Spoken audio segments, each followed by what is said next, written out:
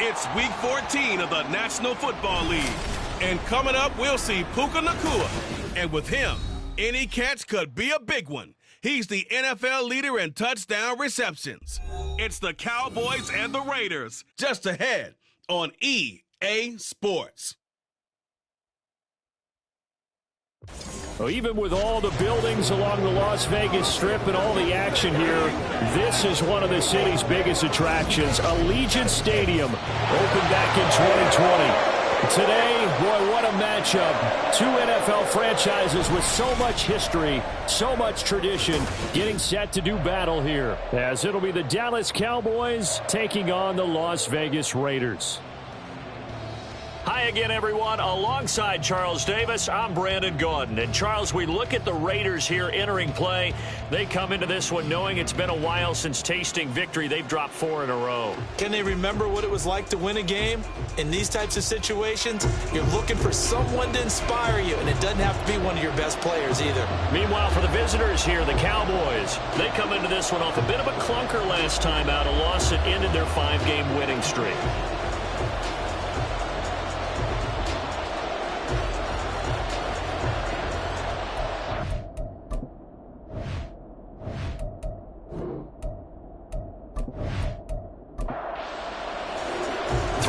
Of the NFL season are complete. What lurks in our final month? We're underway in Week 14. Guys will get the football right at the 20-yard line. So here comes the Raiders offense now onto the field. And leading them out there, we get a look at their 6'3" quarterback. Would you say that last week's performance by him, workmanlike in terms of numbers? 1 touchdown, 1 pick, but obviously a loss. Yeah, and that's the bottom line for him. All he cares about is how do we find a way to win the game. Maybe leans on a few other parts of the offense, and hopefully springs a receiver or two free. A throw left side to start the drive is complete. And he's going to get this one across the 30-yard line. Line of scrimmage, the 31 now on 1st and 10. First carry for Josh Jacobs. A check on Jacobs.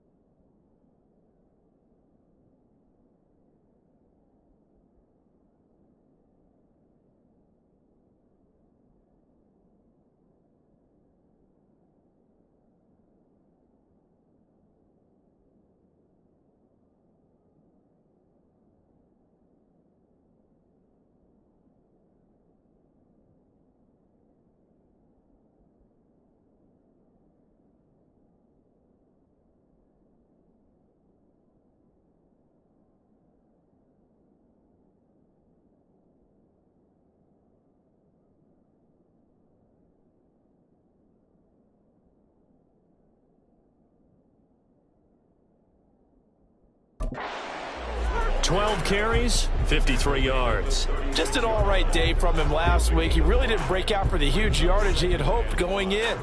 I talked with him before the game, though, and he knows this is a new, fresh opportunity. He's put last week behind him, and his focus, getting some extra yardage with every carry he receives this week. Now a dump off here complete. And Jacobs is going to have the Raiders first down as they get this up past the 40. They get 5 out of that one, and he moves the chains.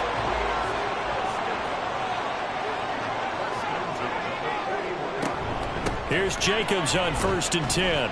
And he's going to take this ahead for right around 3 yards, but no more than that. 2nd down.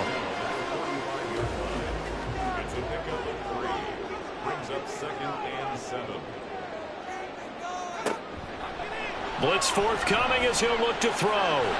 Throwing middle, but it's incomplete. Had an open man that time, but ended up putting a little too much heat on it, don't you think, partner? Absolutely. Just needed a touch more air under it. Instead, he fired an absolute bullet. Roberts now to throw on 3rd down. Work in the middle of the field, and he's got a man complete. And he's going to have another first down here as the tackle's made at the Cowboys' 33.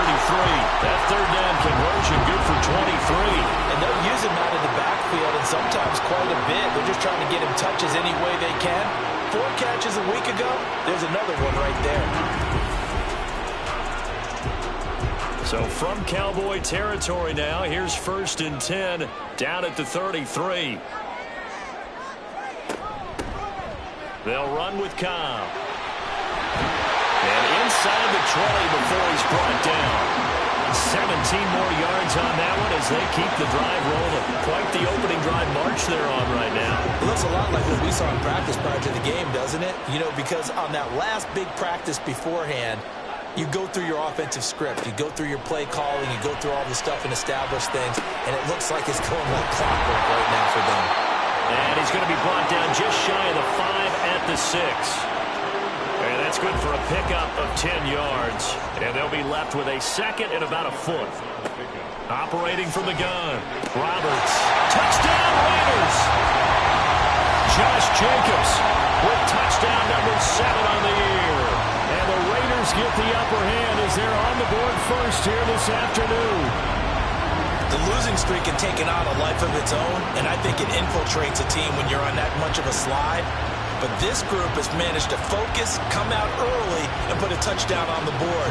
They look like they mean business in this one. They do. Now the key, holding on to that attitude, because, man, that streak has been a struggle for them. Point after, right down the middle. And it's now a 7-0 game.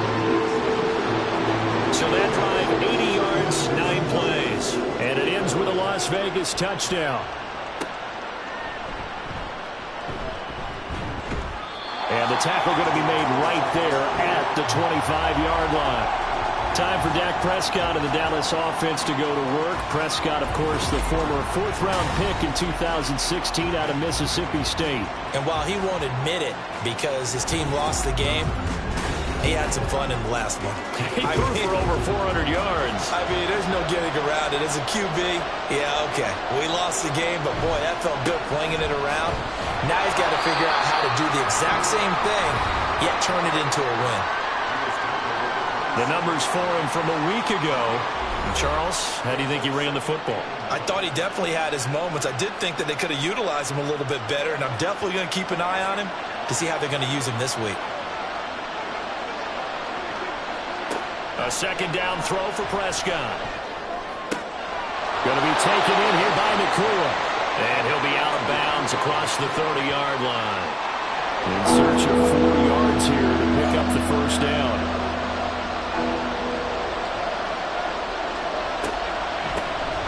On 3rd down, they'll try and run for it on the draw.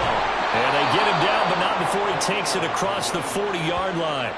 11 yards and a Cowboy first down. Plenty of things to talk about here, partner, but to me, their defense gave up a touchdown on the first drive. How about how they're responding, coming back? That's a big 3rd down pickup to keep their drive alive. Running game working. They'll stick with it on first down. And give him about 5 as he gets this up to the 48-yard line. Clock rolling as we hit the midway point of this first quarter. Prescott to throw it. Pass complete there to Nakua. Second catch for him today, and it'll wind up a first down. The Cowboys at 10-2 on the year. They were losers their last time out. Trying to get back in the win column, but obviously not an easy task here in a hostile environment. Yeah, always tough to win away from home. But sometimes what you do is you use these types of games as bonding experiences and carry that into the contest. 2nd and 10.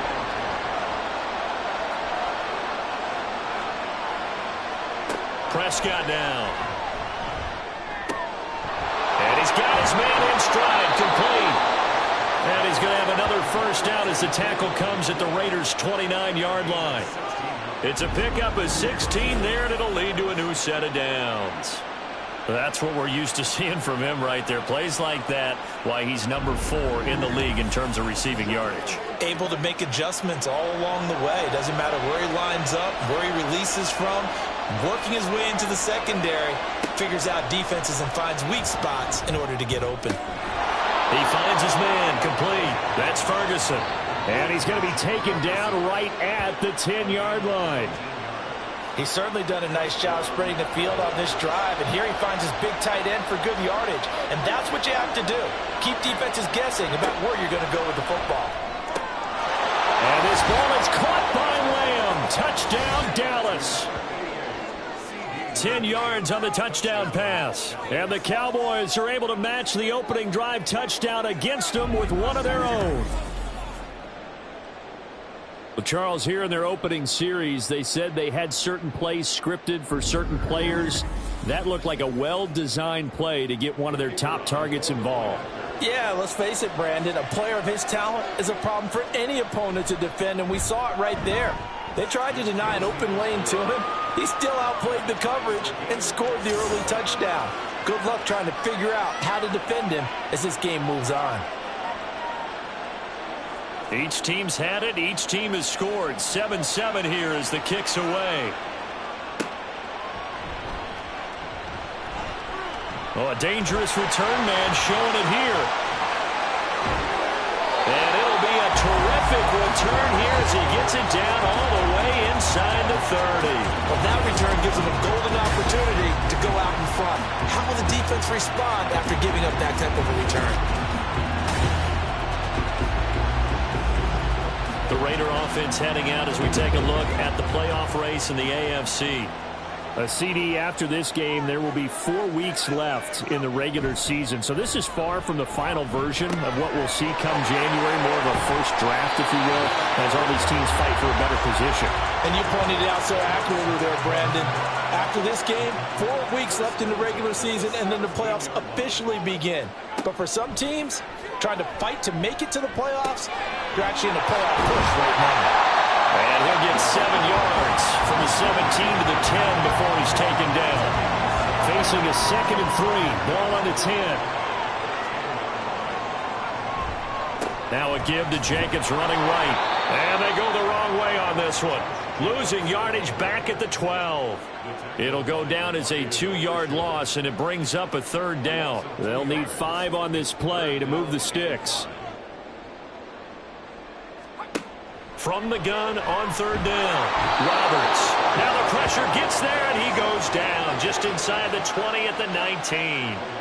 The corner blitz gets there as he goes down for a loss of 7.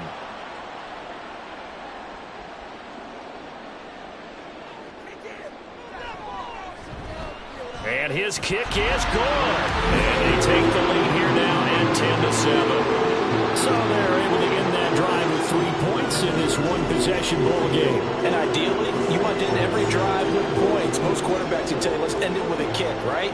A PAT, that's number 1. Field goal you'll take. Punts, you really don't want to do that. In this case, they'll take the field goal and get prepared for the rest of the game. Second drive forthcoming here for the Dallas Cowboys. This drive here beginning probably with a pair of motivated groups. Remember, the offense scored a touchdown on their last time out. Looking to repeat that in Charles's defense. They were very frustrated after giving up 6 the last time on the field.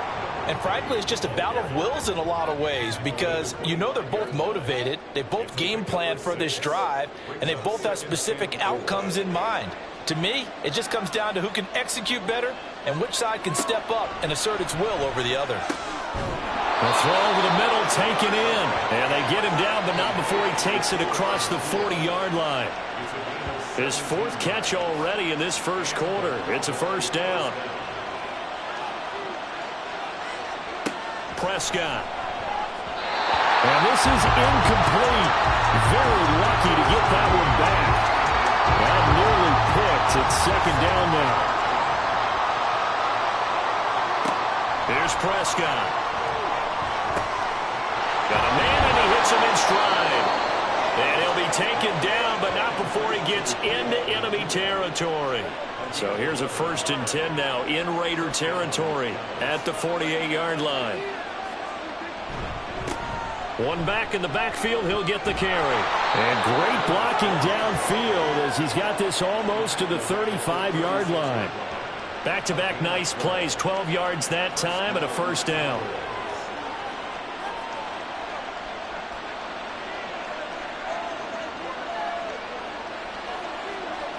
Now Prescott. He'll get just a yard on the scramble. It's second down.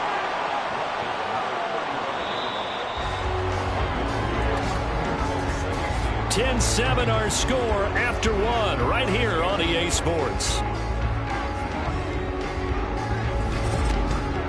Start of the second quarter, and it's the Cowboys in possession. From the 35, here's 2nd and 9. As they've got it as we resume action.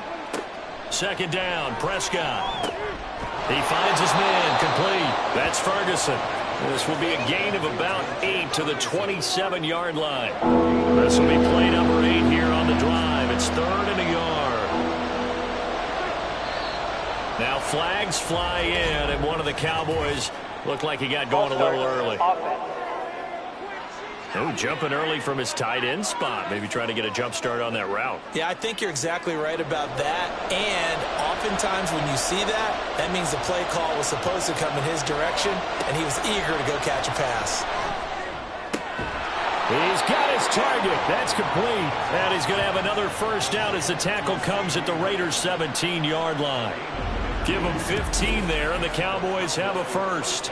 So he turned to a trusted, familiar face in that third down situation. It paid off. Yeah, you go to your veteran receiver in that spot, so you can't underestimate him when he's on the field defensively. Make sure you know where he is because he understands how to get open in key situations. And they work this near the 5. He'll be stopped at the 6. Nothing open downfield. He keeps it himself for 11 and a first down.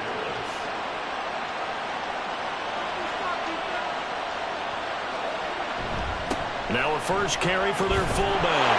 And he is into the end zone for a Cowboy touchdown. A great effort there with his 4th rushing touchdown on the year. And the Cowboys have moved out in front. Well, they weren't messing around. 1st and goal, they don't do anything fancy. They just go to the fullback right away. I like how you phrase that because oftentimes they come back to the fullback when it's late in the down and distance count, right? In this case, first down, let's go get it right now. And he got it. 6 points on the board. Now the extra point up and good by Aubrey. And the lead is now 14-10. This taken in right around the goal line. And he's up past the 20 to the 22-yard line. The Vegas offense ready for their next possession. And last time able to get 3. It's not what they wanted. They wanted 6, but they got at least something. They mustered something out of the drive. They'll take it. I like the way you've described it. Not ideal, but they'll take it. Anything to put some points on the board. But this time on offense, they don't even want to see the field goal kicker trot on the field. They want that ball in the end zone. Yeah, they'll be going for 6. That one good for 20 on the catch and run. But one of the ways the quarterbacks keep all the receivers alive in a play, never lock in on any one guy. Make sure you keep your eyes moving, scan the field. And here he finds the open guy for a nice pickup. Another first down, this time on a gain of 19. So they go pass Now they go run, and 2 plays resulting in really nice pickups. Certainly sounds like a 50-50 deal, doesn't it? Sounds like great balance. Well, you know what all those coaches have told us over the years, Brandon, that balance is? It means doing what you want to when you want to. That play calling is working very well for them right now. So from Cowboy territory now, here's 1st and 10 at the 39-yard line. Off play action. Roberts. And he's got his man in stride, complete. And he gets this one inside the 15, just a yard or 2 shy of the 10. 28 yards the gain there on the catch and run. Well, it certainly doesn't matter if it's been through the air like on this play or on the ground.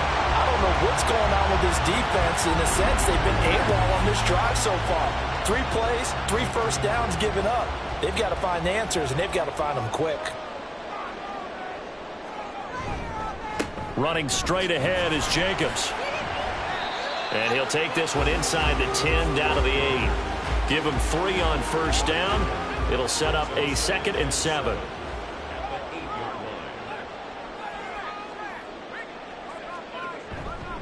They'll stay on the ground with Jacobs. And he is going to be stopped cold behind the line of scrimmage.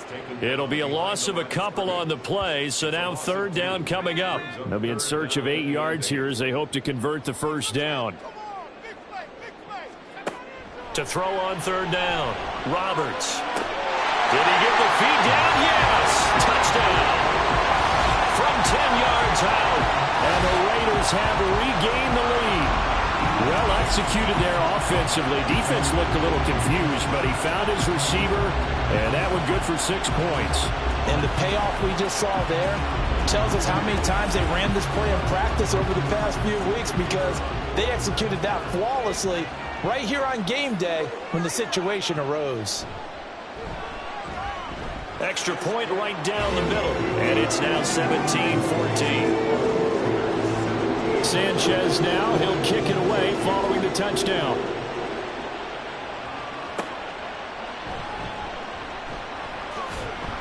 And he won't quite make it to the 25. Dallas offense set for this next drive. But right now, we've got a little bit of an offensive masterpiece going on both sides, moving the football, scoring points. It's almost like somebody put the defense on rookie mode in this one. I mean, we haven't even left the first half, Charles, and we're certainly on pace for a shootout. An excellent start for both offenses. The fans have to be enjoying this, to seeing all these points go up on the board. As a former defender, you know I'm not enjoying this at all. But right now, both these teams just trading haymakers. Let's see if anyone slips up first. Can anyone counter with a nice little jab and get things going in their direction?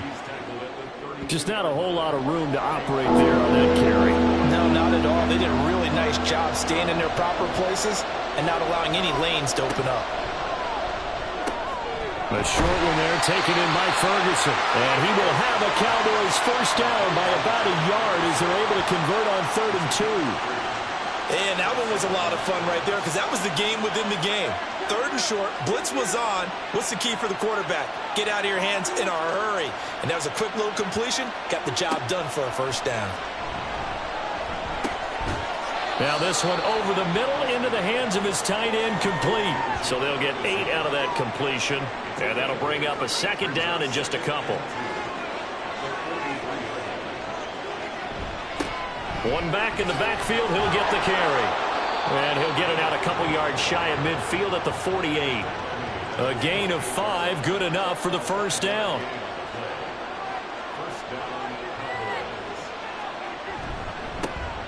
And they'll give him another shot here on the ground.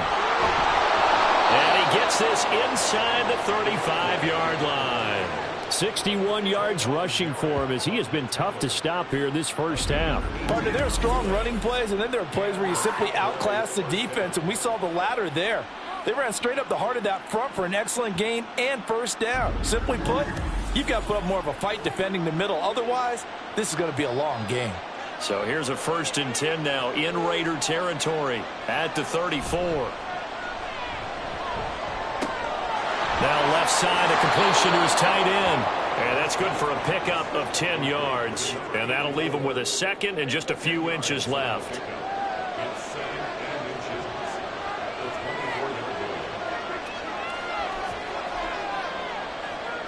Looking to throw. Prescott. And a quick throw here. That's complete. And he is out of bounds. Looks like right at the 15. Line of scrimmage, the 15. It's 1st and 10. From the red zone now. Prescott. And his throw's going to be incomplete.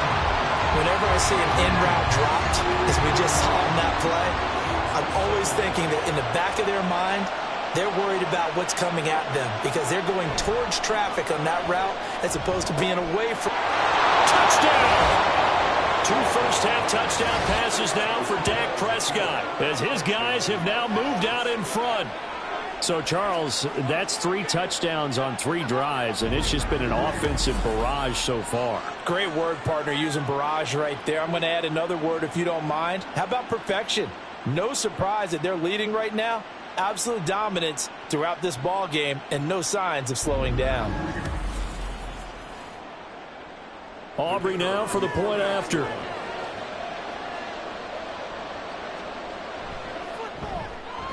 It's up and good to make it 21-17.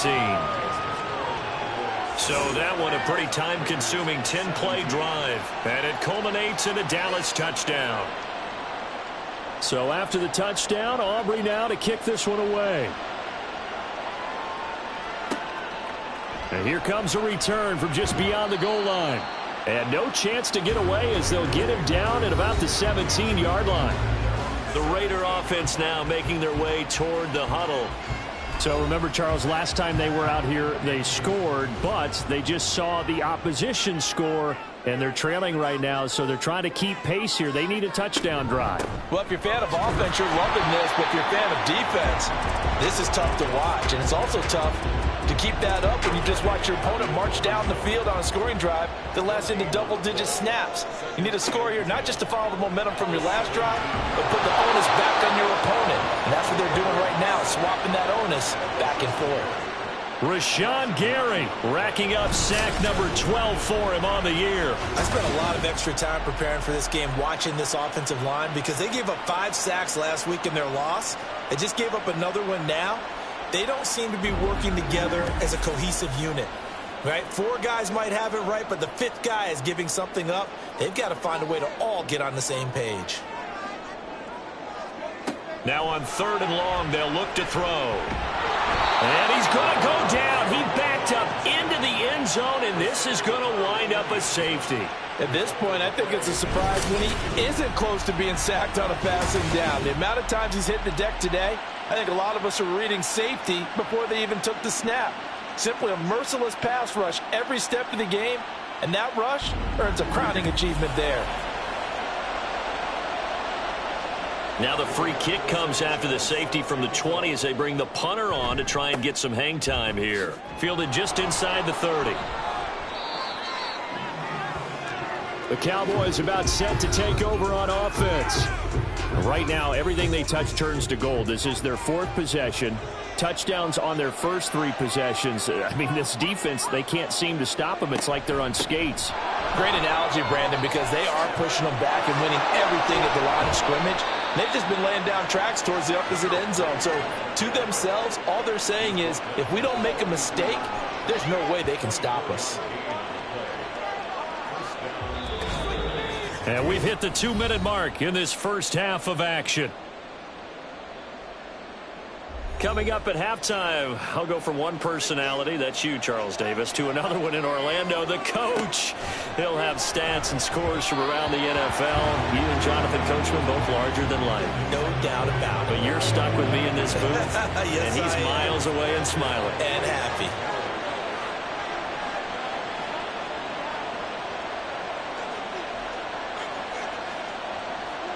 On 2nd down, Prescott again.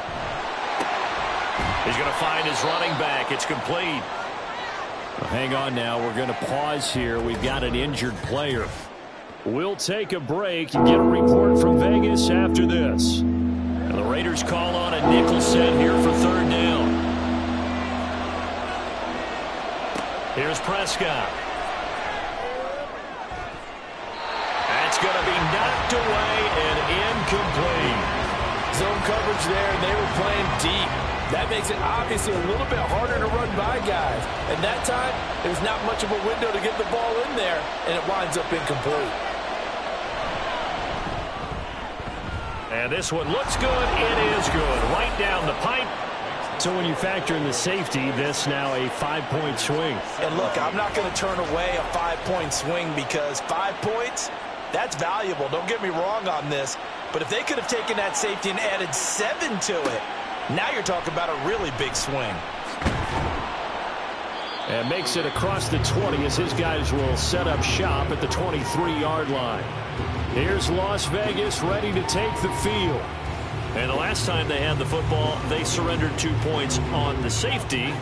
They don't want to do that one again. No, not at all. It's almost like a bases clearing double, isn't it? Give up a couple of runs. Sure. just messes things up for you offensively.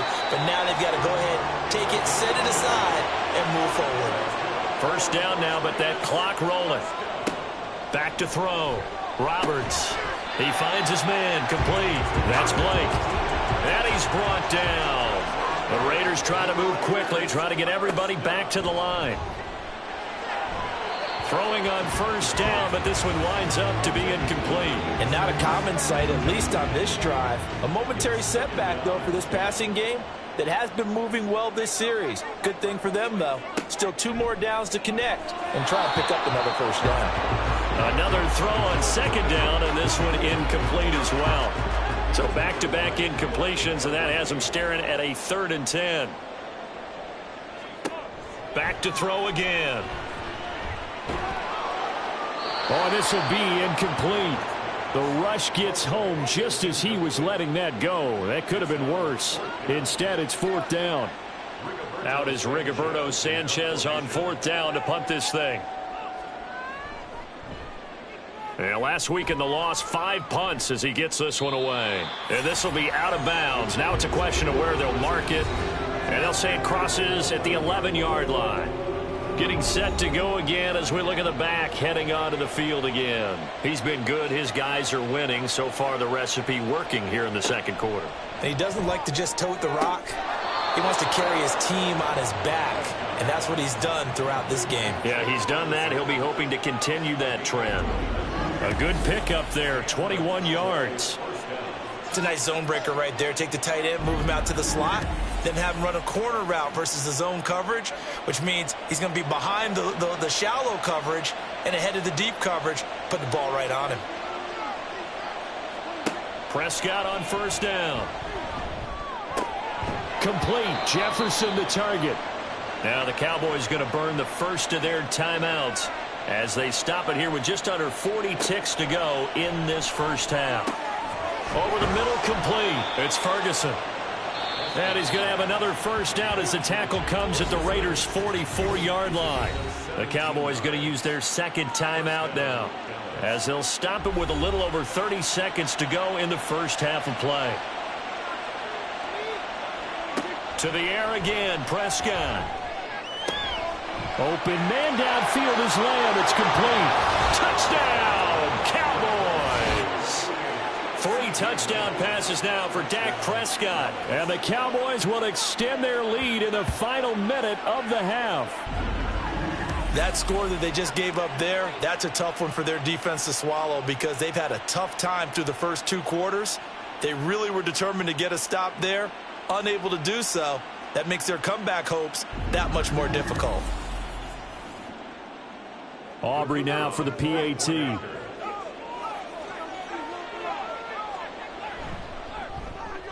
And that will make this a 16-point lead. So that drive, 4 plays. And it's finished off by the touchdown from CeeDee Lamb. This taken in at the goal line. And he will be brought down here inside the 20. Good coverage as he's dropped at the 17. The Raider offense heading back for one final first half drive.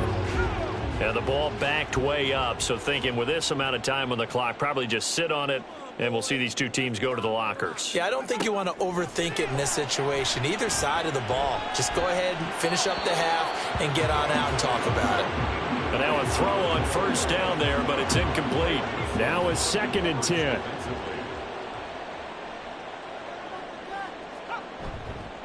Not wanting to take a chance this time. They'll keep it on the ground. And the defense obviously expecting run as well, as they're going to shut that one down at the line of scrimmage. So we reach halftime in what's been a fairly one-sided game so far, as we are off to Orlando now to check in with Jonathan Coachman at our EA Sports Halftime Report. Coach? All right, Brandon, we'll get back to you and Charles in a bit. But first, let's get to some of these scores around the NFL here in a busy Week 14. We'll start out west in the City of Angels, with Arizona in town for an NFC West matchup. And it's the Cardinals who are out in front in that one. Kyler Murray has thrown a touchdown pass. From there, we'll take a trip east to check on the Bears at home at Soldier Field. And they were losers in that one to the visiting Green Bay Packers. Trey Lance leading the way in the victory with 3 touchdown passes. Lastly, we head to Gillette Stadium in Foxborough to check on the Patriots. And they were losers in that one to the visiting Houston Texans. Dameon Pierce, a touchdown run in the victory. Both of these offenses had their share of high points in that first half. Each team had some big moments, and it would seem this could turn out to be a game where the last score wins. Okay, Coach, thanks as always to you and the gang in Orlando as we welcome everyone back in for quarter number 3. The Cowboys will get the football first here, and they have the lead as well as we are underway in quarter 3. And he brings us out past the 20 to the 24. Out come the Cowboys now as he'll go on offense first here in this third quarter. But Charles, for them, pretty good first half on the ground. They had some success running the ball in quarters 1 and 2, and they've got the lead now, a chance to expand upon that lead here with their first drive in the third quarter. Yeah, and believe it or not, you and I have noticed that this great game of football has shifted towards pass first, run second. So for me, it's really nice to see some of these teams keeping the ground game as a big component of their offense, and it's working pretty well for them now. And let's face it, they can continue to do damage with it. And in addition, it sets up the pass game really well for them too. 107 yards rushing for him so far as his terrific season continues here. One back in the backfield, he'll get the carry. And he'll get it down to the 47 here. That one, a first down pickup of 8. We don't talk about it very often, but sometimes there's a dip in intensity when you start the second half, which can manifest itself in some sloppy tackling. And how about right there? He ran right through that weak tackle attempt. Now here's a pass on first down that's knocked away and incomplete. Nice progress down the field, was halted by that incompletion. They could try for some safe yards here to get things moving again, or keep throwing it and pushing it downfield to try and pick up bigger yardage. And he's going to have another first down as the tackle comes at the Raiders' 29-yard line. They got 18 yards out of that one, and it gets them a new set of downs. Whatever the discussions were at halftime to try to slow down this offense, it has not worked to this point. Yeah, I have a vision right now of everything that was discussed at the half just being torn in shreds or being erased off of the Microsoft Surface tablets because none of it is working. They are really locked in on offense. Got his man complete over the middle. That's Ferguson. Another nice gain, 16 yards there and a first down again. And now we get into the psychology of the whole thing because a lot of teams with a 2-score lead in the third quarter, they almost become defensive with their offense, just playing not to lose. I think with this team, you got to figure at this point, this is a great spot. And he'll go down, brought down at the 20-yard line. Finally hauled down for the first time this game. Multiple defenders in there to drop him. Don't need it all back at once, but you figure they're going to need something here. 17 yards to go on second down. There's a throw over the middle. It's taken in by his tight end. It'll go down as a gain of 6, and that's going to lead to a 3rd and 11. Backed up here, tough spot, needing 11 yards to pick up the first.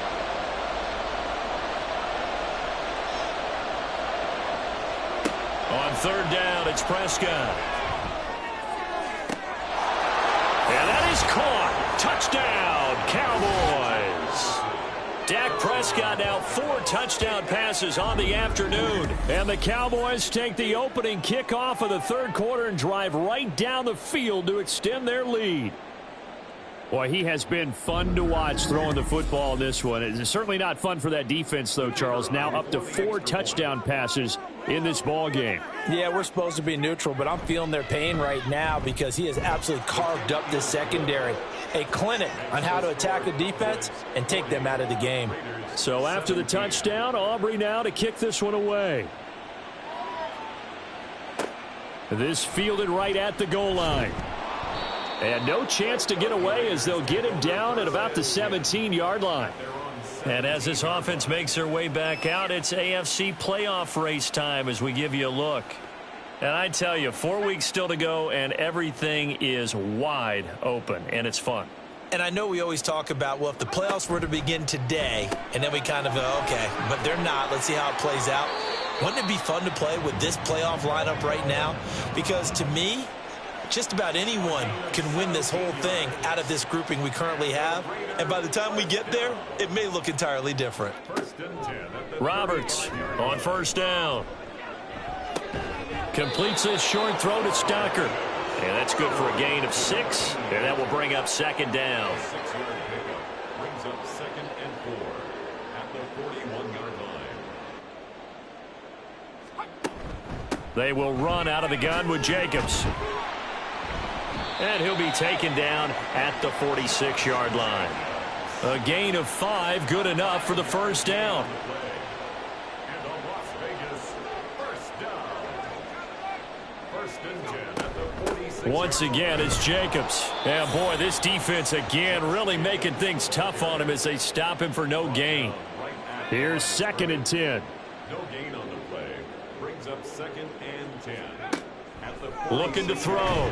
Roberts. And he will go down. A Cowboys sack. Multiple players getting home there for an 8-yard loss. A rough couple of weeks for the man under center. 5 sacks last week, 4 now this week. Do you try to design some quicker developing plays if you're an offensive coordinator? I think you do that. I think you also change his launch point at times. In other words, move your pocket to the right, to the left, roll him out, bootleg him. Do some different things so they can't just rely on the fact that he's going to take 3 to 5 steps back in the pocket and line up and throw the football. Yeah, current formula is not working right now. Now throwing on 3rd down there, but he cannot connect. Well, that play was certainly a little bit different because on the previous play, he was sacked. This time, protection a lot better. Had time to survey the field and still couldn't find an open receiver. As Sanchez on to punt here as he sends this one away. And a fair catch called for and made just outside the 15-yard line. A 41-yard punt there with no return. And the Cowboys will take over the football with a 1st and 10. And now Dallas gets set to take the field. And they'll be looking to build off of a nice drive last time, a drive that really relied on the quarterback. Making good decisions, distributing the ball well, distributing it accurately, keeping it away from danger. A really nicely run drive. But now the defense, what adjustments do they need to make in the passing game? Pass rush, pass rush, pass rush. Whether it's the guys up front or maybe you bring additional guys, but you've got to disrupt the timing of them throwing the football. We'll see if they can disrupt it here. Down he goes at the 23, a pickup of 4. 3rd and 4.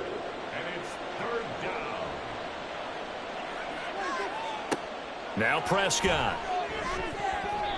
And this is going to be incomplete. I see the surprise in your face there, partner. That is a rare incompletion from him. He's been on point this entire game. He has percentage completion-wise way up. Not that time. Only 2 punts for him last week in the loss as he gets this one away.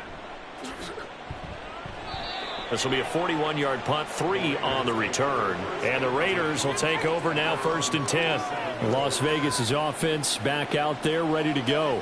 I kind of feel like they've reached a do-or-die point in this game, Charles. If they're going to try to pull off an impressive comeback, it has to start right here, right now. Yeah, now they've got a final chance to get out of this situation, but they also understand they've got to move the ball and move it fast. In addition, they need to save as much time so they can get 2 more possessions. So from the 39 now, they'll come up on a 1st and 10. Back to throw. Roberts. It's incomplete. Took a shot, couldn't connect. They decided the opportunity was there and launched a deep ball. but he was unable to get away from the defender. Couldn't create space, couldn't uncover at the end of the route, and that one winds up incomplete. And he'll lose yardage here, back at the 41. It'll go as a loss of a yard, so now they deal with 3rd and 11.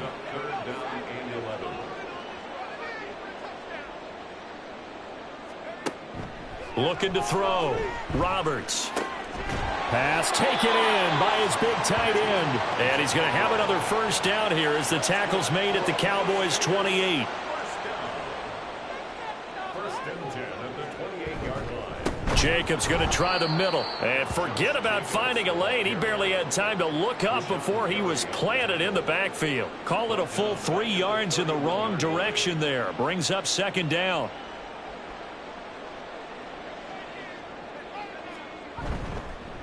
Here's a handoff to Jacobs, and he is met in his tracks behind the line of scrimmage. It'll be a loss of a full 3 yards there, and it also brings up 3rd down.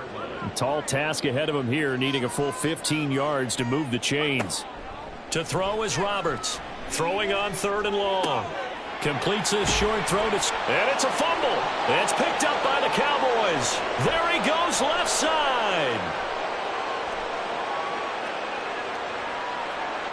And this is going to be brought back for a fumble return touchdown by the Cowboys. And he has great speed, defensive back speed. Once he got it and took off, there was no catching it. And I know every team tells you to hustle no matter what the play, but there was no chance of catching him. Maybe if it had been a defensive tackle running with the ball, but not in this case.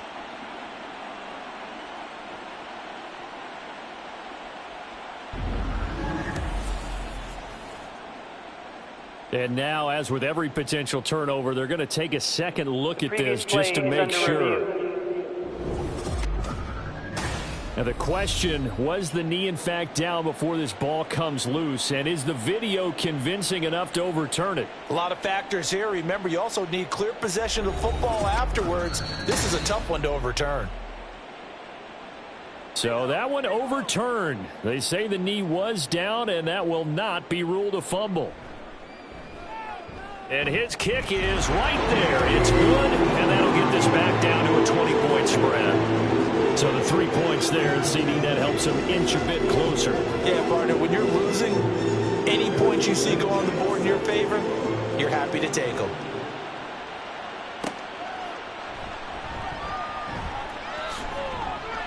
And he'll be stopped up at the 25. So out come the Cowboys now as their offense gets set to take over. And now you've got the clock winding down here in the 3rd quarter. You're 3 scores to the good. What's your approach on this drive? Too early to fully commit to playing the clock game.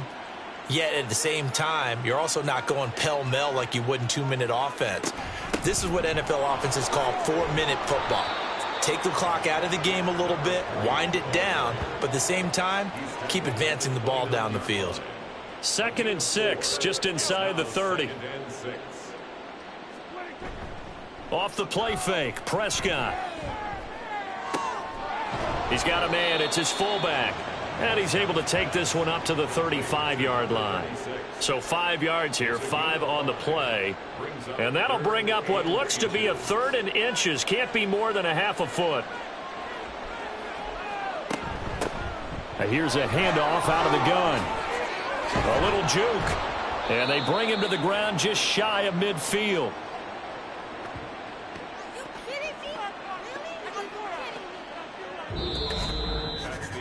And that is going to do it for this 3rd quarter of action.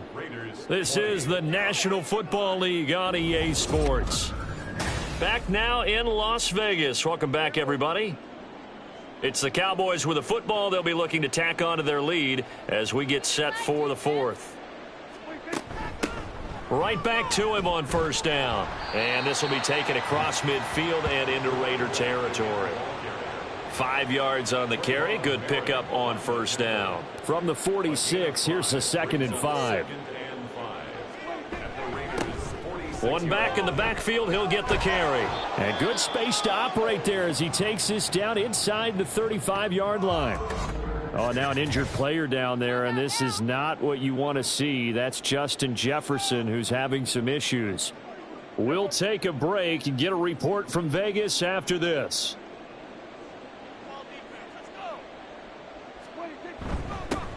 On first down, they'll go to the ground attack.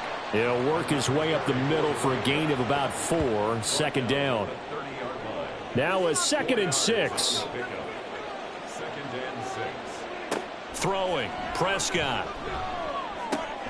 That is caught by Lamb. And he's brought down, but not before he reaches the 8-yard line. A well-executed 22-yard gain. They have the nice cushion.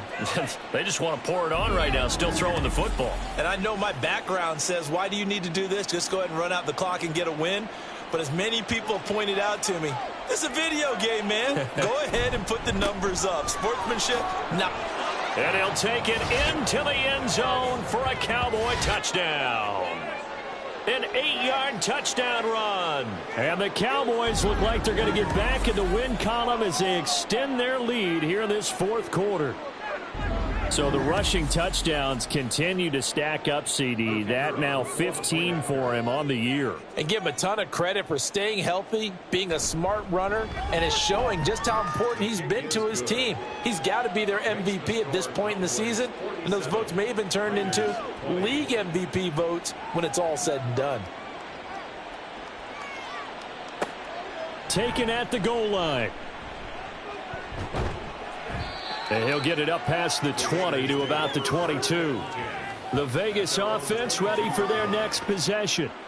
Facing a big 4th quarter deficit here, things not looking good. You know, this offense, though, they've been in the top half of the NFL so far this season, but in this one, well, their defense has really struggled. It'll go as a gain of 4, and it'll be 2nd down. A gain of 4. It's now 2nd and 6 at the 27-yard line.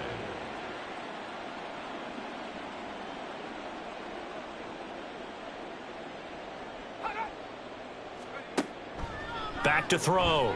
Roberts got a man, and he hits him in stride. 5th catch of the afternoon, and that gives him a 1st down. 1st and 10 at the 35-yard line. Looking to throw. Roberts.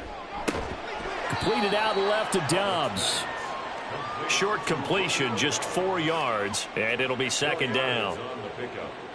2nd and 6 at the 39-yard line. They'll look to throw again. At this point, down big, you'd have to imagine this defense, they're just going to sit back, blanket the field as best they can. Yeah, this is actually the easy part of the game for them because, just as you noted, they can sit back, keep everything in front of them. But they've blanketed the field the entire game using a variety of coverages. And now the 3rd down throw incomplete as well. What we just saw there, that's really been a common theme all afternoon. A lot of pressure. That forced the errant pass. He's been under duress this entire afternoon. He just had to unload that one. He's fortunate it was just incomplete and not intercepted. Got to try it here. He's back to throw. Working the... And a loose football. And it's picked up by the Cowboys. And he's able to get it back to the 41-yard line. And I don't know that that fumble is going to matter a whole lot. You look at the deficit here in the 4th. It doesn't matter. The coach on the sideline still scratching his head. Yeah, not only scratching his head, but probably writing a note or two about, we're going to address this come practice next week because maybe that's the reason we're down this far. Doesn't matter at this point, but being sloppy throughout the game, not going to help them improve. The Dallas offense back out onto the field. And they have to be feeling pretty good. Comfortable 4th quarter lead as they take over following the fumble recovery. On first down, they'll go to the ground attack. And they'll wind up getting this one all the way down inside the 20. 191 yards rushing for him now as he has been tremendous all day long. So from the 17 now, here's a 1st and 10. Now Prescott. Quick throw there is incomplete. Well, their passing attack, even though that one was incomplete, has been really sharp in this one. It's resulted in a lot of touchdowns, and it looks like they're not going to stop throwing the football until the very end of this one. Well, that will certainly make everyone involved on offense. And it'll be intercepted. And the Raiders are going to take possession here. It's a touchback And they'll take over at the 20-yard line. Their passing game has been spectacular this afternoon. Finally, a win for the defense. You think maybe there was an adjustment there. Finally gained a measure of, I don't even know if you call it revenge, but got a play done against him, and that's been difficult for them all game long. Here's Las Vegas ready to take the field.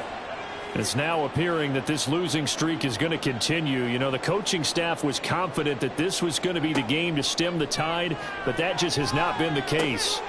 A pass there over the middle to start things out. And he's going to get 7 out of this before being taken down at the 27. Operating from the 27 now. Here's 2nd and 3. Operating from the gun. Roberts. Quick hitter here. It's complete. They call his number again. It's his 6th catch and a first down. 1st and 10 at the 34-yard line. Operating from the gun. Roberts. Stocker's got it. Complete.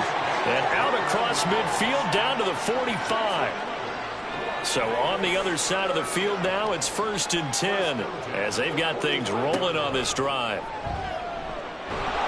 And the Cowboys pressure gets there this time for the sack. Micah Parsons able to get in there for his 2nd sack of the afternoon. Now following the sack, they'll look to make amends on a 2nd down and 17. Back to throw. Roberts. On the out route, Dobbs brings it in. And he's able to take it across midfield before going out of bounds. The Raiders on 3rd down. They've converted 3 times in 8 chances. This is 3rd and 11. A throw there, but that's going to wind up incomplete. They really had a good drive going there, but a nice recovery by the defense these past few downs, able to knock that one away on 3rd down and bring up what I think for the offense, an unexpected 4th down here. As expected, they're going for it to keep the drive alive. And it's incomplete. They cannot convert, and they turn it over. The Raiders try it on 4th down, but to no avail. And the Cowboys defense is going to get them the football back. So they've gone for it twice now on 4th down in this game, and both times unsuccessful. I wish we could hear the headsets now between the head coach and the offensive coordinator. Now that they're 0 for 2, if they get into a 3rd situation, head coach might say, hey, you got anything for this one? Might get radio silence back. And this will be taken across midfield and into Raider territory. From the 48-yard line, here's 2nd and 4. Brings up 2nd and 4. And they'll keep leaning on the running game. Back to the ground. And he'll go down shy of the 40 at the 41. 7 yards there and a first down. It carries like that. That's how they're going to continue to salt this thing away here, Charles, in the 4th quarter. Yeah, how about that? A new set of downs. Clock continues to move. No better way to close out a game than to tap those mastodons you have up front and say, guys, keep pounding them. Let's keep the ball, keep their offense on the sidelines, and let's close this one out. 214 yards rushing for him now in this one as he is closing in on 1,800 yards for the year. They'll try and run some clock here as they keep it on the ground. And he stopped right at the 25 after a gain of 5. So from the 25, this is 2nd and 5. At the 25-yard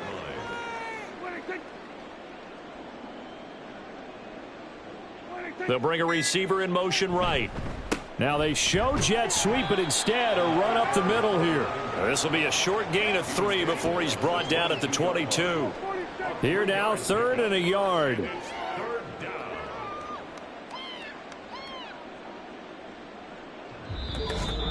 Just 2 minutes remaining here in the 4th quarter of what has been a one-sided affair. So the Cowboys in possession of the football here as we get you reset. They've got a 3rd down now as they look for one more first down to help salt this one away. And he takes it down to the 13 and picks up the first. It's a 9-yard gain, and it keeps the drive moving. Well, that's a carry they have to be satisfied with, and throughout this game, they've been satisfied with what he's given them. Whenever they've needed a big run, a first down, he's the guy they've turned to. And it doesn't matter what the defense thinks. They feel like they've got the confidence to keep handing it to him and keep picking up good yardage. Just a yard on the first down carry, so it's 2nd and 9. Brings up 2nd and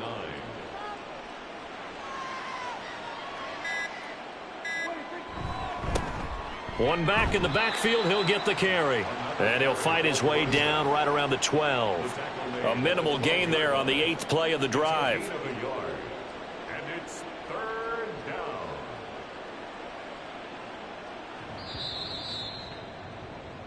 So this one will end in a victory for the Dallas Cowboys. And it was their defense that led the way, allowing just 3 points, that lone field goal in the entire second half. And remember the old adage, offense sells tickets. Defense does what? Wins championships. And in this game, maybe a championship wasn't won, but a game was by the defense, right? Held them to just a field goal.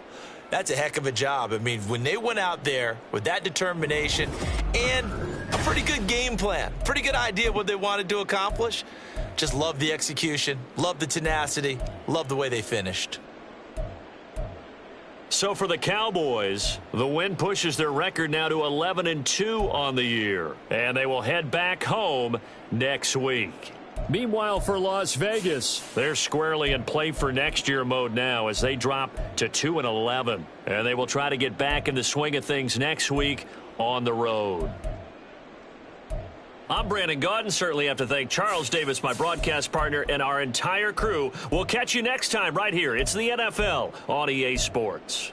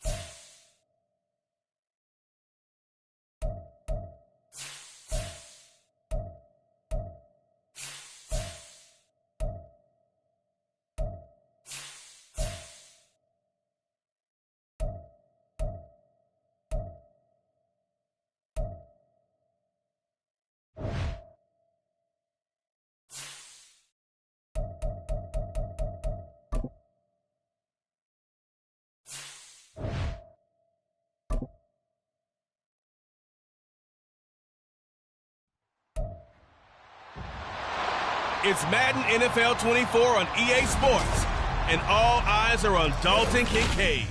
Big plays follow him around. He comes in second in the NFL in receiving yards. It's the Chiefs and the Bengals on Sunday night.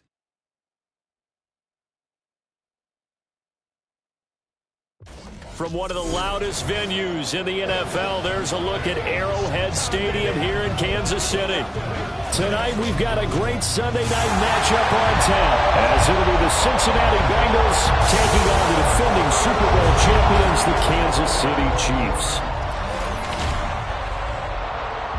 With Charles Davis, as always, I'm Brandon Gaudin. And Charles, you talk about storylines in this one. I think it begins and ends with our two quarterbacks, certainly two of the best in the business. And nowadays, I don't think you can get by for long periods of time without a top-flight quarterback. The way the game is played, with all the responsibility he has and how the game flows through him, if he's not on the top of his game, your team's not going to...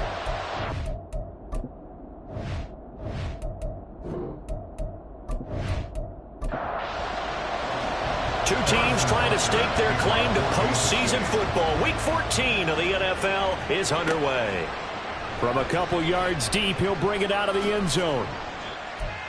Able to get this to the 19, so probably should have opted for the touchback.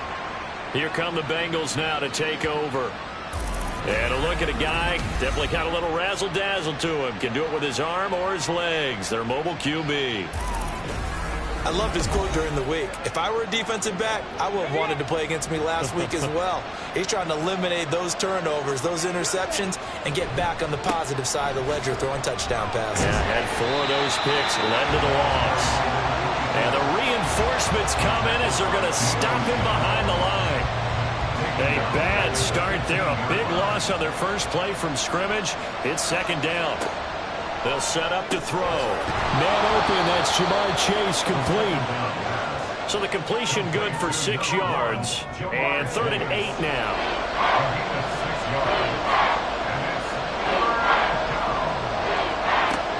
Out of the gun, they'll look to throw. He's got his target. That's complete. And he's going to have a Bengals first down as they're able to get the 3rd down conversion.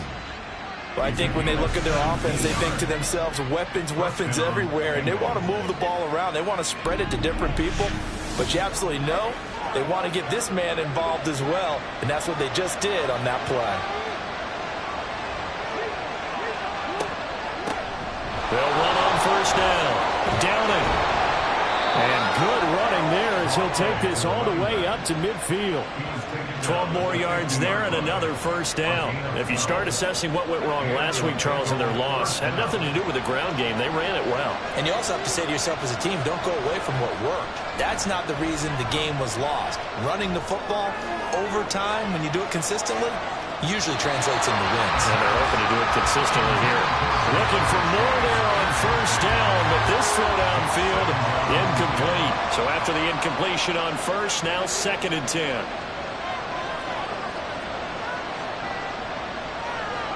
From the midfield stripe, they'll look to throw. He'll want that one back. Incomplete. He doesn't drop too many in that department. 3rd down. The right way this set of downs started. They need a full 10 here to pick up the first down and move the chains. They'll set up the screen to Barkley. And they'll get him down as he's inside the 40.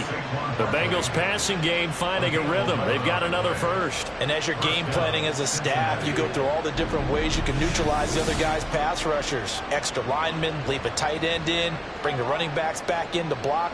Or you can do this, a little simple screen pass, and it works to perfection. So from the 39 now, they'll come up on a 1st and 10.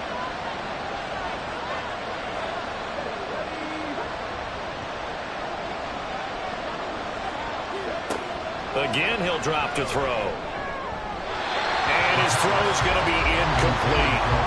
Marquise Brown was the intended target. And now it's 2nd down. You talk about this Chiefs defense.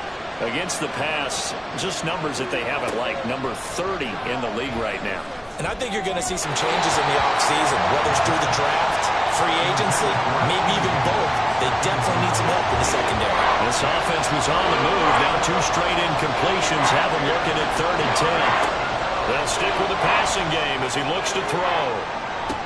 And this is dropped. Oh, boy. A chance for a big play early, but he could not secure it. And that is not what you expect from a receiver of his caliber. Sometimes you get a little ahead of yourself. You don't look it in, and all of a sudden it's on the ground. A surprise to all. And his kick is good. He got every bit of that one as it's good from 56 yards out. And the Bengals are on the board first here. It's 3-0. Well, when they began that opening drive, they didn't have the best field position, but they were able to move the ball enough, Charles, to just get in his range to take the 3-0 advantage. Absolutely, because considering where they began that series, I think they're pretty happy to be sitting at 3-zip right now. So here are the Chiefs now under their veteran head coach, Andy Reid. And their quarterback, well, everyone knows he's got height, standing at 6'6". I guess we're going to have to nickname him the thrower, aren't we, or something like that. After last week? I mean, man, you're talking about over 400 yards throwing the ball. The running backs and everyone else may be looking at him like, hey, don't forget us. And he probably just tell him, listen, you want to get involved? Go out. Go out and catch some passes. I'll make sure you touch it. Well, the numbers on the ground for Pacheco last week. 20 carries, 96 yards. And as we discovered in talking with the coaching staff prior to the game, going up against a team that struggled against the run has only emboldened them to run the football more. I expect 40 to 50 carries in this game. And he'll be out of bounds, but able to get it up past the 45. Well, following the play now, they're going to stop the clock here as a man is shaken up. We'll step aside and get an update when we return to KC.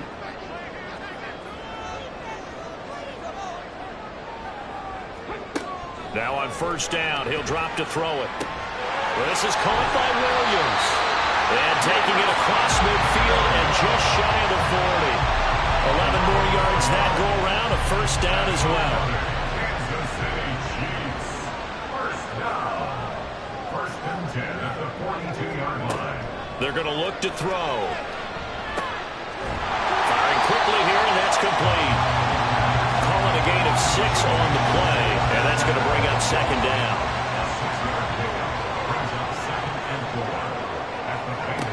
Back to throw again. And that's going to be incomplete. Trying to find Jamison Williams. And it's 3rd and 4. Incomplete. Brings up 3rd down and 4. Now a shotgun snap as they'll look to throw. Well, this one complete. It's Rashee Rice. And he will have a Chiefs first down, although it doesn't appear to be by much. He needed 4, and he got 4 on 3rd down. Kansas City Chiefs. First down. 1st and 10 at the 31-yard line. A play-action fake. They'll look to throw. Gets this into the hands of Gray, the tight end. They'll give him 4 yards there, and it'll be 2nd down. Counting down toward the midway point in quarter 1. 2nd and 6. Into the hands of Williams across the formation. And down he goes, taking it inside the 10, just shy of the 5 at the 6. And a nice gain of 21 yards. Well, no question, this is exactly how they wanted to start this football game. And nice pass there. Now they're set up beautifully, Charles, to finish this off with a touchdown. Yeah, but they've still got to finish it off, partner, and that means they've got to execute at this stage of the field. So we've seen many teams march it right to the goal line and not cash in. They've got something dialed up here that puts it in the end zone. That's going to go as a loss of 2, and it'll be 2nd down. 2nd and goal at the 8-yard line. Back to throw here. And that is going to be incomplete as he let him a bit too much. It's been a good opening drive offensively thus far, but you know they don't want to waste it and settle for a field goal attempt after that incompletion. So this is a big play coming up here on 3rd down. And that is caught. Touchdown, Kansas City. Dalton Kincaid.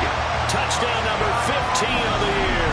And the Chiefs are able to answer the early 3 points and take a first-quarter lead. No surprise there. 3rd and goal down here. That's where they're going to look for their tight end. Yeah, you want that big guy running running his routes, because it doesn't matter who they cover him with. If it's another big guy, he might use his bulk against him. If it's a shorter defender, he might go over the top. Either way, you tend to find a little bit of a mismatch in that area. Now after the touchdown, here's Butker on to kick it away.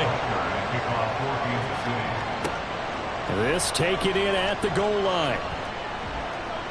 And he'll go down as this drive will start at the 25-yard line. Cincinnati coming back onto the field here for their second drive. Last time out, you remember their drive stalled, but thanks to their kicker, booted a long field goal to at least get them 3. Now here they'll try to do better and find the end zone. And in our experience, how much fun is it for coaches to know that they've got a kicker who can nail it from long distance? Now, the hard part is, as an offensive play caller, you don't want that in your head too much where you're relying on it, and he goes out and gets the job done for them. But I'm quite sure he would be content to just kick extra points from here on out. Yeah, absolutely no question. I think his teammates would be okay with him just kicking the extra points as well. Meanwhile, this one knocked down in the backfield. It's incomplete. They head to the line facing a 3rd and 7 following the incompletion on 2nd down. Now back to throw. That is caught. And he is going to have the Bengals first down as they're able to get the 3rd down conversion. I don't care who you put on him, he's going to be a handful in one-on-one throws. Yeah, right now, you're right. They're in man-to-man. Maybe needs some safety help. I would say that'd be a good idea. Double team him somehow. I'm going to have to make someone else beat me rather than let him shred my defense.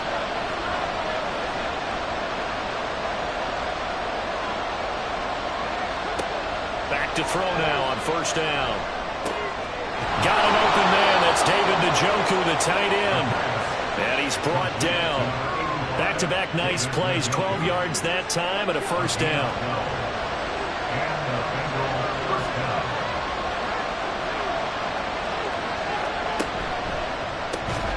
It's complete to Brown, right side. It'll go down as a gain of 6, and it's 2nd down. If you're these receivers, you got to be ready, because when he's going to throw it quick on that RPO, he's going to throw it quick. And this is why you spend time with your guy either in the offseason, during the week, the whole bundle. Because sometimes it's just telepathy. You both see the same thing, and he knows get the ball to him right away. Here's the 7th play of this drive. This is 3rd and 4. They'll look to throw again. Pass taken in by his big tight end. And he'll be brought down with a 1st down as the tackle's made at the Chiefs' 27-yard line. Give him 10 yards there as this offense is on a roll. This drive continues to plunge forward. Well, a lot of times when you get a manageable 3rd down situation like this, you have to think about your tight end, and he comes through for him, picking up the 1st down.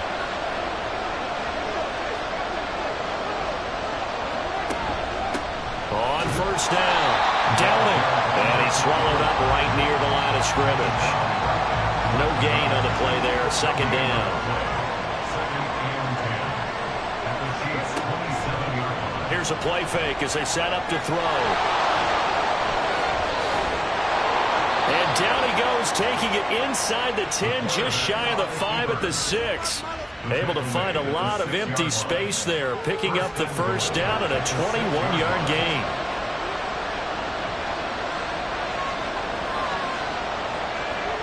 He'll drop to throw. That's to the right side and complete to Njoku. That's good for a gain of 6, 2nd and goal. And you know what else happened on that play? He just went past 45,000 career passing yards. He's going to cherish that moment, but he's also going to celebrate it with so many different people. Guys he's playing with currently, guys he's played with in the past, especially offensive linemen who've kept him upright to throw the ball, receivers who've caught it. I mean, just so many people to embrace. And last but not least, a lot of coaches who call a lot of passing plays. And they'll turn to a power game to try to get in. And he will take it on in for a Bengals touchdown. His 5th rushing touchdown on the year, 6th overall. And the Bengals are able to move back in front. Well, nothing complicated about that. That's old-school power football. And effective. And that's the key to everything, right? Sometimes we try and do too many things. Just hand it to the big guy and let him go forward. Evan McPherson for the extra point. And it's through, and that makes the lead 10-7.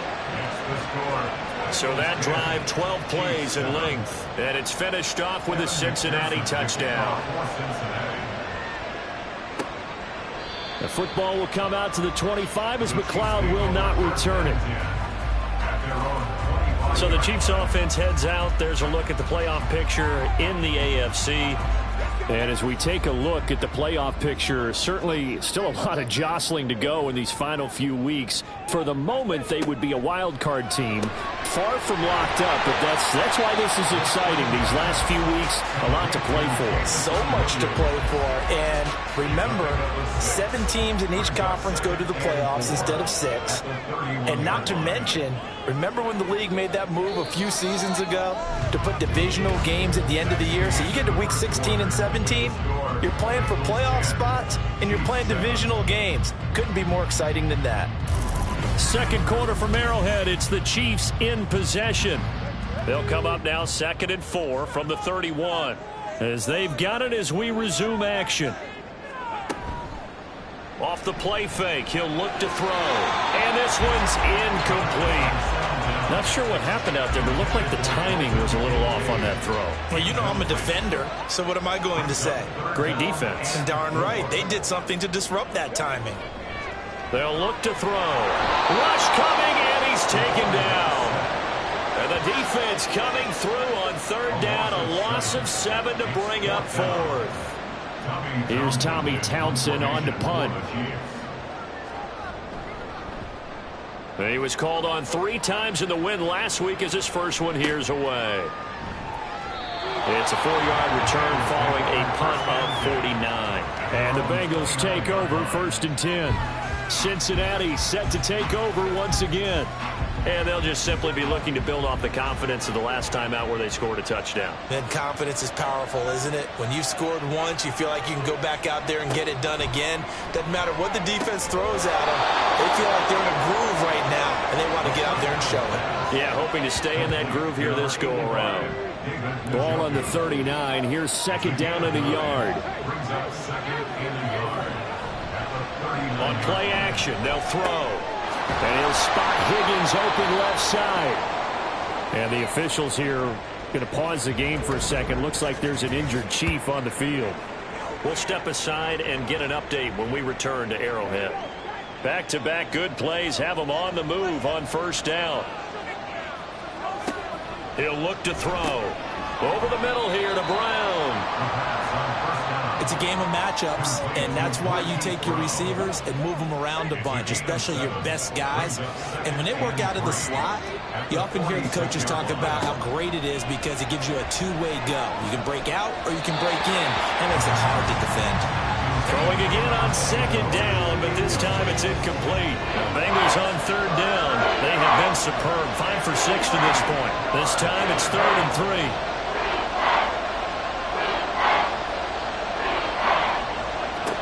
Again, he'll drop to throw. He's got his target. That's complete. And he is going to have a Bengals 1st down, and he was able to get it by plenty. A gain of 8 on 3rd and 3.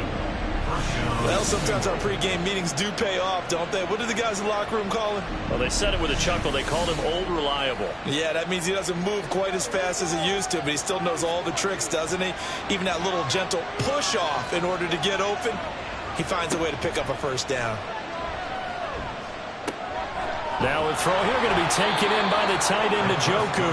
And he is out of bounds inside the 30. A good down to possibly take a shot, and in fact, they'll come up with an empty backfield on 2nd and inches. They'll stick with the passing game as he looks to throw.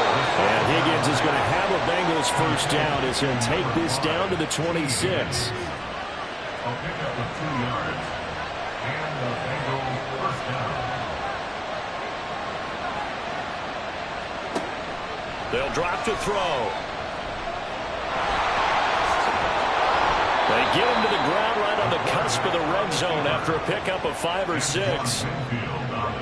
From the 20, here's a 2nd and 4. Brings up 2nd and 4 at the 20-yard line. He'll look to throw. On the throw, led him too much that time. It's incomplete. He shook his head right when he released that throw. He knew it was going to be a little off target. Yeah, the excitement got him on that one. Wasn't able to control the fact the receiver was open, and it would have been an easy throw.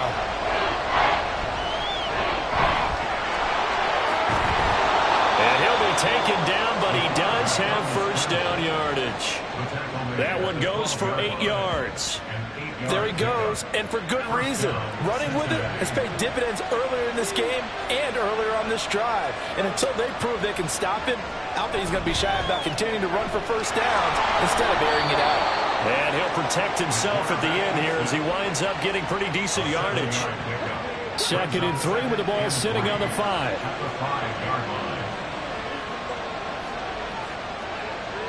Back to throw. It's caught on the right side of Smith. Touchdown, Bengals. Herb Smith Jr., a 5-yard touchdown. And they are able to add on to their advantage. You get down near the goal line, this is where having a sure-handed tight end becomes a luxury. And it pays off big time, especially when the defense sells out against the run. And he finds himself open for an easy touchdown. McPherson now for the extra point.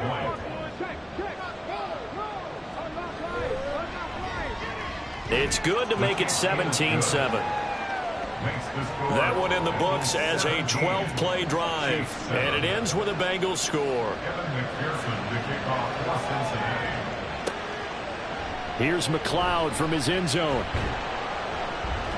And that decision to bring it out ends up not being a good one. Costs him about 5 yards as he's tackled into 20. Out now the Chiefs offensive unit ready to do battle again. They find themselves down 17-7 as they start this drive 1st and 10. Here's Pacheco to begin the drive. And nothing much materializing there on the first down run. He'll get a couple, and that's it. From the 21, here's a 2nd and 8. It's 2nd and 8. They'll set up to throw. Being chased out, and he can't find a receiver, and he's brought down. They get to him for a loss of 4, and it brings up 3rd down on the sand. Not an easy spot here. They'll be in search of 13 yards to try to pick up the first. Now on 3rd and long, they'll look to throw. This is caught by Williams, and he is going to lose yardage here. It'll be a loss of 2 on the play, and that's going to bring up a 4th down. They threw the screen to the perimeter, but to no benefit at all. Tackled behind the line of scrimmage for a loss of yardage. On 4th down, Tommy Townsend to punt for Kansas City.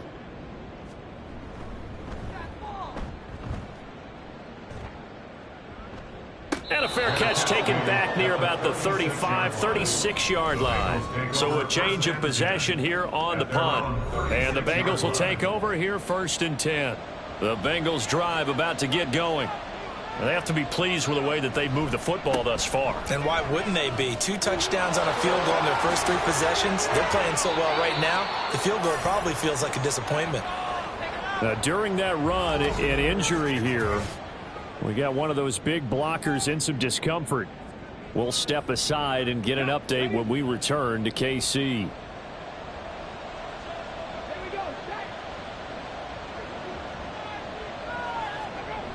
Now on 1st down, he'll drop to throw it. Throw right side, pulled in by Higgins. And he's going to get this inside the 30. 15 more yards there, and quickly another 1st down. And now he is just 2 catches away from 1,000 on his career. 998 currently. On 1st down, he'll drop to throw. This short pass into the hands of Njoku. And they'll work it inside the 15-yard line before it's all said and done. Back-to-back nice gains. That one for 14 yards and another first. So many times in my career I've heard coaches talk about completions are one thing. But as long as we're there at the catch and we get guys on the ground, we can live with that. But if you're going to give up 10, 12, 15 yards after the catch, then your defense is going to be in a lot of trouble.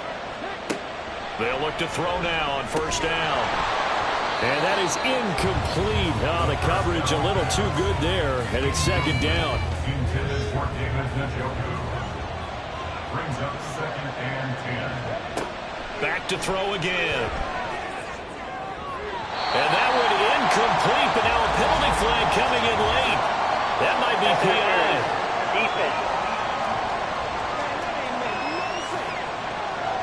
And since the penalty occurred in the end zone, move the ball to the 1-yard line. 1st and goal from the 1-yard line. Costly penalty. They'll try to run this one in. And he is in. Touchdown, Bengals. A great play there.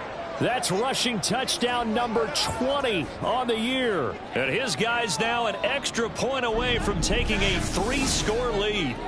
So another rushing touchdown for him this year. Boy, he's found the end zone quite a bit so far. Charles, that now an even 20 scores on the season. And you know how often we use the term, probably I overuse the term, imposing their will?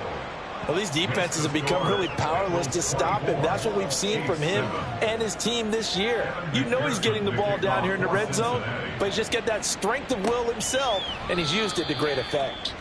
The football will come out to the 25 as McLeod will not return it. Now this Chiefs offense gets set to go again. These guys definitely hoping for a better showing than their last appearance. They couldn't really even move the football much beyond the shadows of their own goalpost, Charles. We'll see if they can get a better, more sustained drive going here. Yeah, and every team that we ever talk to says the exact same thing. When you start a drive from that deep in your own territory, the goal is a minimum of at least 2 first downs, because even if you have to punt then, you change the field position, right? You flip the field a little bit. They didn't get that done. This time they want to string together a nice drive and help themselves out. 4 yards the gain, and it'll bring up a 3rd down. They are in need of 6 yards here if they hope to move the chains. A play-action fake. They'll look to throw.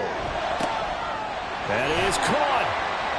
And he'll have it past midfield almost to the 40 before being taken down. A big one there on 3rd down. They hit for 30 yards. Despite writing it down on my notes, I never give enough credit to the offensive line, and we have to here. The protection, that's what made this play a success. Quarterback had to wait for his crossing route to develop, and that takes a little bit of extra time. Excellent job by the big fellas up front. On 1st and 10, here's Pacheco. 5 yards is the tally on 1st down. That brings up 2nd and 5. And that's exactly what you want on a 1st down run. Pick up 5 yards, bring up 2nd and 5. The defensive line, though, they've got to figure out a way to out-leverage the guys up front, because the offensive line is winning at the point of attack. And down to the 20 he'll go before heading out of bounds. 95 catches for him now on the year, and it's a 1st down. That's good for our Kansas City Chiefs. Out of the gun, they'll look to throw. That is caught by Williams for a Kansas City touchdown. A 20-yard touchdown. And the Chiefs get a bit closer. And, partner, they found a gap there on the post pattern, and it was in the middle 3rd of the field. And that's really difficult to do, because ordinarily the safeties are back there to prevent that happening. But they found the opening and exploited it. Extra point by Butker is on target. And the lead down to 10, 24-14.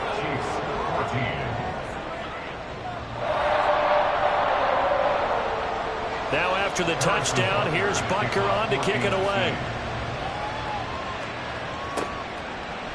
And he won't return this one. He'll go down to a knee, and they'll start at the 25. The Bengals set to take over.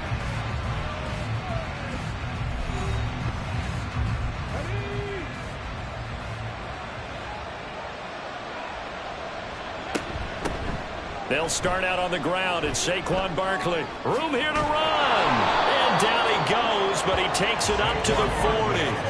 Now, they may want to go back to that one. First play of the drive, good for 15 and a 1st down. A gain of 15. 1st down, Bengals.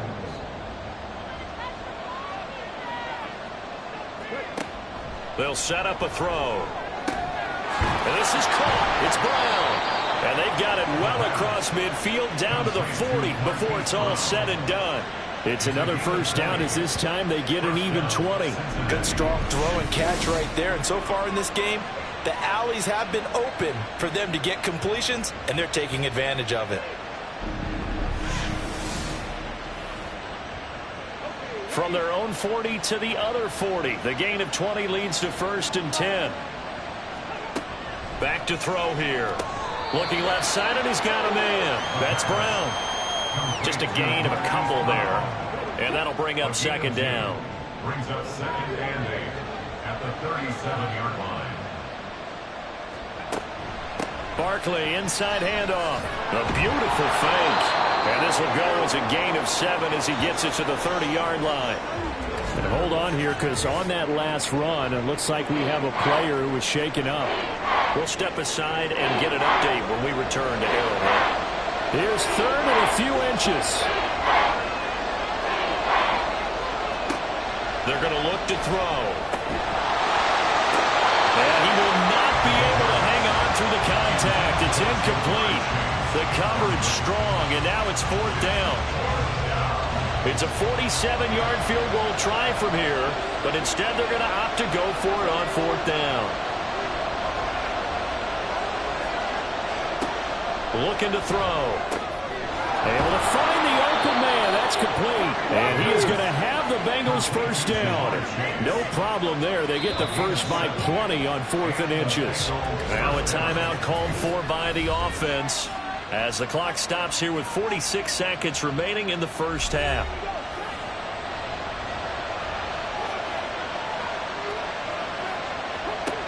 Back to throw now on first down. This short pass into the hands of Njoku. They'll wind up getting just a yard out of it, and it's second down. He steps out of bounds behind the line of scrimmage. They'll look to throw again. Throw left side complete to Chase. And he'll be brought down with a first down as the tackle's made at the Chiefs' 12-yard line. The Bengals going to use the second of their timeouts. So that means they're down to 1 remaining here as we head toward halftime. From down at the 12, it's 1st and 10. He'll drop to throw. To the flat, that's complete to his running back. And now they're inside the 10 as he's brought down at the 9. The result, only 4 yards there on the play, and that'll make it second down.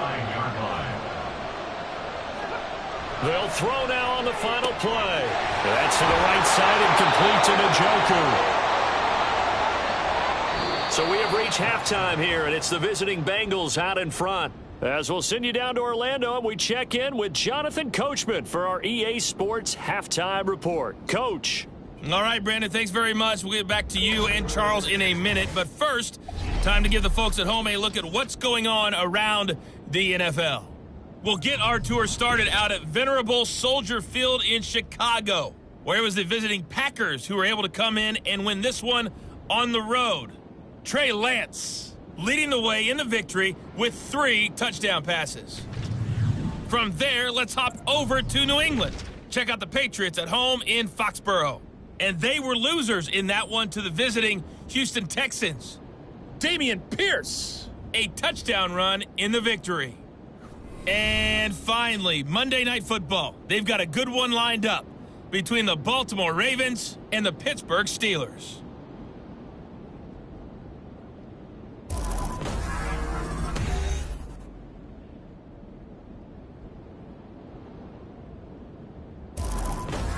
We saw a couple of high-octane offenses getting it done in the first half.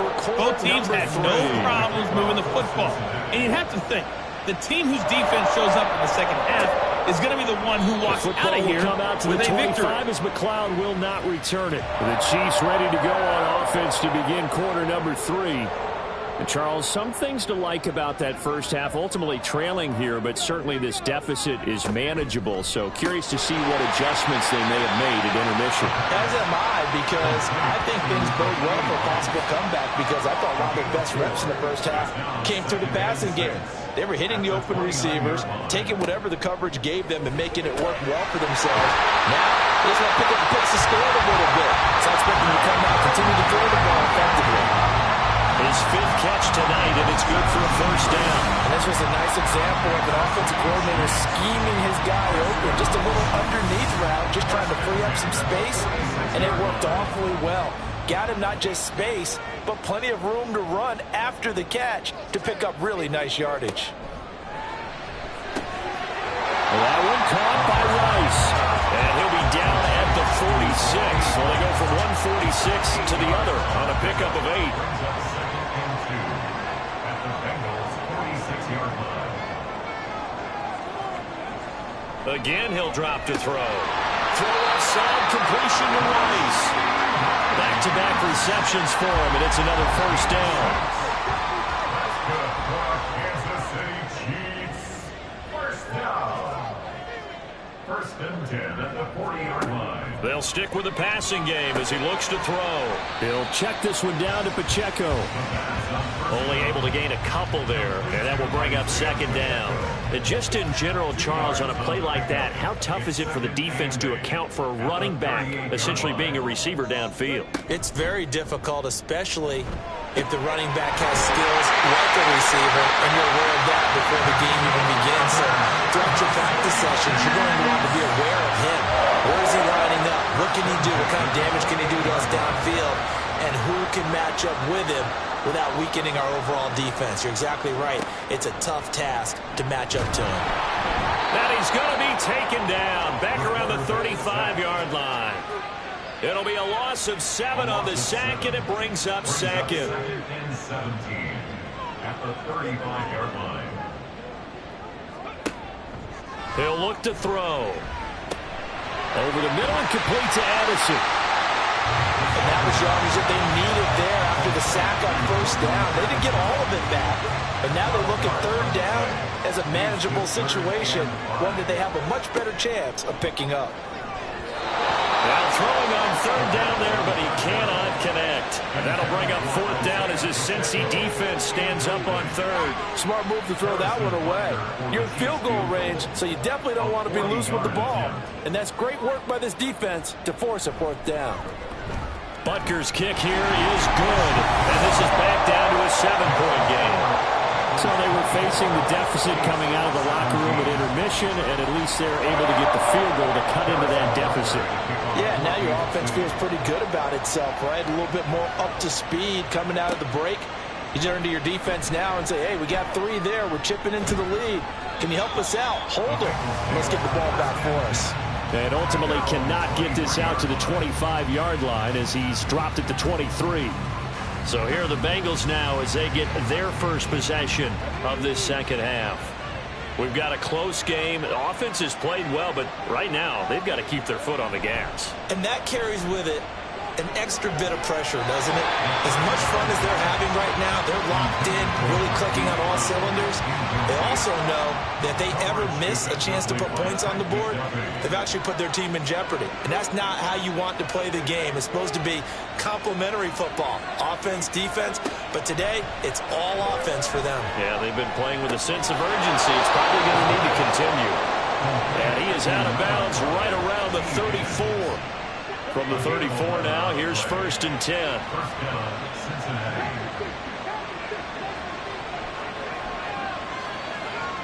Back to throw. And that's going to be caught. T. Higgins. And he has a big gain inside the 40 before being dropped. A very solid gain of 27. He's done it. 1,000 career catches with that last reception. I don't care what you've done in your life. How many things have you done 1,000 times of significance? How about this? With that catch, now closing in on the top 10 all-time in NFL history, a very significant achievement. They go play action here on first down. It's complete to Brown, right side. It'll go as a gain of 4, and it'll be second down. 4 yards on the pickup. Second and 6 at the Chiefs' 35-yard line. They'll drop to throw. And this throw incomplete. Well, the defender all over him that time, but it's going to lead to third down.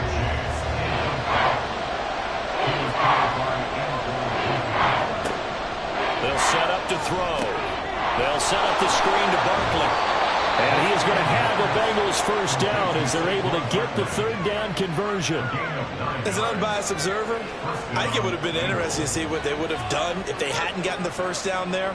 But since they did, I guess the point is moot. And they're right there in that middle ground, field goal range, punt, go for it. But as you said, they picked it up. That's going to be brought in by Higgins. And down inside the 15, shy of the 10. From down at the 12, it's 1st and 10. Back to throw again. And incomplete, a drop there in the middle third of the field. That'll bring up 2nd down.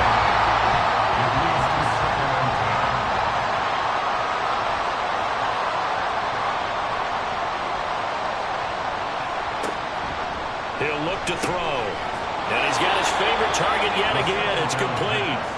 Down to the 6-yard line on a pickup of 6 as he gets halfway to the goal line. This now a 3rd and 4. They'll look to throw. And this is going to be intercepted. And the Chiefs are going to get the football here as the ball will come out to the 20. So this offense moving the ball well, trying to open up a 2-score lead here in the 3rd quarter. But now potentially a play that could have big ramifications. Yeah, you've driven the ball down the field. Things are looking up, but it takes just one bad decision to throw things off the rails. And out come the Chiefs now. And after the field goal last time, see what they can get here. They got points on the last drive, Charles. I've never met an offensive coach that didn't want to drive to end with a kick. Most of them wanted to end with a PAT, right?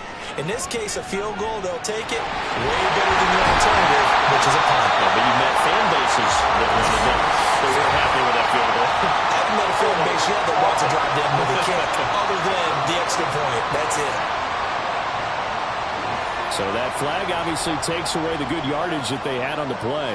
And talk about a momentum shift, because we can visibly see this celebration shifting from one side of the field to the other as soon as everyone saw the flag. Throwing on 1st down, but this one winds up to be incomplete. So they'll come up after the incompletion for 2nd down. They'll look to throw here. This is caught by Addison. And he's going to get this one across the 30-yard line. Nice play for Kansas City, picking up the first 18 yards that time. So they'll come up 1st and 10 now from the 33. Back to throw here. And it's incomplete. Took a shot, couldn't connect. As soon as he leaked out and began his route, someone on the defensive side broke with him and arrived just in time to separate him from another reception. Another throw on 2nd down, and this one incomplete as well. Everything looked right on that play except the conclusion. He dropped it, an in route, going into a little bit of traffic.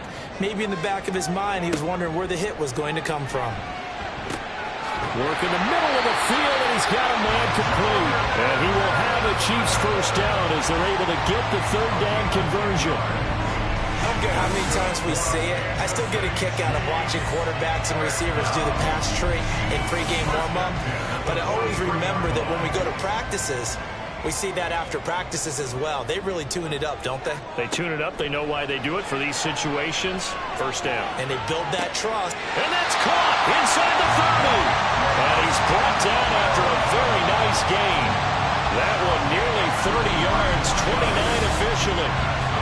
A great job pulling that one in from a guy, as we know, who can really blaze. He's got a lot of speed. And that speed can work for him so many different ways. Sometimes he just takes off and goes and just runs past people. Sometimes you get people to back off so far that you can catch everything underneath. But still, at some point in the game, you probably have to make some contested catches, right? Sometimes you have to go up and beat a defender for the football. He has that in his arsenal as well. Showed it right there. Here's a 2nd and 8. Looking to throw.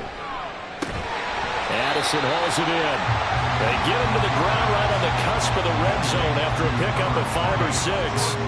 Play number 9 set to come here on the drive on 3rd and 2.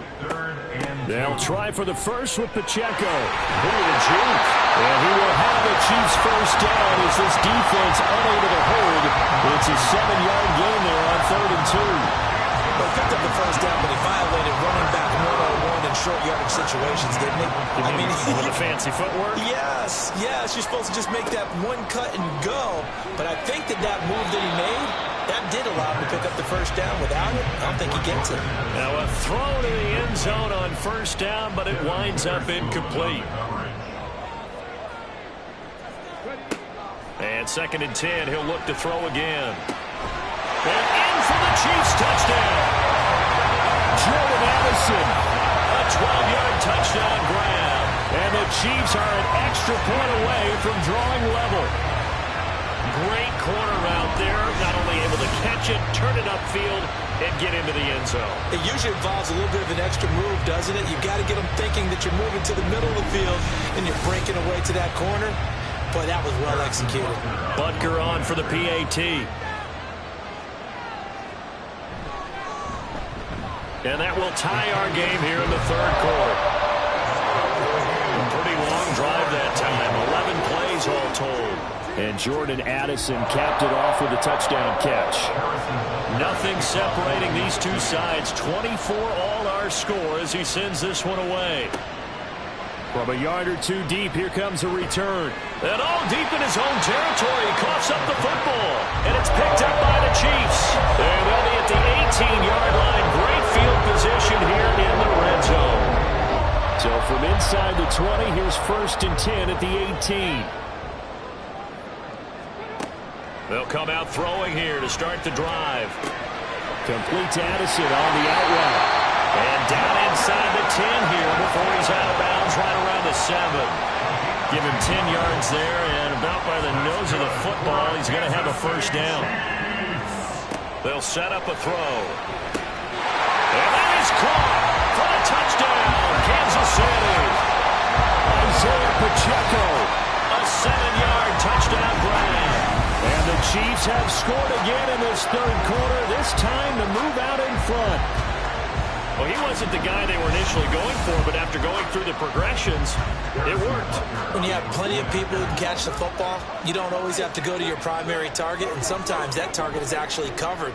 Nice job coming off of that and getting it to someone who was open. The man out of the backfield gets in for the score. Now after the touchdown, here's Butker on to kick it away.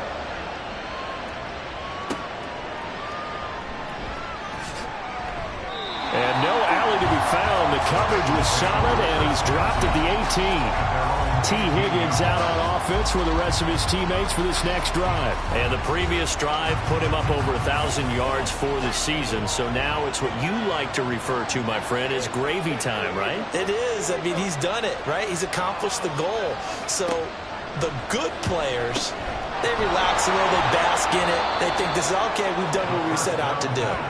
The great players decide to push that number as high as they possibly can.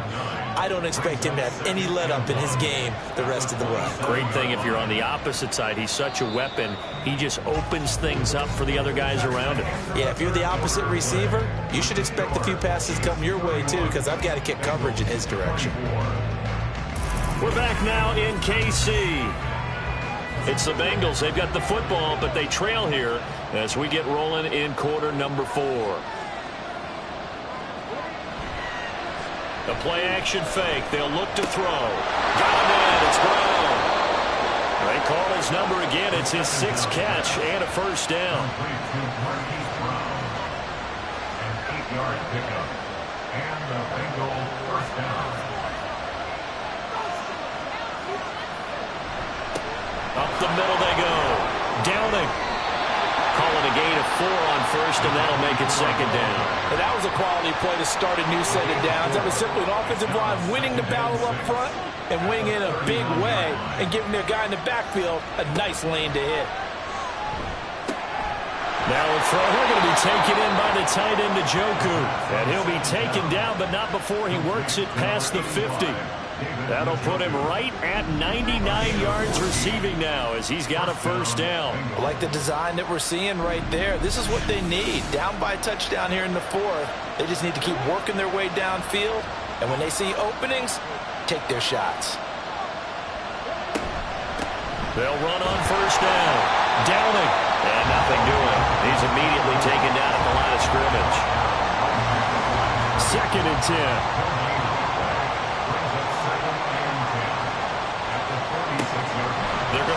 throw. And a quick throw here, that's complete. He'll get only 3 there, so it leaves him with a 3rd and 7 ahead. So 7 yards from the first down here as they come up to the line of scrimmage. On 3rd down, he'll drop to throw. Pass taken in by his big tight end. And he'll be brought down with a first down as the tackle's made at the Chiefs' 16. A really good pickup of 28 yards.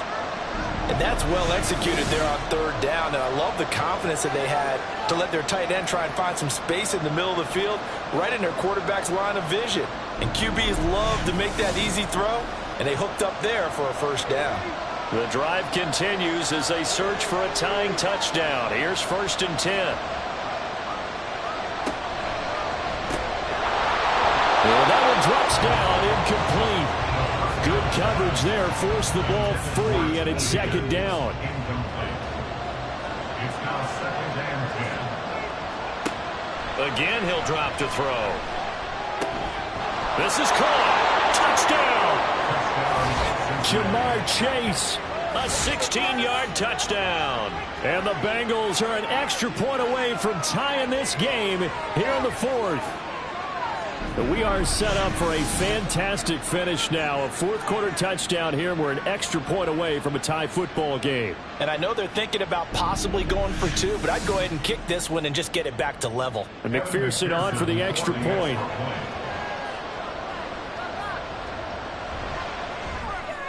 And we are tied here in the 4th quarter. A good drive that time as they go 9 plays in all. And it was Jamar Chase who finished it off with a touchdown reception. If you've been waiting all day for Sunday night, it's been worth the wait. All tied here in the 4th as the kick is away. The football will come out to the 25 as McLeod will not return it. KC's offense ready to take over. Now the current playoff picture, and you can see they are one of those 3 wildcard teams, at least for the moment, but they have not clinched that spot, Charles. And look, their message has been clear. We're keeping our foot on the gas to the very end. And how about the theater and the drama that's involved, partner? The best part, we've got a front row seat to it all. And I think this is obviously the ultimate goal when they had the 7th seed to the playoffs back in 2020. More drama, more teams in it late in the season, and more importance on games like this. 2nd and 1. Throw outside, completion to Rice. His 5th catch tonight, and it's good for a first down.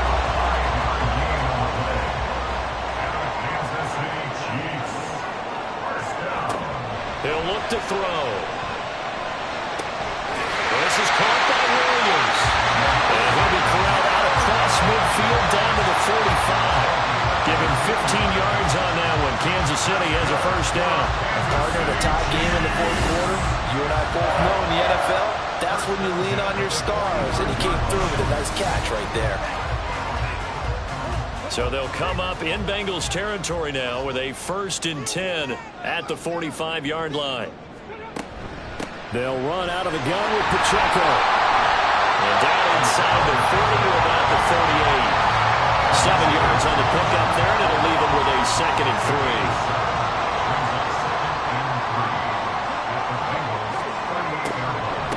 Again, it's Pacheco. And he'll work it inside the 30 to the 29-yard line. 9 yards the pickup there, and it's a first down. For a lot of guys playing this game, there's no better feeling than running right through a tackle. He's able to lower his center of gravity and churn his legs for a really nice pickup. Here's a throw right side taken in by his tight end. And that's good for a pickup of 10 yards. And they'll be left with a 2nd and about a foot. It's 2nd and inches at the 19-yard line. Pacheco gets it up the gut. Trying to find a lane, but instead he'll get back to the line of scrimmage. And no more. The Chiefs on 3rd down. They've had good success, 5 for 8 to this point. They're up against a 3rd and 1 situation. Now back to throw. And it is caught. And he's down inside the 5 at the 4 before he's out of bounds. A little surprise pays off on 3rd and 1. Pass instead of run. Gets him 15 yards. And passing yardage-wise, now up over 350 in this game. Pretty nice performance. Definitely that, which usually means you're putting a lot of pressure on guys trying to cover. If you're a defensive back and they put over 350 yards on you, you've had a long day. The key to everything, if you're doing it. And he's got it. Touchdown, Chiefs. Dalton Kincaid, his second TD of the game and 16th on the season. And the Chiefs answer back with a touchdown of their own to break our tie and take the lead here in the fourth. So, Charles, this game feels like it has been punch, counter-punch all throughout, and that touchdown breaks our tie here in the fourth quarter. You're making me want to get back in the gym and start training again. You talk about those punches and counter-punches. I also think this is where you and I start thinking to ourselves, who's going to make the play to change that, right? Who's going to get out of this little cycle that they're in right now and make a play and give their team a firm advantage? And not willing to risk another fumble, he'll sit on this one. It's a touchback. Now the Cincinnati offense ready to see what they can do here. They now trail by 7 after that last touchdown here in the fourth quarter. What a big spot for this offense. See if they can cobble something together on this drive. Looking deep here for Chase. And that is caught at the 10-yard line. Touchdown, Bengals. Jamar Chase with now 2 fourth-quarter touchdowns. And the Bengals are within an extra point of tying up this ball game. Don't forget the extra point. It's up and good. And we are tied here in the fourth quarter. If you've been waiting all day for Sunday night, it's been worth the wait. All tied here in the fourth as the kick is away. Jamison Williams out onto the field as his guys take over on offense. They have to like what they've gotten from him in this game. Think about the accumulation of catches. 8. The yards per catch now, because you're getting more than a first down every time he's touching the ball. This is the kind of game you want when you're able to throw it out wide. Absolutely. Over 100 yards, has the 8 catches. Here's 2nd and 7 now from the 28. He'll drop to throw. He's got it to Williams. That one a first down pickup of 8. They like going to him in the slot. He catches another one. I think this comes under the heading of until they stop him, why not go back to him? He has something going really well. Great working relationship with the guy throwing the ball, and they keep making the connection. A gain of 8 there on the play, and it'll be 2nd and a couple. Brings up 2nd and 2 at the 43-yard line. Running left to give to Pacheco. Juke into space. Well, he's going to be out of bounds, but not before he takes it inside the 40. 51 yards rushing for him here as he starts to draw closer to a 1,000-yard campaign. They've kept him in check until that run. That's the first time he's really gotten loose in this game. And they have to keep that in mind. Don't dwell on the fact that he finally had a big run. You kind of are counting on that as the game went on. Get back to what you were doing before. Start limiting him again. That one caught by Rice. And brought down, but not before they're inside the 25. Back-to-back nice gains. That one for 14 yards and another first. First and 10 at the 23-yard line.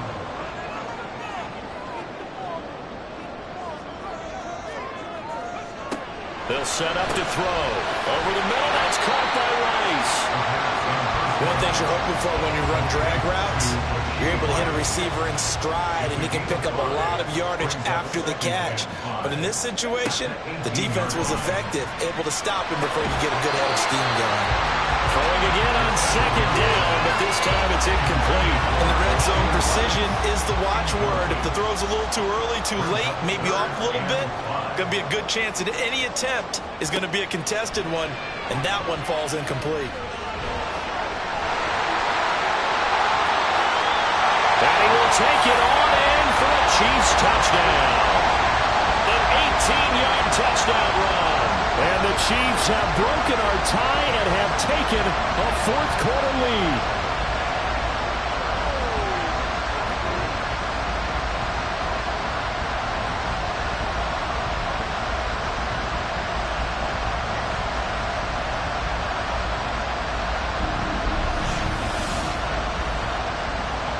Still an important piece of business to take care of, the extra point. And they will take a 7-point lead now. So that drive takes him down the field in 8 plays. And a nice play on the end of it, an 18-yard touchdown run. Now after the touchdown, here's Butker on to kick it away. And not willing to risk another fumble. He'll sit on this one. It's a touchback. So now the Bengals down by 7. 1:54 on the clock. A possible crippling loss to their playoff status in the balance, barring a late score. They'll look to throw.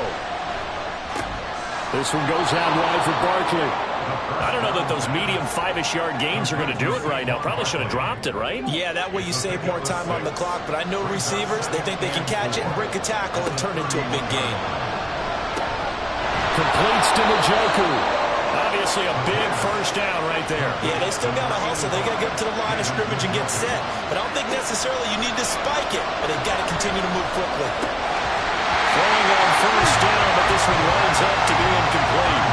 Limited time left on the clock after that incompletion, so I think both sides are going to savor every second to prepare before the next snap. Because once the ball's in motion, it may be a nonstop push to finish this drive off. Everyone better be on the same page right now, because I think they're going to try and get several plays off in quick succession if they can. He'll look to throw. He's got his target. That's complete. And he'll be brought down with a first down as the tackle's made at the Chiefs' 40. Back to throw. And it's incomplete. Boy, he doesn't drop many like that one. Second down. A little less than 40 seconds remaining. Here comes 2nd and 10. He's back to throw. His throw incomplete. Back-to-back incompletions, but we know this is definitely 4-down territory. Time not on their side. I don't think they want to try and get the first down in 2 installments. I think they got to go and get it right here, right now. Work in the middle of the field, and he's got a man complete. And yes, he's into the end zone. So they get the late score they needed. And now the extra point can tie this thing up in the final minute. And while it appears the heavy lifting was accomplished by scoring the touchdown, they're still down 1. That extra point is not a gimme.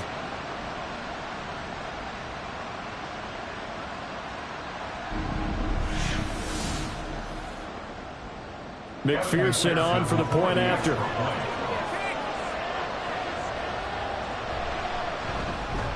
And no sweat. He puts it through, and we are tied here in the 4th.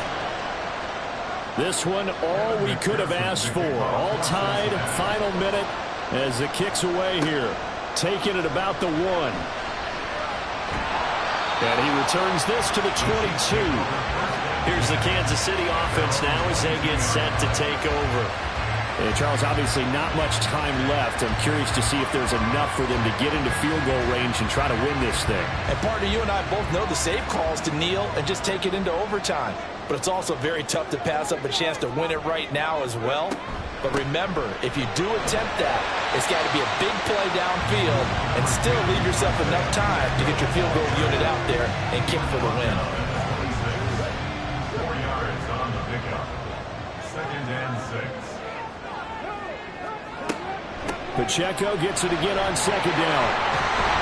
And he takes us up to the 40-yard line before being corralled. And we have free football. Overtime. Here we go, my friend. And the way this game played out, this is exactly how it should end, going to overtime, because neither one got an advantage today. It's a little teaching moment here. Overtime rules. Remind us how this goes, partner. Okay, so in the past, we had sudden death. First team to score wins, but no longer. Now, if the team receives the ball, scores a touchdown, they win the game. If they kick a field goal, though, or don't score, the other team gets a possession. And after both teams get a possession, then we're into sudden death. First team to score wins the game. And they will play it safe here and bring this one out to the 25. Cincinnati now ready to take the field. And everyone knows the OT rules, Charles, but pretty simple formula. They go down and get a field goal, we continue play, but if they can find the end zone on this possession, ball game over. And as meticulously as all teams plan for a game, I don't doubt for a second on that offense coordinator's play sheet, he's got some overtime plays that he wants to run. I know it sounds crazy, but they plan for everything. 1st and 10 all the way throughout the game, 2nd and 7, whatever. Right now, he's looking at that play sheet saying, if we get to... Oh, he sheds himself free. And he'll be out of bounds, but able to get it up past the 45. Give him 17 and a Cincinnati first down. They go back to that well. He's had a great game. Defensively, they haven't been able to stop him. Same thing here in overtime. And sometimes that goes to the play caller's ego, because a lot of times you have so many different plays you want to call, but when you spot a matchup that's working for you or a player that has the hot hand, keep giving it to him. That tells me you're mature as a play caller, and it's working for them in overtime.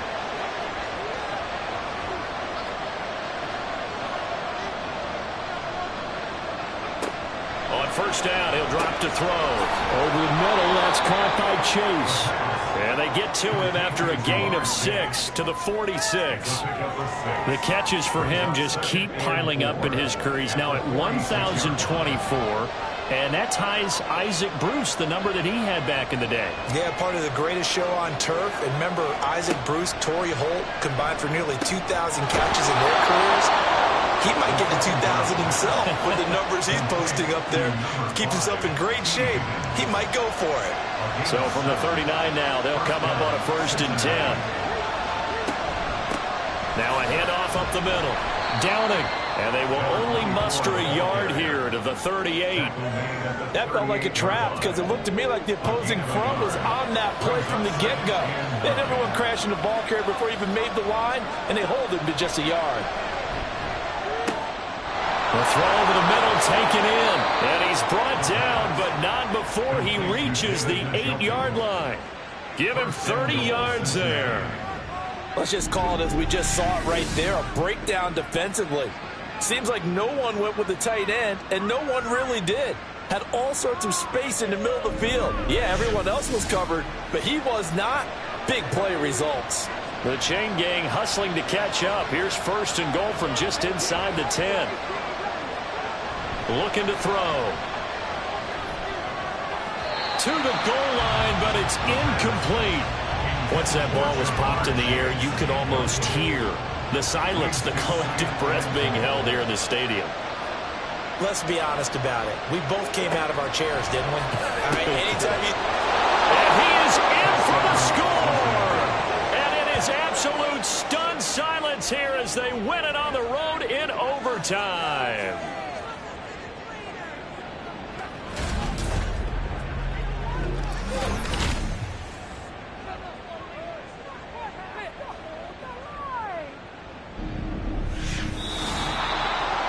Charles, normally when you see a group score this many points, it's a complete blowout. But instead, they needed every single one of those in this close, high-scoring affair. And Brandon, I'm still on the edge of my seat after that one because when you have that much scoring and it still comes down to a one-possession game at the end, that's not something we see very often. And in this case, these offenses, they brought it. The defenses, they're going to need some work going forward.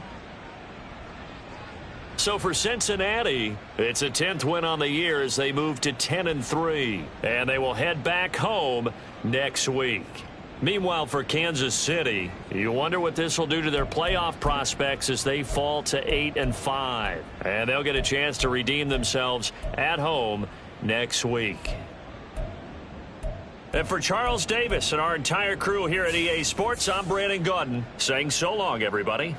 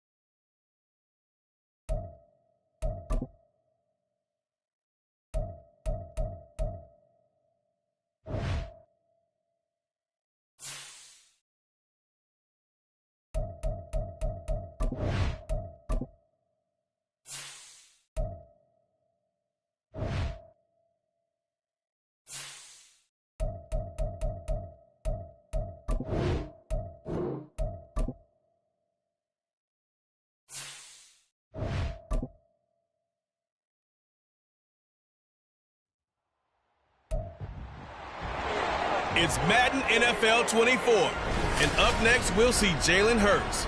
He's gone over 4,000 yards passing now for the year. It's the Eagles and the Commanders, and it's coming up next on Madden NFL 24.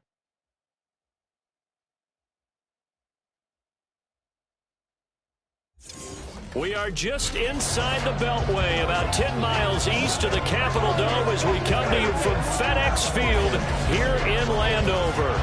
Today it's a Week 14 matchup that should be a good one, as it'll be the Philadelphia Eagles taking on the Washington Commanders. Alongside Charles Davis, I'm Brandon.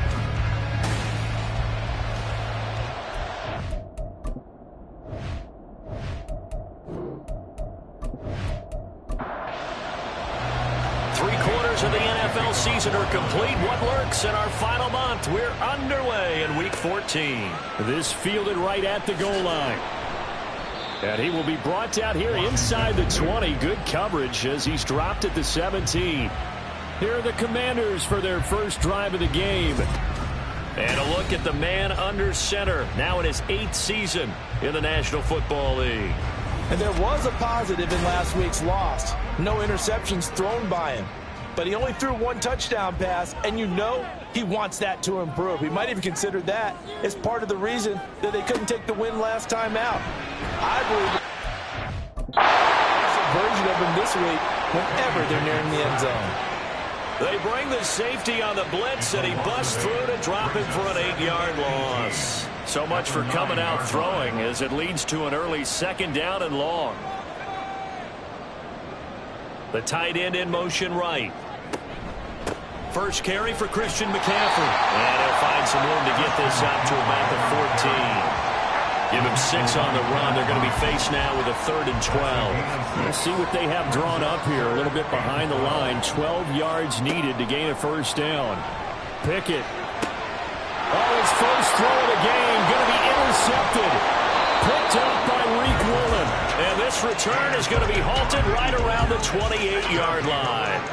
A part of why they came to this week with a winning record is that they feed off of mistakes like this, and now it's a prime opportunity, just moments in the game to get a short field touchdown off of their big defensive play. Now on the other side, they were already the underdog in this one. They just made their uphill battle just a little bit tougher. Philly's offense getting ready, and Jalen Hurts ready to lead them. The 2nd-round pick who started his career at Alabama, then finished with an electric senior season at Oklahoma. And it felt like in watching the game tape, he got everyone involved last week. He was a manager. He really was. That's a great way to put it because they ran the ball some, they threw it accurately. 1 touchdown pass, so he didn't, break the bank doing that, but he didn't throw any interceptions. That's the bottom line. That's why a defense loves a quarterback like that. Doesn't put them in bad situations. Nothing open downfield. He keeps it himself for 11 and a 1st down. That's the first time he's called his own number, but he's got to be overjoyed with the results. He wasn't just going to settle for a modest gain. To me, he was determined to come through with a big message to a defense that slept on him in the pocket. And stopped a few yards shy of the goal line at the 3. A nice pickup of 14, and it moves the stick, sets up a 1st and goal. Well, there's plenty of real estate for him to maneuver on that run, and let's face it, it shouldn't be a surprise. He's one of the better backs in the league. Had to come into this game with the idea. And he's in for an Eagles touchdown. DeAndre Swift with career touchdown number 158. That pushes him past Randy Moss and into 4th place all time. And the Eagles use the early turnover to get on the board first here in this one.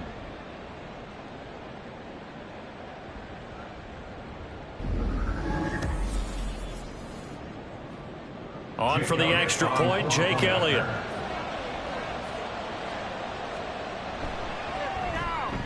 He's got it, and the Eagles lead at 7-zip. The drive there only spanning 3 plays. And it ends with a 3-yard scoring run. And here comes a return from just beyond the goal line. And only able to get this to the 19, so probably should have opted for the touchback. Out comes the Washington offense as we get a look at the playoff race in the NFC. And the interception on that opening drive winds up leading to the touchdown, so now it's kind of time to start over. Yeah, it certainly is in his first throw of the game.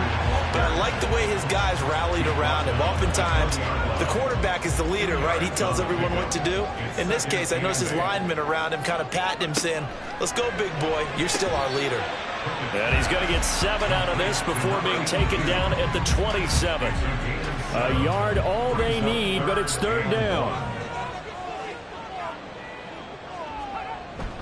Pickett sets up play action. Able to find the open man. That's complete. And they nearly get this all the way to midfield. Mark him down at the 49. Now we'll get a stoppage here as it appears we've got an Eagle slow to get up. Well, now they're going to come out and take a look at this injury, and we'll be back in a moment. On 1st down, this is McCaffrey. And they see right through that defensively, as he'll be hit and taken down to the backfield. Yikes, a 4-yard loss really sets him back now for 2nd down.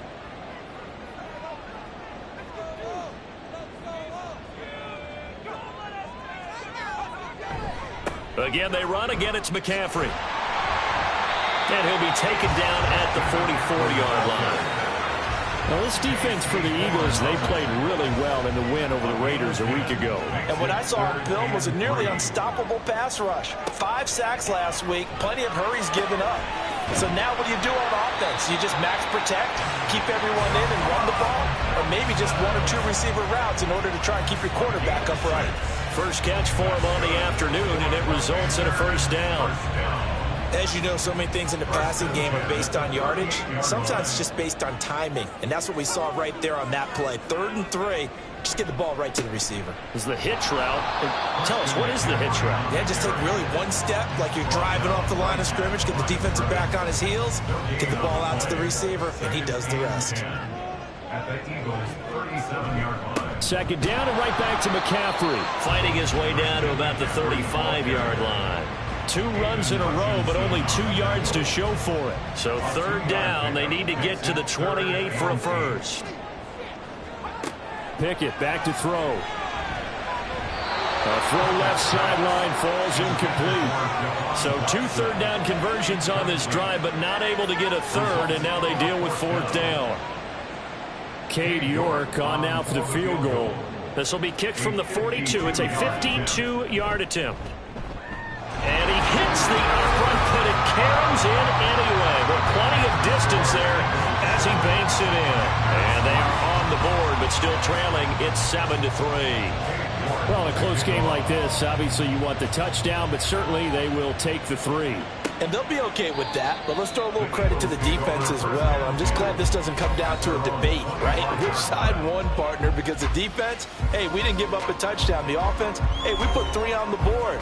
Either way you look at it, I think both sides gained something out of that drive. The Eagles offense set to begin their next drive. They'll throw on 1st down with Hurts. Washington's got it. And he's going to get a good gain of 9 here up to the 34. For Washington, there are the numbers from a week ago. 9 catches, 58 yards. And he was able to pull that last pass in, but he's going to face a tall order here because he's going up against the number 2 unit in the NFL against the pass.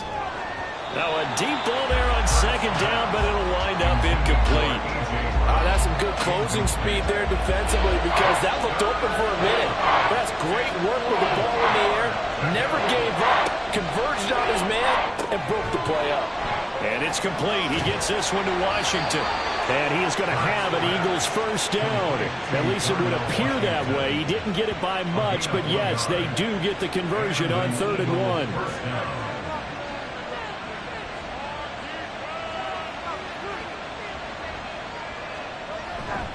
Now a give right side Swift.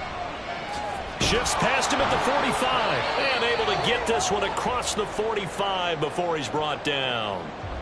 Now we get a stoppage because, as you can see, a member of the Commanders in some obvious discomfort. While they come out and take a look at him, we will step aside for just a moment. On 1st and 10, it's Hurts. They'll find a man over the middle. It's Washington. And they'll get him down as he's inside the 40. Another nice gain, 16 yards there, and a first down again. And defensively, they were in zone coverage there. Do you have to be a little careful? You're losing playing against a good quarterback like he is to not play too much zone? Yeah, you have to be careful about how much time you're giving up. I think it's a good point you just brought up. So maybe if you still want to play zone, you go to a zone blitz scheme. And you can drop anyone out of your defensive front. Defensive end, defensive tackle. It doesn't matter. You just exchange someone to bring more pressure towards the quarterback and still try and cover downfield. He was well over 100 yards last week. He told us this week, a little ambitious, said he wants to hit that 200 mark. We'll see. Makes sense, though, doesn't it? Have we ever run into a running back that had a great game the week before that didn't think that's just going to naturally continue? Just make sure you feed me the football. And that's what they're all about. Continuity, rhythm, number of carries. Just keep giving it to him. Hurts sets up to throw it. Throwing for Smith on the out route, and it's caught. And he'll be out of bounds as he gets this down to about the 21 or 22. This will be play number 9 of the drive here as they need 4 yards on 3rd down. That is caught. And he will be brought down at about the 6-yard line. Back-to-back receptions for him, and it's another first down. And coming into this ball game, this was an offense that wasn't just talking about the notion of ball control. They were preaching it. They want to win the time of possession battle, and they've done so here. This drive's taken up quite a bit of the first quarter. Now they are set up 1st and goal.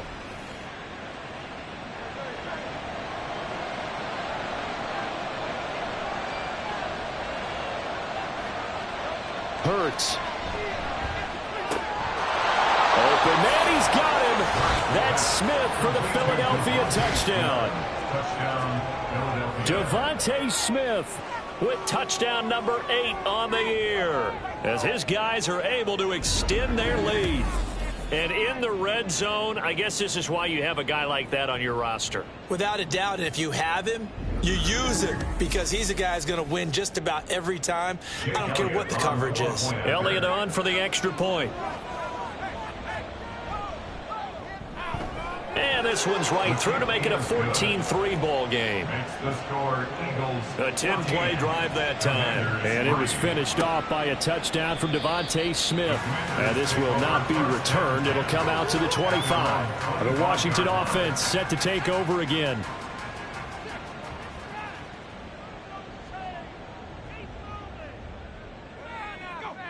They'll bring the tight end in motion right. The drive begins with a run by McCaffrey. And he finds a little bit of room, enough for 4 yards. It'll be 2nd down.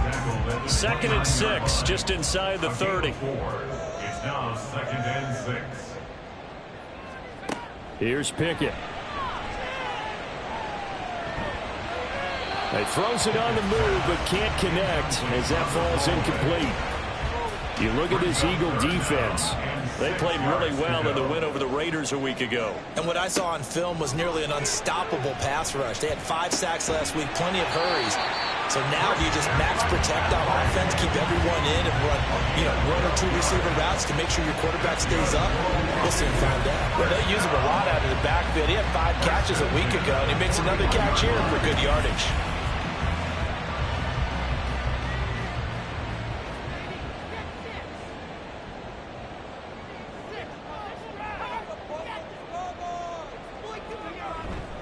Up the gut, McCaffrey. And he'll be pretty well stopped at his tracks. Give him a yard up to the 42.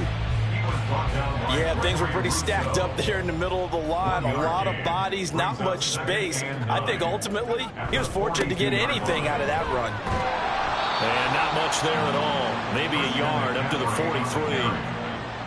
Watching that play unfold and watching him complete it, Brought back memories of doing all those pursuit drills to make sure you don't over-pursue and let a guy get a cutback lane on you. He did that very well. You praised him on tape yesterday for the angles that he takes to the ball. Took a great angle right there. Give him 10 that time, escaping the danger, running with it, and picking up a first down. With nowhere to throw it, decided to scramble, and a nice job, CD. Got the yardage that he needed. Yeah, and his teammates are certainly going to appreciate that effort, even if his coaches don't, because they would have wanted him to slide and protect himself. But he chose team gain over personal protection.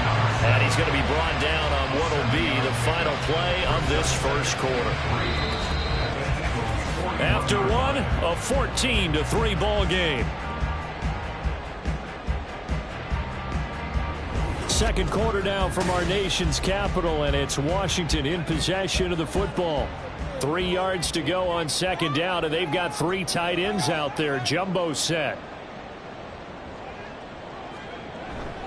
McCaffrey running up the middle. And his rough afternoon continues. He's going nowhere again. He got maybe a half yard at most, but officially they'll be left with a 3rd and 2. 3rd and 2, Pickett. It's a short one here, complete to his tight end. And he appears to be about 2 feet short on 3rd and 3. Leaves him with a 4th and 1. So coming on now is the field goal unit. They're going to try for 3, and he'll need all the leg he's got here. This officially a 55-yard attempt. And that is no good. And they will remain 2 scores down as the difference holds at 11. Yeah, 55 yards is anything but a gimme.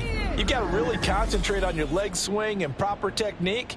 This time, though, he's unable to convert. This offense ready for their upcoming series as we get a look at the former Heisman Trophy winner, Devontae Smith. Previous series, definitely a focal point. 3 catches, the touchdown grab. As a DB, or former DB, is there a number of catches on a drive you're like, oh, he got the best of us? I'm not sure there's a number, but there's a great feel. And what he did on the last drive, yeah. Especially with a touchdown. Yes. You're never happy. You're exactly right. The way he capped it off, so you feel that at the sideline, and now you're looking at your buddies and saying, okay, what are we going to do to take things away from him? Because I'm not sure the other guys can make those sort of plays, so let's make sure that we don't let him get going again. 5 yards. Now it's 3rd and 5.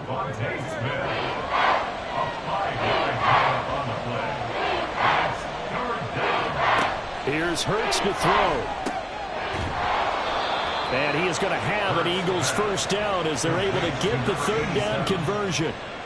Well, things are definitely going right for them here in the first half. Pick a down, any down, even 3rd down, no problem. They get a connection there and pick up a fresh set of downs, continuing to move the ball. And he was able to shed 1 tackle but could not get away from there. Here's a 2nd and 5. At the Commanders' 29-yard line. From the gun, it's Hurts. And that'll be incomplete. Great coverage there all around. Really didn't have many options to throw the football. Very little chance that that one was going to be completed. Every receiver was locked up. Throwing is Hurts. Open man is Bateman. It's complete. And they're going to have another first down here as the tackle's made at Washington's 17-yard line. 12 yards on 3rd down as the drive rolls on. And a good quarterback facing zone coverage. If he has just a little bit of time to survey the scene, that's what's going to happen. No doubt about it. If there's no pressure, he's going to continue to pick them apart because he'll have all that time to find someone open downfield. You can only cover for so long. So maybe they want to go to a zone blitz scheme, get a little bit more pressure. Remember when Carolina did that against Denver? They lost the game ultimately. They dropped the defensive end out, and he ended up with an interception in that game in Super Bowl 50. Maybe some sort of scheme like that to try and get more pressure at the passer. And his throw is incomplete. Well, this drive, they're perfect 2 of 2 on 3rd down conversions, but they need a full 10 yards here. Throwing from the gun, it's Hurts. Touchdown, Eagles! Devontae Smith With career touchdown number 70. and the Eagles are able to extend their lead.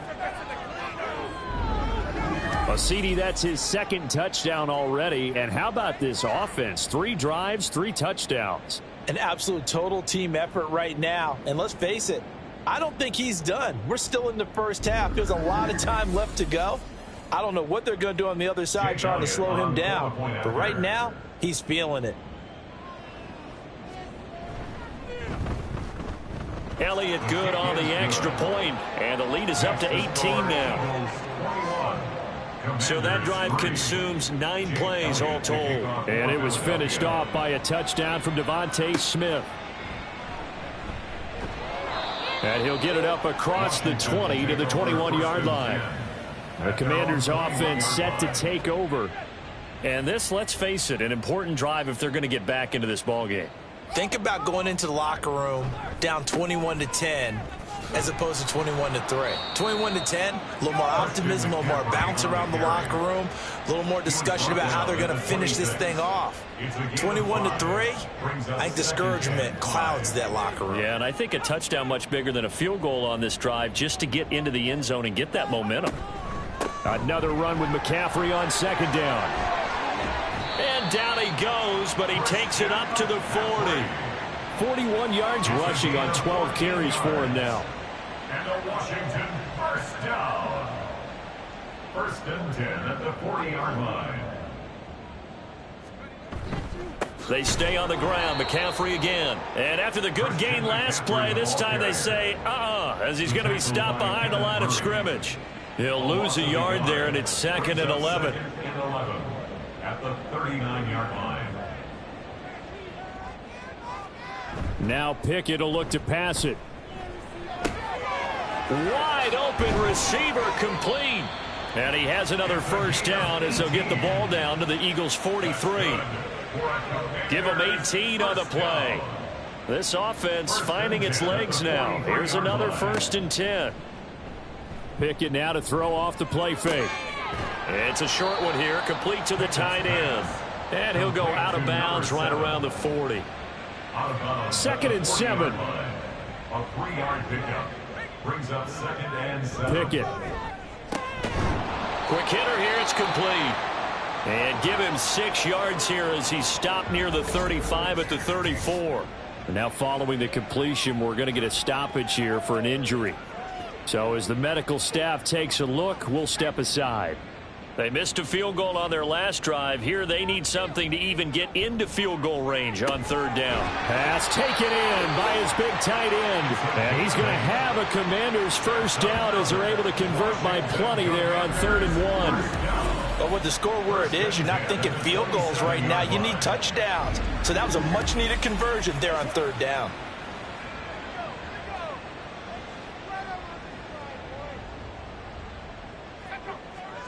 Dialing up another pass here. Pickett looking for Dotson, and he's got him. Touchdown, Washington. Jahan Dotson, 27 yards. And the Commanders are able to cut into that deficit. As the offense went on the field to start their last drive, you know they discussed in the huddle, hey, if we put one in the end zone here, we put ourselves in a position to start making a comeback. Now Cade York for the extra point. It's up and good, and the lead is down now at 11. It's 21-10. So an 8-play drive covering 80 yards. And it was Jahan Dotson with a touchdown catch to finish things off. York ready, and here we go as he sends this one away. Taken at the goal line.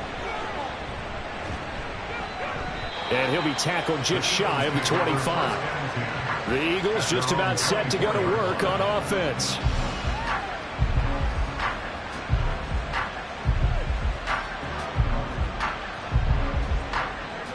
Hurts and the Eagles come up here 1st and 10 at their own 24. They'll try and start this drive in the air. He's got Smith here. He'll be brought down on the 30-yard line after a gain of 6. And the ball on the 30. Here's 2nd and 4. Brings up 2nd and 4 at the 30-yard line. He'll drop to throw. Now a short pass pulled in by Washington. And he'll have it past midfield almost to the 40 before being taken down. The catch and run pays off for 29 yards. You don't always expect tight ends to be big in terms of run after the catch, but after that play, he joins a growing band of players that's putting that stereotype right on its ear. From Commanders territory now, it's 1st and 10 at the 41. They'll drop to throw. That's complete to his receiver, Bateman. And he's going to get this down near the 30-yard line. 11 more on that one and another first down.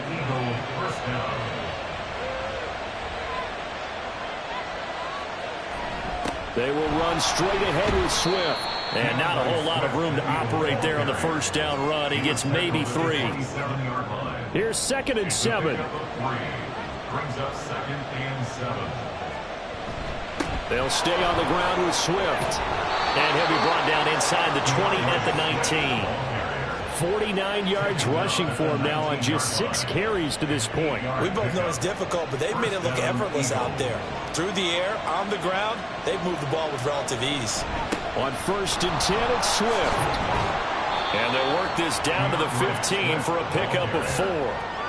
Not a run that you're going to write home about, but still a good first down run. That's what an offense calls staying on schedule. 3 to 4 yards on first down, you're set up very well for the rest of the drive. And this one complete to Smith. Give him a gain of 5 on the completion. And they'll be faced with a 3rd and inches.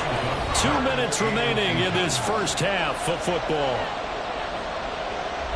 This will be the 8th play of the drive, and it's 3rd and inches.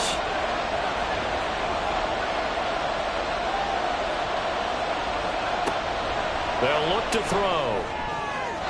He had a man open, but he missed him, and it's incomplete. Whether that's a little grabbing, a little hand fighting, but any means necessary on 3rd down, he was able to get the job done in the secondary and swat that one away. The kick by Elliott is good, and the lead grows to 14 at 24-10. So they're content to take the 3. Somewhat of a conservative call there, opting not to go for it on 4th and inches. And that's from a team that you and I know is not usually playing it close to the vest. It's a little bit of a surprise that they opted for the 3 instead of going for it. From a couple yards deep, he'll bring it out of the end zone.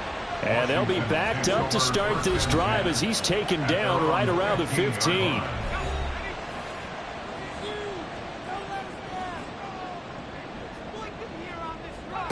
On 1st and 10, it's Pickett. It's a short one here, complete to his tight end. Pickett trying to get his guys up quickly to the line of scrimmage. Now Pickett. And he'll dump this off to his running back, McCaffrey. And he'll be taken down at the 20 after a gain of just 1. Back to throw, Pickett. And this pass broken up. The contact well timed there, and now 4th down. Well, they came up with points in their first 2 possessions, but it looks like they'll come up empty here on their 3rd drive. The defense finally starting to get locked into them a little bit. Might have to go a little bit deeper into their playbook on their next possession. They'll score that a 36-yard punt. And it will be Eagles football, 1st and 10. Well, let's shine the spotlight on the former Georgia Bulldog, DeAndre Swift, who's set to begin this next drive. And he's well on his way to a 100-yard game. He's already more than halfway there. We're only in the 2nd quarter. And what I've always loved about running backs is they'll tell you, I had no idea how many yards I had. Right. Those guys have an innate sense of where they are in a ball game and how many yards they've accumulated, because you know they're always working towards 100. He's been working well towards 100 here. 2nd down and 4.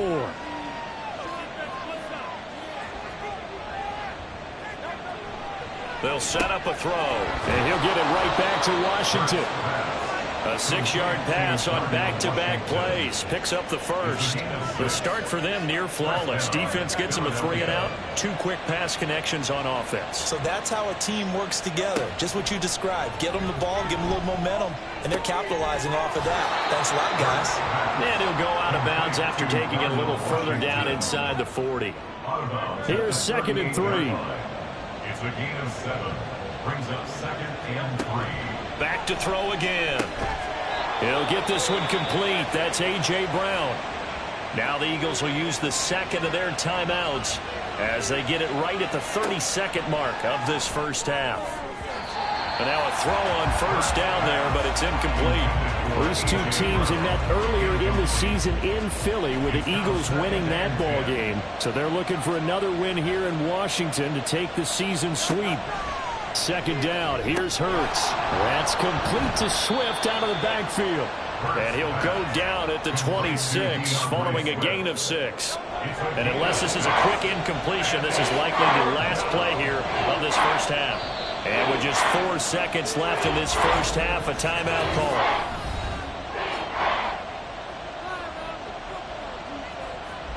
So with 4 seconds to go in the half, here's the field goal unit onto the field. He hit his first, now this from 43. The kick by Elliott is good, and that will extend their lead even further. So a capper there to a pretty good first half. And I love the way that they put a chokehold on the clock and pretty much drained everything before they put the field goal on the board as they headed into the half.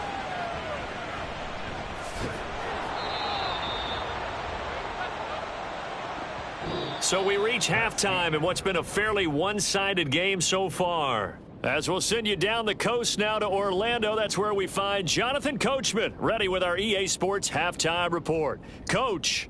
All right, Brandon, we'll get back to you and Charles in a bit. But first, let's get to some of these scores around the NFL here in a busy Week 14.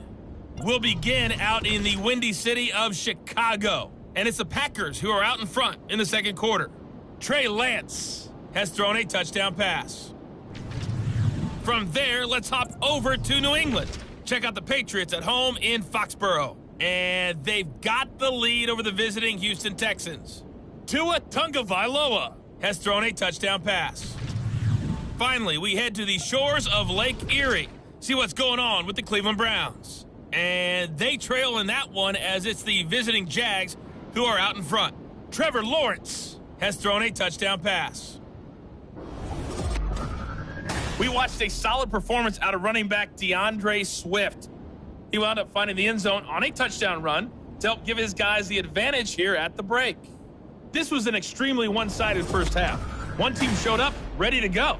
The other's been in a daze thus far, but there's still plenty of time left for this one to tighten up significantly.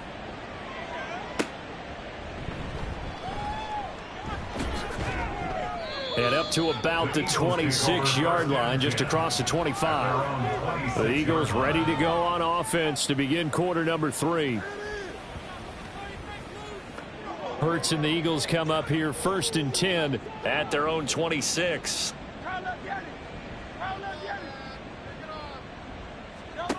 They'll come out throwing here to start the drive. And it's complete. He gets this one to Washington.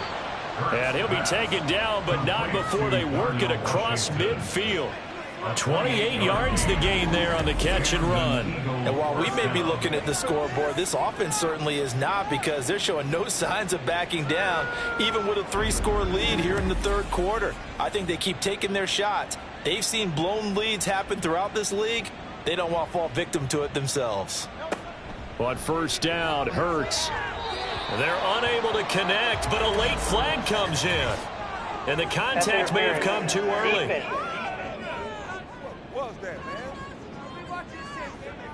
So the yellow flag came out, and that leads to a new set of downs for this offense. 1st and 10. Hurts. It's caught on the right side at Smith. And he is out of bounds inside the 30. From the 29, here's the second down at 4. A 6-yard pickup brings up 2nd and 4. From the gun, it's Hurts. And he rifles one incomplete. They don't get the hook up there, but you really have to marvel at how precise he's been throwing the football these last couple weeks. Oh, that's the perfect word for it, precise. Because if you're at 70% or better 2 weeks in a row, you have a job as long as you want one in this league, won't you? I mean, let's face it, it's not just West Coast offense either. He's putting the ball downfield as well. And that's the knowledge you gain from being in this league for a long time. He's learned the hard way when to give up and fight another down. And that's a smart move to throw it away. The kick by Elliott is good, and that will extend their lead even further. Well, they picked up right where they left off in the first half. First drive after the break, they come away with 3 and increase that lead.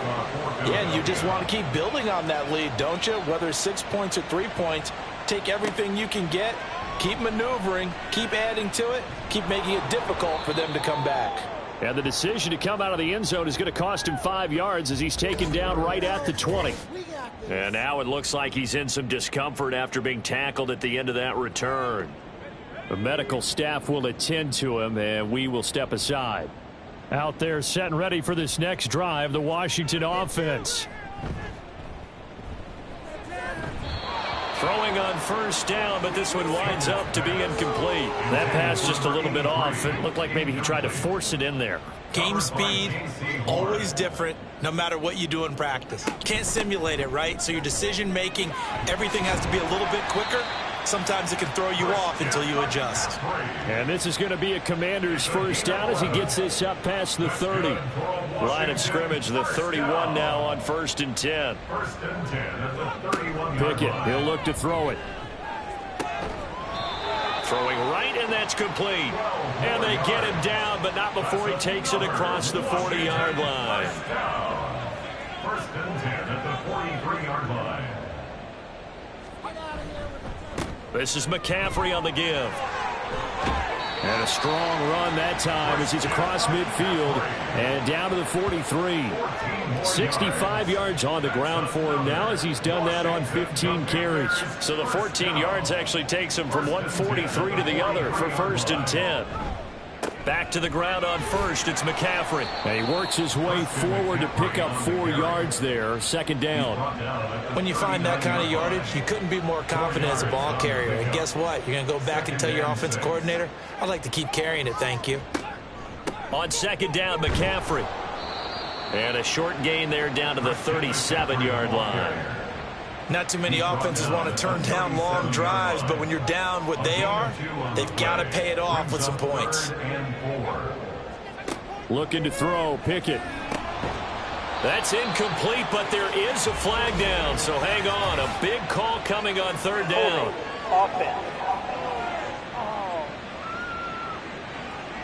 So they decline the hold, and that's going to lead to a 4th down. A 54-yard attempt. York able to send this one through. And that will move the deficit from 20 down to 17. These kickers now, it's like we take them for granted. Kicks like that used to be such a big deal, and now you just expect them to make it. Yeah, you're exactly right, and we shouldn't take them for granted, but I have a theory about it. You want to hear it? Yep. They are more athletic now than ever before. Talk about kickers. Trace their backgrounds, trace their histories. You'll find that they were big-time athletes all along, but their kicking was so prevalent that we made them specialists. Well, and now those 50-plus yarders seem easy for some reason. Hurts and the Eagles come up here 1st and 10 at their own 22. They'll start on the ground with Swift. And he is going to lose yardage here. Officially, it's a 1-yard loss. That's going to bring up 2nd and 11. That was well played there defensively. 2 tight ends in the formation, which essentially gave them 7 blockers up front. Hard to imagine with all that size and beef that they could let a tackler through. But that's exactly what happened. A loss resulted. And this is dropped. Oh, it's incomplete. He had a big gainer in his sights, but he could not reel it in. An incomplete pass on that last play, and that means they'll need to come up with something here on 3rd down. Throwing is Hurts. Oh, he rifles one, and that's going to be intercepted. And his guys will take over at the 30-yard line. Well, still down quite a bit here, several scores, but yeah, at least that's a start, Charles, getting the interception here. And look, we're still in the 3rd quarter, so this thing not done yet. You're right about that, Brandon. This defense, they haven't quit on this game. They stayed with it and got an interception and handed the ball back to their offense. And what you wonder about is the team that just threw that interception, they've got to be careful about developing a sense of complacency and thinking this game is over. So 1st and 10 now from the 30. Off play action. Pickett. It's a short one here, complete to the tight end. And he'll be out of bounds, able to get it down to the 25 there. So from the 25, this is 2nd and 5. Pickett now to throw off the play fake. That's complete to McCaffrey. And he'll take it down here just shy of the 15 at the 16-yard line. 9 yards to pick up there, and it's a first down. First and 10 at the 16-yard line. They'll give it up to McCaffrey. He will push his way down to about the 14. Give him a couple on the carry there. 2nd and 8. A gain of 2 brings up 2nd and 8. They'll run with McCaffrey. And he is swallowed up right at the line of scrimmage. Officially no gain on the play, and they're left with a 3rd and 8. Now 3rd and 8. Throwing on 3rd down. Here's Pickett. And this pass broken up. The contact well timed there, and now 4th down. Well, partner, given where that drive started, that's an excellent job defensively to force them into 4th down. A 30-yard attempt. York able to send this one through, And that will close the gap down to 14. So, Charles, they get to them with their first turnover of the game and then make it hurt a little bit extra with a field goal. And anytime you give the ball up, what's the first thing a coach tells his defense? Don't let them score off of this. You've got to put out the fire. In fact, in 2021, that's what one NFL coach termed his defense. The firemen. Go out there, guys, and don't let them put some points on the board. Philadelphia getting set to take the field. And we'll see if they can bounce back from that last drive, in particular, if they can bounce back at the quarterback position, Charles, after throwing their first interception of the ball game. Yeah, and some guys, you know they're going to want to try and get a big play right away and take control back. Others, they're going to look to hit a couple shorter passes, get a little momentum back that way. But for the defense, that goal's not changing a bit. They want another pick. You're exactly right about that. In fact, you've got to watch them a little bit because in coverage, they may cut down their gaps a little bit, maybe their splits a little bit in order to try and get to the ball even faster. Now Hurts going to get this to his running back, Swift. 6 yards to pick up, and that's a first down. It's a gain of 6. First down, Eagles.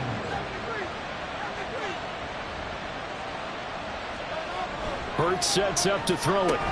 Got a man. It's Brown. Fights through, and now a crease. And he'll be taken down, but not before he gets into enemy territory. 17 yards and a first down for Philly.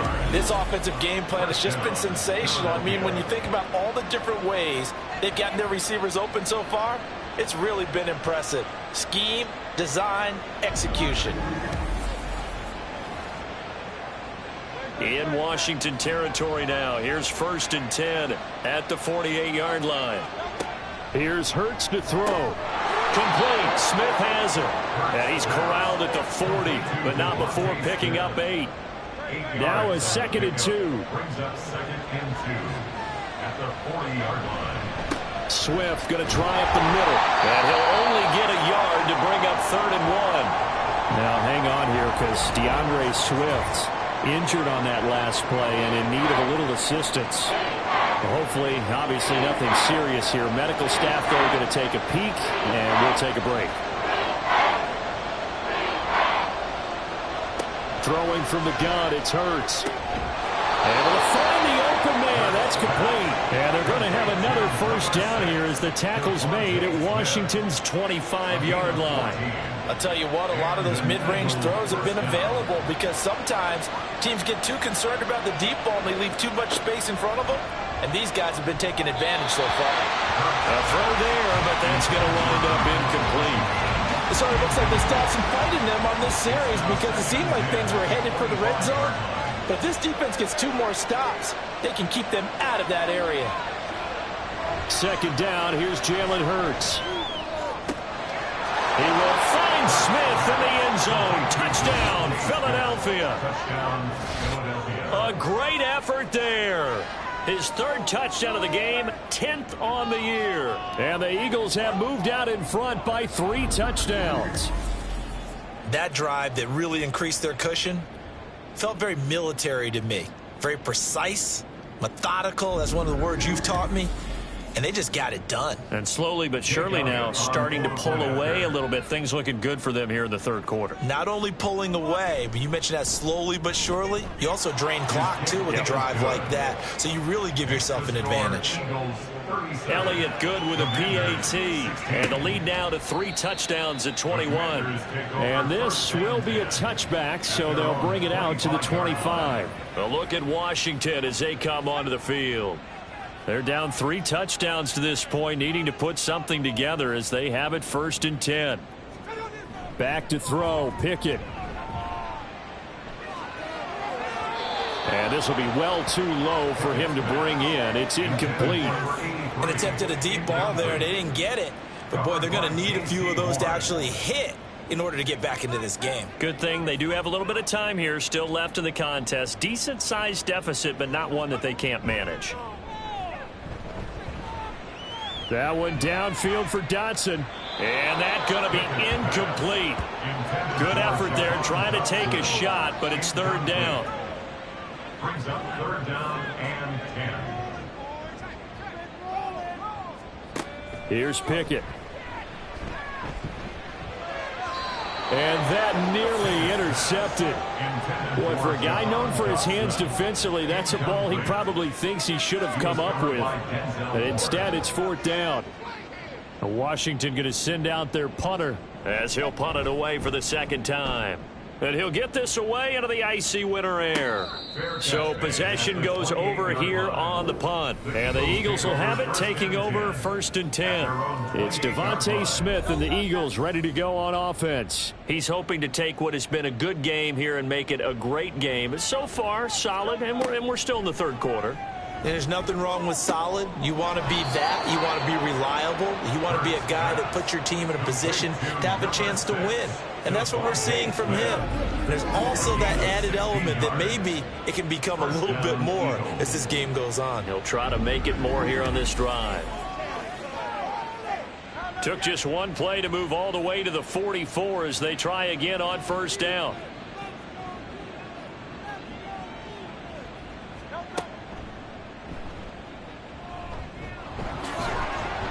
And he'll take it down shy of the 45 at the 46. Give him 10 yards on the keeper, and it'll lead to a 2nd down. 10 yards on the pickup. It's 2nd and inches. They'll set up to throw. Now a short pass pulled in by Washington. This big game continues. 10 catches now and another 1st down. 1st down, Philadelphia. They'll look to throw. This time for Smith, and it's intercepted. And the Commanders are going to take over here up near the 40. This defense figured out something in the locker room. That's 2 third-quarter picks now. And you just wonder, did he get too comfortable in the locker room himself? His team has the lead. Take care of the football. He's putting them in jeopardy right now.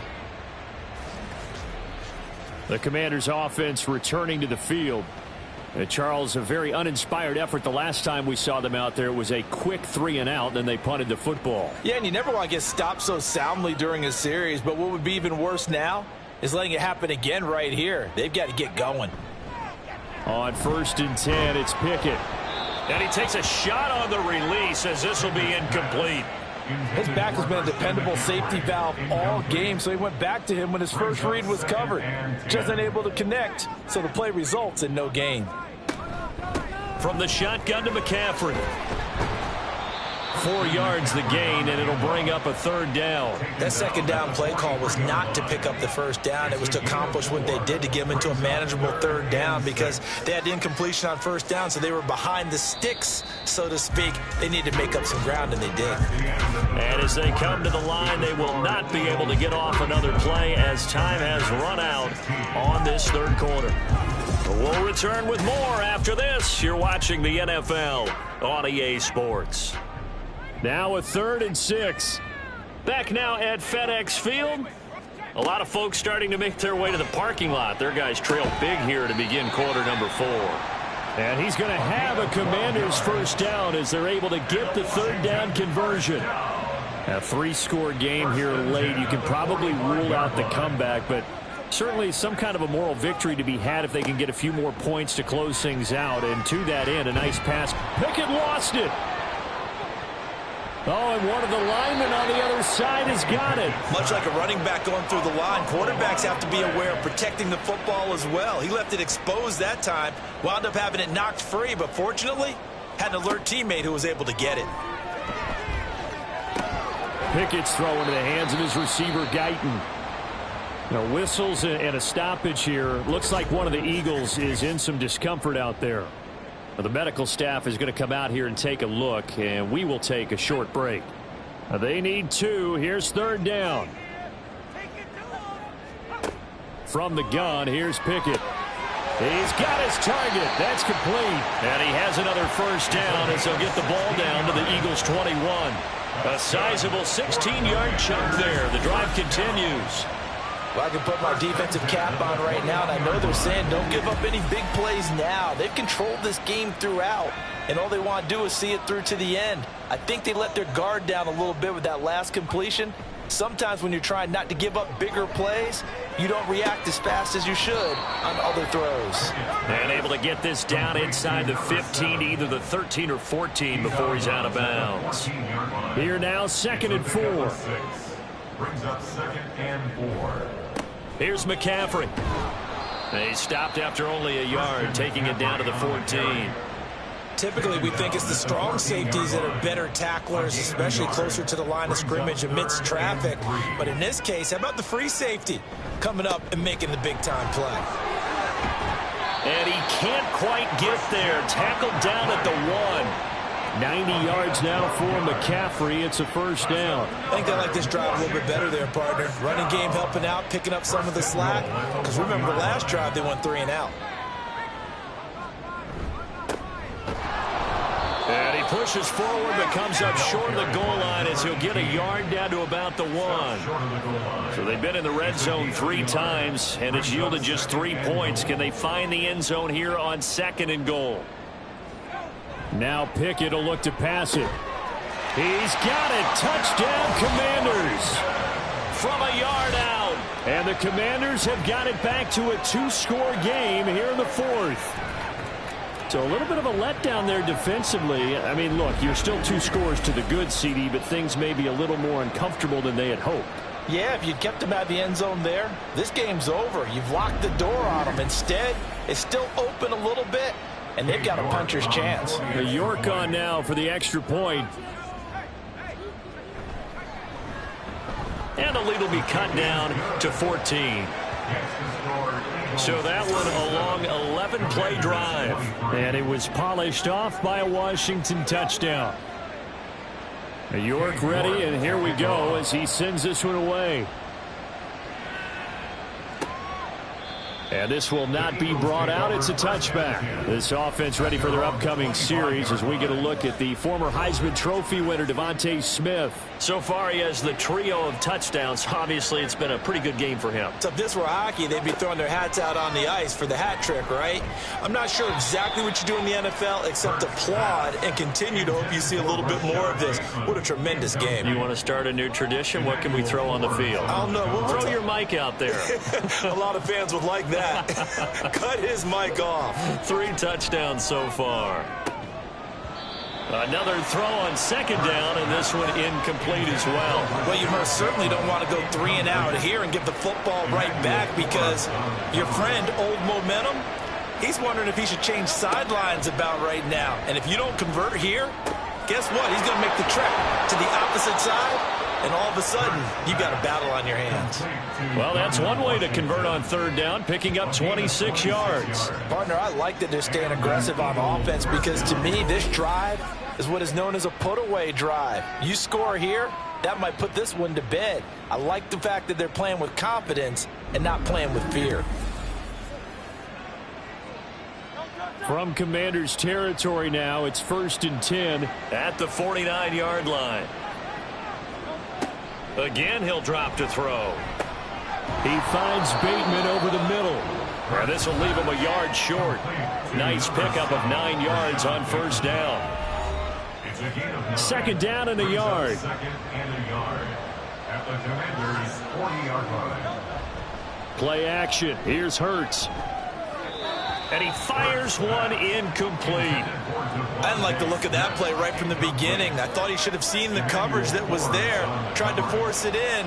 That one, he's fortunate, just fell incomplete. From the gun, it's Hurts. That is caught. And he'll be taken down, but he does have first down yardage. It's a gain of 8, and it'll wind up moving the chains. He's been the go-to guy. They needed a big play there on third down. Went his way. It worked out. Doesn't matter whether they've scouted it or that they think he's going to get the ball. He has a knack for finding his way open and completing the connection. Gets through, and now an opening. Gets past one man. And inside the 20 before he's brought down. And now time will be called here as Washington has an injured player down on the field. Well, now they're going to come out and take a look at this injury, and we'll be back in a moment.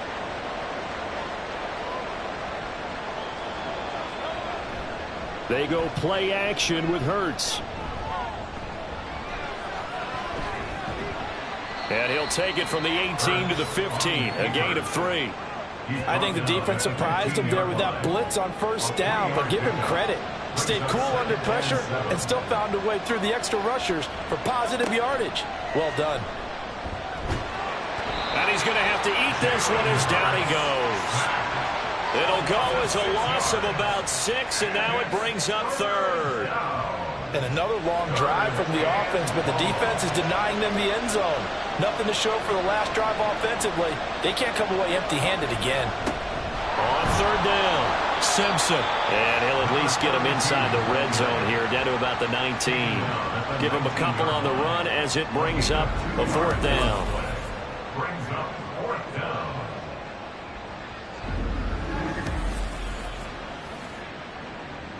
So Hurts is off, and on comes Jake Elliott for the Eagle field goal. This to make it a 3-score game late. The kick by Elliott is good, and that will extend their lead even further. So that almost certainly the final piece to this puzzle, a 3-score lead. I don't think there's any coming back from there. Well, you know, normally I'd get on you for giving up on the game right here, but I do think you're right in this case. This late in the game, 2 scores is tough enough. 3, I'm with you. That seems out of the question. And good coverage there on special teams as they'll get him down shy of the 20. Out comes Washington's offense as they get set to take over here. Well, I think that the folks here had hoped that maybe this home atmosphere would carry their guys to a surprise victory, but it does not appear that that's going to be the case. There's too much to handle on the other side in this one. Aiden Hutchinson, it's his 20th sack of the season as he continues what could be a record-setting campaign. We all know he's one of the better quarterbacks in the league, but definitely not today. His team trailing by multiple touchdowns and a late sack. Just a parting gift from the defense for him to take back to the locker room with him. Now this one from about 2 counties over after the sack. They come up on a 2nd and very long. McCaffrey on the counter. And they'll bring him down here right around the 17-yard line. They get 14 back, but it leads now to a 3rd down. A gain of 14 yards brings up 3rd down. Pickett back to throw. And it's knocked away and incomplete. And they're at the point of the ball game now where they've got to take some chances. They've got to put the ball in the air and just see what happens. But this defense knows that all too well. On 4th down, the punt team is on as this is sent away. Now Brown.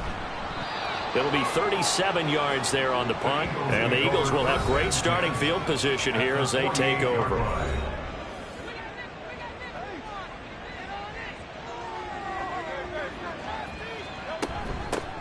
On 1st and 10, it's Gainwell. And some solid footwork there as he'll take this down to about the 38. It's an Eagles first down on a gain of 11. Another example of this offense really having their way, Charles, and another big chunk play there on the ground. And when you look at the defense, they've got to do a much better job of wrapping up when they tackle. A lot of great opportunities continue to slip through their fingers, as do the runners. A little bit of space there for the first down run as that's going to get him about 5 yards. Good gain there on first down and keeps them in a running situation probably. They did everything right on that play, didn't they? They got the leverage up front, good blocking, Nice hole for him. Ends up picking up nice yardage. Stays in bounds to keep the clock rolling. They are in charge of this scenario right now. They want to stay that way. And not in any rush offensively. A loss on that play, and now third down gets tougher. 3rd and 6. 2 minutes left to play in this football game here on EA Sports. So it's Eagle football here as we get you reset. So third down, they need to get to the 28 for a first. Straight ahead, it's Gainwell. And not much running room. Down to the 32. 2 yards on the pickup there. It's 4th down. What an advantage having an elite guy in the middle of the defensive line, because not only does he take up the space and let the linebackers run free, but he can also make plays himself, as we just saw there. So Hurts is off, and on comes Jake Elliott for the Eagle field goal. It'll be a 49-yard attempt from the left hash. The kick by Elliott is good, and that will extend their lead even further. After the field goal, here's Elliott to kick it away. This taken in at the goal line. And he had no room to run as he's tackled down inside the 20. And the Washington offense going back to work. But we said it at halftime that they would need a nearly perfect second half to erase that deficit that they were facing, CD. But unfortunately, the second half has pretty much been a carbon copy of the first. Yeah, that early lead was almost insurmountable the way their opponent was playing. And, partner, they do have some good news, though. This one is getting close to being over, and they can try and hit the reset button starting tomorrow. Now it's 2nd and 10. Pickett. Pressure comes, and down he goes. The Eagles get there for the sack.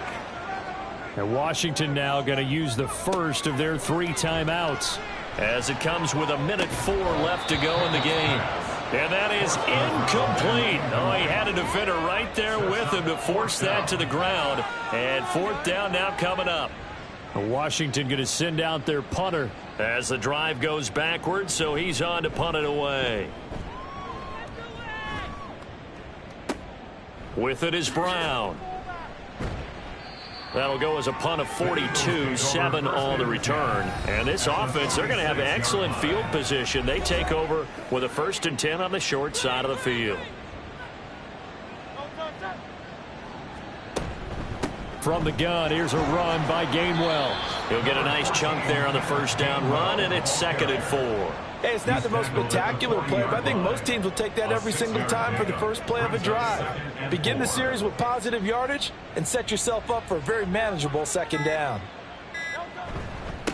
On 2nd down now, it's Simpson. And an excellent job of finding the opening as he's got this now all the way down to the 22. Charles, a lot of happy faces heading into the tunnel as this one ends, and understandably so. Not only did they get the win, but boy, their offense was on fire in this ball game. And, partner, I have no idea what the top speed is on all those high-end sports cars. What's the top gear you can get into? This offense, they certainly were there in this one, huh? Everything clicking for them in this contest, the kind of performance that they're going to cherish. So for the Eagles, the win pushes their record now to 11-2 on the year. And they will head back home next week. Meanwhile, for the Commanders, any slim hopes they had at a playoff berth gone now as they drop to 4-9. And they'll try to get back to their winning ways next week as they head to KC to take on the Chiefs. So for our entire crew, alongside Charles Davis, I'm Brandon Gaudin. Thanks for watching, everybody. We'll see you next time.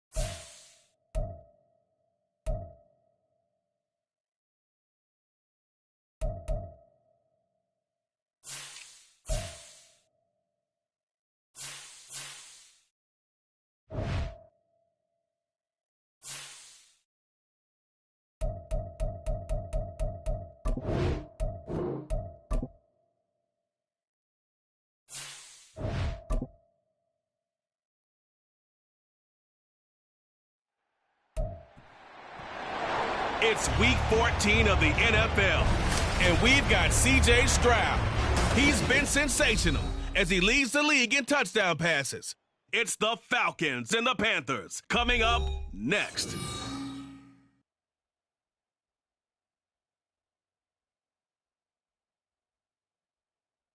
Well, it is just the perfect time of year for a trip to the Carolinas, and that's where we find ourselves at Bank of America Stadium in Uptown Charlotte.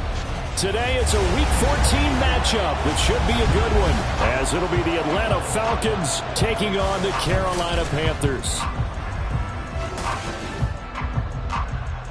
With Charles Davis, as always, I'm Brandon Gaudin. Charles, you talk about storylines in this one. I think it begins and ends with our two quarterbacks, certainly two of the best in the business. And nowadays, I don't think you can get by for long periods of time without a top-flight quarterback.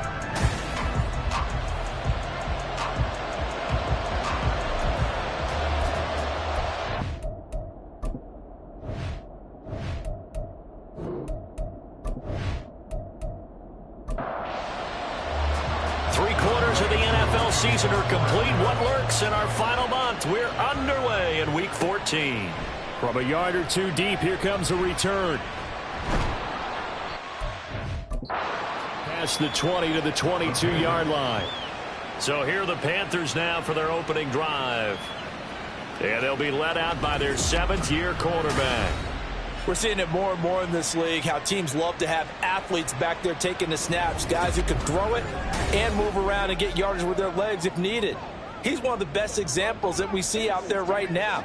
He can throw for hundreds of yards one week and then run for 100+ the next. He adds an extra dimension that really confounds defenses when he puts it all together.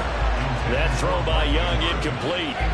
He was looking for his tight end, Mark Andrews, there, but it'll be second down. You talk about this Falcon defense. They've certainly had their struggles against the run. The 30th ranked unit out of 32 teams in the NFL. Stopping the run, that's been an issue for them all season long. Aren't you glad that you're not coaching the defense right now? I'm very glad. They said that they've seen it in doses, but very, very small doses. Yeah, you've got to be consistent. It's down in and down out. Being able to play it, understand what you have to get done, and finally stop some people, put them on the ground. So they'll come up 1st and 10 now from the 33.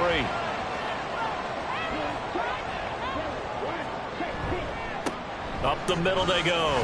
Leary. This will be stopped about 2 yards shy of the marker. 8-yard gain, 2nd and 2. And hold on here, because on that last run, it looks like we have a player who was shaken up. While they come out and take a look at him, we will step aside for just a moment.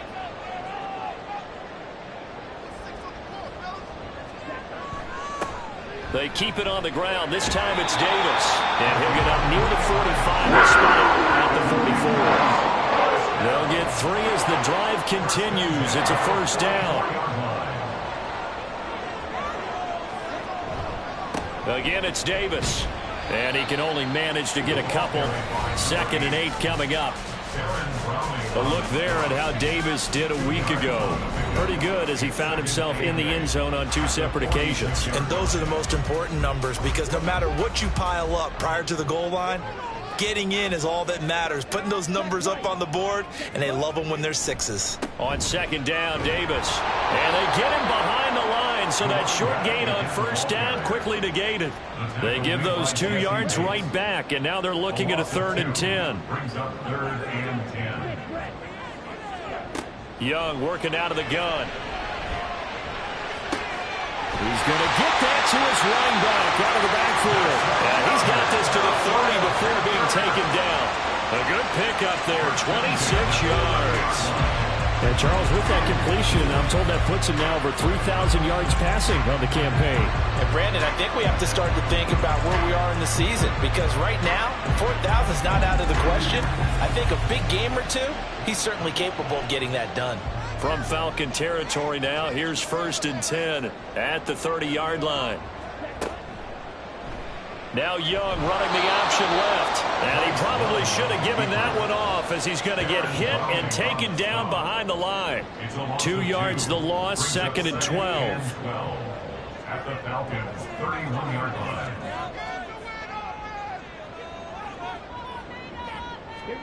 Now here's Young.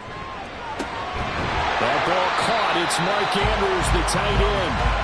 They'll wind up getting 10 back as that sets them up for third down. They'll come to the line, needing only 2 yards to gain the first here. Davis, he'll try to run for it. And they've got it inside the 10 at the 8. They're able to convert on third down, and that sets up a first and goal. A stop there on third. They could have held them to 3 on this opening drive. Now they have to bow their necks on first and goal. And if I'm looking at this from the offense's point of view, that's a big-time pickup right there, and I'd go right at them with another momentum play. Go quickly and attack them, because right now they probably have their heads down a little bit since they didn't stop them on third down. So the ball position now at the 3. Here's second and goal. A quarterback draw. Here's Young. And this one will wind up with him losing yardage back to the 4-yard line. That'll be a loss of a yard, and it leads to a third down. This defense is a difficult one to prepare for, one of the best in the league. They'll come at you from all angles, and they did a nice job there stopping him for a loss. Young with it, third and goal. And he's got it. Touchdown, Panthers. A great play there. His third touchdown now on the year. And the Panthers will jump on top with the game's first score here this afternoon. A long opening drive, but a very successful opening drive. We call that methodical, I guess, when it takes that many plays. Methodical and almost like a boxing match where you're hitting them with body blows. They can withstand them here. Look, they gave up the touchdown, but you don't feel like a knockout is there. If they keep doing that in the fourth quarter, that's where the knockout occurs. It becomes tough for that defense if they're on the field that long. We'll see if they can continue that in future drives. And here comes a return from just beyond the goal line. And a good return as he'll be stopped just shy of the 30-yard line. At their own 29-yard line. So here come the Falcons now to get the football for the first time. And trotting out there, no introduction needed for this guy around the league. Now in his 7th season as a QB. And if you go by the numbers, he's had a Pro Bowl type season. And maybe that's even selling him a little bit short. He's the NFL leader in touchdown passes to this point in the year. And with the end of the season not too far away, he's got his guys playing at a very high level. Throwing on first down, but this one winds up to be incomplete. The partner of this offense, 12-0 now on the year following their latest victory. And during the week, a lot of folks making comparisons between this squad and the 1985 Bears. You know, they too were 12-0 at this juncture of the season before losing on a Monday night, 38-24 to the Dolphins at the Orange Bowl way back on December 2nd of '85. But then they never lose again en route to winning Super Bowl 20. And when you look back on it, partner, didn't it almost feel like a setup game? Because they were playing the Dolphins, and the Dolphins were protecting their franchise's undefeated season of 1972, that team. And you know what that team does. They love to celebrate the fact that they still are the only one to get through an entire NFL season that way. That was Dan Marino's 3rd year, playing under the great Don Shula, and they were motivated to keep that franchise's record intact. Throwing now is Stroud. All wide open, complete, touchdown, Falcons. Chase Claypool, 47 yards. and the Falcons are able to match the opening drive touchdown against them with one of their own. Well, they said that they wanted to get him involved early, and what a way to cap their opening drive, Charles. We know he's one of the fastest receivers in the NFL, and he showcased it on that play. And when you have a guy like that, you want to make sure the defense sees him early, right? You want to see how they're going to adjust, how they're going to try and guard him, because they can't replicate his speed in practice unless they've got one of the few guys who are as fast as he is. And all it took was one drive. He burned them, and I don't think it's the last time they call his number in this one. Each team's had it. Each team has scored. 7-7 here as the kick's away. And as this offense makes their way back out, NFC playoff race time, we give you a look at what's going on there.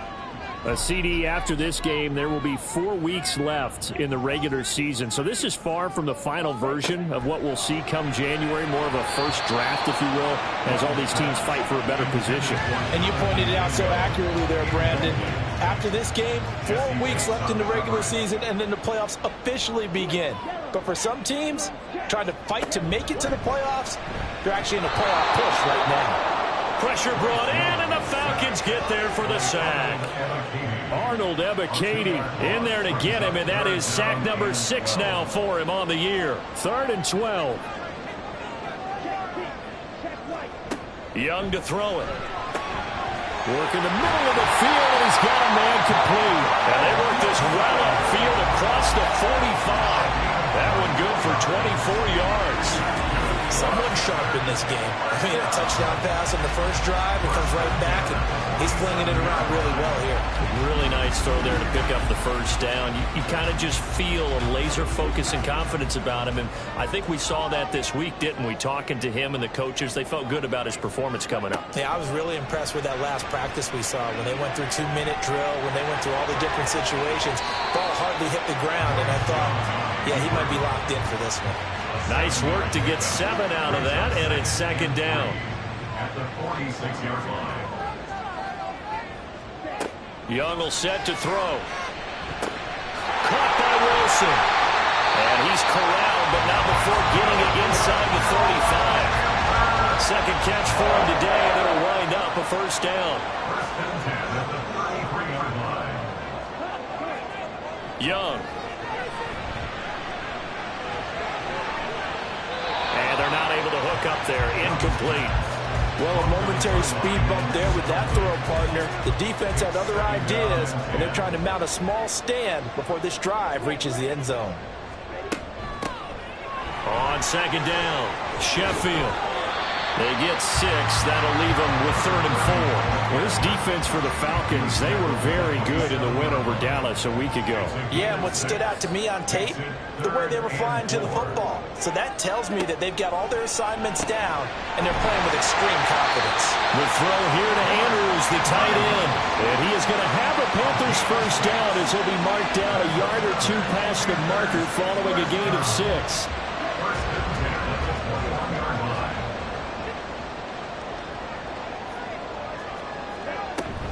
A first down carry for Davis. Jesse Bates made the tackle from his safety spot. A quick burst there, and he nicely bit off a pretty decent gain. Now 2nd and 5. At the 16-yard line. Here is Young. And this is going to be caught, but they'll say out of bounds. So it's incomplete. They come up now 3rd and 5 following the incomplete pass. Looking to throw, Young. Oh, the ball comes out on the hit, but they'll say it's incomplete. So 2 third down conversions on this drive, but not able to get a 3rd, and now they deal with 4th down.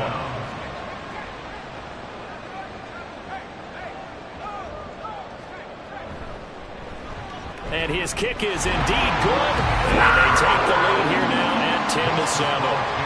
So they put together a good little drive there, but ultimately stalling out in the red zone. Yeah, I know a lot of people look at it as a little bit of a negative. They didn't get 6 points out of it, right? Didn't get the touchdown. But that's actually okay. They got 3 points, able to give their defense a little bit of rest, let them settle down over there. So all in all, and he's free going down the left side. It's a foot race. He's past the 30. He will score. Touchdown, Falcons. that was a special return, and it happened because he's a special returner. He has to have that approval from his special teams coach's head coach to bring it out of the end zone. But let's be honest, a lot of times when they bring it out of the end zone like he did there, they don't have approval. I mean, I think a lot of times they do, but correct me if I'm wrong. Sometimes it's just a guy getting a feel, right? You're exactly right. What's the old adage? Sometimes you just have to know when to break the rules, and if you do, you're taking out some responsibility, but he was happy to do so there. Extra point by Koo, up and good. And the lead is now 14-10. And no doubt one of the most, if not the most exciting play we'll see in this game. The kick return all the way to the end zone for 6 points. So let's try this again. After the kick return, TD, here's yet another kickoff. From a couple yards deep, he'll bring it out of the end zone. And they can't bring him down. And he'll be stopped right around where he would have been had he gone down to a knee, maybe a yard shy of there at the 24. Here come the Panthers now, set to take over on offense. And a methodical drive last time, but they couldn't get that knockout blow. They had to settle for 3. But you got to like what they've been doing along the way, right? It's almost like the body blows, the setup punch.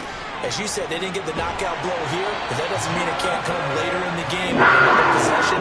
And the defense on the other side, maybe a little gas. Yeah, a little tired. And if nothing else, they just feel relieved getting off field, only giving up 3. They don't exactly feel like they've handled the offense. And Young's throw there incomplete.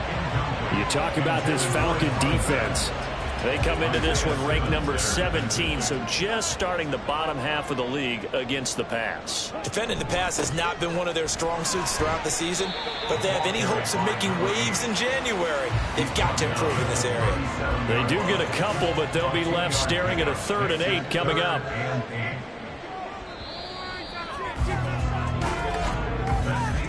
An entertaining start to this one. More to come on EA Sports. Second quarter now from Charlotte, and it's the Panthers with the football. The offense on 3rd down, they've been excellent, 6 for 7. This is 3rd and 8. Young to throw it. Oh, he had him. He was open, but he couldn't get it to him. It's incomplete. 1 first down here, and that's all, folks. Good work by this defense to hold things in check and force a punting situation. And the punter Bailey on now as he sends this one away. And a fair catch signaled for and taken just outside the 20-yard line. 37 yards on the punt with no return. And the Falcons will be taking over 1st and 10. The Atlanta offense out there for their next drive.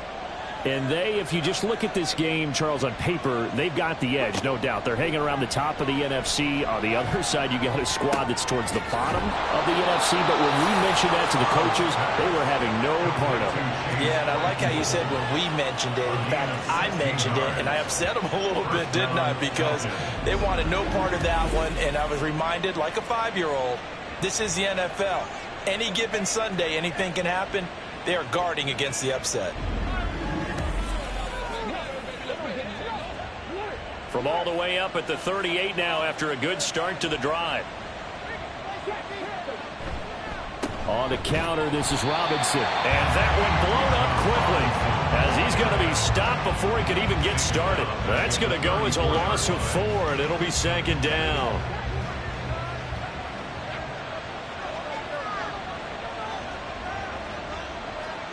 A shotgun snap to Stroud. That one deep for London. That's caught at the 25. And he's going to be out of bounds inside the 25-yard line. It's a big play there for Atlanta. 41 yards. Well, partner, I'm not sure how this drive's going to end, but how about the way they flip field position there? A nice attacking play that picked up a heck of a chunk of yardage. Plenty of shouts from this crowd as they watch the replay. They want a challenge, and they're going to get one. Did he keep those feet in bounds? That's the question they've got to decide. And I got to say, watching it in real time, it was awfully close. Yeah, it certainly looked like a heck of a catch because he didn't appear to bobble it, which could complicate things. But even with the benefit of replay, that's pretty tight. Well, here's the call. So the challenge there does not go their way. This will indeed remain a completed pass. And he'll take this beyond the line of scrimmage as he slides to a hole. He'll wind up getting right about 4 there on the scramble, and it's 2nd down.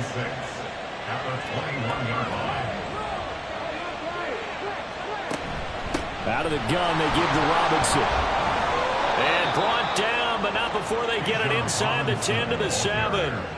Sets him up nicely. 1st and goal. It was a pickup of 14. We use the word relentless a lot with guys who are aggressive on the field. In this case, it really fits, doesn't it? How about his ability to break tackles and his feet never stop moving? Now Stroud.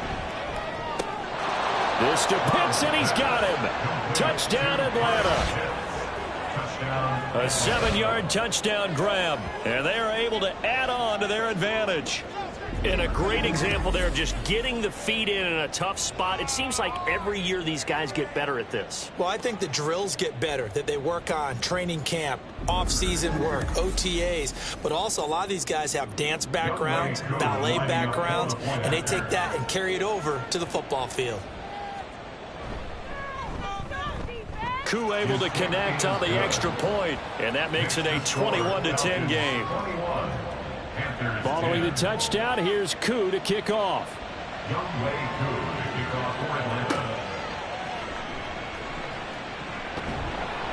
And he won't get this to the 20-yard line as he's down at the 19. The possession of the football goes over to Carolina. They'll look to make some inroads here, trailing 21-10 as they come up on a 1st and 10.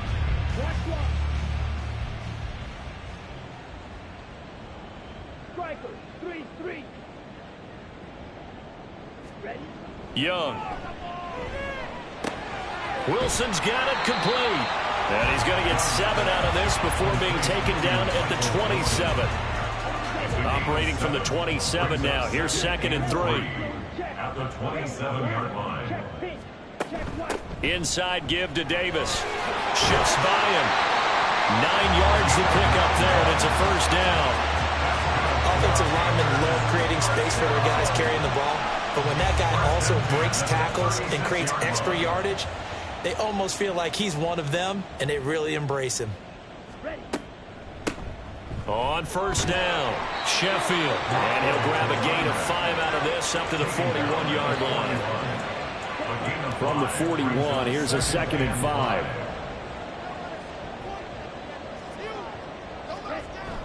They go play action. Young. And this is into the hands. And now look at this. Big gain, but a fumble. And the Falcons grab it. And a big turnover there as his guys will get the football back. There are 2 words that we hear coaches say all of the time. One starts with a B, one starts with an S. Ball security. And they preach it. They have it up in meeting rooms, right? You see the signs. They talk about it all the time. But still, when you got defenders out there who are preaching, hey, we're going to take the ball away from you, no matter what position you play, you've got to take care of the rock. Following the fumble recovery, Stroud. That's brought in downfield by London. And he'll be out of bounds right at the 40. Call that a very strong gain of 24.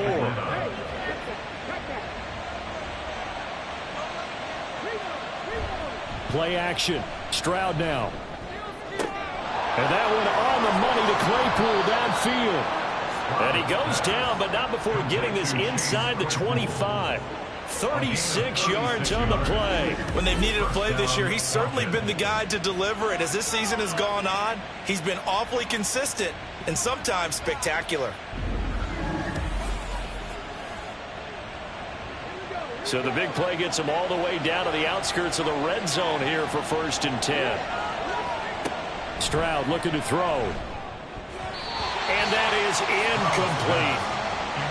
These 2 teams, they met in Atlanta earlier in the year with the Falcons winning that game. So a win here in Charlotte will give them the season sweep. Again, it's Stroud. Caught out left side by Robinson. He'll get only 3 there, so it leaves him with a 3rd and 7 ahead.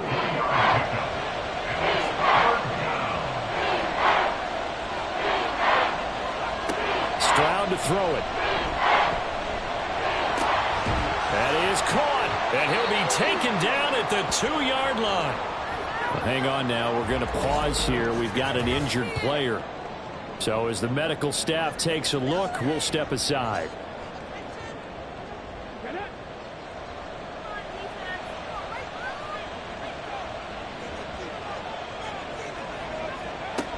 Oh, how about this call down near the goal line? And he'll take it into the end zone. Touchdown, Atlanta. Chase Claypool. His 104th career touchdown, one shy of Tim Brown on the all-time list. And the Falcons are able to widen their advantage. Koo for the extra point.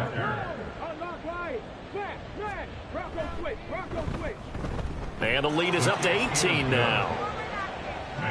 A drive that time of 6 plays. And it's culminated by a 2-yard touchdown run.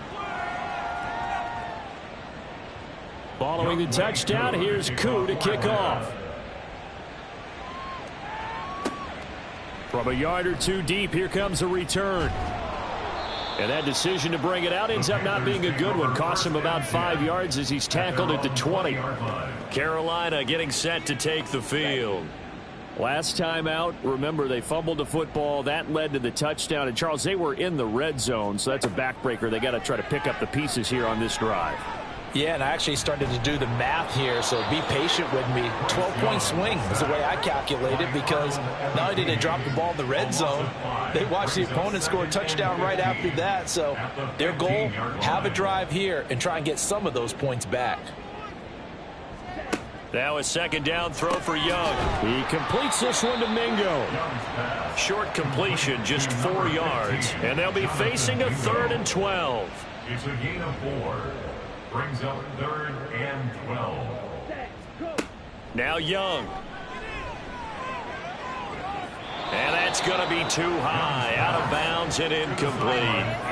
How about some applause for the defense there? They forced him to throw that one into coverage, and just like that, they're staring at a 4th down. Well done. Jake Bailey on now to punt here on 4th down.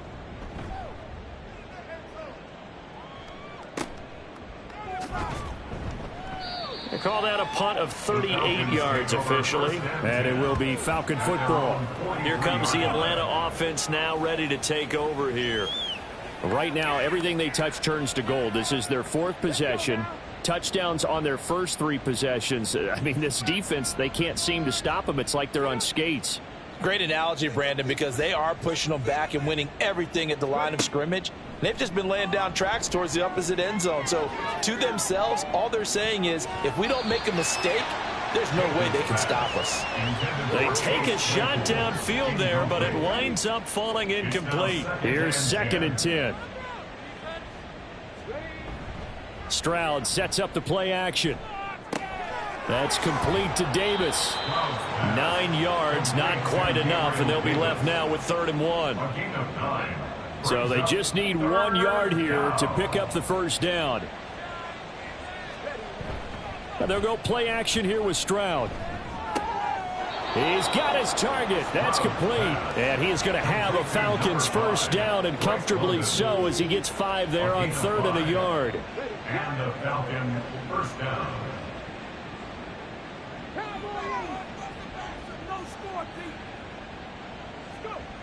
Stroud will look to throw once more. And incomplete, a drop there in the middle 3rd of the field. That'll bring up 2nd down. Kyler Gordon on the coverage.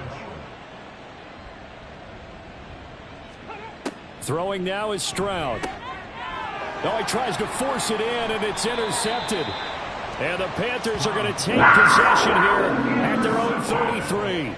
So the interception there, and Charles, I'd imagine that's something you can maybe live with in December, but not come January. And I love how you make the distinction there. You're talking about regular season versus the postseason, the playoffs. Because these guys, they've already clinched a playoff spot, but they know, looking ahead, when they get into the postseason, they've got to take better care of the football, because turnovers at that situation, they really become magnified. So they'll come up 1st and 10 now from the 33. They begin with a run by Davis, and he is going to be stopped cold behind the line of scrimmage. He'll lose a yard there, and it's 2nd and 11. Yeah, another negative play in an early down situation. This one to start the drive. You're putting a lot of pressure on your quarterback to bail you out when you're in 2nd and long yardage. That throw by Young incomplete. Some of the fans here don't seem too happy about what we've seen in this first half. No, not at all, and I understand why. They've looked lethargic, out of sync, and it shows on the scoreboard.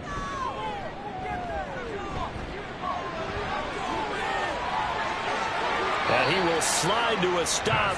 He does have the first down. Turns out to be a great idea to tuck that one. Good for 24 yards.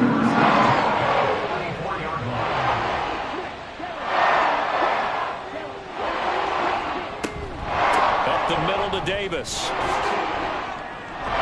And he's got it to about the 40.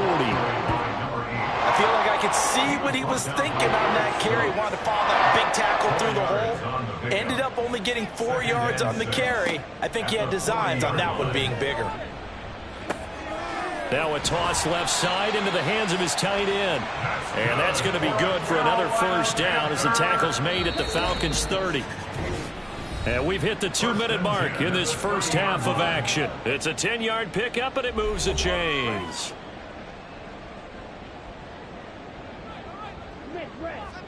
On 1st and 10, Young. To the sideline, and that is a heck of a catch as he was able to get both feet in. 25 yards that time. Well, these guys have definitely been outplayed in the first half, but I like their countenance. I like the way that they haven't panicked out there, the way they're carrying themselves. They were starting to move the ball, and what you have to do, maintain your poise and start to put together some drives. This is 1st and goal and a golden chance to get a score back here before halftime. Young to throw it. And it's caught. Nice job defensively to hold him to 4, and now it's 2nd and goal. A 4-yard gain brings up 2nd and goal.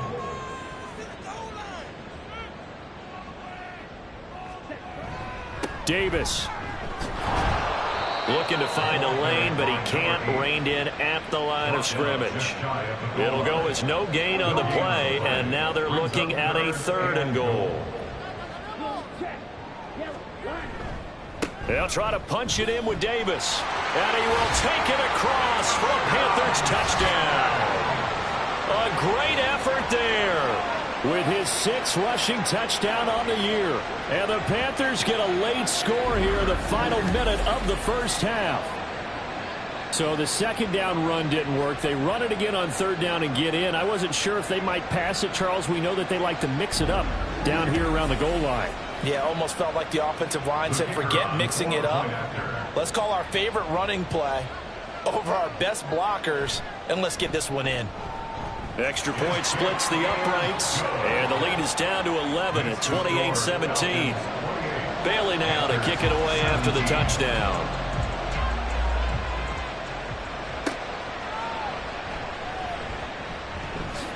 Oh, some strong running. And he takes this near the 25. Just a little pass there. Call it the 26. And the Falcons going to get one more drive here in this first half. And with a 2-score lead already, they may just look to get this thing to the locker room. Trying to shake off the interception. He'll look to throw. And he whips that one incomplete there. Drake London, his intended target. And that'll bring up 2nd down. Stroud working out of the gun. And this one incomplete.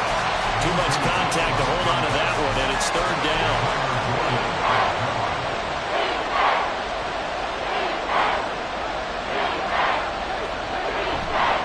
This time they stay on the ground.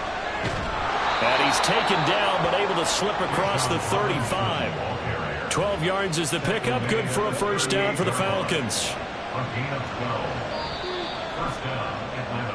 So we have reached halftime here in an 11-point contest. As we'll get you down the coast to Orlando for Jonathan Coachman at our EA Sports Halftime Report. Coach. All right, Brandon, we'll get back to you and Charles in a bit. But first, let's get to some of these scores around the NFL here in a busy Week 14. We'll begin up at U.S. Bank Stadium in Minneapolis. And it's the Buccaneers who are out in front with that game closing in on halftime. P.J. Walker has thrown a touchdown pass. We'll stay in the NFC North as we head down to Chicago to check on the Bears at home at Soldier Field. And you can see, currently they trail in that ball game. Trey Lance has thrown a touchdown pass. Lastly, we head to Gillette Stadium in Foxborough to check on the Patriots. As you can see, the score there in the 2nd quarter. Tua Tagovailoa has thrown a touchdown pass. Both of these offenses had their share of high points in that first half.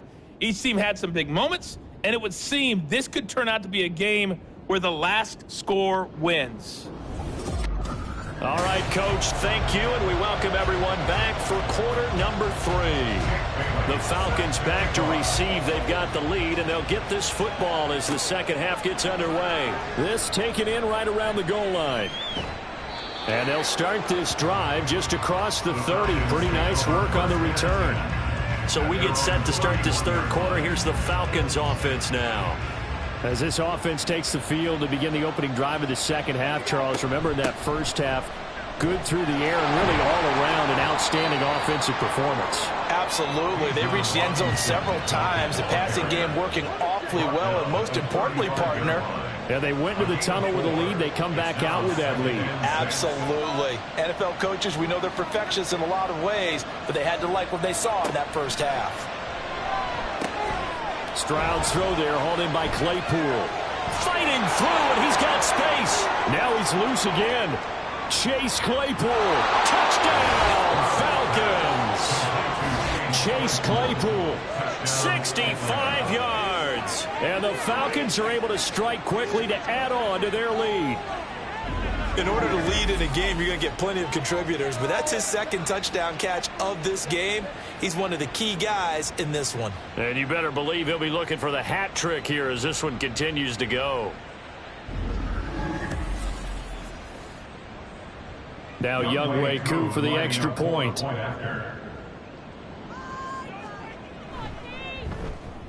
And he's been a busy man, 5 for 5 now as he knocks another one through to extend the lead. The long touchdown pass gets him 6 on a very, very tidy 2-play drive that time. Following the touchdown, here's Koo to kick off. And here comes a return from just beyond the goal line. And no chance to get away as they'll get him down at about the 17-yard line.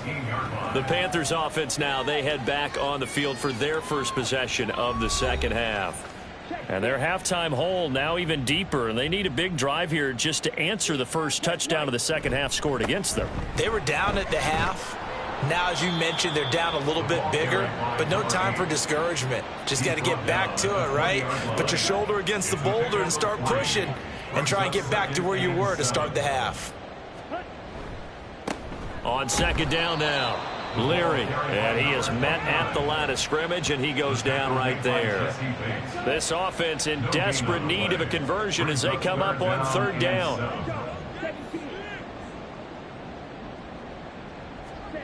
Young. Able to find the open man. That's complete. Following the play now, they're going to stop the clock here as a man is shaken up. The medical staff will attend to him, and we will step aside. So that changes things in a big way. Now from all the way down inside the 30, here's 1st and 10. Now a handoff up the middle. Leary. And a strong run there as he'll maneuver his way down inside the 15. Another nice gain, 13 yards that time, and another first down.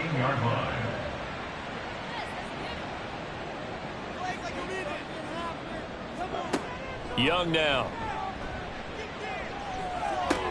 Oh, into a sea of defenders and intercepted. Picked off by A.J. Terrell.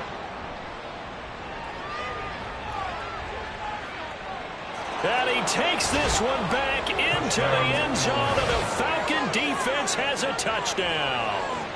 And Charles, for this offense, those interception woes they kind of had in the first half have now followed them into the second half, and for this defense, they take advantage, turn that into a pick 6. And that defense is in a spot now where they're thinking about ways to close this game out, and as confidently as they've been playing, I expect them to do exactly that. Koo now for the point after.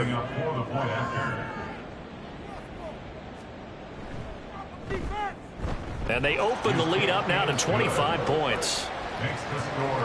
So the defense creating some points, not only getting the interception, but then returning it to the end zone for the pick 6.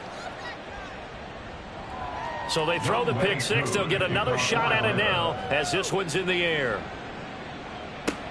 Taken at about the 1. And good coverage there on special teams as they'll get him down shy of the 20. The Carolina offense making their way out. We take a look at the playoff picture in the NFC. And I tell you, 4 weeks still to go, and everything is wide open, and it's fun. And I know we always talk about, well, if the playoffs were to begin today, and then we kind of go, okay, but they're not. Let's see how it plays out. Wouldn't it be fun to play with this playoff lineup right now? Because to me, just about anyone can win this whole thing out of this grouping we currently have. And by the time we get there, it may look entirely different. A gain of 5, good enough for the first down. First and 10 at the 31-yard line. They'll keep it on the ground. Leary to about the 33-yard line. Oh, that's a real nice job there by the defensive front. They just engaged and held their ground. But how about the guy who made the play? We often talk about whether they take a good first step or not. Many times you just don't take any step. Just get your feet moving, get your body going. And then once he made the read, he was able to make the play. A yard in the wrong direction makes third down tougher. Third down and 9. They'll come to the line here needing 9 yards to pick up the first. Young on third down. Nowhere to go here. He lost the football, and the Falcons grab it. And this is going to be brought back. It's a scoop and score for the Falcon TD. Coup for the extra point. And the lead grows even larger here in the third quarter. The scoop and score, always an exciting play in football, and we witnessed it there, grabbing it off the ground and then rumbling it into the end zone for 6. And you can bet they're preaching 2 hands on the ball here as the kick's away following that fumble return. This taken in right around the goal line. And he will make it back to the 15, and that's it. Good coverage there by the kick team. The Panthers about ready to take over. Well, we haven't exactly been treated to a nail-biter in this one, CD, and if they cannot score here, this one's pretty much all but over. Are you saying that you feel like people are starting to think about getting out of here, maybe beating the traffic in order to get home or to their final destination? Yeah, I don't think there's a whole lot of reason to hang around, especially if they can't score here. Yeah, you're right about that because it has been pretty clear who the better team has been in this one. And in a league that we talk about every game being a one-score game as we go into it, watching this blowout, let's just say it's been unusual. So the first down run lost a couple. Now they come up 2nd and 12. Young will set to throw. And his throw's going to be incomplete.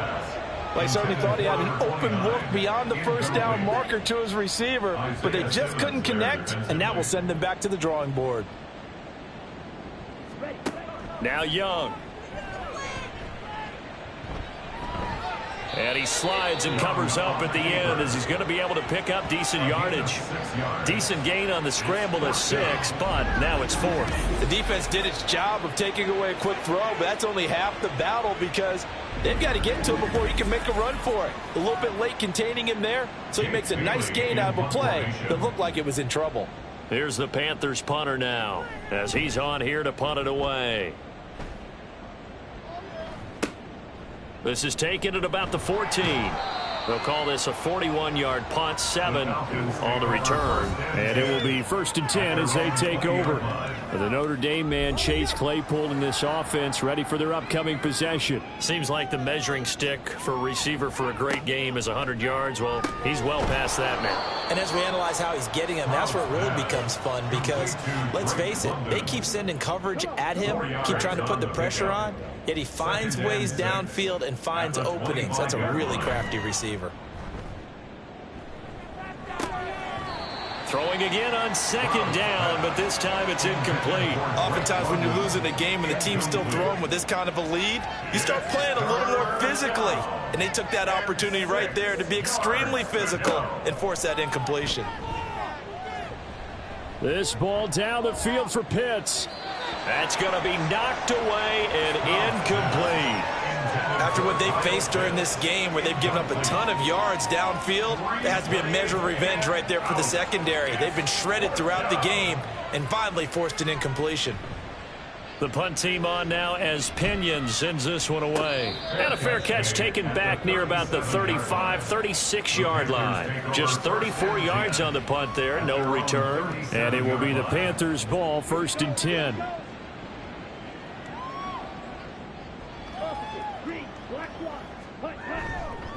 They'll start this drive out on the ground. Taken down at the 42.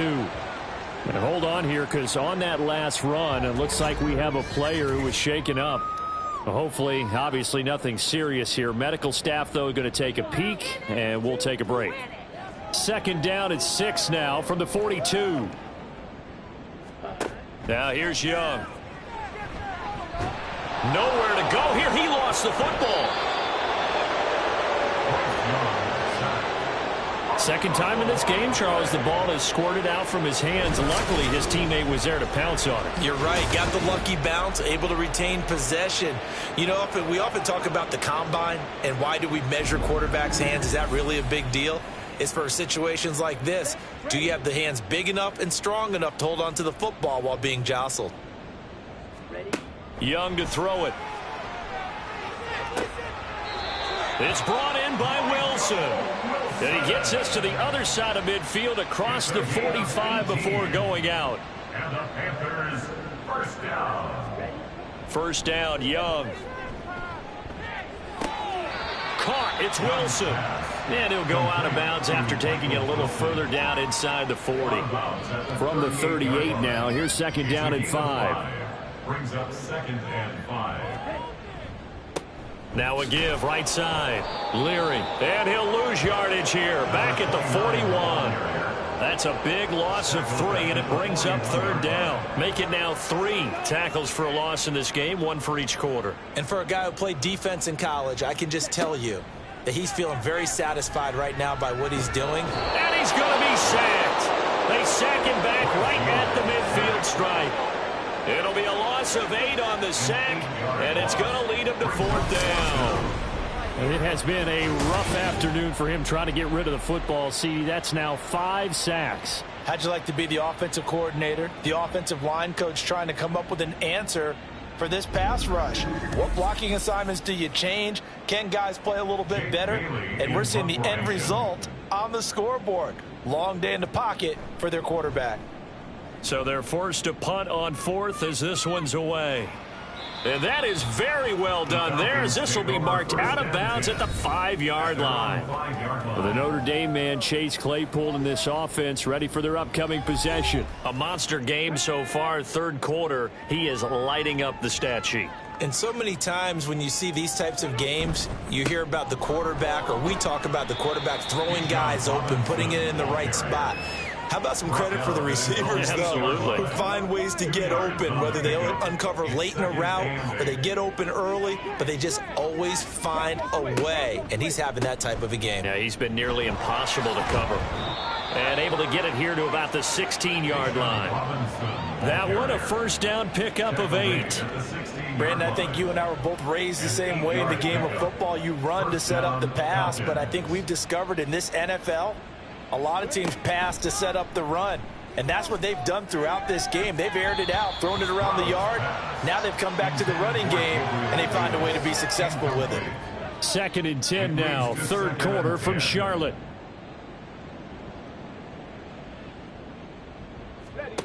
Now Stroud. Caught out left side by Robinson. And able to break one tackle, but then quickly brought down. But a nice little gain. Here now, 3rd and a yard. Stroud off the play fake. Pass taken in by his big tight end. And he is going to have a Falcons 1st down as they're able to convert, albeit not by much, on 3rd and a yard. And the tight end is certainly a position built to move the chains because they can control space underneath. If they've got good hands, then, of course, they're a dynamic target.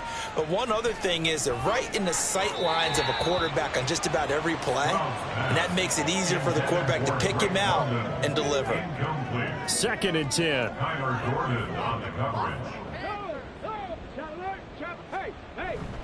Robinson up the middle. And he'll get a couple up to the 29. They do get a couple, but they'll be left staring at a 3rd and 8 coming up. So they'll get a little extra time to come up with his third down play as we've played 3 quarters. This is the National Football League on EA Sports. And we're back now in Charlotte. This offense so far on third down, they've been near perfect. 4 for 5 to this point. This is 3rd and 8. Again, it's Robinson. Good footwork at the 30. And he's going to get this to the 31, but that is still well short of what he needed. This defense not budging. Back-to-back carries of just 2 yards. Well, they got off the field on 3rd down. An excellent job, an excellent defensive series. We always talk about adjustments and usually only at halftime. But the best teams adjust series to series. And on that series, they adjusted so well that they got the job done in fine style. And on 4th down, on is the punt team sending this one away. That'll go as a punt of 32 yards. And the Panthers will take over now, 1st and 10. And onto the field, here come the Panthers. Facing a big 4th quarter deficit here, things not looking good. You know, this offense, though, they've been in the top half of the NFL so far this season. But in this one, well, their defense has really struggled. The throw here to Andrews, the tight end. Well, they're unable to convert that into much, but it's never a bad idea to try to get the ball into a tight end of his caliber's hands and see what kind of disruption he can cause. And the Falcons get there. The Falcons get the sack. Down he goes. Multiple defenders get to him there, and that is the 6th time he's been sacked in this ball game. Well, partner, you and I will be headed to the airport, but after this game, when it's interview time, someone's going to ask this quarterback what hurt worse, the interceptions or the sacks. His whole day, it's been rough. Barring a miraculous comeback, this offense isn't going to win this game, but he's probably going to say what hurt most is the loss. Incomplete, but a penalty flag is down in the backfield. Let's get the call. Offense. So instead of giving them another 3rd down, they'll decline it, brings up 4. Now that's smart football right there. You don't even have to really spend a lot of time considering it. Just know that you're probably going to get the ball back. Good job declining that penalty. He completes this one to Mingo. And he's not able to get away. He is stopped well short of a 1st down. And the Panthers turned away on 4th down. And the Falcons will take control of the football in great field position. Atlanta now coming out on the field. And they just continue to roll right along, really. This has the looks of yet another victory as they hope to polish it off here in quarter number 4.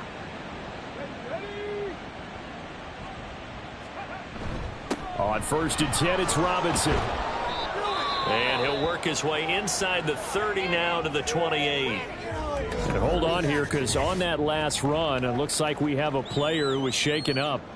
The medical staff is going to come out here and take a look, and we will take a short break. 2nd down and 3.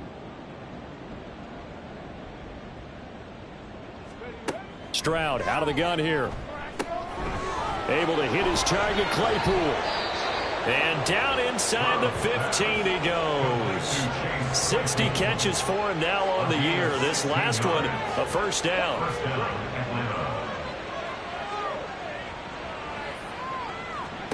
Stroud to throw it. Looking end zone, but it's incomplete. The CD, they're up big, but they're still passing it. I mean, this is an offense that's had a lot of success in this game, and it seems like they're just having fun out there. And it does feel like there's been a shift out there, doesn't it, partner? Listen, if you're up, you can continue to do what you want to do. It's up to the other team to make you change how you do things. They'll continue to throw it around until stopped. The throwing again is Stroud. That's complete right around the 8. And he takes it inside the 10 to the 8 before he's out of bounds. So 5 yards here, 5 on the play. And that's going to make it 4th down. Koo knocks this one through the post. And that will extend their lead even further. Well, ultimately not really sure that they're going to need those 3 points, but they'll take the 3 and they pad that lead. Yeah, this one's already wrapped up, but you and I both know if you're an offensive coordinator, you never let up on the gas unless the head coach tells you to do so. And maybe you've actually clicked him off in your headset so you can keep calling plays and trying to add to this lead. Now the Panthers offense, they get set to come back onto the field. Where we stand right now in the fourth quarter, this one pretty much out of reach. And, Charles, I know they're going to be disappointed about several things with this ball game, but the self-inflicted wounds, they've had several turnovers. You would have to think that's going to be something they're going to discuss heavily in the film session in the coming days. You're absolutely right about that, partner, because they're going to have to sit in that film room and watch every error that they made and figure out how to not do it in the future. And mentally, I think a lot of the guys are already starting to think about, okay, how do we put this behind us and get better for the next time out?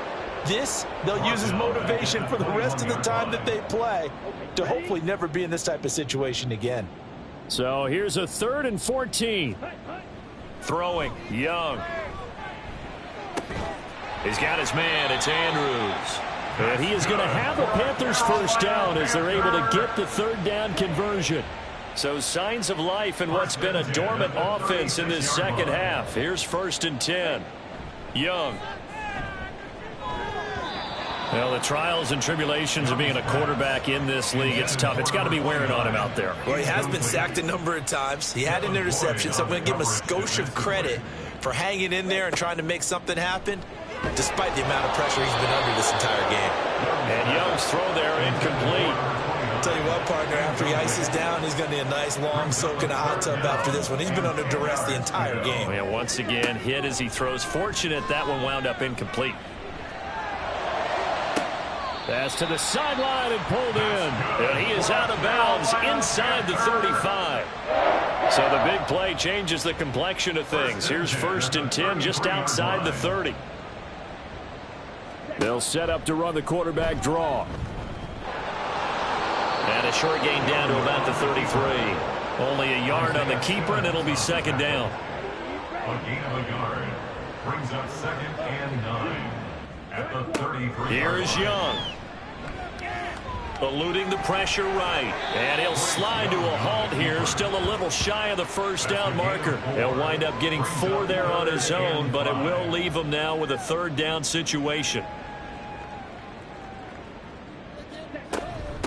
On 3rd down, Leary. And his bid for the 1st down coming up short as he's tackled at the 25. It's a pickup of 4, but they're still a yard short here with 4th down forthcoming. This team doesn't mind running the ball in any situation, and I thought he was going to get the 1st down the way the play developed, but the defense closed in and stopped him just about a yard short. All right, they're going to try and keep hope alive here on 4th down. They're going for it. They'll try and run for it. And he's going to get the 1st down as they bring him down at the 23. No reason not to try it there, and they do indeed convert on 4th. They'll run on 1st down. Leary. And he is met in his tracks behind the line of scrimmage. We'll get a pause here. There appears to be a Panther who was shaken up on that last play. Well, now they're going to come out and take a look at this injury, and we'll be back in a moment.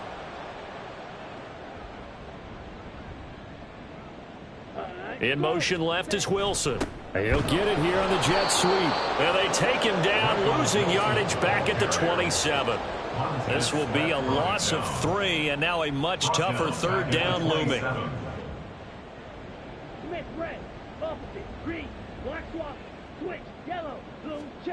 To throw, Young.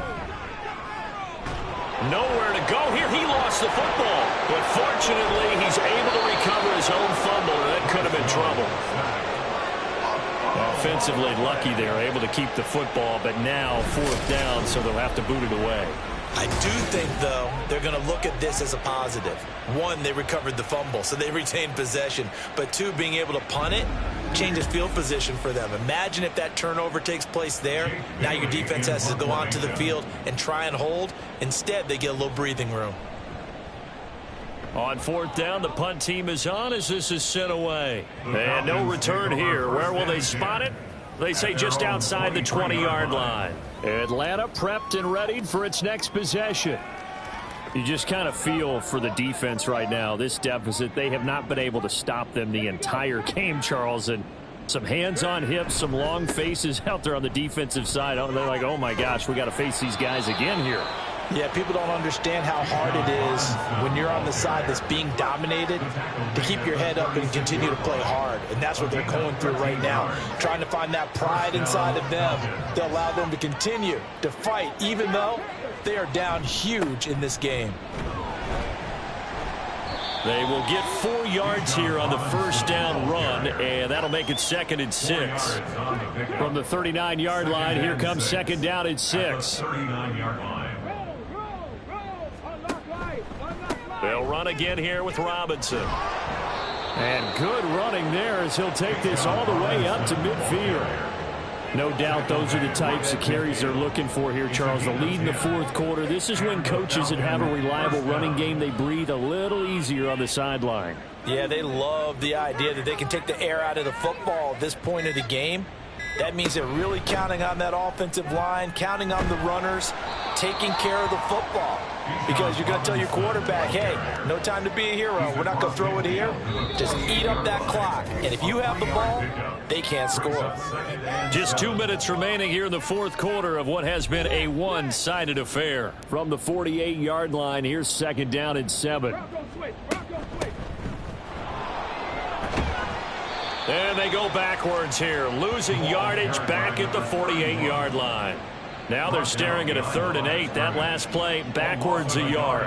This offense has had a lot to like in this game. I don't know that last play, though, is going to make the highlight reel. It's not going to make the highlight reel, but it will be the focus of the film session that the team has to sit through. I've sat through those before. Never any fun. You're always excited about your good plays, and they actually fast forward through those. All right, that was good. All right, great. They get to the bad ones and really illuminate them. Not cool. That's not the first time they've looked his way when they've needed a big play. He's been the go-to guy all game long. And they get the hook up again on 3rd down to keep this drive alive.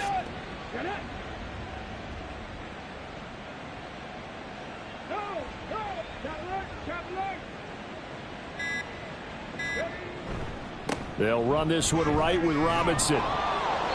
82 yards rushing for him now to this point. You know what really fires up offensive linemen?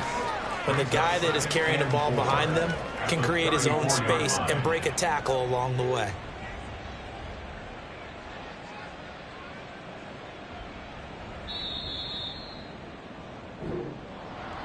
Charles, a lot of happy faces heading into the tunnel as this one ends, and understandably so. Not only did they get the win, but boy, their offense was on fire in this ball game. And partner, I have no idea what the top speed is on one of those high-end sports cars. What's the top gear you can get into? This offense, they certainly were there in this one, huh? Everything clicking for them in this contest, the kind of performance that they're going to cherish. So for Atlanta, the streak lives as they move to 13-0 now on the year. And they'll head back home next week to take on the Chicago Bears. Meanwhile, for Carolina, it's unfortunately more of the same as they'll fall to 3-10 on the year.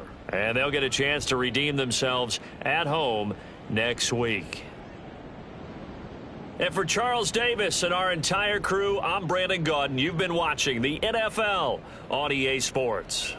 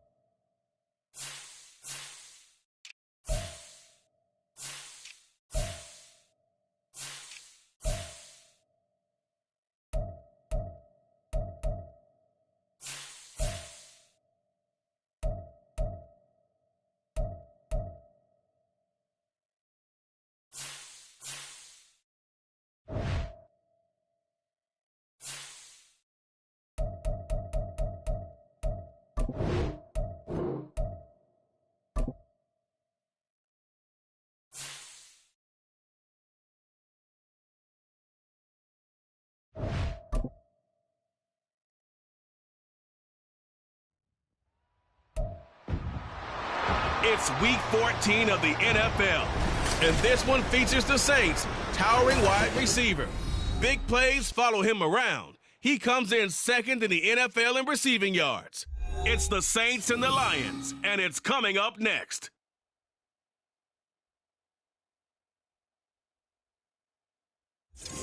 Coming to you from the venue that hosted the Super Bowl back in February of '06. Welcome to Ford Field in downtown Detroit. Today it's a Week 14 matchup that should be a good one, as it'll be the New Orleans Saints taking on the Detroit Lions.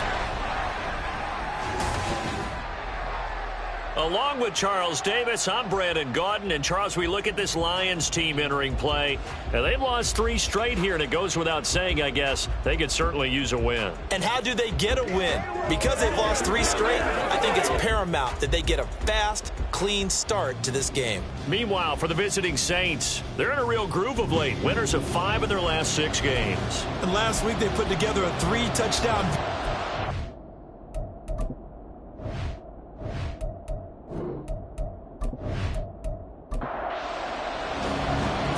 Of the NFL season are complete. What lurks in our final month? We're underway in Week 14. Taking it about the 1. Get this to the 20-yard line as he's down at the 19. So here are the Lions now coming out for their opening drive. And trotting out there, their tall quarterback standing at 6'5". I tell you what, when he is on schedule for that week, secondaries take notice because you've got to stay alert back there on every snap. A truly powerful arm, one that's capable of challenging any level of the defense on any given play. That's why so many scouts preach arm talent when preparing for the NFL draft. A quarterback with arm strength to make every throw in the book, he's an asset to have in any offense. So from the 26-yard line, here's 2nd and 3. Now a first carry for the brother of Dalvin. It's James Cook. And not much to speak of. Call it a 1-yard gain up to the 26. An early test. 2 plays in. This is 3rd and 2.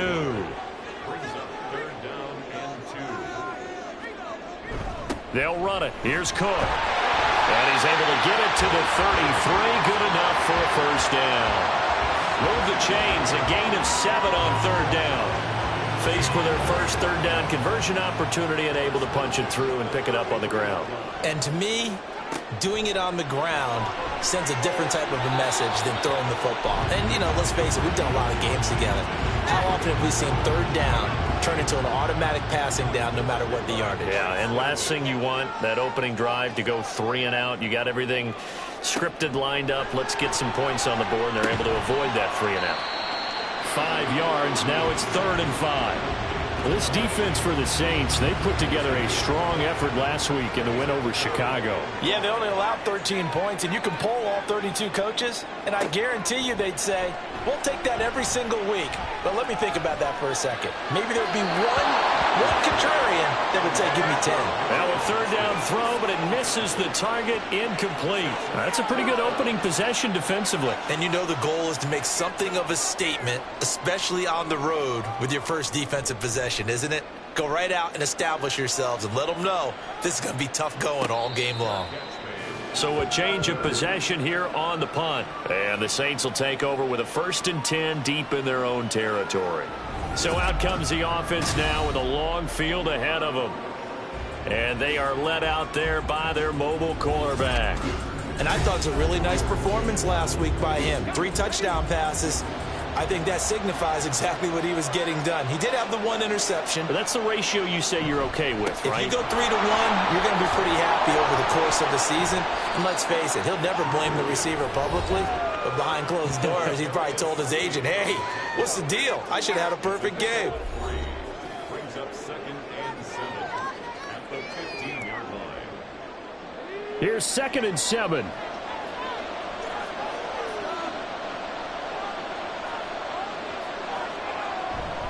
Another run for Gibbs here.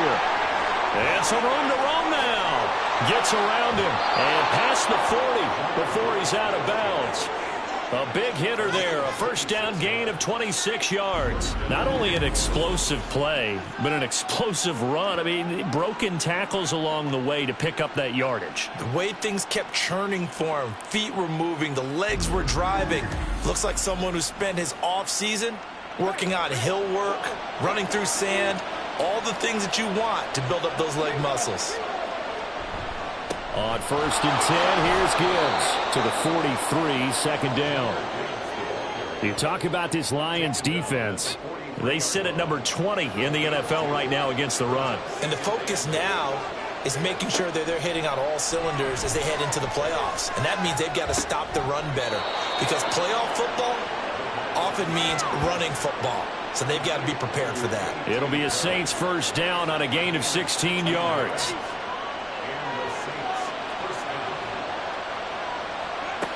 Back to throw. That is caught by Dell. And all the way inside the 15 before they drop him. He got 29 yards that time. And even though this is a top 5 rushing offense, and we see this especially early in the game, they're going to do their best to keep you honest. They don't want you getting the habit of stacking the box, so that's a good throw there. And they're able to come up with the 1st down. From the 13 now, they work on 1st and 10. Now back to throw. Steps away to his left. And he'll protect himself at the end here as he winds up getting pretty decent yardage. Nice work to get 7 out of that, and it's 2nd down.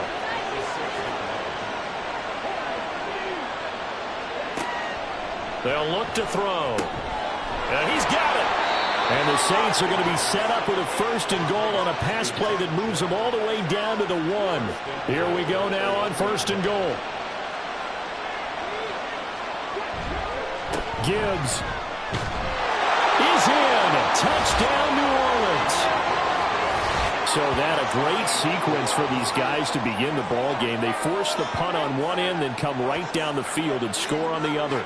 And that's a great example of leaning on each other and building a little momentum that way. How about the defense forcing the punt, turns it over to the offense with confidence, and they take it downfield and score. Blake Groupie now for the extra point.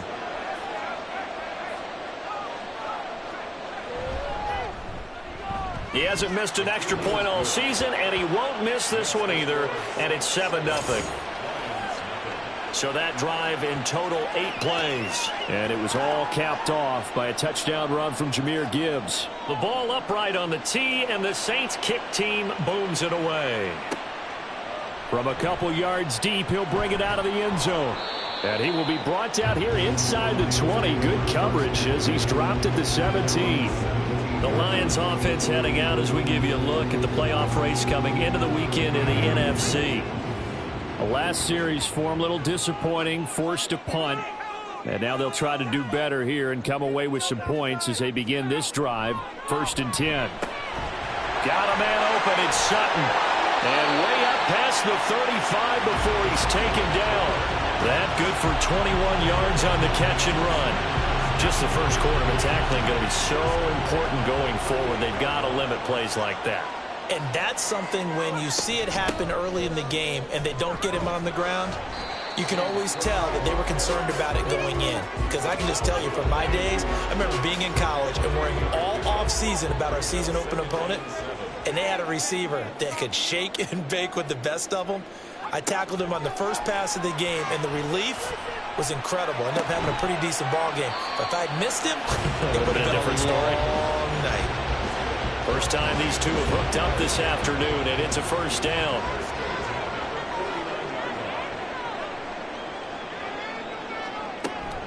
A give to Cook out of the gun.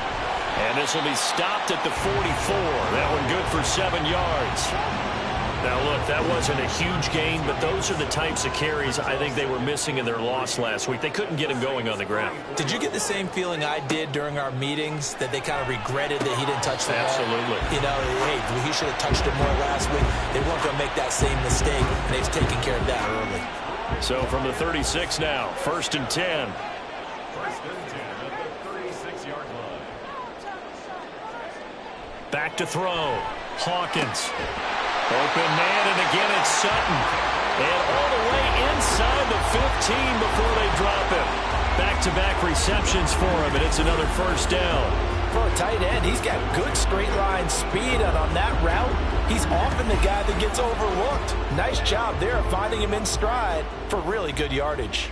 From the 13 now, they work on 1st and 10. Operating from the gun, Hawkins.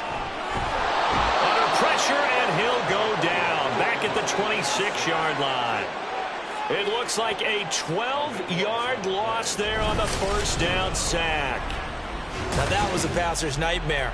The front door totally shut down by the defense, so he kept going backwards, hoping to find another avenue of escape. It didn't exist. That huge loss on the sack makes this job much more difficult. It's now 2nd down and 22 yards to go. And he slides and covers up at the end as he's going to be able to pick up decent yardage.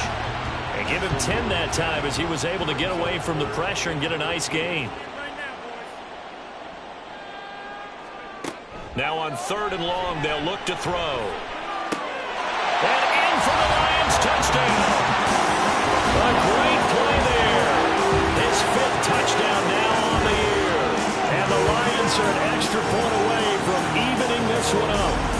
When you're a great route runner, it makes you that much better as a receiver, because now your quarterback trusts that you're going to be where he expects, and he's able to deliver the ball on time.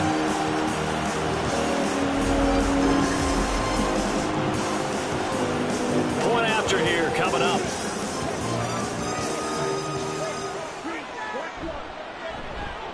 It's up and good. So these teams match touchdowns here in the first quarter, and we're tied 7-7. So all even at 7 now as they kick it away. And no return here for Perry. That'll be a touchback. Jahmyr Gibbs and the rest of the offense headed back out. Last week, a strong showing, up over 100, also 2 trips to the end zone. It's the kind of week that if you said, listen, I'll let you have this type of a game each and every week, you'd sign up for it. You wouldn't try and get too greedy. But let's face it, good runners always want to be a little bit more greedy at the end, try and squeeze out every last yard. He's going to try and duplicate that and exceed it in this game. Here's a 2nd and 2 now from the 33. Gibbs straight ahead. 41 yards rushing for him now, and he's carried the ball just 5 times. Last week, of course, the great performance, over 200 yards. He still wants to be fed. And they should. That's exactly what you should do. I've not yet met a running back that's run for over 200 yards that says the very next week, hey, let's back things up. I don't need it as much. No, they want it more and more. They're going to be ready to go because they think that's going to happen naturally now. From just shy of midfield, here's 2nd and a couple. They'll go again with Gibbs. And he'll get it down to the 47 here. 4 yards the pickup, first down.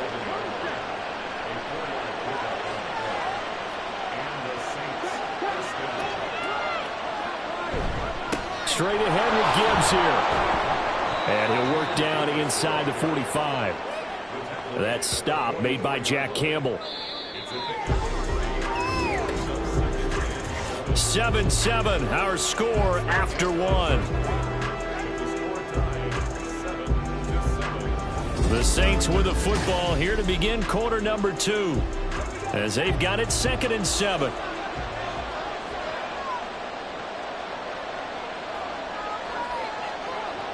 Now they'll switch it up here and look to throw. Oh, he tried to fit it in on the slant, and it's intercepted. And he'll return this ball across midfield to the 47-yard line. Well, if you go by the numbers, you'll find as the temperature goes down, so does the passing efficiency. And now that we're in December, even the routine throws are going to be harder for the quarterbacks. And this one, it winds up getting picked off. He notched his 15th touchdown pass of the year on that last drive, and they'll look to keep it going here, 1st and 10.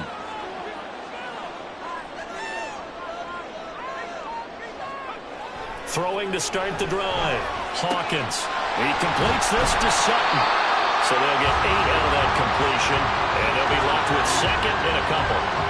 I know the halftime's approaching, but I don't think he's going to want to take a break. That's his 5th catch. Yeah, they've really been targeting the tight end. And a good push up front, and he's able to navigate his way down inside the 30. It's a gain of 10 for the Lions and a 1st down. The CD a lot of times like to separate speed and quickness, and they've got a back that's both. We know that he's fast in the open field, but, man, his first step is so quick, too. It is something, isn't it? Because you think of that type of speed getting to the perimeter and turning upfield, but also when you run those inside runs, he can get into the secondary so fast the linebackers don't have a chance to react. From the 25, here's 2nd and 6. Looking to throw. Hawkins. Right side, he has Johnston. His first catch, good for 9 and a 1st down.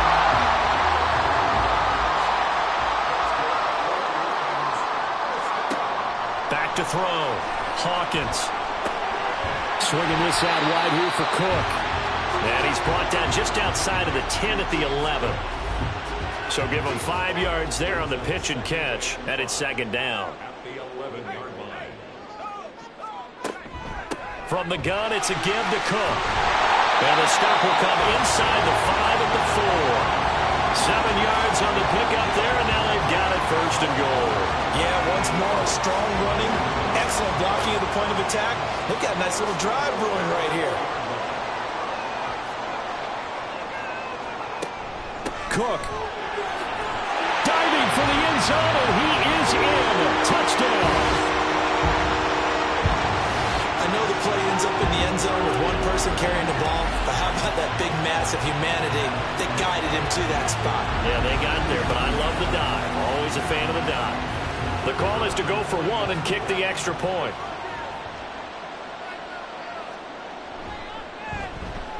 And he's got it. It's now a 14-7 ball game. So that winds up a 7-play drive all told.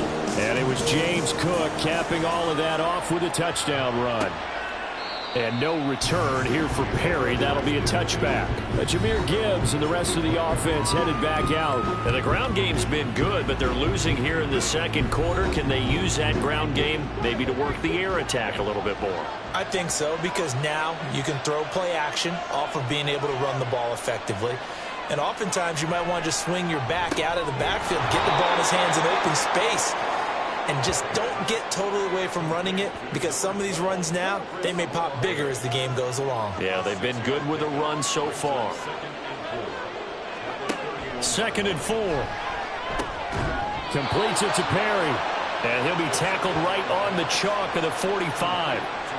2nd catch for him today, and it'll wind up a 1st down. That's the number 2 receiver in the NFL in terms of yardage, and tell you what, a few more plays like that, he won't be number 2 for long. Well, that's what often happens when you have competitors running around the field. These guys know where they stand in relationship to yardage, totals, numbers, the whole deal. And let's face it, all of them, they all want to be number 1. Now a throw here, hauled in, and he is tackled inside the 40, not quite to the 35. The catch and run, good for 18 and a 1st down. Of course, the catch was nice, but how about what happened after? Able to stay on his feet and gain all that additional yardage. So many of these slot guys, I think, have running back in their background. counter play. Here's Gibbs. And he fights forward for a modest 2-yard gain. Second down. From the 34-yard line, here's a 2nd and 8. The play action fake. They'll look to throw. Into the hands of Perry, complete. And they do get him down, but not before he's able to slip it inside the 5-yard line. That one goes for 30 yards. Already over 1,000 yards receiving this season. That catch is just going to add to his total. Certainly not resting on his laurels. He's trying to continue to gain as many yards as possible and continue this big season.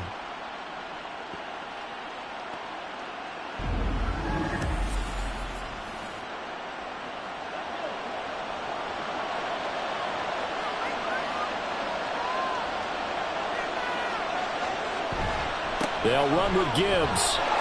And he takes it across and into the end zone. Touchdown, Saints. Jahmyr Gibbs. Touchdown number 22 on the season. And the Saints are an extra point away now from tying this ball game. So his strong first half continues as he finds the end zone here for the second time. And definitely good blocking at the point of attack. And you just have to love watching the way he can create space down near the goal line. And he's able to take it into the end zone. Groupie for the extra point. And we've got a good one brewing. We're all knotted up at 14. So the drive there took 6 plays. And it was all capped off by a touchdown run from Jahmyr Gibbs. This one tied at 14 now as he sends this one away.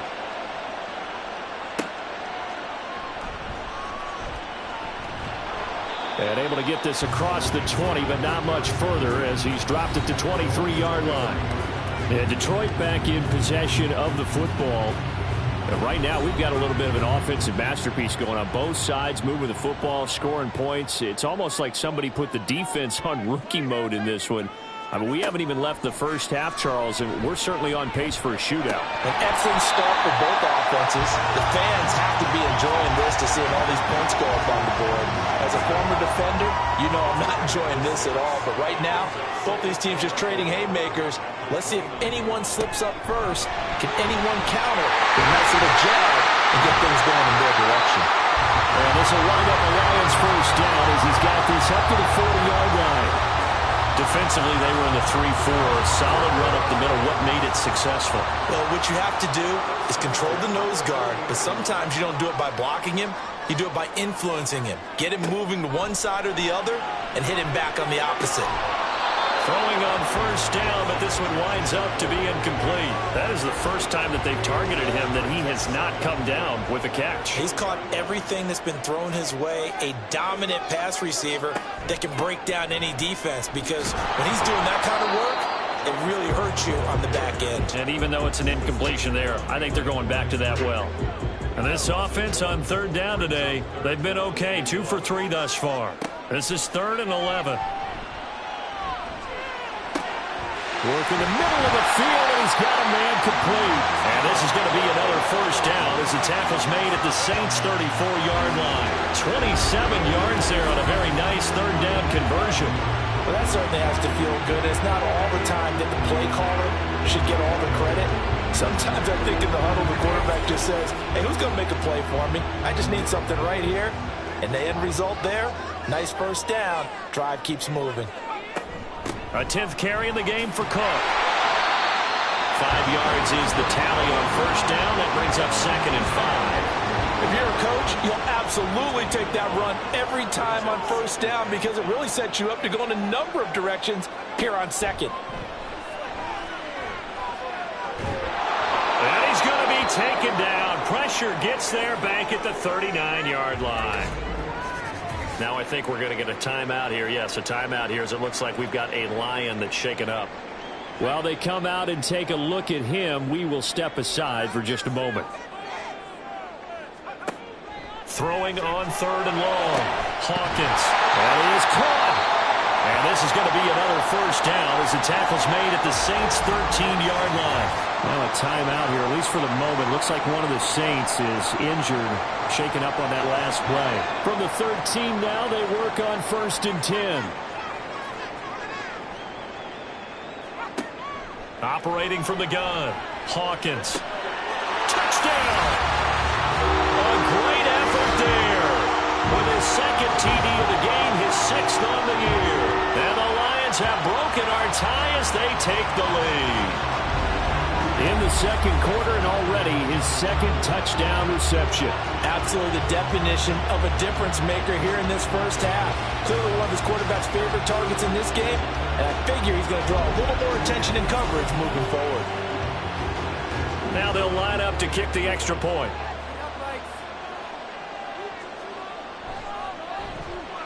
It's up and good, and that'll make the score 21-14.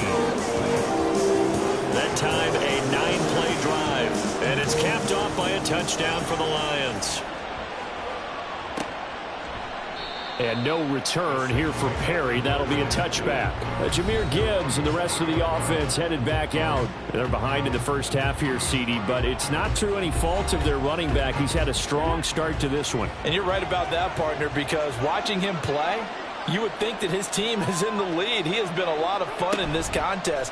Now let's see if they can actually make something happen and put more points on the board behind his efforts. Yeah, I'm curious to see, Charles, if they can play complementary football and get that passing game going as well. Maybe a good spot to take a shot. Here's 2nd and a yard from the 34. Hand off now to Gibbs. And he'll be brought down right around the 37. They'll get 3 as the drive continues. It's a first down.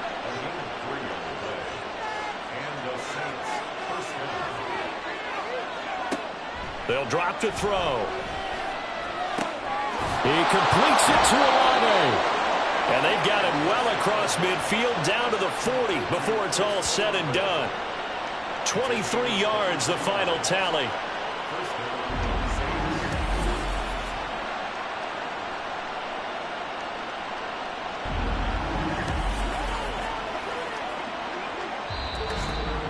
Two minutes remaining in this first half of football.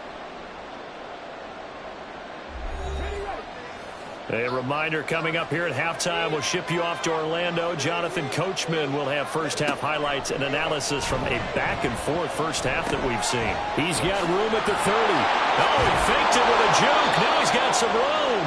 And all the way down to the 17-yard line. Good work after the catch. Going to net him 23 and a first.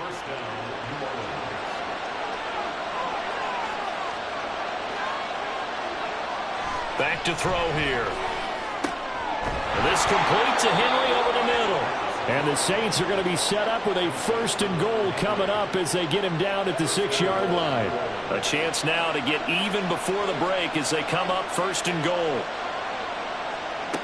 They'll stick with the passing game as he looks to throw. And he's got him. It's caught in the end zone. Touchdown, New Orleans.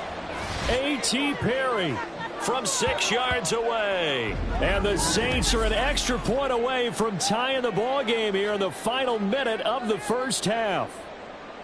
These two teams in this first half, it's been fun. Back and forth, back and forth. Well, it's not fun for the defensive coordinators, but offensive coordinators are enjoying it. Yeah, they're having streaks here, aren't they? Being able to put scores together and really bunch them up, and we have a tight game here. You know, we often talk about having the right shoes for the right turf. Today it's track shoes. That's what we've seen with these offenses. Yeah, it's been an absolute track meet so far and fun to watch. A couple of teams locked into a good one here. 21 all the score as the kick's away. And makes it across the 20 as his guys will set up shop at the 23-yard line. The Lions now taking over late in this first half as they will take over here with a little more than 30 seconds remaining. Just over 30 seconds to go in the half. They've got it 1st and 10. And complete right side to Cook. So give him 2 yards there on the completion, and that'll bring up 2nd down.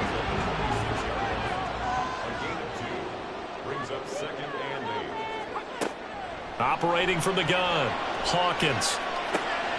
Right back to Cook for another completion. Only able to gain a couple there. And now 3rd down and 6 to go. And we see another pitch and catch there to the running back. This position just continues to evolve. They become just as critical to the passing attack as a lot of receivers, tight ends, because their ability to make people miss in the open field can really generate big plays for an offense. All right, Brandon, we'll get back to you and Charles in a bit. But first, let's get to some of these scores around the NFL here in a busy Week 14. We'll begin up at U.S. Bank Stadium in Minneapolis. And it's the Buccaneers who are out in front. P.J. Walker has thrown a touchdown pass.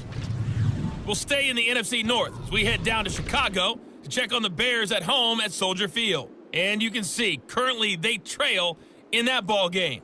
Trey Lance has thrown a touchdown pass. Lastly, we head to Gillette Stadium in Foxborough to check on the Patriots. As you can see, the score there in the second quarter. Tua Tagovailoa has thrown a touchdown pass. We thought this one would be a close battle coming in, and we have not been disappointed. They're all even to this point. This has the feeling of a game that could go right down to the wire. One mistake or one big play could turn out to be the difference.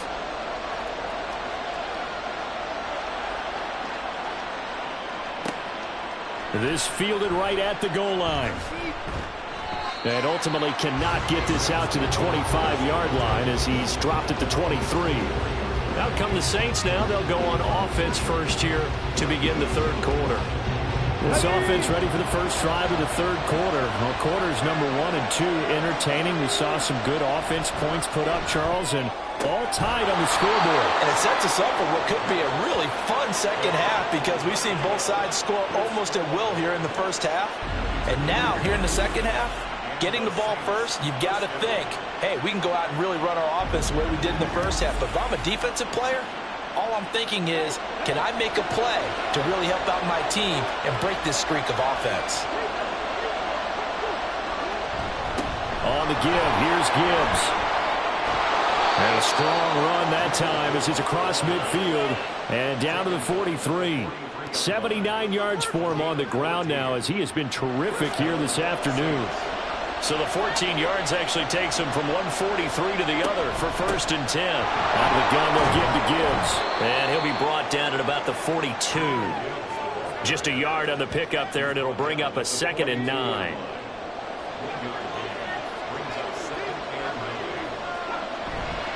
Here's a play fake as they set up to throw. Finding Henry here on the crossing route.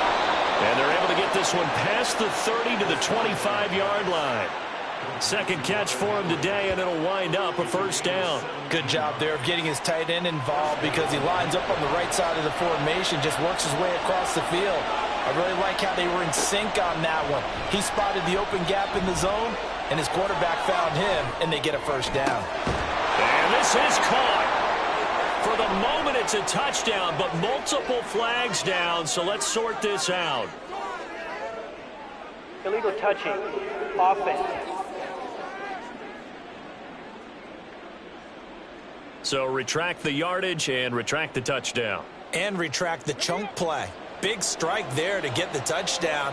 Now they've got to take it back and see if they've got another one still in their arsenal. A throw over the middle taken in. They get 7 out of that, so they're left with a 3rd and 3. Coming up here looking for 3 yards to pick up the 1st. On 3rd and short, they'll try and pick it up through the air. And he'll be taken down, but he does have 1st down yardage. That one good for 7 as this long drive continues and the chains move again. Now a 1st and 10 at the 11. They'll look to throw again. He gets this out wide to Gibbs. And so close, he gets it to the 1. Out of bounds right there. Keep in mind they can still get a 1st down here as they come up on 2nd and inches. A toss out right to Gibbs. And he'll be brought down right on the edge of the goal line at about the 1-yard line. Just a gain of a yard, but it's going to set him up with a 1st and goal. He'll look to throw. And he's got it. Touchdown, Saints. Hunter Henry. Halfway to 100 now with career touchdown number 50. And the Saints have taken the lead as they go right down the field and score on the opening drive of the second half.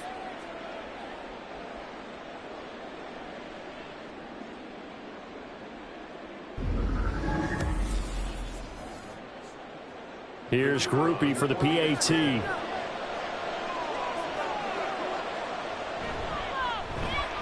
And it's good. That makes it a 28-21 game. A good drive that time as they go 9 plays in all. And it all culminates in a Saints touchdown.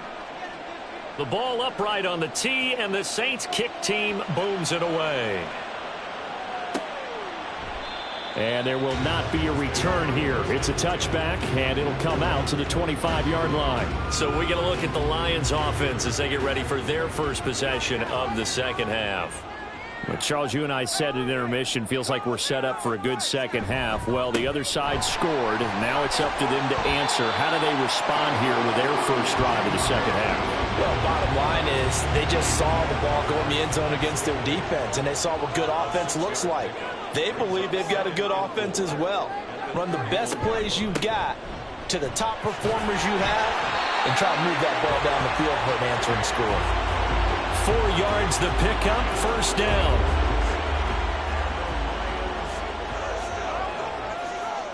First and 10 at the 36-yard line. Again, it's Cook, and he is going to be stopped cold behind the line of scrimmage. 2 yards the loss, second and 12. Well, that's not an easy play for a defensive end because most of his responsibility has him getting upfield and working, but how about his vision to see where the play was going, crashed down inside, and tackled him for a loss. Here's a throw to his running back. It's complete. 3rd and 5.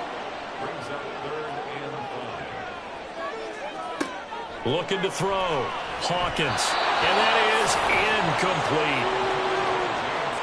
He already came through for them on this drive. No surprise that they were hoping he could do it again.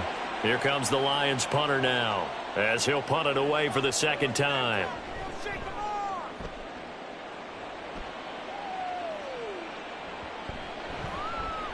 And that hits at the 6 and carries into the end zone for a touchback.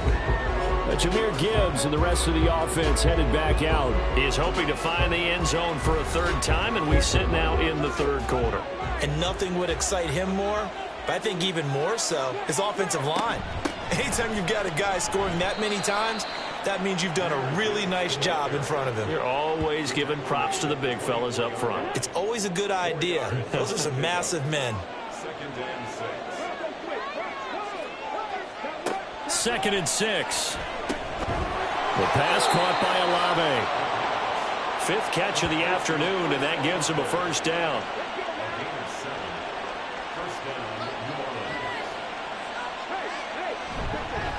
Now it's Gibbs. And the defense closes quickly there. He'll get maybe a yard to the 33. Oh, there's plenty of traffic waiting for him up the middle. But give him credit, he tried barreling through anyway. They're fortunate to get a yard out of that one. Second down, and they go back to Gibbs. Found a little room there as he's up to about the 37. It's a 4-yard pickup there, and it leaves him with 3rd and 5. He'll drop to throw. Pass taken in by his big tight end. And they'll get this well past midfield before being stopped just before the 35. 27 yards there on a very nice third down conversion. Normally on third down and short yardage, you're thinking of throwing to your tight end. It's just going to be a simple chain mover.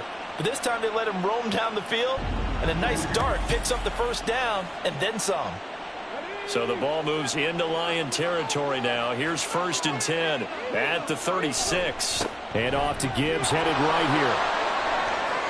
There's the stiff arm. And he gets this one inside the 15, just a yard or two shy of the 10. 114 yards rushing now for the NFL leader coming into this ball game. From down at the 12, it's 1st and 10. They'll set up a throw. And this is incomplete. To give you an idea of how accurate he's been throwing the football, we're in the second half. That's just his second incompletion. Well, if he's that locked in, that means everyone's locked in, because to me it's like throwing a no-hitter in baseball. The pitcher may get the credit. And he's got him. It's caught in the end zone. Touchdown, New Orleans. A.T. Perry. His second touchdown of the afternoon. And the Saints go up by 2 touchdowns. Circle that drive because that might be one to remember. Well executed to give them a little cushion. Well, let's take it into the boxing ring. You talk about them commanding it, keeping the fight where they wanted to, whether it was in the center of the ring or putting them on the ropes because it was jab, jab, jab. And finally, the haymaker to put that drive away. Groupie able to add the PAT. And the lead now up to 14. So that drive goes 8 plays. And it ends with a touchdown for New Orleans. And he'll be brought down right on the chalk of the 20. Here's the Lion offense now as they get ready to take over. Defense got the better of them last series, forcing a punt. See if they make a few changes in the game plan here and try to get points out of this drive. 1st and 10. A little bit of daylight on that first down run sets him up nicely. 8 yards on the carry. Line of scrimmage, the 28 now as they come up on 2nd and a couple. Here's Cook again. And he is met in his tracks behind the line of scrimmage. Well, if these guys are going to chop into that deficit, they're going to have to do a much better job in the run game. Caught behind the line of scrimmage, no yardage to be found. Out of the gun now on 3rd down. Able to find the open man. That's complete. And he is going to have a Lions first down as they're able to get the 3rd down conversion. I got a kick out of that one, partner. You and I talk often about trying to hide receivers in certain situations, but a guy of his size can't really hide him. But the tight end drag route, definitely an effective way to sneak him across the formation for an easy completion and a first down. Another tote for the workhorse this afternoon. It's Cook. And a 6-yard gain gets him right around the 43. From the lineman to the guy running with it, that was a well-executed first down by the offense. With 2 shots left to get the first, you can get a little aggressive here on 2nd down if you want and try for some bigger yardage. And this one not going anywhere. They get him at the 44 for a gain of just a yard. This offense in desperate need of a conversion as they come up on 3rd down. From the shotgun, he'll look to throw. And that one not to be. It's incomplete. So they couldn't hook up as time is now run out on this 3rd quarter of play. We have played 3 quarters. We'll return with more after this break. You're watching the NFL on EA Sports. Back now at Ford Field. It's the Lions trailing, but with possession of the football as we get set to bring you the 4th quarter. And this one hits at the 1, continues on into the end zone for a touchback. Jahmyr Gibbs and the rest of the offense headed back out. He's already hit pay dirt twice. He's up over 100 yards. He is feeling good. And he's just zipping along today.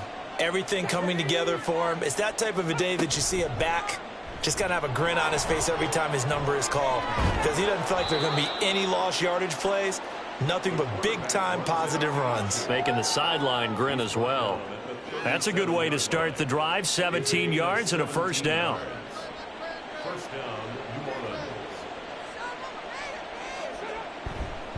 A give right side for Gibbs. And some nifty running there. Ultimately, it doesn't get him a whole lot, but it does take him to the 45. 121 yards rushing for him now as his sensational afternoon continues.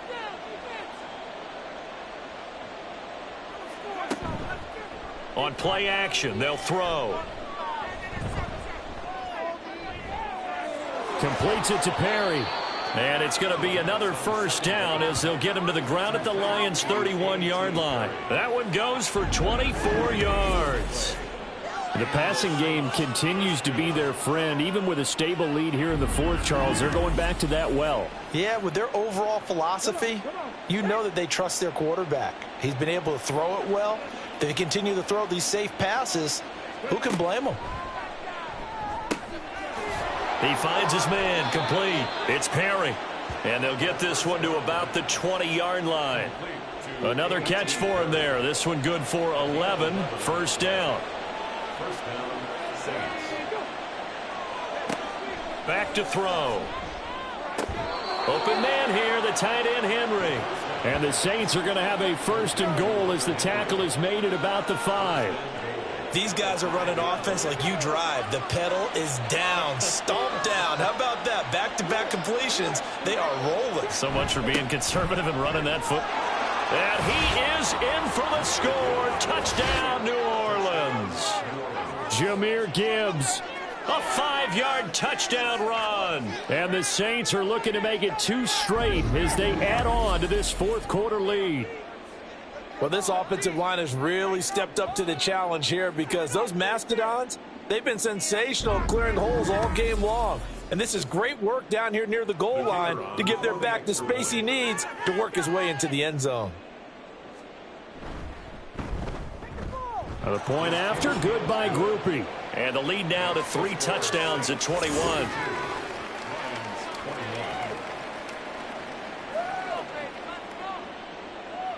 The ball upright on the tee, and the Saints kick team booms it away. From a yard or 2 deep, here comes a return.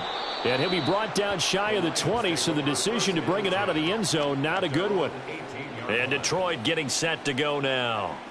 And you see a lot of frustrated faces as they are inching closer to a 4th straight loss.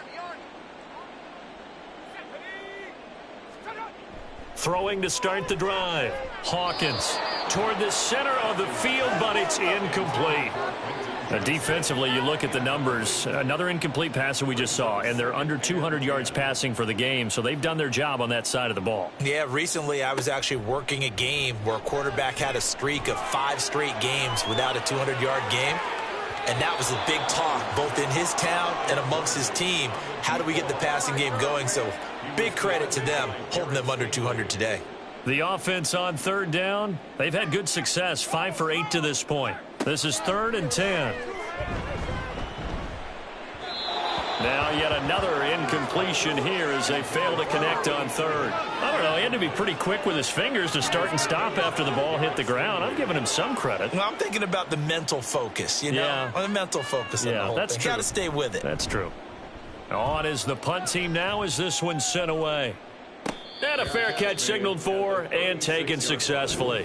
So possession goes over here on the punt. And the Saints will take over with a 1st down and 10.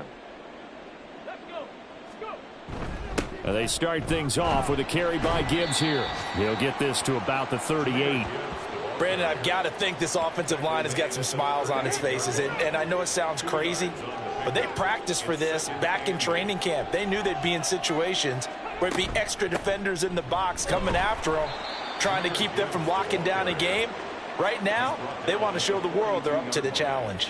It's a gain of 4, and it's 3rd down. The play action fake. They'll look to throw. And he'll be tackled on the other side of midfield at the 46-yard line. He's been big. 2 touchdowns earlier. Now he's got a 1st down here. Now that's a big pickup right there, and so often we focus on how the quarterback's faking on play action. How about everyone being in on the deal and picking it up? 2nd and 3rd levels, you could see them trying to recover. They bit. Worked out offensively. On 1st and 10, here's Gibbs. Azeez Ojulari there on the tackle. Brandon, 5 yards on that run. Let's get back to the huddle and make sure if you're a back, you spend time with your offensive line and give them credit. Hard to move those 300-plus pounders at the line of scrimmage, and they did for a significant chunk of yardage. And they'll be inside the 35 now at the 34-yard line. 7 yards there and a 1st down. Gain of 7, and the Saints 1st down.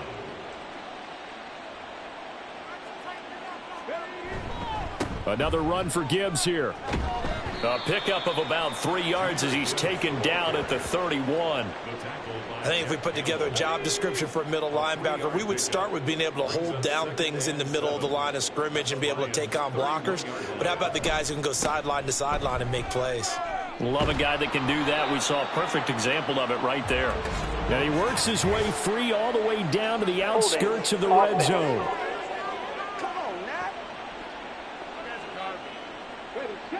An unfortunate time for the penalty there. That cancels out a positive play from this offense. Well, not to sound too trite or too accepting, but you and I both know it happens. You got to accept it and move on.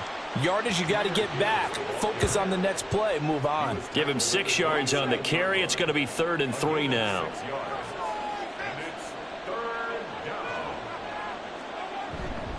Off the play fake, he'll look to throw. That is caught. Touchdown, Saints. Chris Olave. 27 yards. And the Saints are closing in on win number 10 as they extend this 4th quarter lead.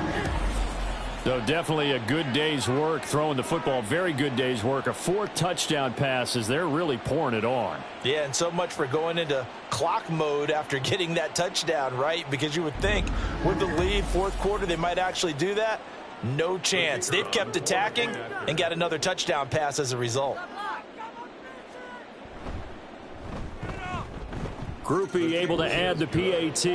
And that'll increase their lead to 28.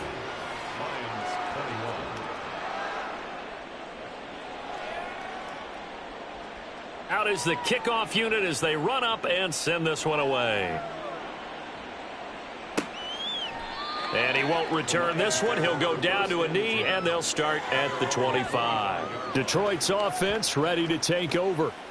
Well, this game, it has had no shortage of offense. They've been able to put up a decent amount of points on this side, Charles. They just have not been able to keep pace with the other offense they're going against here. Yeah, that's a good way of pointing things out because now it's not a total loss because, as you said, they've scored some points, so there's some plays they can build on, moments where the game plan actually worked. But overall, though, they were just out-personnel. They were going up against a team that's playing at an elite level. And he's taken down but able to slip across the 35. He'll get a dozen there, and the Lions have a first down. 1st and 10 at the 37-yard line. Back to throw. Hawkins. And he's taken down here by the Saints. He'll wind up losing 8 on the sack there, and it's 2nd down. You can almost see all the defenders rubbing their hands together with glee because we all know they relish the chance to bring down a quarterback of his caliber. Anyone who brings him down has plenty to talk about. Not just a sack, but a big win built off the efforts of this defense. Got to imagine the pass rush will be equally intense here on 2nd down following the sack. It's 2nd and 18. Looking to throw. Hawkins. It's wheeled in downfield by Johnston. And he takes this one down almost all the way to the 30. 39 yards there, a big one. So the big play changes the complexion of things. Here's 1st and 10 just outside the 30. 1st and 10 at the 32-yard line. Back to throw. Hawkins. Nowhere to turn here, and he's going to go down. Back at about the 37-yard line. That time, multiple defenders getting pressure, and it's a loss of 6. Looking to throw on 2nd down. Hawkins. Throwing middle, but it's incomplete. This has been a rough one, to put it mildly, for him. And after this one's done, you just feel like at the post-game press conference, this team's going to have a lot of questions and definitely not a lot of answers.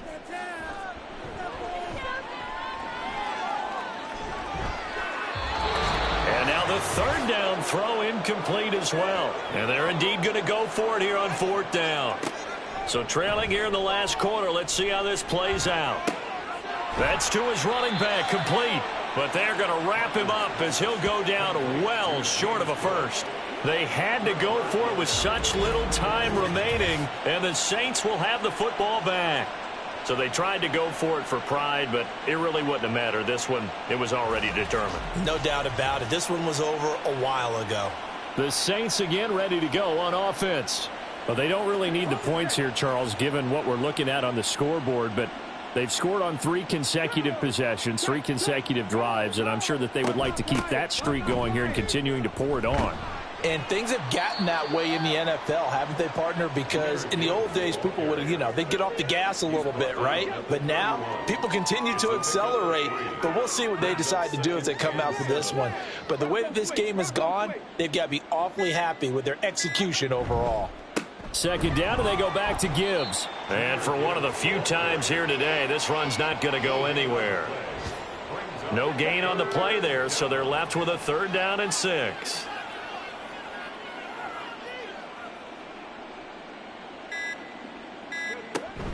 They'll go again with Gibbs, and he is going to lose yardage here. 4th down now after a loss of 2. On this day, the ground has been his, but at least on that individual play, we just saw the defense finally with a win. Yeah, they finally got one, and that's a win for them, but all game long, he's seen the holes, and they've been huge for him. Kind of like a baseball hitter in the zone. The ball seems bigger, and he's just whacking it. These guys, they've got it going today.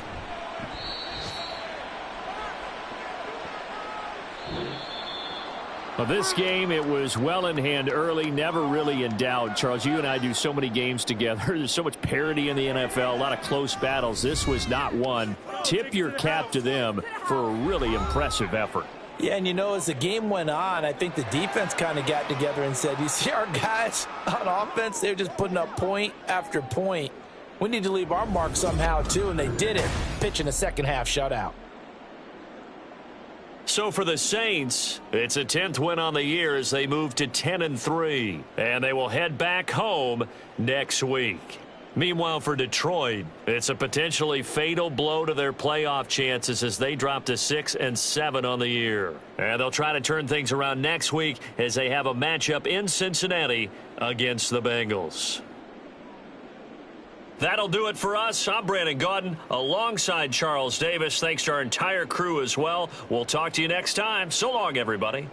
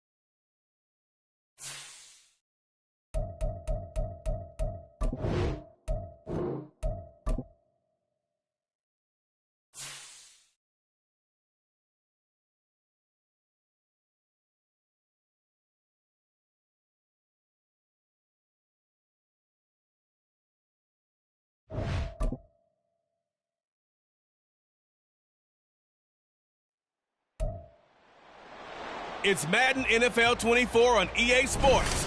And coming up, it's the 49ers, leader at quarterback. He's gone over 4,000 yards passing now for the year. It's the 49ers and the Titans, and it comes your way next on Madden NFL 24. EA Sports coverage of the NFL brings us to the so-called Silicon Valley and Levi's Stadium in Santa Clara. Today, it's a Week 14 matchup that should be a good one, as it'll be the Tennessee Titans taking on the San Francisco 49ers. Hi again, everyone. Brandon Gaudin alongside Charles Dape.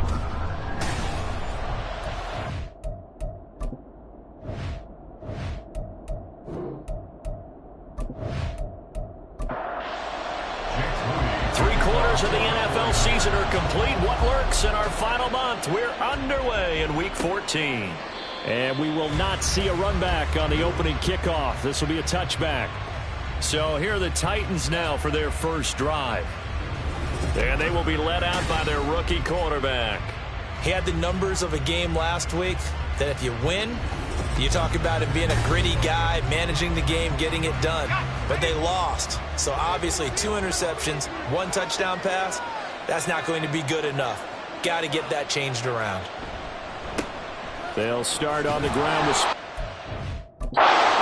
will be a gain of 5 as he gets it to the 30. Well, this defense for the Niners, they were terrific a week ago in the win over Seattle. And no matter what's done throughout a ball game, it always comes back to blocking and tackling. That's the essence of football. But I think it's hard for people to understand just how difficult it is to tackle, especially open field. Very few missed tackles on tape that I saw last game. This team does a nice job of getting their opponents on the ground. Taking a peek at the numbers from last week for Burks.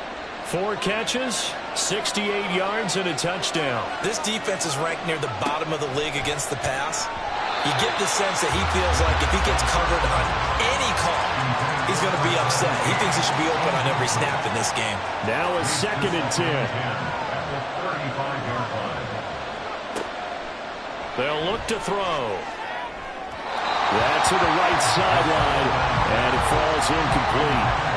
You look at this Niner defense Against the pass, just numbers that they haven't liked. Number 30 in the league right now. You know, when actors get ready for a scene, they often ask the question, what's my motivation? Or what's the motivation of this group? What's their mindset? What's the problem that they have? Will they create an identity that allows them to get better? They'll get 8, but they're going to have to punt here on the opening drive because that's not enough. On now is the Titans punter. As the first drive of the game stalls out, he's on to punt.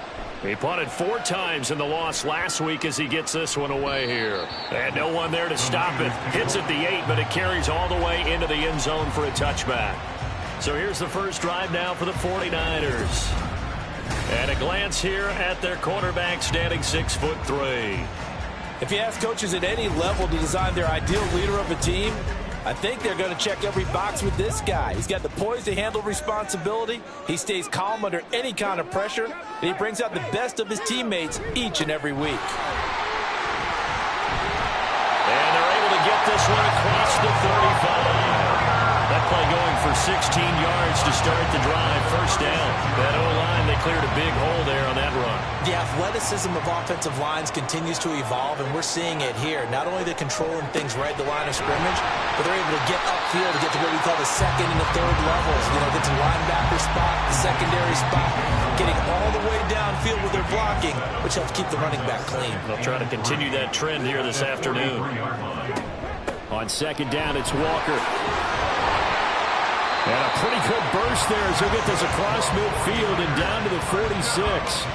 The Niners have the first down on a gain of 11. How best to describe that one? I'd say right down Broadway on that run. A straight ahead running. I think that might be something we see a lot of between the tackles today. Well, he's enjoying things so far here this afternoon. Sees a crease and bursts through it for a solid gain. And he's going to get this one down near the 45-yard line. Pretty much unreal, not just in terms of yardage, Charles, but also throw in the 3 touchdowns as well. When you put the whole package together, I can make you a pretty good guarantee right now. He's going to see that? a few more people in the box every time he lines up. Yeah, I don't think that the defense has any choice. They've got to stop him. Can't let a repeat performance like that. Agreed. Looking for a seam, but finding none. He'll get back to the line of scrimmage, and that's it. And now on third down, they'll need to get it to the 36 to pick up the first. They'll drop to throw. He's got his target. That's complete. And he's going to have another first down as the tackle's made at the Titans' 31-yard line. The drive stays intact with a pickup of 13. Solid opening drive so far, Charles. They moved this football into field goal range, but you know that they want to cap this off with 6 and not 3. Absolutely. As one of the better coaches in the league always tells me, on offense, I want to throw body blows all game long and finish it with uppercuts. Well, here are the body blows right now. He's hoping in one uppercut will take care of the end of this drive. Officially nothing on that last run. They'll try again, 2nd and 10.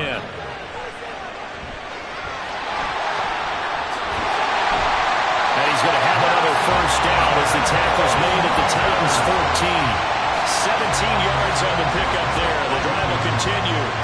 It was a 1st and 10 at the 14-yard line.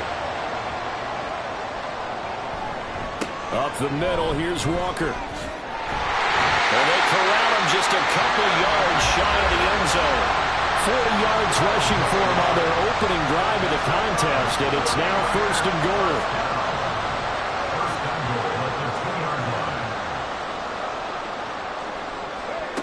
Now they'll switch it up here and look to throw. That'll be caught by Ayuk. Touchdown 49ers. Brandon Ayuk, his 14th touchdown now on the year. And the Niners are on the board first here this afternoon. An ideal start for them, really. You force the punt, and then you go down and score. And you've got to see a fist pump on the sideline from the head coach, don't you? Because he's turned into his bench, and he's telling his team, this is how we prepare. Force the punt, go downfield and score. I told you guys, it's just like a boxer in the gym preparing for the fight. Now we get to turn it all loose. Moody good with the extra point. And it's now a 7-0 game. A 10-play drive that time. And it was Brandon Ayuk capping it off with a touchdown reception. And he'll elect not to return this one, so they'll bring it out to the 25 on the touchback. The Titans coming back onto the field for their second drive. Over on the sideline, hoping to hit that reset button between possessions. Last time out, they had to punt it away. This time hoping to finish this thing off in the end zone. That'll be complete to Okonkwo. And he gets this one just shy of the 40. They'll mark him down at the 39. The time is called. Looks like a member of the Titans in some discomfort out there. So as the medical staff takes a look, we'll step aside. So from the 39 now, they'll come up on a 1st and 10. He'll look to throw. Looking middle, and that's complete. It'll be a gain of 5, and it'll be 2nd down. Brings up 2nd and 5 at the 45-yard line. They'll set up to throw. Going to the right here and finding Burks. So just 3 yards on the completion there. And it makes it 3rd down and 2 yards to go.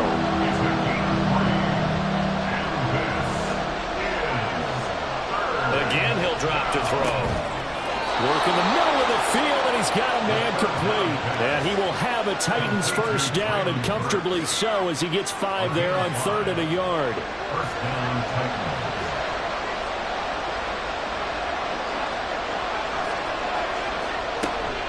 Out of the gun to give to Spears. Oh, that and well-designed as he'll take this down to the 30-yard line. Tennessee getting the first down on a big play of 18 yards. The first drive this unit had, they punted. This drive much more polished, just looking crisper, aren't they, moving the ball? Maybe the first drive was a little bit of a wake-up call. Probably a little bit angry that they had to punt the ball away the first time they had it. Got motivated, got to the sideline, said, okay, let's not let that happen here as we take over again. Across the formation, Burks has it. And that's good for a pickup of 10 yards. And that'll leave him with a second and just a few inches left. Now back to throw. Throwing quickly there, but it's incomplete. Not sure what happened there, but he just didn't get the right read on the coverage that time. Pass wasn't where it needed to be, and that'll send them back to the drawing board. On third down, here's Spears. Trying to barrel up in there, but I don't think he got it. They'll be marked inches short. No gain on the play, and that's going to lead them to fourth down. Remember, that was less than a yard. That was not a full yard. That defense, they were having none of it. Yeah, the surge the offensive line was seeking actually occurred on the other side of the ball. They reestablished the line of scrimmage and stuffed them.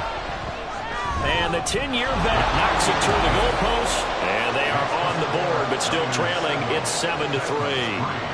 So the scoring drive encompasses 9 plays, and the net result, 3 points. Take your disappointment and put it aside. 9 plays. Yeah, they want to end up in the end zone with a touchdown. I get that. But sometimes those 9-play drives pay dividends later with another 9-play drive that culminates in a touchdown when they wear down a defense. And he'll get it up past the 20 to about the 22. The San Francisco offense ready to start their next drive.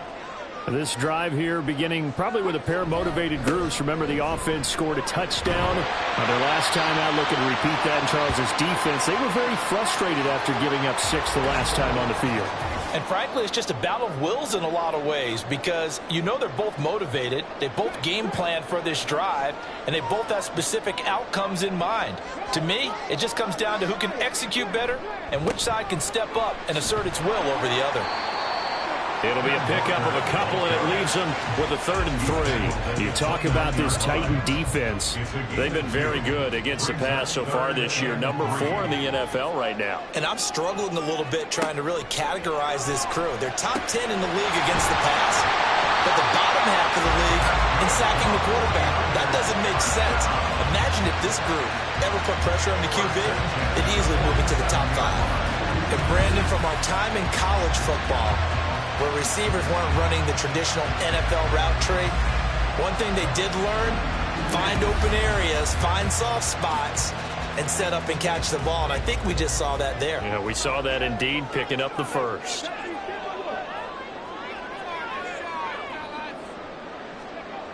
They'll look to throw here on first down. And he'll go right back to Moore, complete again. And he's going to get a solid gain of 9 before being brought down. 2nd and right at a yard. From the 44-yard line, here's 2nd and a yard. Here's a play fake as they set up to throw. And his throw here's incomplete. Normally, he's pretty reliable. Usually catches what's thrown to him. On that play, he simply dropped it. Brings up 3rd down and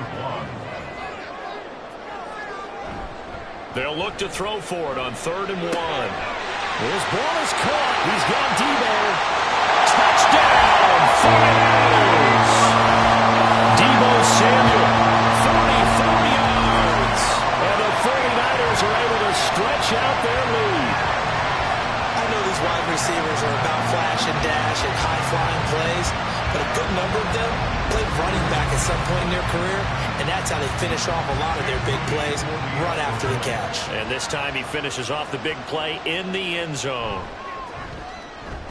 Moody good with the extra point. And that pushes the lead up to 11. That time a 6-play drive. And it's Debo Samuel who caps things with a touchdown reception. And no chance to get away as they'll get him down at about the 17-yard line. And the Titans getting set to go. And last time able to get 3. It's not what they wanted. They wanted 6, but they got at least something. They mustered something out of the drive. They'll take it. I like the way you described it. Not ideal, but they'll take it. Anything to put some points on the board. But this time on offense, they don't even want to see the field goal kicker trot on the field. They want that ball in the end zone. Yeah, they'll be going for 6. Here's Spears on second down. Now he is going to be stopped cold behind the line of scrimmage. It'll be a loss of a couple on the play, so now third down coming up. After one, a 14-3 ball game. Second quarter now, Titans in possession of the football as they've got it with a third down coming up.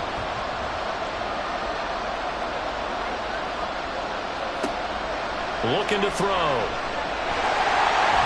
And down he goes. The 49ers get there. And now after that sack, we'll pause here a moment because someone was shaken up on that play. The medical staff will attend to him, and we will step aside. On now is the Titans punter as the drive goes backwards, so he's on to punt it away. And now a fair catch called for and taken just outside the 40-yard line. Kenneth Walker headed back out there. He's over 40 yards here in the second quarter. Been nice and effective for them, hasn't he? He has definitely been dependable and really shouldn't underestimate what he's getting done here, because anytime you're on a pace that's going to approach 100 yards, you've really done some damage in an NFL game. And now he's looking just to add to his totals. And he'll get it into enemy territory just across midfield at the 49. Now hold on here, because on that last run, it looks like we have a player who was shaken up. Hopefully, obviously, nothing serious here. Medical staff, though, going to take a peek, and we'll take a break.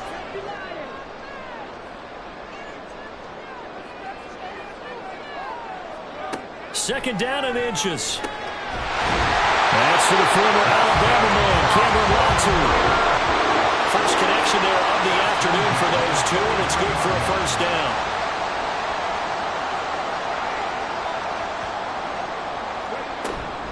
Out of the gun, Walker with it. And running room scarce here. He's going to be stopped in his tracks at the line of scrimmage. Here's second and 10.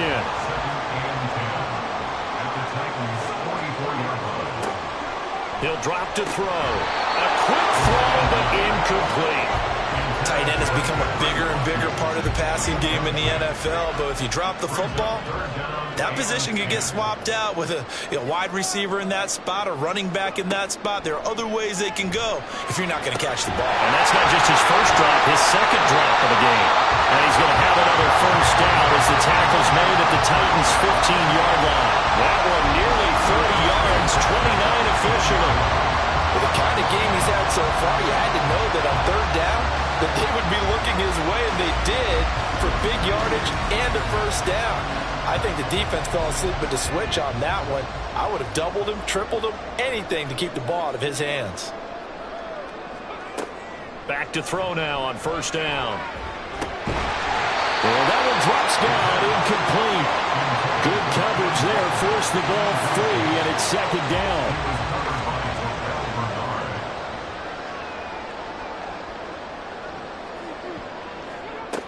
They'll stick with the passing game as he looks to throw. Toward the back corner of the end zone, but he could not get the feet down. This will wind up incomplete. This offense was on the move. Now two straight incompletions have them looking at 3rd and 10. They'll look to throw again. Oh, this will be incomplete. The rush gets home just as he was letting that go. That could have been worse. Instead, it's 4th down. Jake Moody now on for the field goal. This just 32 yards officially from the right hash. And his kick is good. And they will stretch the lead now to 17-3. So 3 points there, and they continue to build this first half lead. Yeah, every little bit helps. And the more that you can put together drives and start controlling the tempo, controlling possession, finishing with points, the better off you're going to be. And he'll elect not to return this one, so they'll bring it out to the 25 on the touchback. Here's Tennessee ready to begin this drive offensively.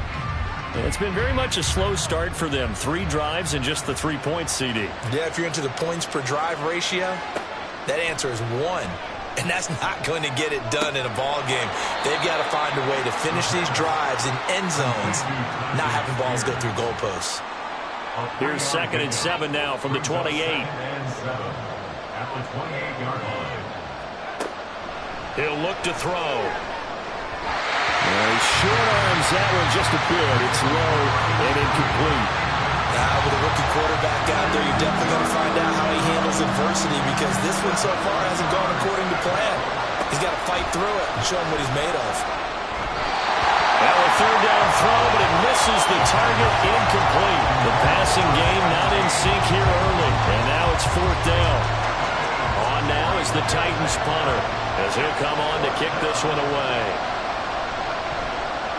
He's been a busy man here in this first half as he gets it away. Here's Hill on the return. An 8-yard return there after a punt of 47. And the Niners will go on offense, 1st and 10. San Francisco's offense returns to the field. And they're not going to play this conservative, I don't think. They had the field goal last time, and they're up, but they're looking to put a drive in the end zone. Oh, I agree with you totally. No one goes out on the field and says, all right, let's just settle for 3, except in certain situations, trying to ice a game, that sort of deal. Most of the time, it's end zone, and that's what you're thinking, and I believe that's exactly what they're thinking as they begin this one. Yeah, no quarterback ever goes out there saying, hey, let's get 3, right? Not one that I've ever met. Protection certainly going to need to be a bit better here on 2nd and 16. And he's able to get this one up to his 30 before he's out of bounds. It's a 6-yard pickup to get him back to the original line of scrimmage with 3rd down coming up. They're going to look to throw. Escaping, and he can't get rid of it. He's taken down. And now that brings up 4th down there, a loss of 6 yards on the sack. Here comes the 49ers punter now, as he's on to punt for the first time this afternoon.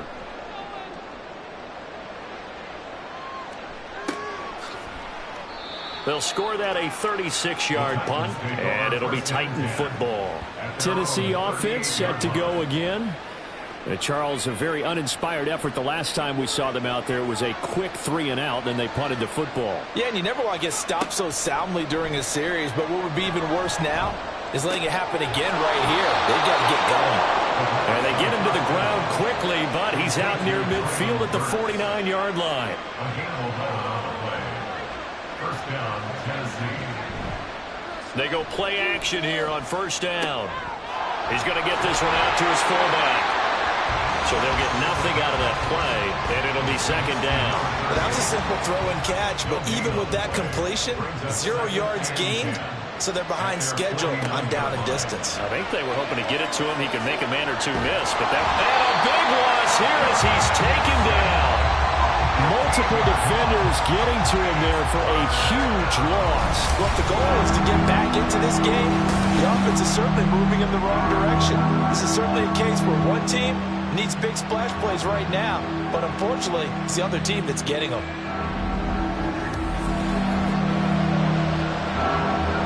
The Titans on 3rd down. Just 1 for 5 to this point. This will be 3rd and forever.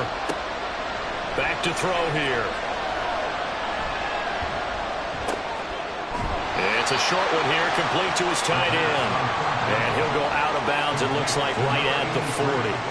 So the completion good for 6 yards. And it'll be 4th down. On now is the Titans punter. He's been one of their few bright spots so far. Averaging over 50 yards a punt so far as this one's away. And that one hits at the 7, but bounds into the end zone, and that'll be a touchback. And San Francisco gets set to go here. These guys definitely hoping for a better showing than their last appearance. They couldn't really even move the football much beyond the shadows of their own goalpost, Charles. We'll see if they can get a better, more sustained drive going here. Yeah, and every team that we ever talk to says the exact same thing. When you start a drive from that deep in your own territory, the goal is a minimum of at least 2 first downs, because even if you have to punt then, you change the field position, right? You flip the field a little bit. They didn't get that done. This time they want to string together a nice drive and help themselves out. He's got a man. It's his fullback. And he'll have this past the 30 prior to going out of bounds. They'll get a dozen there, and it's a first down, 49ers. Back to throw. This will be caught at Samuel. And he has a big gain inside the 40 before being dropped. Good yardage after the catch. Is that play good for 30 and a first? Well, he worked his way quite a bit in this first half, and with good reason. You can see it there. He has such a handful defensively. Just too hard to keep him under wraps. It delivers a big play here for this offense. So how about that for a chain mover? They're all the way down inside the 40 now for 1st and 10. Throwing there, but this pass is going to wind up incomplete. The Niners at 9-3 here on the year. And they were winners their last time out, so they'll be looking to make it 2 in a row. And so much about football, partner, comes down to mindset. Being in the right frame of mind, and the best way to get in that good frame of mind, winning. So they come in feeling good. They've got the home crowd behind them. I think they're going to be tough to beat in this one. Brings up 3rd and 3. On 3rd and short, they'll try and pick it up through the air. Pass taken in by his big tight end. And he is going to have the 49ers first down as they're able to get the 3rd down conversion. Many different ways to create space, but on that play, he did it with that big, wide body of his. Didn't get a whole lot of yardage on the play, but it did what it was supposed to. Pick up a first down. Yeah, that's good for a gain of 6, and that'll make it 2nd down. Nice rhythm throw there on first down. He located his tight end, made it a nice, easy pitch and catch. Hoping he can break a tackle or two. Wasn't able to do that there, but still good yardage. Now a 2nd down throw for the end zone, but it's incomplete. The way he's been slinging it in the first half, you expect everything he throws to go for a touchdown, but I guess he's going to have to wait to try and pick up that 3rd, isn't he? Yeah, I thought he had him for a second, but you're right, not to be. That is caught. And he is going to have a Niners first down. They needed 3. He doubled that. He got 6. Now following the completion, we're going to get a stoppage here for an injury. Well, the medical staff is going to come out here and take a look, and we will take a short break.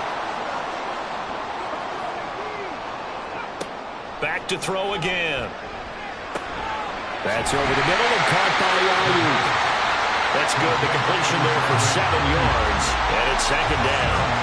They don't need to run another play here before the 2-minute warning. Let's see if they do it anyway. From the shotgun now, here's an inside give.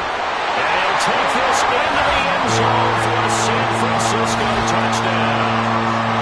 Brandon Ayuk, his 2nd rushing touchdown on the year.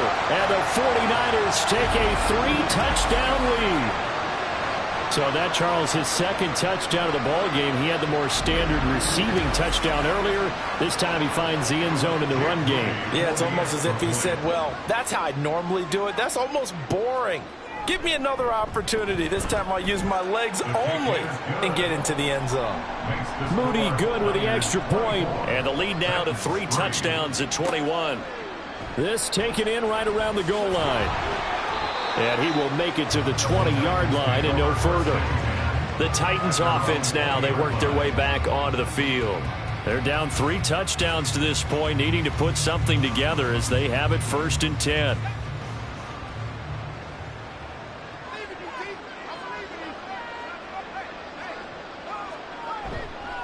On play action, they'll throw. And that's to the left sideline and incomplete. Again from the 20 after the incompletion. Here's 2nd and 10. A throw there, but that's going to wind up incomplete. Tough series for the passing game. Things just aren't clicking. Hoping they can come through on this play and get this series back on track with a completion for enough yardage for a first down. And here's a give to Spears. And they will rally and stop him short of the first down. They get him to the ground at the 26. So they're forced to punt on 4th as this one's away. And this returnable for Hill. The 49ers ready to set up shop again offensively. A long drive last time out for this offense, Charles. If you remember, they started basically in the shadows of their own end zone, marched it down the field, and a lot of that was through the passing game. And, partner, as a former defensive back, I'm having almost a physical reaction watching what's happening right now. But Let's give credit where it's due because they've done an excellent job moving the ball through the air. Secondary getting picked apart pass by pass. Obviously, they need to make some adjustments there on the back end. And because offensively, we know that they're not going to be shy about throwing that football. And he takes this just a few yards shy of the red zone before going out.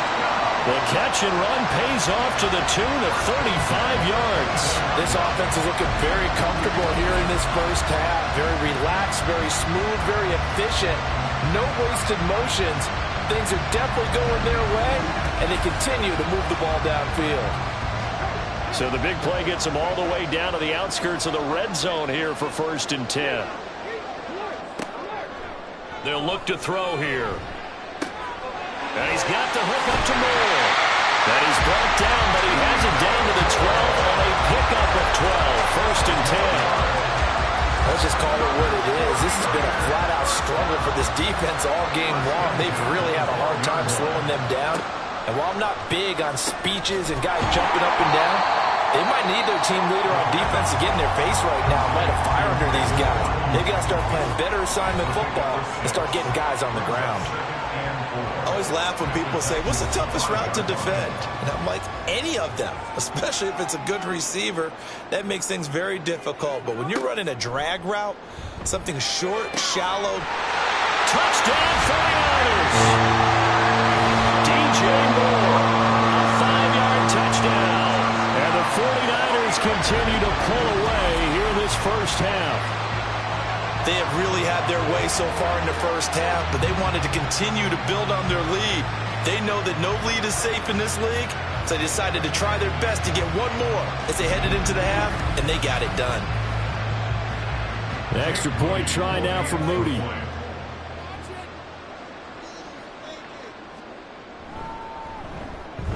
And that'll increase their lead to 28. So that drive spanned 5 plays. And it concludes with a touchdown reception by DJ Moore. And not wanting to risk anything here late in the half, he'll just take a knee and they'll bring the football out to the 25. The Titans offense going to get one final possession in this first half. And with time quickly fading here in the second quarter, not sure how aggressively, offensively they want to play this. I think we'll find out just how much they trust their guys in this situation if they decide to take a shot. Oh, he dropped it. And that's pretty indicative of the way this one's gone. He'll try again with the arm here on 2nd down. That's caught. Left side, it's Burks. And they'll get it up just short of the 45 at the 44. The Titans going to use the first of their timeouts as they stop it with 16 seconds to go in half number 1. Now Tennessee going to use the second of their timeouts. So that means they're down to 1 remaining here as we head toward halftime. On the out route, he's got Burks. And he's taken down inside the 30. 4 seconds left, and there's the timeout. In field goal range and a chance to tack on 3 before intermission. So with 4 seconds to go in the half, here's the field goal unit onto the field. Made his first. This now from 46 yards away. And this one is right down the middle. So he's been automatic to this point of the season, and he connects on the field goal there. And what a luxury it is to have a kicker you can depend upon, partner, because he hasn't missed all year long. Converts on that one as well. And kudos to you. You didn't jinx him.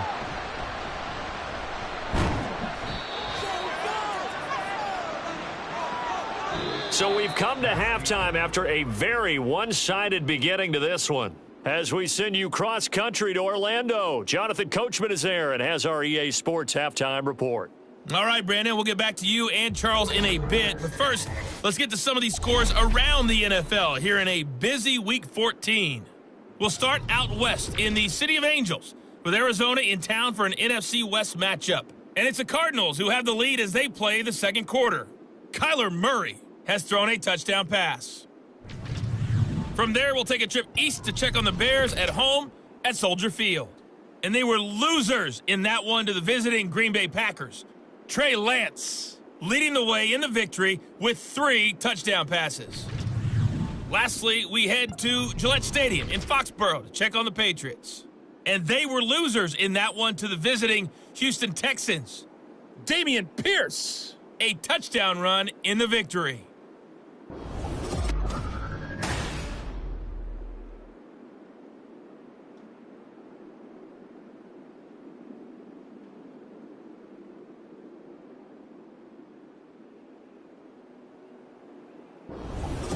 Okay, Coach, thanks as always to you and the gang in Orlando as we welcome everyone back in for quarter number 3. It's the 49ers out in front, and they will get the football first as well as we are back and started in the second half. And he'll be stopped right around where he would have been had he gone down to a knee, maybe a yard shy of there at the 24. The 49er offense, they're coming back out onto the field, and we're going to give you a look at the playoff picture now into the weekend in the NFC. And now off to the races, down the right side. He's on his way. Touchdown, 49ers. Kenneth Walker, 76 yards. and the Niners come right out of the locker room and score here in the opening minute of the third quarter. And that run massively increased his production in this game, and now he's over 100 yards. And break out your calculator, partner, because his yards per carry went up It's significantly, skyrocketed. right? Big-time jaunt all the way to the end zone. Now Moody for the PAT.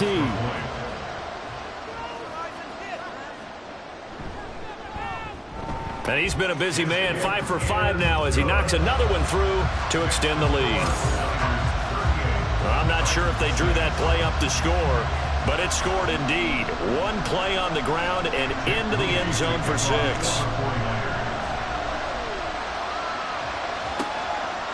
And he'll elect not to return this one, so they'll bring it out to the 25 on the touchback. The Titans offense gears up for their first possession of the second half.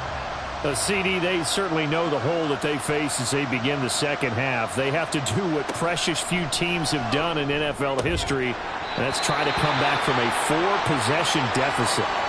And, partner, you know, as that team gathers, they're saying to each other, you never say never, right? Because if you're on an NFL roster, that's how you have to think. You can always come back and win a ball game. And let's face it, we saw a certain Super Bowl, a 25-point lead late that wasn't enough to put someone away.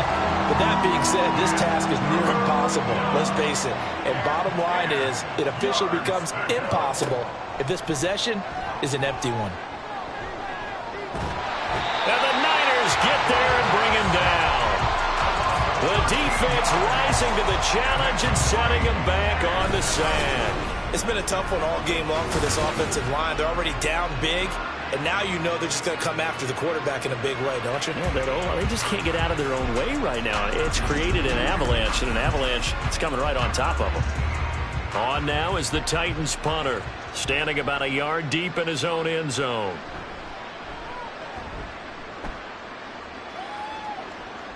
And a fair catch taken here right at about the 40-yard line. So a change of possession here on the punt. And it will be 1st and 10 as they take over. Good starting field position for the 49ers as they have it 1st and 10 at the 41-yard line. They'll run with Walker to begin the drive. And they'll get to him after a gain of 7 to the 47. Well, no matter how they phrase it, staying on schedule, staying ahead of the sticks, whatever you want to call it, 7 yards on 1st down, that fits the bill. Sticking with Walker on 2nd down. And some solid footwork there as he'll take this down to about the 38. 1st down San Francisco, the pickup 14 yards. It's been an excellent day for him running the football, no doubt, as he continues to soar well past 100 yards. Yeah, it almost feels like he can just grab his briefcase and head home after putting in a full day's work at the office, doesn't it? Walker now on 1st and 10. Knifes his way forward here, but just 3 yards on the play. 2nd down. Well, praise has to go to the guys on the offensive line because they've had a very nice, productive day running the football. How about that poor defensive line? They've been knocked around the entire game, and while they slowed them down on that run, can they continue to do so because they haven't had much success throughout this ball game? And Debo going to have a Niners 1st down as he'll take this down to the 26.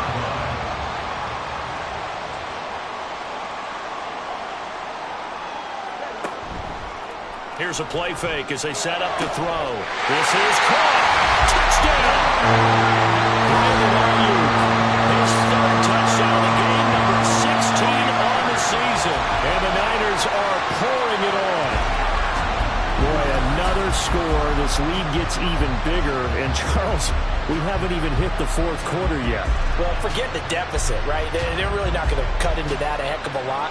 But how can they get out of here with some dignity? Can they get a stop or two? Can they make a play on offense themselves? Anything to start to feel better about what's happened to them here in this one.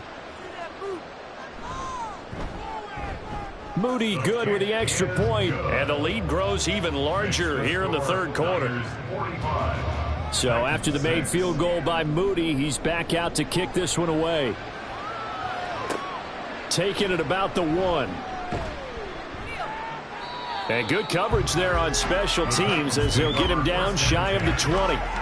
The Titans offense now, they get ready to do battle again here.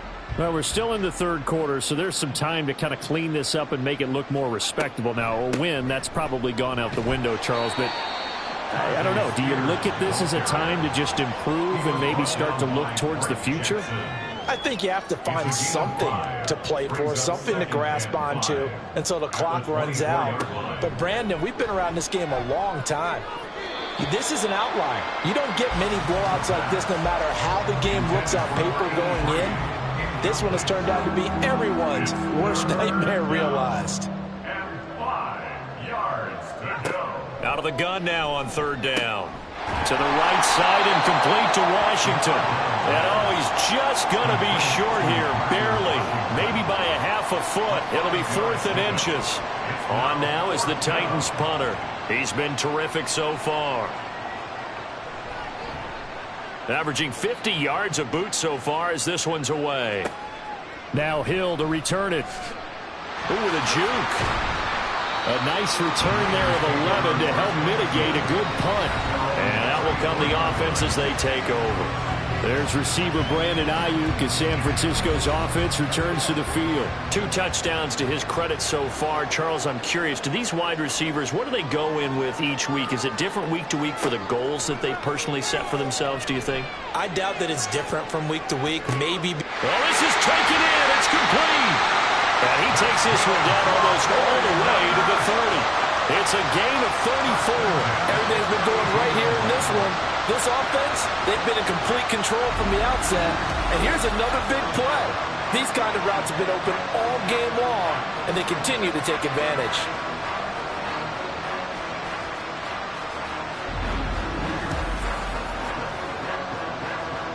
So the big play changes the complexion of things. Here's 1st and 10 just outside the 30.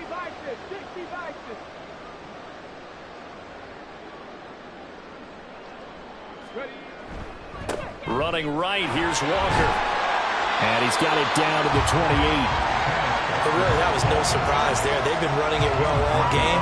And I know goals change all the time, but any team will take that type of run each and every time.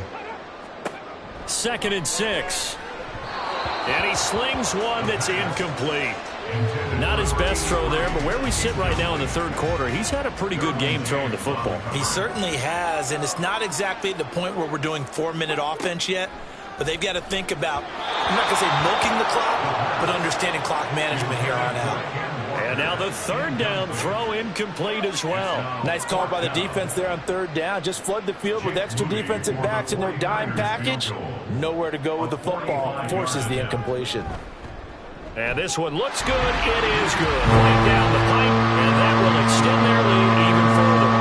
So tack on 3 more, though this, it's just a rare drive where they did not find the end zone. Yeah, you're right about that, partner. But at this point, I don't think you're too concerned about that. You just want to possess the football for a while and drain the clock. If you can get 3 out of it, that's great, too. The Titans now just about ready to take over.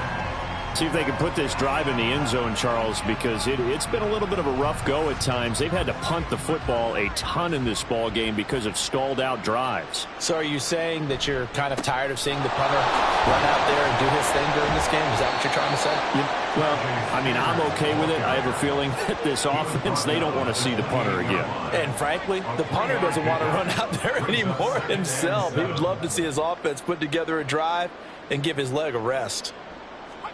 Here's a 2nd and 7. And that almost their first INT of the ball game. Had his sights on it, but he couldn't seal the deal. These guys have punted 4 times already, and they're staring at a 5th, barring a conversion here on 3rd down. He's got his target. That's complete. And he will have a Titans first down as they're able to get the 3rd down conversion. A gain of 15. And the Titans first down. Back to throw now on 1st down. Now a quick throw there, but it's going to be incomplete. The coverage keyed in on him since that last completion his way. He earned a little more attention on that route, and that made it a lot tougher to get a clean throw his way. Again, he'll drop to throw.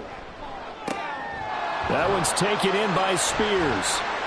He'll get only 3 there, so it leaves him with a 3rd and 7 ahead. I know it was a gain, but you have to sense probably a little bit of disappointment there because when it's out there in open space, I think they expect to get more out of a play, don't you? Especially when you're getting it to your guy out of the backfield. You're expecting him to be able to create something, be a little more shifty. Yeah, no doubt about it. Good open field tackling held it to an okay gain. 2nd catch for him today, and it'll wind up a 1st down. First down, Tennessee. They'll stick with the passing game as he looks to throw. Looking middle, and it's incomplete. Another attempt, another incompletion, and when I look at the scoreboard and where we are in this game, it comes to mind that they have to start getting the ball in the hands of their playmakers. Throw it to the guys that maybe can take a short pass and turn it into a long gain or make people miss downfield. They've got to have points, and the guys who can put the ball in the end zone, they're the ones that need to touch the ball. If they want a first, they need to get the football to the 32 here on 3rd down. Going for the deep ball. And unable to connect. Incomplete. I'll give them credit. They took their shot, but it's going to bring up 4th down. What we've seen so far in this game, they are not going to allow a big shot over the top. You can have whatever you want underneath. They'll give you that, but they're not going to let you beat them deep. And problems spreading to the punt team now. This one goes all the way into the end zone on the fly, so that'll come back to the 20. Kenneth Walker headed back out there. He's had a good performance, moved the ball effectively on the ground. Of course, he has the 1 touchdown. And when you're able to move it as effectively as you've described, that leads to finding a way into the end zone, and now he's just trying to do it for a 2nd time. And, of course, with that comes additional yardage. Yeah, looking for additional yardage, and again, that 2nd score here in the 3rd quarter. Up at the 29 now, they'll head to the line, 2nd and a yard. Off the play fake, he'll look to throw. This will be caught downfield by Moore. And he'll be out of bounds just shy of the 40. That one covers 29 yards, 1st down. 2nd and short, that's a rundown, so it's definitely a good time to go play action if you're feeling it.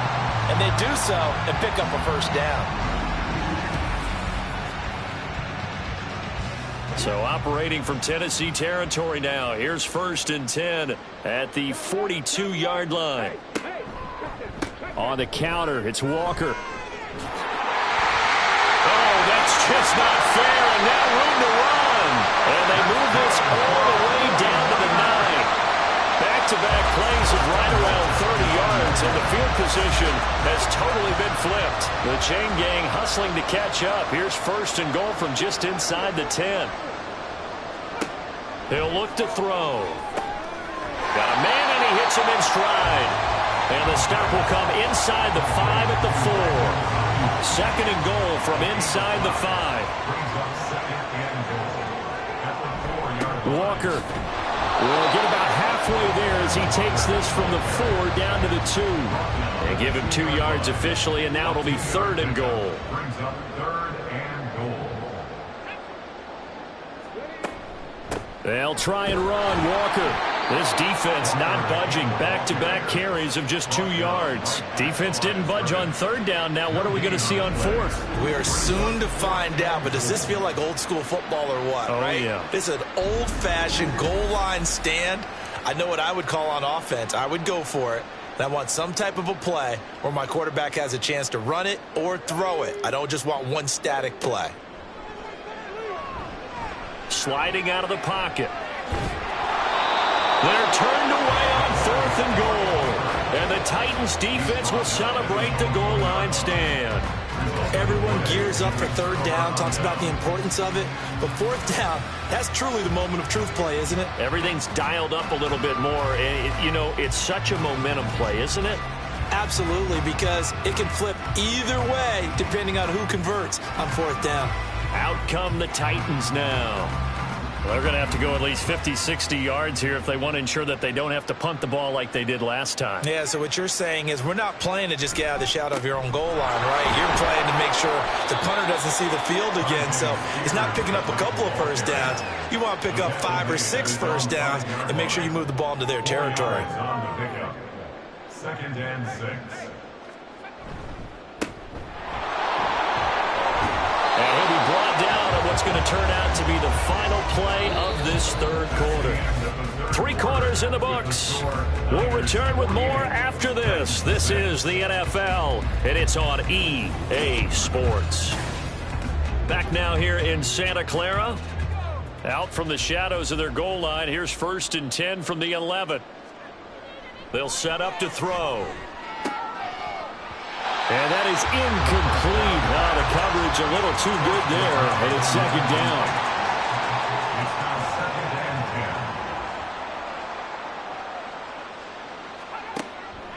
Now a shotgun snap as they'll look to throw. That pass taken in by Burks. They get 7 out of that, so they're left with a 3rd and 3.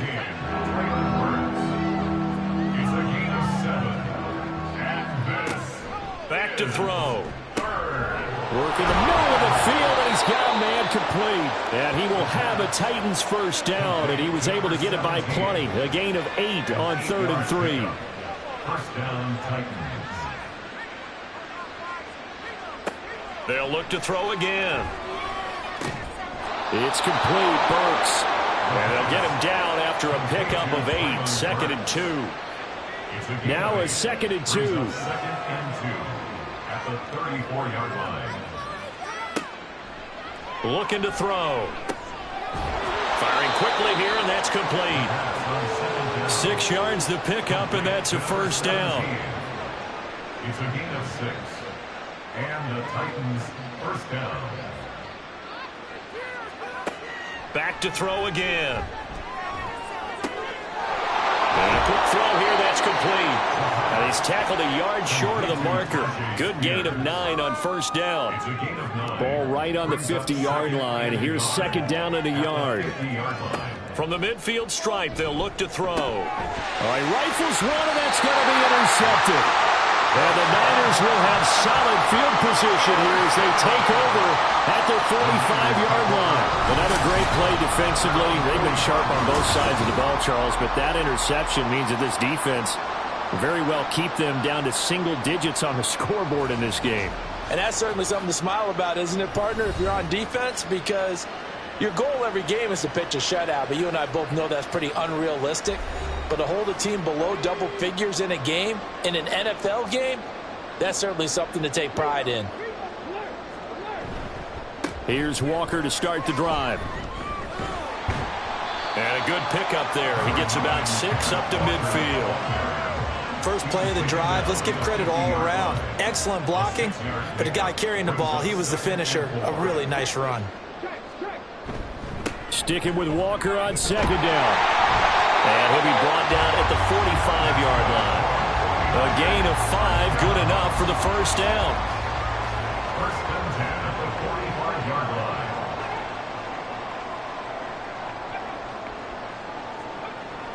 line. Again, it's Walker.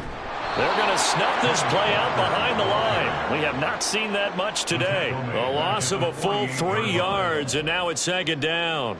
You know, it's become cliche, but we have seen it and observed it. When runners have days like what we're seeing right now, they often take their offensive linemen out for steaks afterwards, don't they? They all go buy them dinner.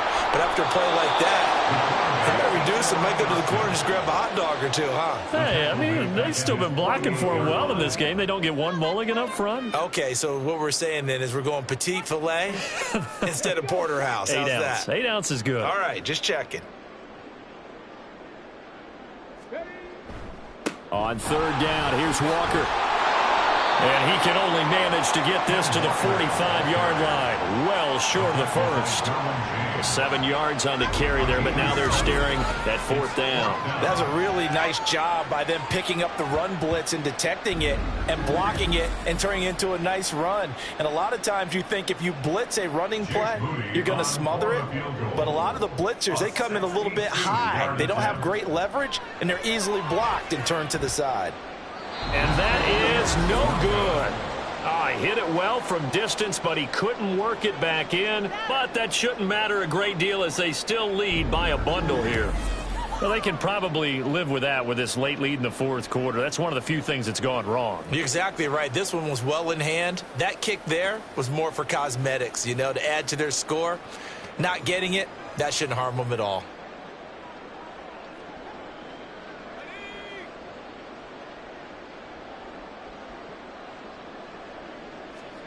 They go back to the air here after the INT on the last drive. Washington with a catch, middle of the field. And able to break one tackle, but then quickly brought down. But a nice little gain.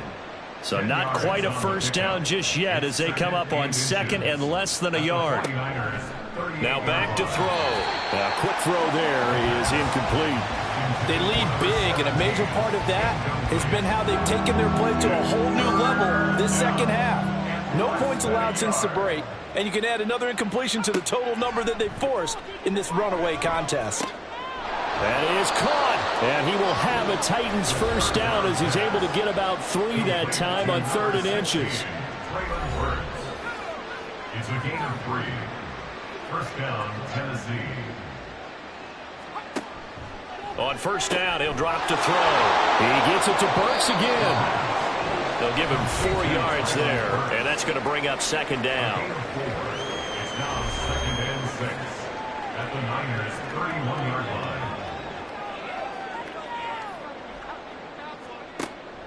He'll drop to throw. Over the middle into the hands of Burks. And this will move the chains again as the tackle's going to be made at the 49ers' 19. So here's a 1st and 10 now down inside the 20. They're going to look to throw. That's caught. Left side, it's Burks. Call it a gain of 6 on the play, and it'll be 2nd down. It's a pickup of 6. Brings up 2nd and 4 at the 14-yard line. He'll look to throw. Throwing quickly there, but it's incomplete. At this point in the game, they've got to continue to try anything they can. They're still working at it, even though this one feels like a lost cause. 4 yards to go. Hand off to Spears.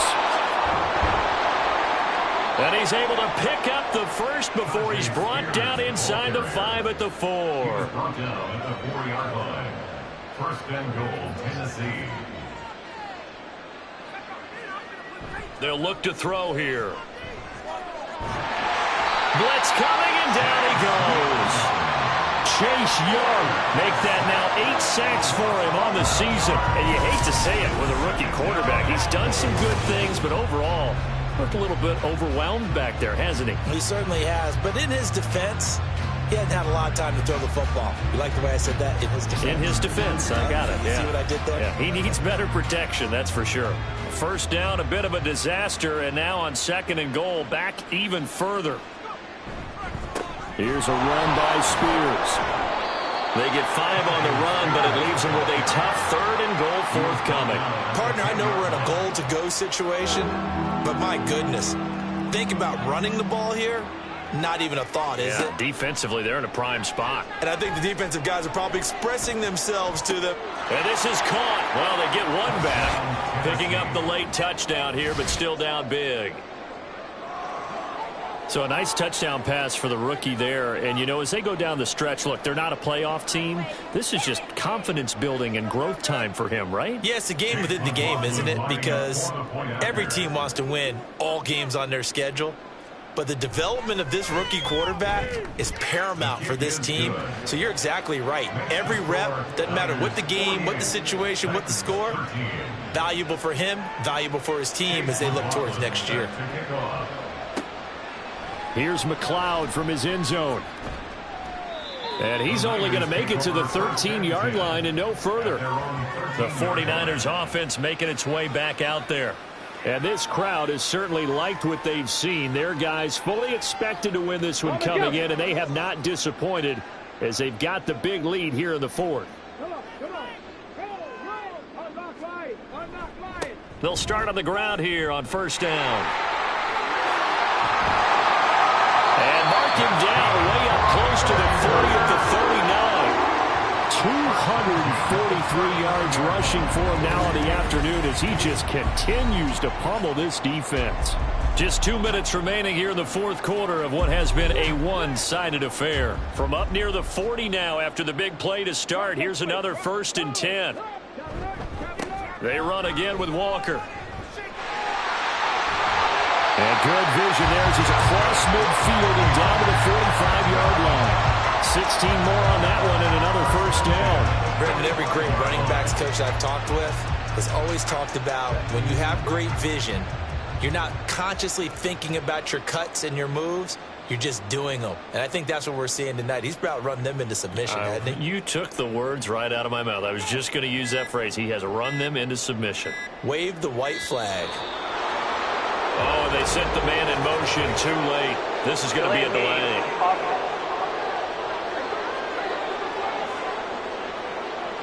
That flag accepted, and it backs the offense up a little bit. Still first down.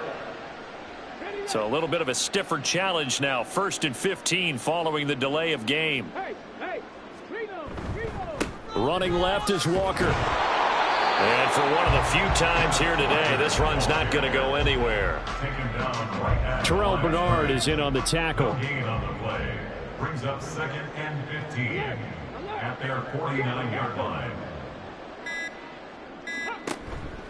On 2nd down, it's Walker. And he'll get it down on the play to the 37. So from 2nd and long, now we go to 3rd and very manageable. Yeah, they love that phrase, don't they? Because as an offensive coordinator, you can keep people a little bit off balance and guessing because you don't have to throw it. You can come back with a strong run game if you want to. And if you're in 4-down territory, that really opens things up for you. Charles, a lot of happy faces heading into the tunnel as this one ends, and understandably so. Not only did they get the win, but, boy, their offense was on fire in this ball game. And, partner, I have no idea what the top speed is on one of those high-end sports cars. What's the top gear you can get into? This offense, they certainly were there in this one, huh? Everything clicking for them in this contest, the kind of performance that they're going to cherish. So for the 49ers, it's a 10th win on the year as they move to 10-3. And they'll hit the road next week to take on the Dallas Cowboys. Meanwhile, for Tennessee, it's unfortunately more of the same as they'll fall to 3-10 on the year. And they'll get a chance to redeem themselves at home next week. Thanks for tuning in, everybody. Alongside Charles Davis, we thank our entire crew. I'm Brandon Gaudin. This is the NFL on EA Sports.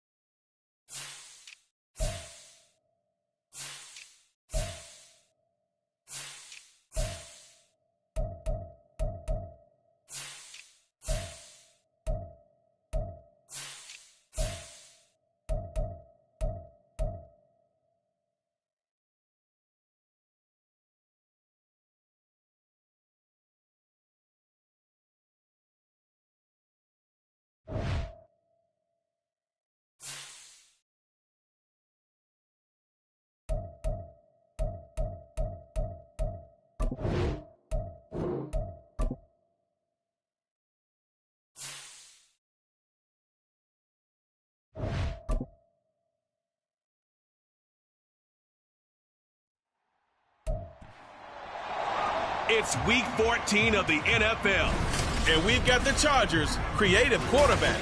After his last game, he's now across 3,000 yards for the season. It's the Chargers and the Broncos. All that and more coming up next.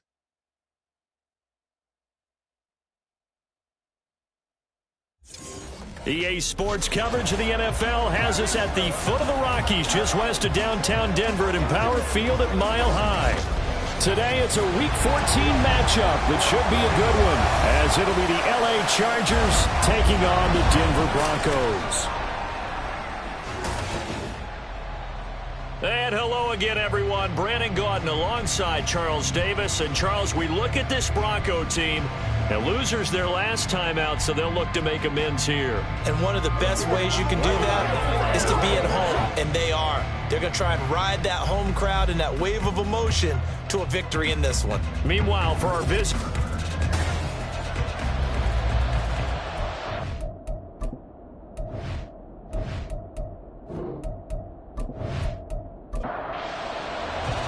Three-quarters of the NFL season are complete. What lurks in our final month? We're underway in Week 14. The opening kickoff will not be returned, as that will be a touchback. So here's the Charger offense making their way out. And trotting out there, no introduction needed for this guy around the league. Now in his 7th season as a QB.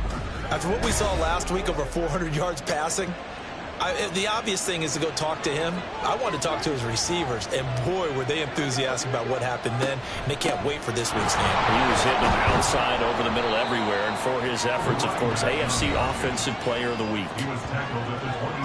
The numbers for him from a week ago, a boatload of carries, 137 yards, and a score. And the way they ran the ball last week has to bring a smile to the faces of the entire coaching staff, because not only are they seeing a back pile up yardage, they're seeing an offensive line in sync, and that bodes well this late in the season.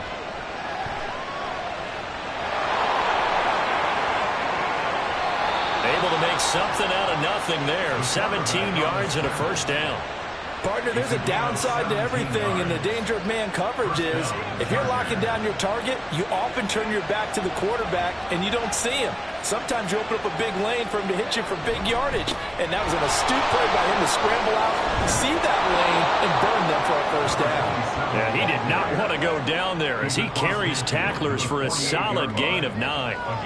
Just need a yard here, 2nd and 1. Gonna run again here with Pollard. And he is tackled inside the 40, not quite to the 35. And hold on here, because on that last run, it looks like we have a player who was shaken up. We'll step aside and get a report when we come back to Denver. Line of scrimmage, the 37 on 1st and 10. They run straight ahead here with Pollard. And not a whole lot of room to operate there on the first down run. He gets maybe 3. The Chargers at 10-2 on the year. Well, they've been playing their best football of the year. Winners of 4 in a row. And I thought that they played pretty well last week. Their execution, their discipline, their resilience, all on display in that victory. And this is going to be another first down as they'll make the tackle at the Broncos' 20-yard line. A good gain of 14 there, and it moves the chains. Now that was pretty. They executed that curl route versus zone coverage, and that changes things a little bit because against man, it's often a tight curl, tight, sharply run route. Against zone, you're just looking for that open spot, that dead area, so you may curl it a little bit wider just to get to that place. And usually a tight window. He fired a bullet in there for the completion. Maybe just a slight detour on what's been a strong drive. Here's 2nd and 11. They'll set up a throw. And he bats it away, and it falls down incomplete. I came into this game eager to see how they would hold up in man coverage. And on that play, they held up quite well. Pass taken in by his big tight end. Touchdown, Chargers. A great play there with touchdown number 7 on the year. And the Chargers get the upper hand as they're on the board first here this afternoon. One of the keys to their long winning streak has been scoring first. An ideal drive right there, getting the first 6 points of the ball game. Do you go back to our meeting with the offensive coordinator? Remember what he told us? Absolutely. With some teams, I script to probe in the early part of the game. Other teams, I script to attack. They've been in attack mode for these ball games and continue that in this one. Extra point up and good by Dicker. And that makes the score 7-0. So a nice drive put together there. They go 75 yards in 9 plays. And it ends with the Chargers getting into the end zone. And he'll get it up just past the 20 as his guys will go to work at the 21-yard line. And it appears we have a Charger shaken up on that last play. We'll step aside and get a report when we come back to Denver.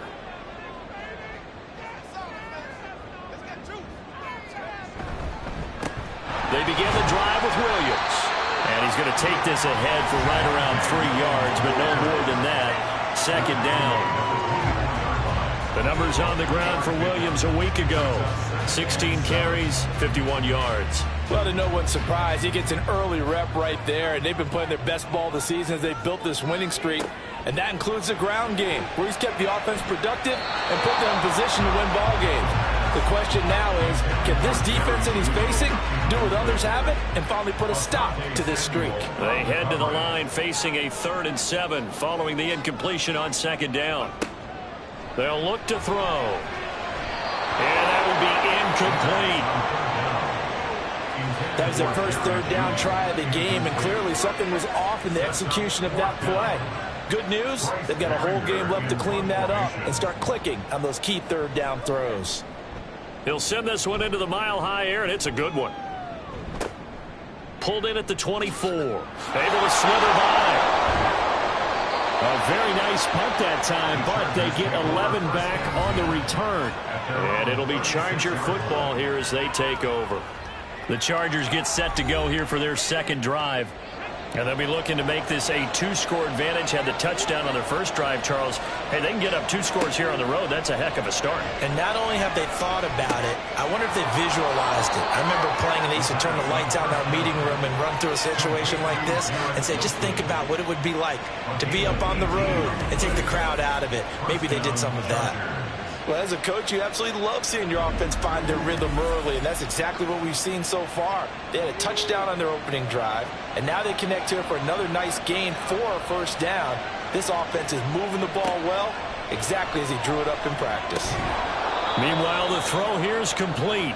Give him a gain of 5 on the completion, and that will bring up second down. A gain of 5 brings up 2nd and 5 at the 41-yard line. They'll drop to throw. And he's going to be sacked. They sack him back right at the midfield stripe. They'll wind up losing a full 9 yards here on the sack. Now it's 3rd down. They need a crafty play call here. 14 yards is what they need to try to convert this thing. He's got his target. That's complete. And all the way inside the 15 before they drop him. Able to convert on 3rd and 14. A terrific play call. Well, as my dad would say sometimes, I'm just scratching my head here trying to figure out what was going on there defensively. How did you lose him in the middle of the field? If you're going to lose a receiver, make sure it's someone on the short side of things, not deep downfield, that can hurt your defense.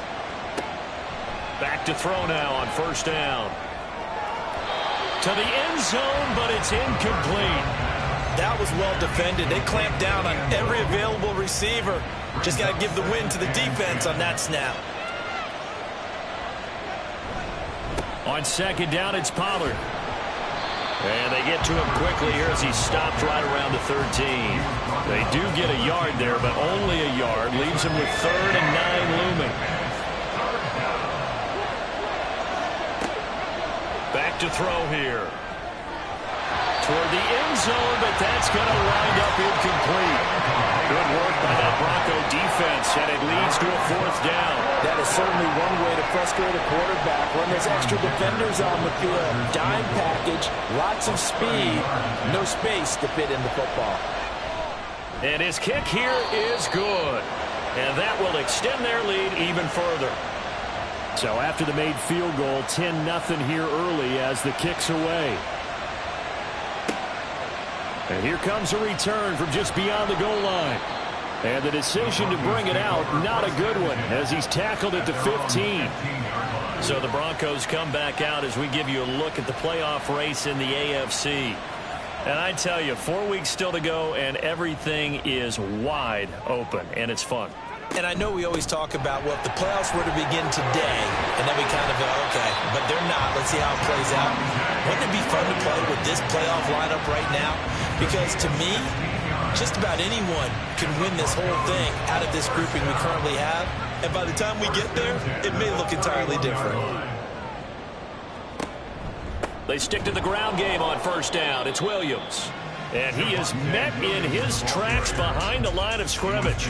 Officially, it's a 1-yard loss. That's going to bring up 2nd and 11. Second and 11 at the 30-yard line. He'll look to throw. He'll find Lindsey here. And a good stiff arm there before he's brought down on a nice little gain. Now it looks like we've got a Bronco that's banged up on the play. We'll step aside and get a report when we come back to Denver. Here now, 3rd and a yard.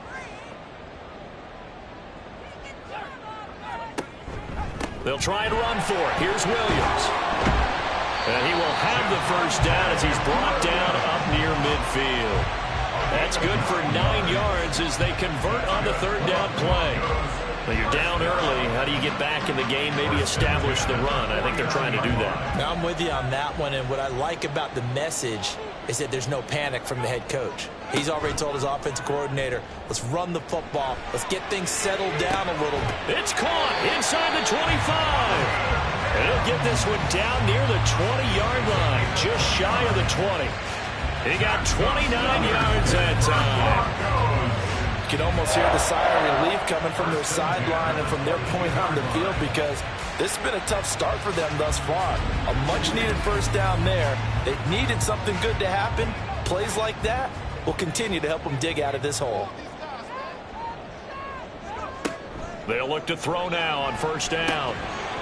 And that is incomplete. He couldn't hold on through the contact. Brings up 2nd down. Brings up 2nd and 10 at the 22-yard line. They'll set up to throw. And he'll take this beyond the line of scrimmage as he slides to a hole. He'll end up getting 5 out of that, but now they're looking at 3rd down. 3rd and 5. Back to throw. And a throw there going to be incomplete. The Charger D making things difficult, and it's 4th down. What an excellent defensive stand there in the red zone. Nice tight coverage. They certainly recognized how important it was to bring up 4th down here. And his kick is good. And they get themselves on the board here. It's 10-3. So the drive stalls out inside the 15-yard line, but they do get 3. And I've talked with enough players nowadays that when they have these types of kicks, that no one says to their guy, hey, that's just like making an extra point, piece of cake. Because the extra point is not a piece of cake anymore. But kicking a field goal from that distance, just give him confidence and let him knock it through. This offense and Garrett Wilson headed back out. Well, he's within shouting distance of a 1,000-yard season. Going to need a pretty good finish, though, if he wants to reach that mark. Well, I like how you phrased it, partner. He is within shouting distance. If he stays on this pace, he's got a shot at it. But he needs a big game in there, right, to make sure that he gets it. So you know that during the week, in practice, and look, he asks for the ball all the time anyway. He's really going to ask for the ball and let his quarterback know he's open. A big hitter to start the drive has him up near midfield here for 1st and 10. Pollard, he'll take it up the gut. And a good push there defensively as they stop him at the 48. Gain of just 1. Now 2nd and 9. Brings up 2nd and 9.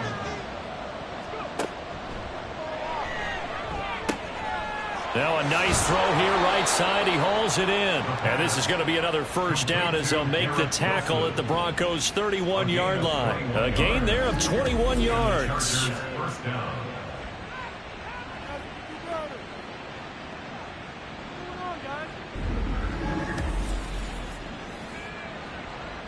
So a 1st and 10 now in Denver territory. Down at the 31. It'll be a handoff to Pollard. And he struggles to get a yard here, maybe a yard, down at the 31.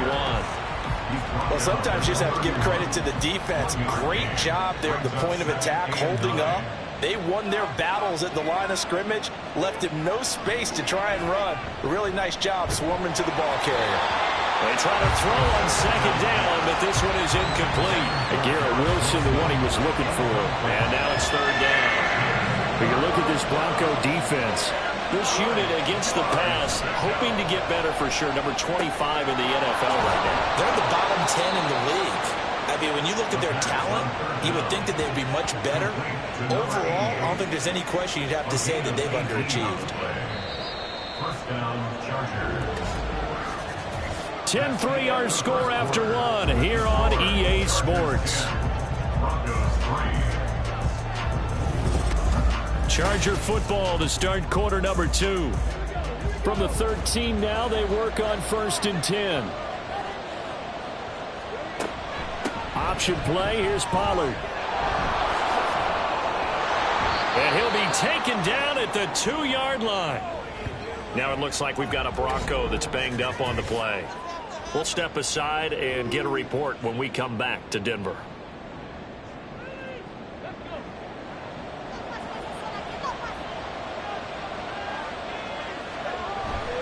Pollard will take this into the end zone for a Charger touchdown. Some good running there at the end of the drive. He had the burst that set up the 1st and goal, and then one play later, he's in the end zone.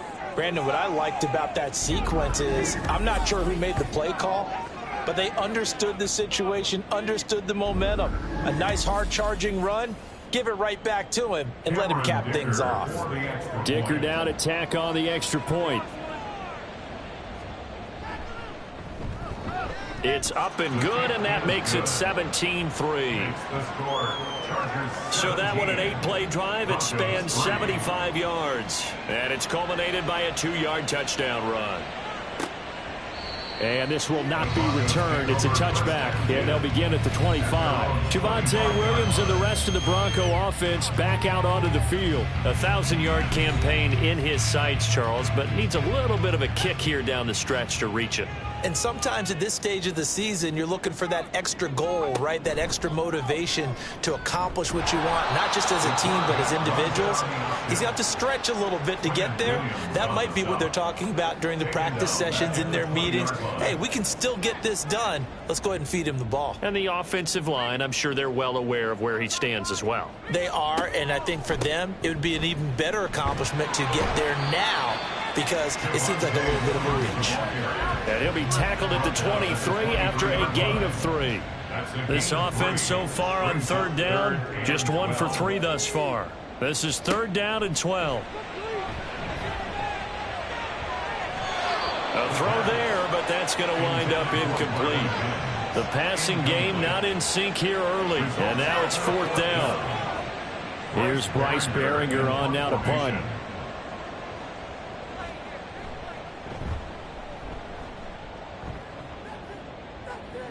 Fair catch signaled for and taken just shy of the 30-yard line. So possession goes over here on the punt. And they will take over 1st and 10. And the LA offense ready for this next possession. They have to be pleased with the way that they moved the football thus far. And why wouldn't they be? 2 touchdowns on a field goal in their first 3 possessions. They're playing so well right now, the field goal probably feels like a disappointment. Rush coming, and he's taken down. That one will set him back nearly 10 yards here on 1st down of the sack. Partner, the Mike linebacker, the middle linebacker, has so many different responsibilities. How excited do you think he was to get home with that blitz? Yeah, he wants a sack. He got it. And they need to work to at least get some of this yardage back after the sack. 2nd and 19. The play-action fake. They'll look to throw. This one complete to his fullback out of the backfield. That'll give him 8 that time. And that'll bring up a 3rd and 11 situation.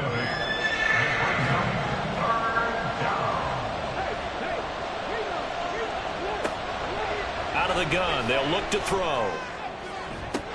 It's incomplete. Took a shot, couldn't connect. That might be the third down stop that they needed because they've had a lot of trouble slowing down this offense in the first half. This might be their opportunity to get off the field. On is the punter Scott here as he gets this one away. 51 yards on the punt there. And the Broncos take over, first down and 10. And the football going back over to the Denver Broncos.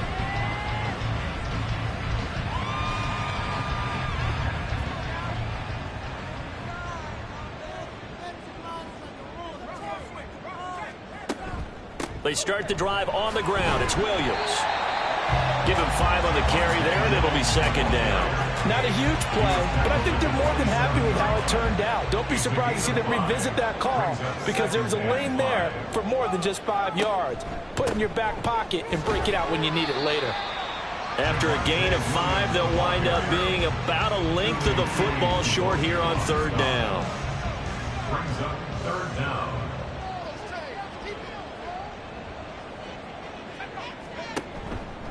They run it again with Williams. And he's going to have the Broncos first down as he's got this up to the 40-yard line. I'm okay with the call there. In fact, I actually like it. I know they're down a couple of scores, but the running game worked in that situation. I would continue to go in that direction. Now they'll switch it up here and look to throw. Throw left side complete. That's Lindsey. And they'll get this right past midfield before being stopped just before the 35. 23 yards on the play. And that was good protection there. No, that was great protection there because it allowed him to lock in on his receiver. Although I think he was looking for his tight end on the corner route all the way. Nice connection there for a really nice gain. Now a first down carry. It's Williams. And he can only manage to get a couple. 2nd and 8 coming up. Defensively, we always know that he is tough in run support, and I think the way that he gets there is he understands what an offense is going to do before the ball's even snapped. A great job of scouting prior. Well, now Lindsey lost the football. And picked up by the Chargers. And his guys will take over at the 30-yard line.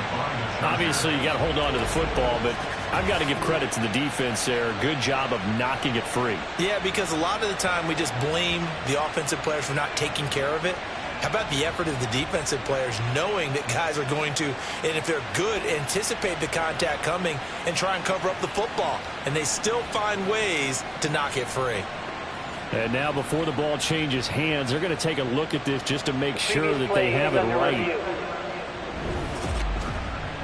Now the question, was the knee in fact down before this ball comes loose? And is the video convincing enough to overturn it? A lot of factors here. Remember, you also need clear possession of the football afterwards. This is a tough one to overturn.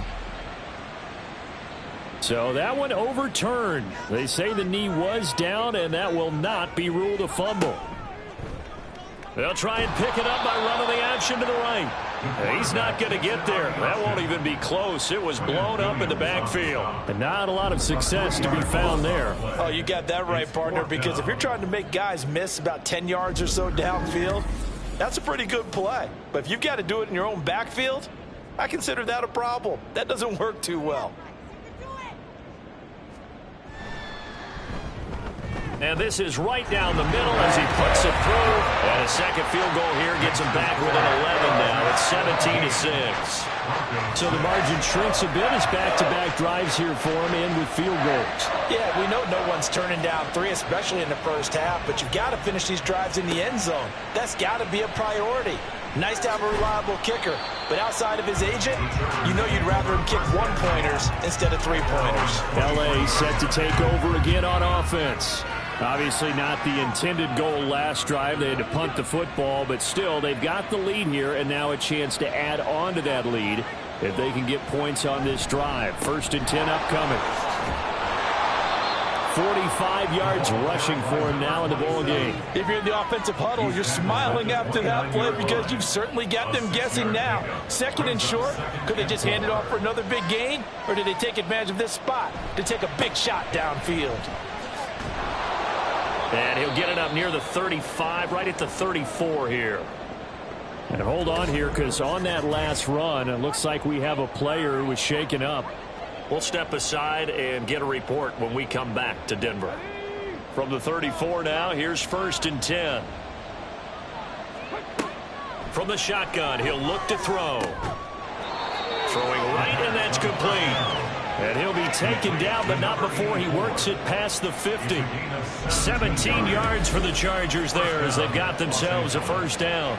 And when you're playing a quarterback with some experience and some moxie, you enter the danger zone when you decide to blitz him, because if he's able to diagnose as he did on that play, he can hurt you downfield. He reads defenses so well, doesn't he? He really does, and the best part about that play for him, I don't think that was his primary target. I don't think so either. I think he had the read, figured out where the blitz was coming from, and went to a secondary target for a really nice game. Now a give here to Pollard. 2 yards the gain there, and now they're left with a 3rd and about 4 for a 1st.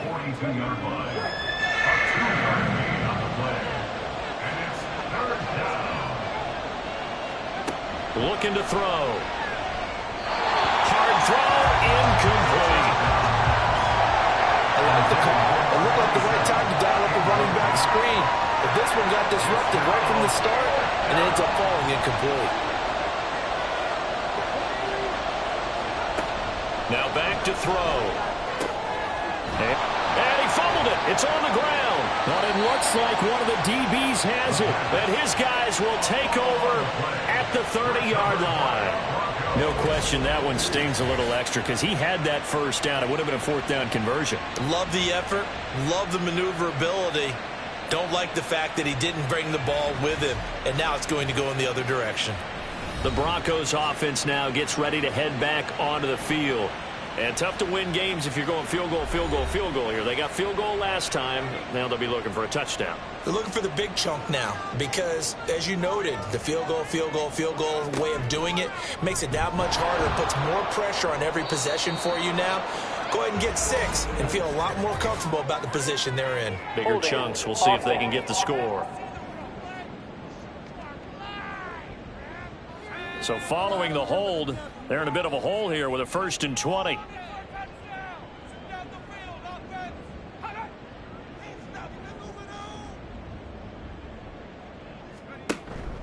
Now a 10th carry. Here's Williams. And he stopped immediately there. Call it no gain on the play, and it'll be 2nd down.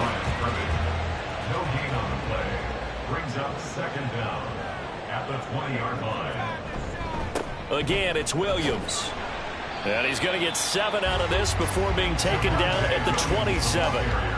Okay, he didn't break that one all the way, but you got to know that he feels like he's right on the verge, and that's probably exactly what he's telling him in the huddle right now.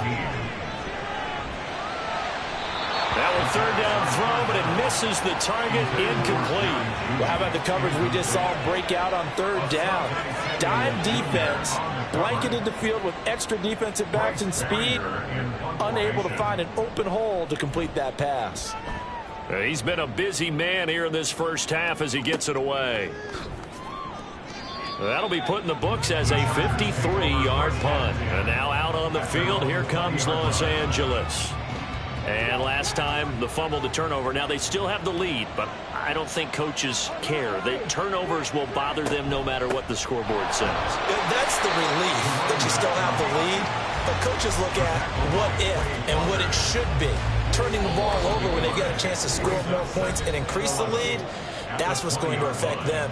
And they're also thinking to future weeks, maybe when the game's closer, right? No doubt about it. You want to clean up everything. Let's just be honest about it. They want everything to be perfect at all times.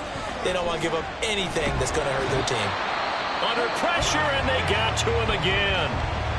Now the Broncos are going to call the first of their timeouts. So as they talk it over, we step aside. And he's not going to sniff the 1st down here. He stopped at the 25. Now the Broncos going to use the 2nd of their timeouts as they'll head to the sideline and talk over what to do next. Here's the Denver offense now as they get set to take over here. The last series form a little disappointing, forced a punt.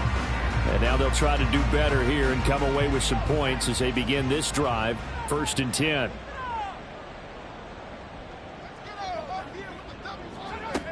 They'll try and start this drive in the air. He finds his man, complete. It's Lindsey. And they're able to get this one across the 35. First down now, but that clock rolling.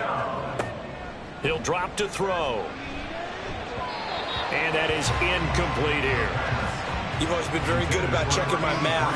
Am I correct? That's the first time that it's been incomplete when they've thrown it to him? Yes, he had caught every other ball coming his way. So they feel like they've got something really good going there, and they're going to continue to go there until the defense makes an adjustment and takes it away. Well, they finally made an adjustment there. We'll see if they can build on that stuff. They'll look to throw again. It's caught on the right side. Williams. And just 3 yards on the catch there. He couldn't get away. And it's second down. Again, he'll drop to throw. Finding Williams once more. Complete. They'll get to the line here, but remember, it's also third down. Back to throw again. And that is incomplete. The L.A. defense up the snuff in coverage there. Pushes this to fourth down. A misconnection there. He's hit on just 50% of his passes thus far. That's not where you want to be. Now you see the evolution of the game. You go back to the quarterbacks of old, 50% would be terrific because they threw the ball downfield almost every time they threw it. Now with a short passing game, you should be above 60% just to be in the average range. The Chargers going to take over here one more time before the half. And with a 2-score lead already, they may just look to get this thing to the locker room. Short pass caught by the tight end Gentry. So give him 5 yards there on the pitch and catch. And that'll bring up second down. A gain of 5 brings up second and 5 at the 19-yard line. And this time they'll just keep this on the ground. And this will go as a short gain on what will be the final act of this first half. So we have reached halftime intermission with the visiting Chargers on top. As we send you on out to our studios in Orlando, here's Jonathan Coachman at REA Sports Halftime Report. All right, Brandon, we'll get back to you and Charles in a bit. But first, let's get to some of these scores around the NFL here in a busy Week 14. We'll start out west in the City of Angels with Arizona in town for an NFC West matchup. And it's the Cardinals who are out in front as that game draws closer to halftime. Kyler Murray has thrown a touchdown pass. From there, we'll take a trip east to check on the Bears at home at Soldier Field. And they were losers in that one to the visiting Green Bay Packers. Trey Lance leading the way in the victory with 3 touchdown passes. Lastly, we head to Gillette Stadium in Foxborough to check on the Patriots. And they were losers in that one to the visiting Houston Texans. Damian Pierce, a touchdown run in the victory.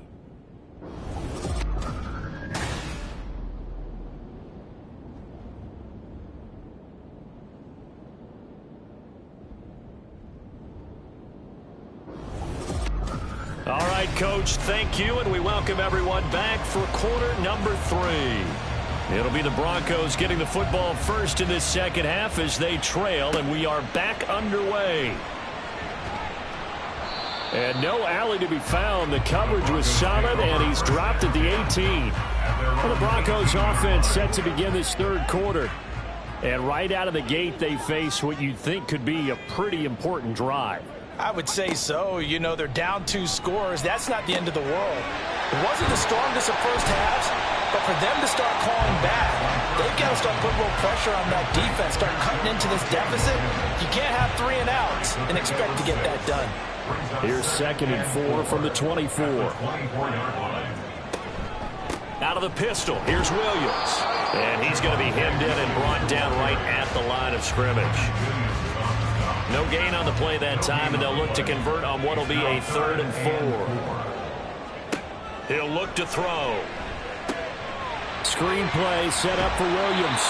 And he will have the Broncos first down by about 3 yards or so as they wind up getting 7 there on 3rd and 4. Well, they certainly had success throughout this contest getting him the ball in the passing game, and there he picks up another first down. Whatever they saw going into this one, they've been able to capitalize on it, and no adjustment has been made to take it away.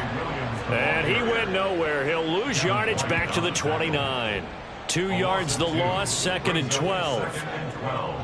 At the 29-yard line.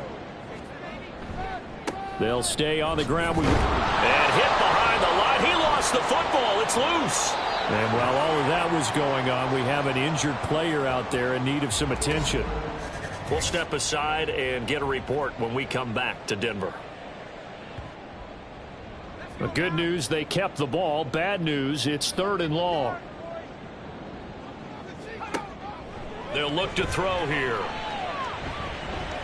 Oh, he'll air this one deep for Judy. And that's caught inside the 30. Touchdown, Broncos. Jerry Judy. 79 yards. And the Broncos have got it back to within a score.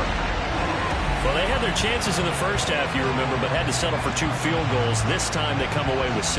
I think they actually got affirmation about what they were doing by getting a touchdown, because the field goals means they got in range but couldn't quite finish it off. This time, they broke through, and that's great for the old confidence. And on the sideline, difference of a feeling between 3 and 6. Is it astronomical or no? It can be at times, that's for sure. A lot of times the field goal feels like a disappointment. The touchdown, well, that tells you you're getting it done. It's complete, and this one is caught. So they come up with a 2-point conversion, and that makes this a 1-point game now.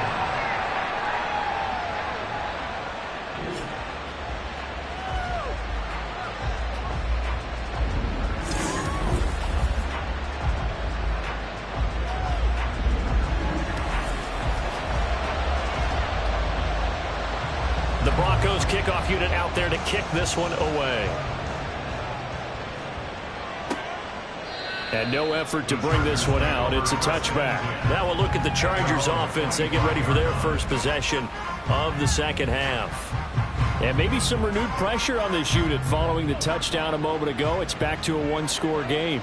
And because of that pressure, because it's now a 1-score game, they know this is where you need to slow the momentum change, because otherwise that could overrun your team.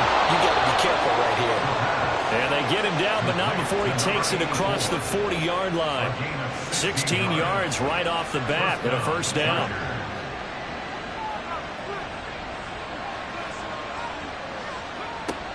They'll look to throw. And that one too far in front. He couldn't reel it in. It's incomplete. Just a little beyond the reach there of his receiver. That's probably one he wishes he had back. He wishes it had been 7-on-7 in practice, or maybe even routes versus air, because that's a completion he makes, what, 9.9 times out of 10? Just missed that one. And he'll get it out to midfield. Let's say, they'll spot it right at midfield at the 50.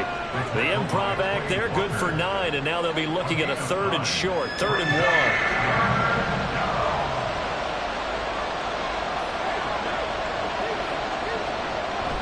Trying to run for it with Pollard. And able to pick up the first across midfield to the 47. Now it looks like we've got a Bronco that's banged up on the play. We'll step aside and get a report when we come back to Denver.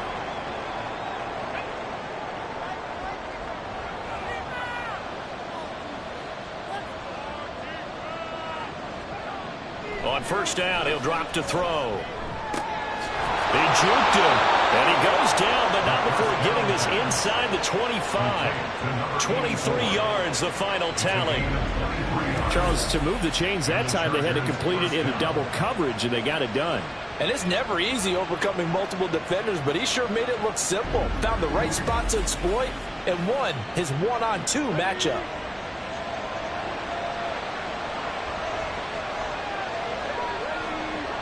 They'll look to throw here on first down. And he's got his man. It's caught. Touchdown, Chargers. A great effort there. His first touchdown on the year. And the Chargers are able to widen their advantage. That seemed pretty ideal there for the offense, Charles. You take a little bit of time off the clock here in the 3rd quarter, decent length drive, and you pad your lead as well at the end of it. And what it does is lets you feel like you're in control of this game, even more so than a 2-touchdown lead, right? Because you have taken that time off, as you noted, which means they couldn't get you off the field. You ran your playbook the way you wanted to, and you gave your defense some rest. What a big-time drive in that situation. This taken in at the goal line. And he'll go down as this drive will start at the 25-yard line. And now it looks like he's in some discomfort after being tackled at the end of that return. We'll step aside and get a report when we come back to Denver. The Broncos onto the field, ready to start their next drive. They're down now 24-14. Work to do as they come up on a 1st and 10. And he's upended at the 33 following a good pickup of 8. I know sometimes we can get fooled when we watch him make catches, as we just saw him do there, because he really looks like a wide receiver the way he goes about his business. Yeah, 230, 240 range. Yeah, not super huge. Maybe not counted on to be that inline point-of-attack blocker that we used to have in the good old days, but you can flex him out. You can run wide receiver routes with him. You can make him a primary target, and that's how he'll shred a defense. They'll drop to throw. And his throw is incomplete. These guys have punted 4 times already, and they're staring at a 5th, barring a conversion here on 3rd down. They'll set up a throw. Thrown across his body, and it's intercepted. And they will take over at the 29-yard line. Well, when you start thinking of guys that are in the mix for Defensive Player of the Year, I think you use him as Exhibit A. Maybe he's not the leading guy right now, but he's at least on the periphery and deserves to be in the discussion. And because of that, he's looking at a game today where in order to make that big move and maybe become the guy, he needs multiple takeaways, multiple big plays, things that get our attention and reverberate for weeks to come.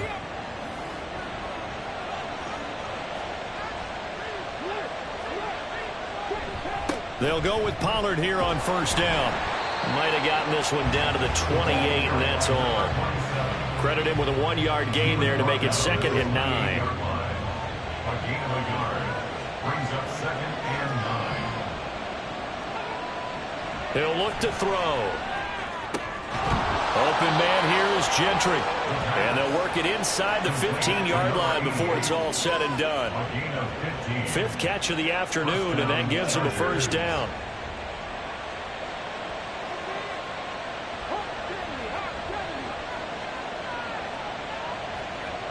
They're going to look to throw.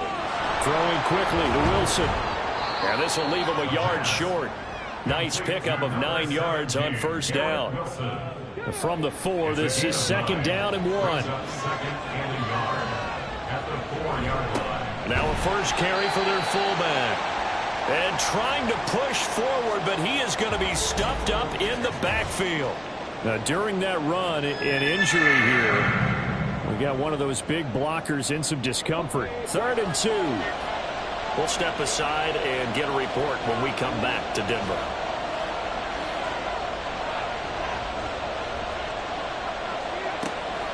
On 3rd and short, they'll try and pick it up through the air.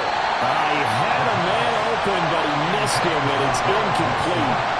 Well, the other day they told us when we've got 3rd and 5 or less, we have to be able to convert. And I guess every team would say that, Charles, but an opportunity missed there. What they were trying to tell us is they believe it's a matchup game at that point, and they liked some matchups that they had, thought they could exploit them, unable to do so on that play. So they got the turnover, started with great field position, but in the end, the defense able to hold firm, and they only get 3 out of it. And I like what you said right there. That defense able to hold firm, backed up into the shadow of their own end zone. Goalpost right behind them. They had to make sure they didn't give up the 6. And, boy, they came through in a big way. To them, even though they gave up 3, that's a win for their side. And Denver getting set to take the field. So now, Charles, this drive maybe a touch more important, trying to erase the memory of that interception they had the last time out. Yeah, and everyone goes through this because even the best in the game, you're going to have games where it just doesn't go right for you, and interceptions result. So, frankly, to me, it's all about how you respond, not just the types of plays that you call, but how you carry yourself, how you show your team that you're still with it, and how you continue to lead. 17 yards on the catch and run. It's a 1st down. A good way there to have him bounce back from the interception last drive. Something underneath, a little bit of rhythm going. I know the best ones in the league have supreme. Under a heavy rush, and down he goes. Will Anderson in there to get him, and that is sack number 6 now for him on the year. Okay, I'm not sure you could actually draw a better pass rush than that one right there. Nowhere to go outside. He had to keep backing up and backing up and backing up. Eventually dropped for a huge loss. So now 20 yards to go on 2nd down after the sack. Work to be done. Back to throw. Under pressure, they got him again.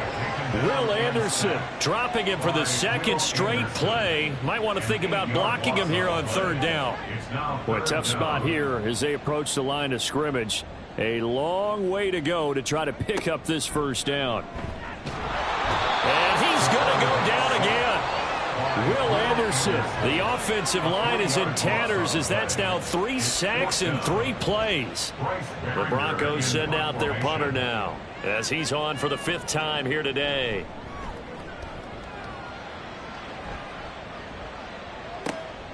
Let's take it inside his own 40. And 9 yards there on the return following a punt of 47. The Chargers offense now, they get set to head back on the field. Their drive last time, it stalled out. They were forced to take the short field goal. And the key phrase, you nailed it. Forced to, because you know coaches look at these short field goals as a last resort, right? To them, that's not how drives are supposed to end. You're supposed to put 6 on the board. That's a consolation prize. Like going to the county fair, you don't get the big stuffed animal on that one, do you? No, you don't go top shelf. That's bottom shelf material. And with that last play, he's now up over that 300-yard mark. And in today's NFL, it almost feels routine.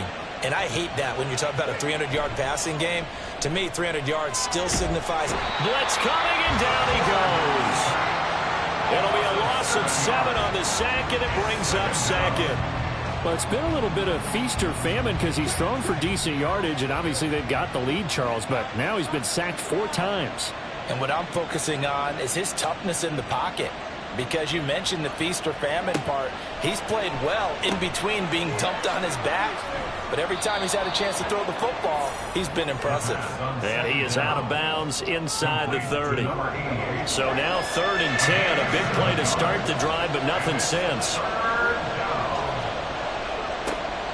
Now they'll throw here out of the gun. Pass taken in by his big tight end. And he is going to have the Chargers 1st down as they're able to get the 3rd down conversion. Now a 1st and 10 at the 11.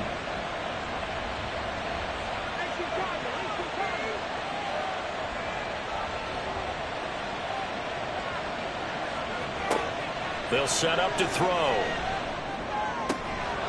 And this is caught. He's got it. Touchdown, L.A. A great play there with his 2nd touchdown of the game, number 8 on the season. And the Chargers are able to add on to that lead. You got to figure down by the goal line. This is where a tight end earns his money in the high traffic area. And he's able to work free in the middle of the end zone and grabs that one for a touchdown.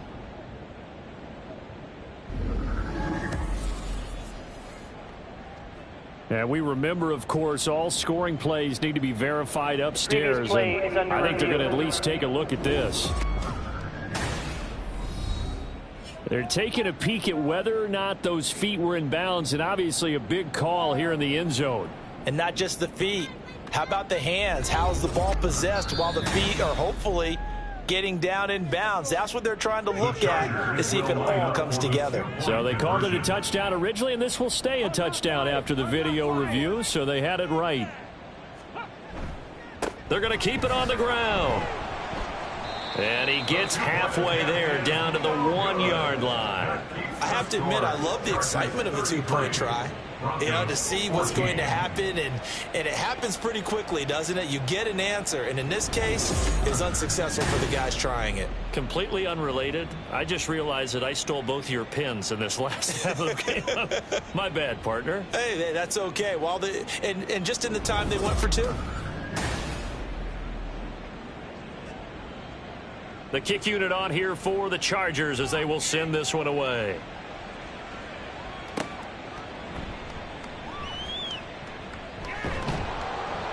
And he's up past the 20 to the 22-yard line. And now it looks like he's in some discomfort after being tackled at the end of that return. We'll step aside and get a report when we come back to Denver. Denver offense at the line, ready to go.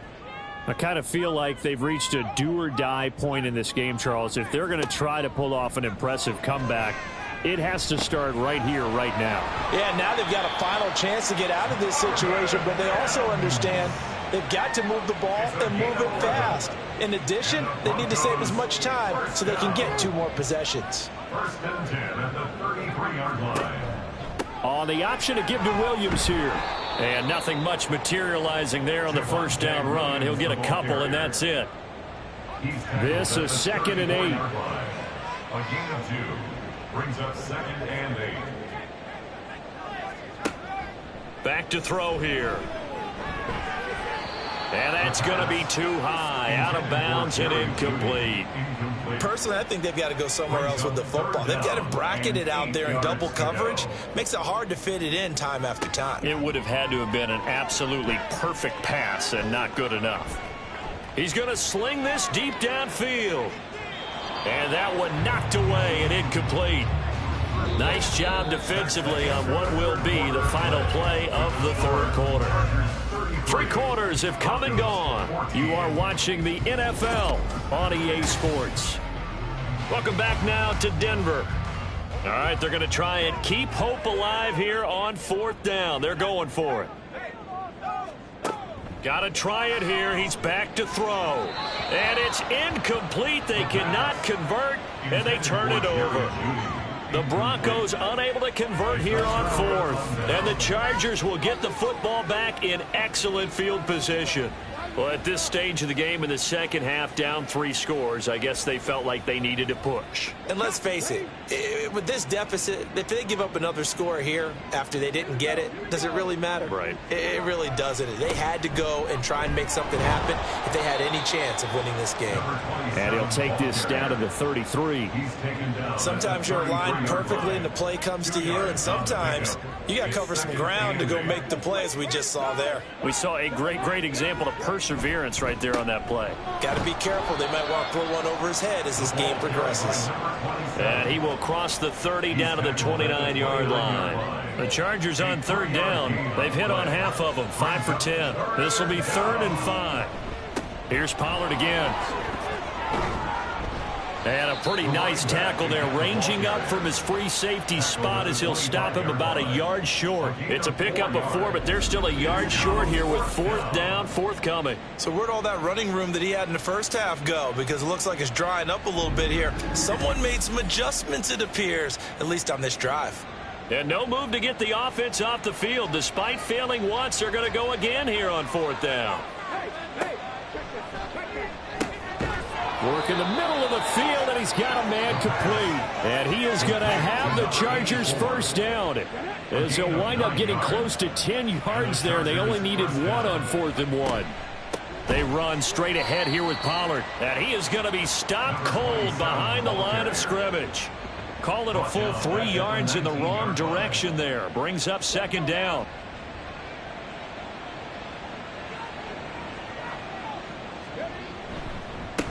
Run for Pollard. And he takes it in for a Charger touchdown. A great effort there. With his 17th rushing touchdown on the year. And the Chargers extend this 4th quarter lead, and they are getting closer and closer to win number 11. You get in a 2nd and long situation down here in the red zone, I'd say most defensive coaches would think pass, let's bring some pressure. So this is kind of a tendency breaker here to hit him with something on the ground, and he'll take it all the way into the end zone. Extra point up and good by Dicker. And that will bump the lead up to 26. The kickoff team on the field now as they will send this one away. The return man down to a knee, and this will come out to the 25-yard line. And as this offense makes their way back out, it's AFC playoff race time as we give you a look. A CD after this game. There will be 4 weeks left in the regular season. So this is far from the final version of what we'll see come January, more of a first draft, if you will, as all these teams fight for a better position. And you pointed it out so accurately there, Brandon. After this game, 4 weeks left in the regular season, and then the playoffs officially begin. But for some teams, trying to fight to make it to the playoffs, they're actually in a playoff push right now. Here's a throw right side, taken in by his tight end. And he's upended at the 33, following a good pickup of 8. They need 2. Here's 3rd down. Now back to throw. That is caught. And able to get this one across the 45 before he's brought down. Second catch for him today, and it'll wind up a first down. That's good for a Denver Broncos. They'll stick with the passing game as he looks to throw. The result, only 4 yards there on the play, and it'll be second down. A gain of 4. It's now 2nd and 6 at the 49-yard line. Looking to throw. He'll find Lindsey here. They'll wind up getting just a yard. And now we've got a 3rd and 4. He's out of bounds behind the line of scrimmage.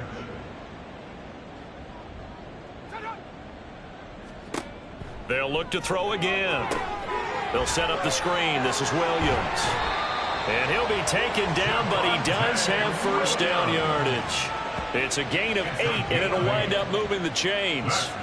So from the 39 now, they'll come up on a 1st and 10. Now a quick slant as the throw's complete. And he's going to get this inside the 30. A 10-yard pickup, and it's enough for a Broncos first down. First down. 1st and 10 at the 29-yard line. Now a man who's been busy this afternoon, it's Williams. And he is met in his tracks behind the line of scrimmage. 2 yards the loss, 2nd and 12. Brings up 2nd and 12 at the 31-yard line. He'll drop to throw.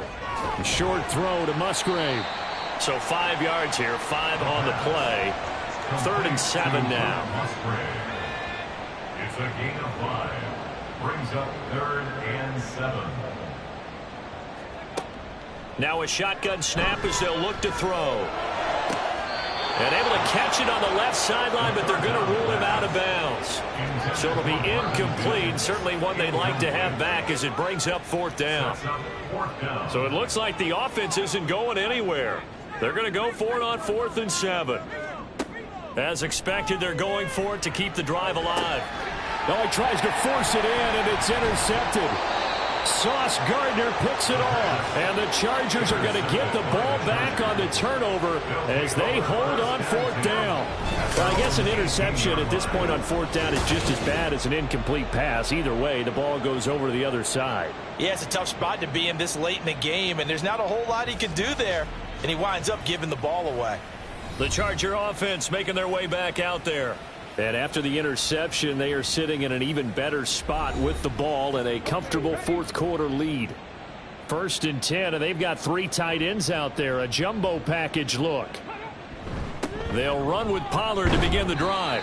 And not a whole lot of room to operate there on the first down run. He gets maybe 3. From the 21, here's 2nd down and 7. Brings up 2nd and 7. Going to run again here with Pollard. And he's upended after a gain of 4 up to the 25-yard line. That gives him 98 yards in this game, and he's got to feel pretty good about that, but the entire offense does. The big thing, though, Brandon, they've got to get to 100, though. You think he knows he's at 98? I think someone has told him by now, and here's the thing. Getting to 100 or more is tangible evidence that you've had a nice day running the football, and that's what his offensive line wants for him and for themselves.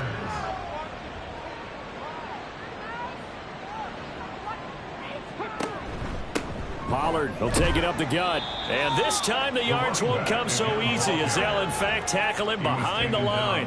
He'll lose a yard there, and it's 2nd and 11. Well, that was one of the few times they've been able to contain him thus far. He's over 100 yards for the game, but he lost a bit off his total on that carry. On 2nd down, it's Pollard. And he's going to get back to the original line of scrimmage, but that's about it. The second down play, not much better than the first, just a gain of 1 there. It's a gain of a yard. And it's 3rd down. Just 2 minutes remaining here in the fourth quarter of what has been a one-sided affair. So it's Charger football as we welcome you back from the 2-minute warning. They've got a 3rd down now as they look for one more first down to help salt this one away. A throw there, but that's going to wind up incomplete. Sometimes the game is pretty simple. Put a few extra defensive backs on the field, give them nowhere to throw the football, force the incompletion, and get off the field on 3rd down. Averaging over 50 yards a punt so far as this one's away. And that one hits at the 7, but bounds into the end zone, and that'll be a touchback. Now the Broncos offense, they get set to head back onto the field. Well, I think that the folks here had hoped that maybe this home atmosphere would carry their guys to a surprise victory, but it does not appear that that's going to be the case. There's too much to handle on the other side of this one. It'll go as a gain of 4, and it'll be 2nd down. 2nd and 6 at the 24-yard line. Out of the gun, they'll look to throw. A throw out wide going to be incomplete. That incompletion is not a surprise with the way that this one has gone, and the frustration of body language is evident everywhere. This team, they've really been put through the ringer in this one. On 3rd down, he'll drop to throw. Chargers able to get the pressure and bring him down. It's a loss of 10 on the sack, and it leads to 4th. Guys with his talent in the pocket aren't supposed to be getting hit like this, and you know an intense conversation with the offensive line is going to occur after this one. Might not be from him, but the offensive line coach will have plenty to say about this game. The Broncos send out their punter now as the drive goes backwards, so he's on to punt it away.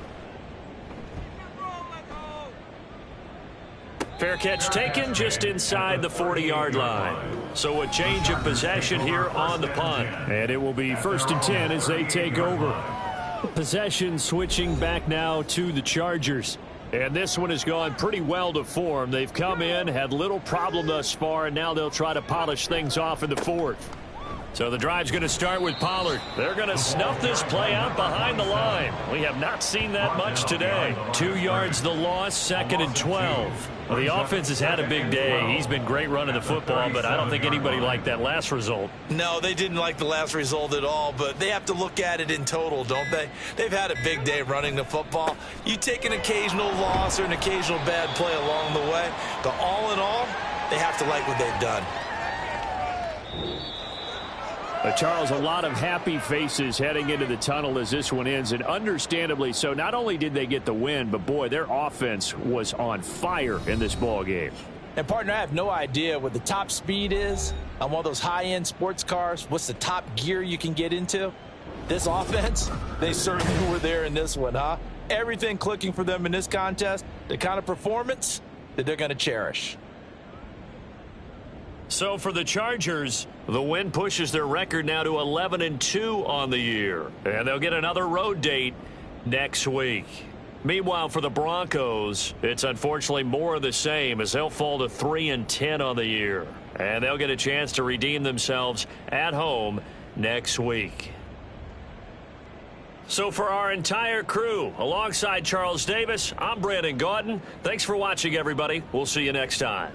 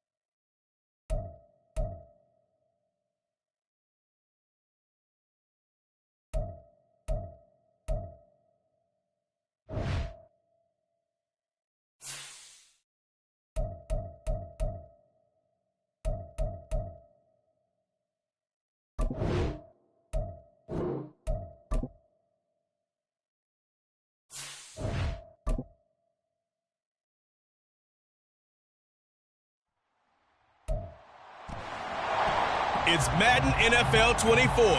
And front and center is Sam Laporta, who's third in the league in catches this season and ready for more this week. It's the Ravens and the Steelers on Monday Night Prime Time.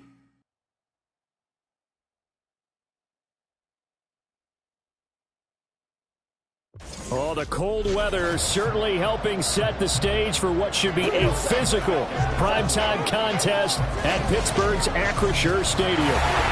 Tonight, we culminate pivotal Week 14 with a great Monday night matchup, as it'll be the Baltimore Ravens taking on the Pittsburgh Steelers.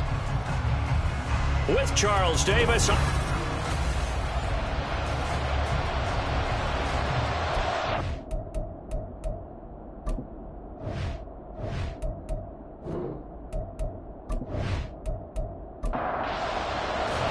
Two teams trying to stake their claim to postseason football. Week 14 of the NFL is underway.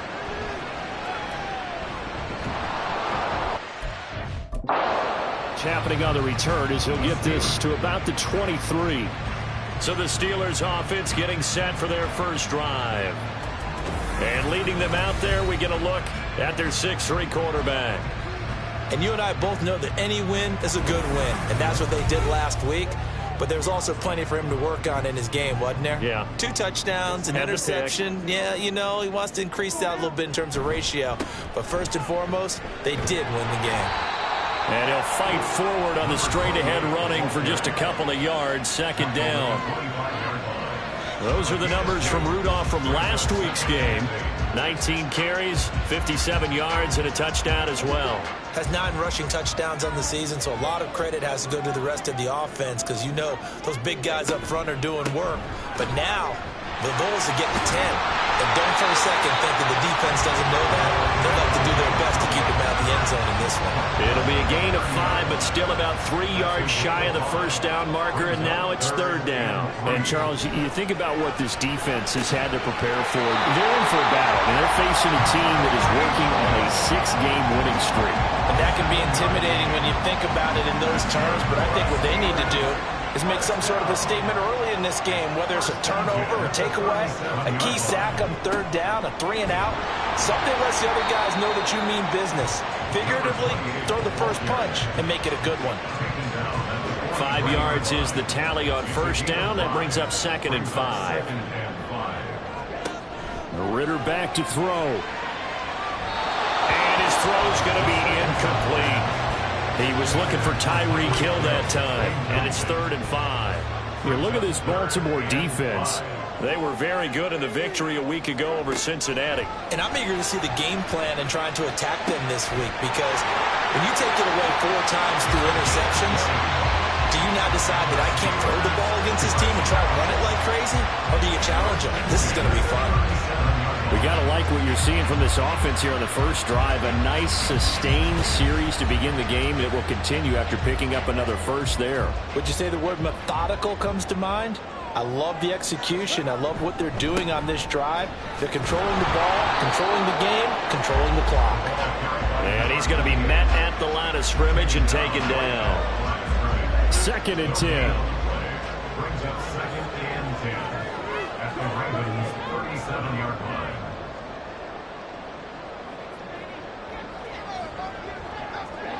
Ritter. And he goes down. The Ravens able to get to him. Multiple players combined for their team's first sack of the game. Now that's a heck of a moment for your first sack of the game because if this long drive ends without a touchdown because of that sack, we're going to look back and say that might be one of the biggest plays of this contest. That one complete to Parker. And he was able to shed 1 tackle but could not get away from there.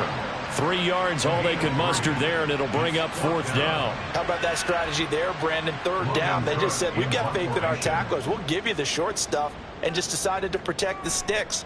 So every time I hear fans telling me tackling's not a part of the game anymore, plays like that, I can clip and save and show them you have to tackle well if you want to be a good defense. Number 8, Lamar Jackson, trotting onto the field at quarterback, ready to lead this Ravens offense. And he's had a great season so far throwing the football. Very likely could go over 4,000 yards with a good performance here. And even in an age of passing first, that is no small accomplishment. Now Hall to start the drive. And he goes across the 20 to the 22. The numbers for Hall in last week's ball game.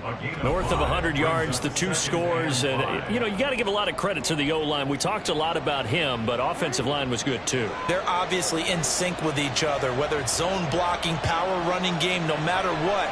He understands how to read them and find the creases that they provide. 9 yards to pick up there, and it's a first down. The Ravens at 11-1 now on the year. And I tell you, it has been a few months now since they've tasted defeat, and they are without question the hottest team in football.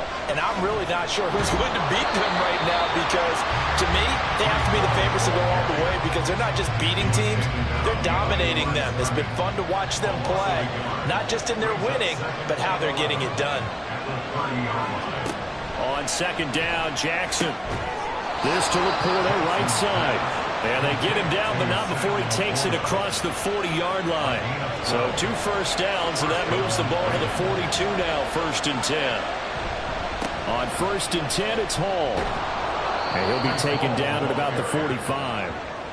These two teams met in Baltimore. You might remember earlier in the year with the Ravens winning that game. So if they can win here in Pittsburgh, they'd be able to claim the season sweep. On second down, here's Jackson. A throw taken in by Tyler Wallace. And they're going to have themselves another first down as the tackle's made at the Steelers' 30. A good pickup there, 26 yards. And this is an offense that's #1 in the NFL in rushing, and you know that has to be the focus of any game plan defensively. But they can throw it, too, as evidence right there. And they move the chains here on this opening drive. Operating out of Steeler territory now. Here's 1st and 10 at the 30-yard line. Option play. Here's Hall. Oh, what a juke into space. And all the way in for the Ravens touchdown.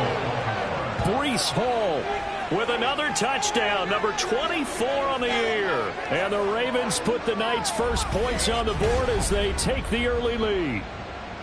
Well, these guys have won 3 straight ball games, and another good start to this one, out to the 6-0 lead.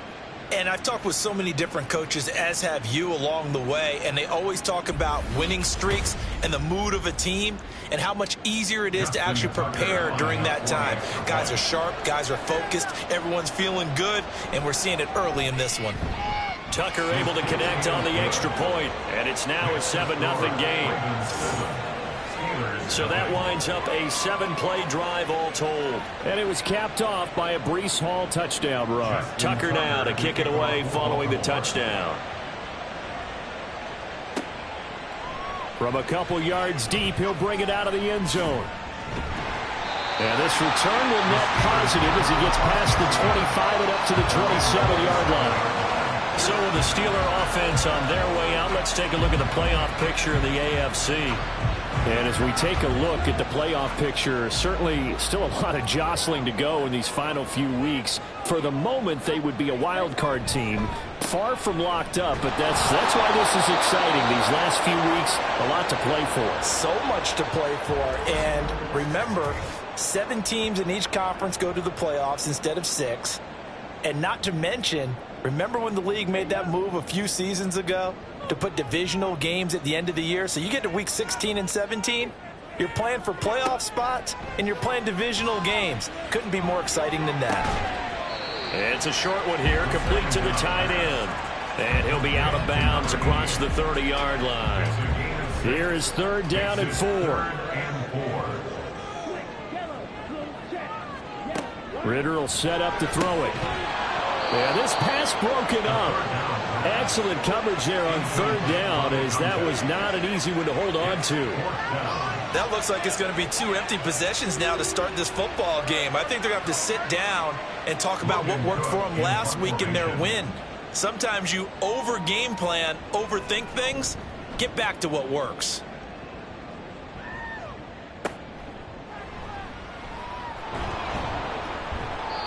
It'll go as a 42, make it a 43-yard punt. 6 on the return. And the Ravens, they'll take over. Breece Hall helped leading out this offense for another series. Last week, a strong showing, up over 100, also 2 trips to the end zone. It's the kind of week that if you said, listen, I'll let you have this type of a game each and every week, you'd sign up for it. You wouldn't try and get too greedy. But let's face it, good runners always want to be a little bit more greedy at the end, try and squeeze out every last yard. He's going to try and duplicate that and exceed it in this game. And this is caught. I think he got that with one hand. 22 yards there, a first down. That is one heck of a catch right there. Got his eye on it the whole way and able to make the grab one-handed. Very nicely done, and for a nice chunk of yardage, too.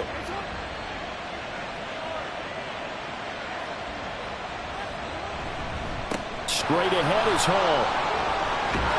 Well, they nearly sprung him that time as he takes this all the way down to the 37. 50 yards rushing for him now as he has gotten the night off to a hot start. Operating out of Steeler territory now. Here's 1st and 10 at the 37-yard line. They'll go again with Hall. And that one opened up for him well as he'll take this down to the 26-yard line. 11 more yards that go around, a first down as well. Another good carry there for the NFL's second leading rusher, and we've talked on air, off air about his MVP candidacy. Make a case for him. Well, I'm just going to tell you point blank, it doesn't matter whether he's first or second or even third in the league in rushing yardage. That's not the main deal. It's how he gets those yards and the impact he has on his ball club.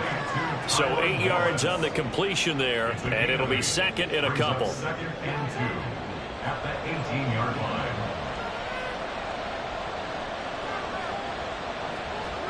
Here's Jackson to throw. And he whips that one incomplete there. Tylan Wallace, the intended receiver. And it's 3rd down and 2.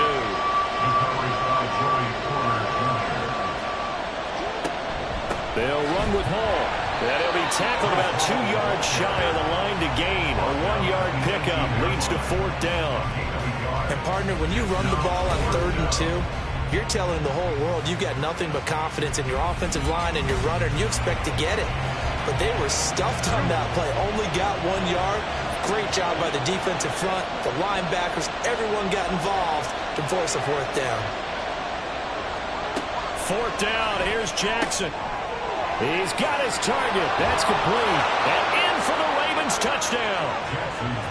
Sam Laporta, his 14th touchdown now on the year. And the Ravens' decision to go for it pays off with 6 points. So they get their tight end away from the line to the outside, and he works his way in for 6. Tight ends are not just blockers anymore. I don't know how many more times we need examples, but here's a great one. Gets to the outside, they give him the ball pretty quickly, and they trust him to get those extra yards, and boy, did he come through, bowling his way into the end zone after the nice catch. Tucker with the extra point, and it's now 14-0. Tucker now to kick it away following the touchdown. And he'll elect not to return this one, so they'll bring it out to the 25 on the touchback. Pittsburgh offense making their way back out. They've been outplayed early, no question. Down 14-0 already as they come up 1st and 10.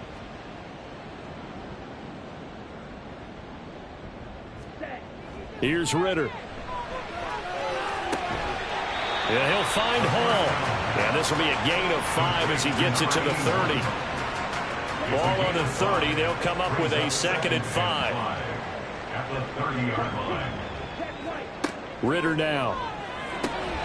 Open man is Hill. He's got it. 6 yards the pickup, and that's a first down. We've seen quite a bit of the short passing game here early on first quarter, haven't we? We have, and I think it works a couple of ways for this team because, number one, you throw the short game until they stop it. And if they're not going to stop it, you keep throwing it, and occasionally you'll break a tackle and turn into a big... Weaving through traffic, and now he's free. A big play there on the catch and run. 61 yards.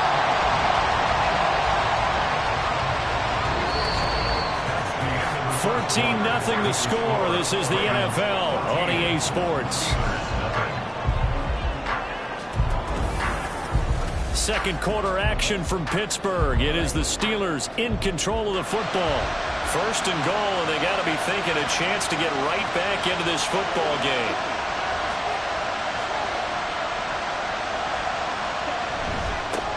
They'll try to run this one in, and he's in. Touchdown, Pittsburgh.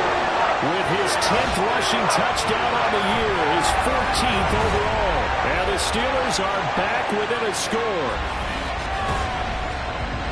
Well, that was a quick drive. The passing game set it up, and then the running game finishes it off. And how about how few plays it was to get it done, but they threw it downfield and then pounded it into the end zone. And as a former defender, I can tell you, it hurts just a little bit more when they run it into the end zone instead of throwing it. This taken in right around the goal line. And beyond the 20, but not by much. In fact, just a yard pass there to the 21. Breece Hall helped leading out this offense for another series. And it may just be the second quarter, but he's in his zone, well on his way to eclipsing that 100-yard mark. And when a back has a game, as we're witnessing right now, his name's going to be in the books. But it's really a collective deal, isn't it? Because that means he's getting plenty of blocking, a lot of help from his teammates, but he's making the most of it. Yeah, he's made the most of it to this point. Now it's Jackson. And that one off the mark behind him, incomplete. The coverage was good, but I just wonder if they absolutely fooled the quarterback on that play. I think he was expecting something else, ended up with nowhere to throw the football successfully. Able to find the open man. That's complete. And he will have a Ravens first down as they're able to get the third down conversion.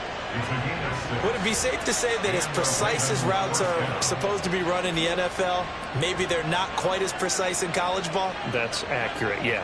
And I think we saw a college route in the NFL there. Just find the soft spot, find the dead zone, and find the first down. And that's what he just did. Just a gain of a couple there, and that'll make it second down.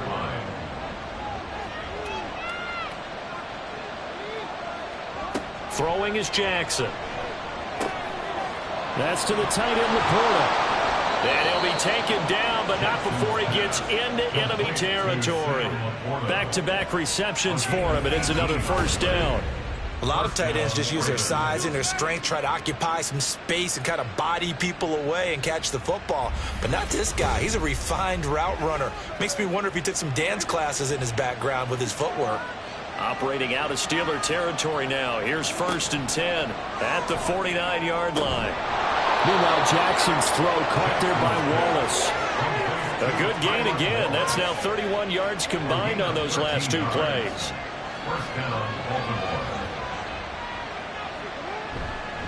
Hall ought to give up the middle. And he's going to take this ahead for right around 3 yards, but no more than that. Second down.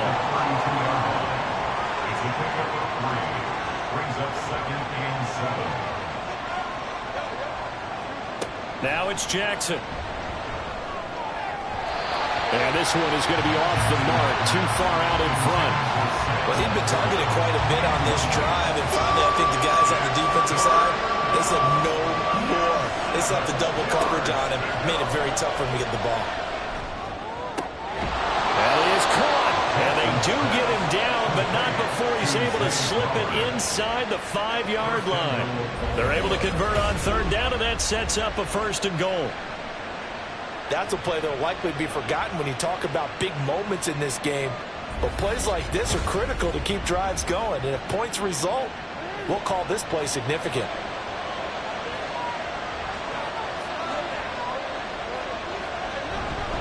They'll run with Hall. And he will push his way forward down to about the 3-yard line. Only a yard that time, 2nd and goal. It's a gain of a yard. Brings up 2nd and goal. Hall again. But he will go backwards as he's stopped for a loss. It'll go down as a 2-yard loss, and it brings up a 3rd down. And now 3rd and goal coming up, the loss on 2nd down.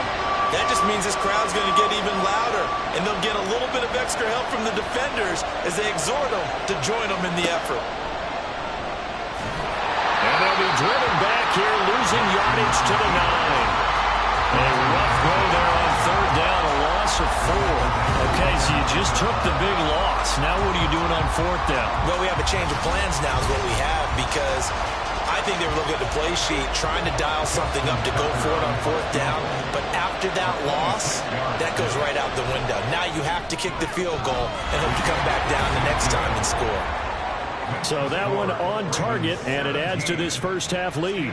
And maybe we're too early to worry too much about one-score lead, two-score lead, etc. But this is where you kind of start banking those points that come in helpful later on.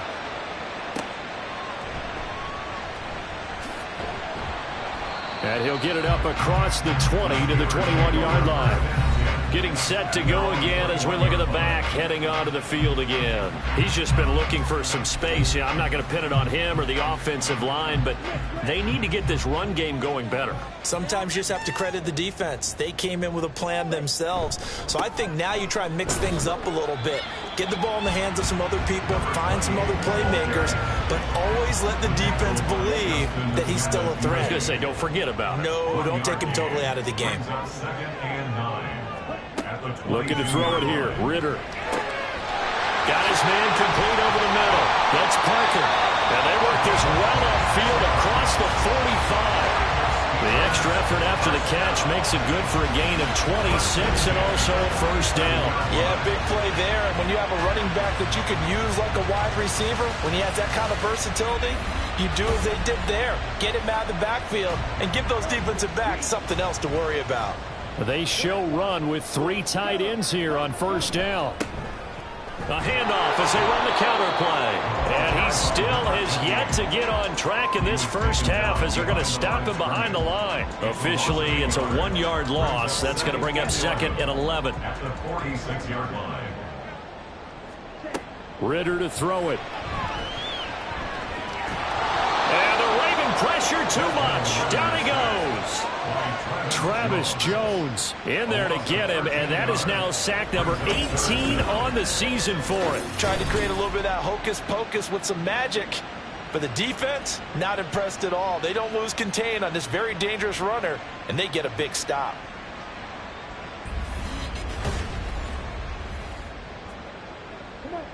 Need something from deep in the bag of tricks here after first and second down went backwards. It's third and very long. Back to throw, Ritter. Going up top. And that will be incomplete. Well, they weren't scared to let it fly, but it falls to the ground and brings up fourth down. That's a really good job in execution. They avoided the flag downfield and avoided giving up yardage for free. Really good coverage. And a fair catch called for and made just outside the 15-yard line.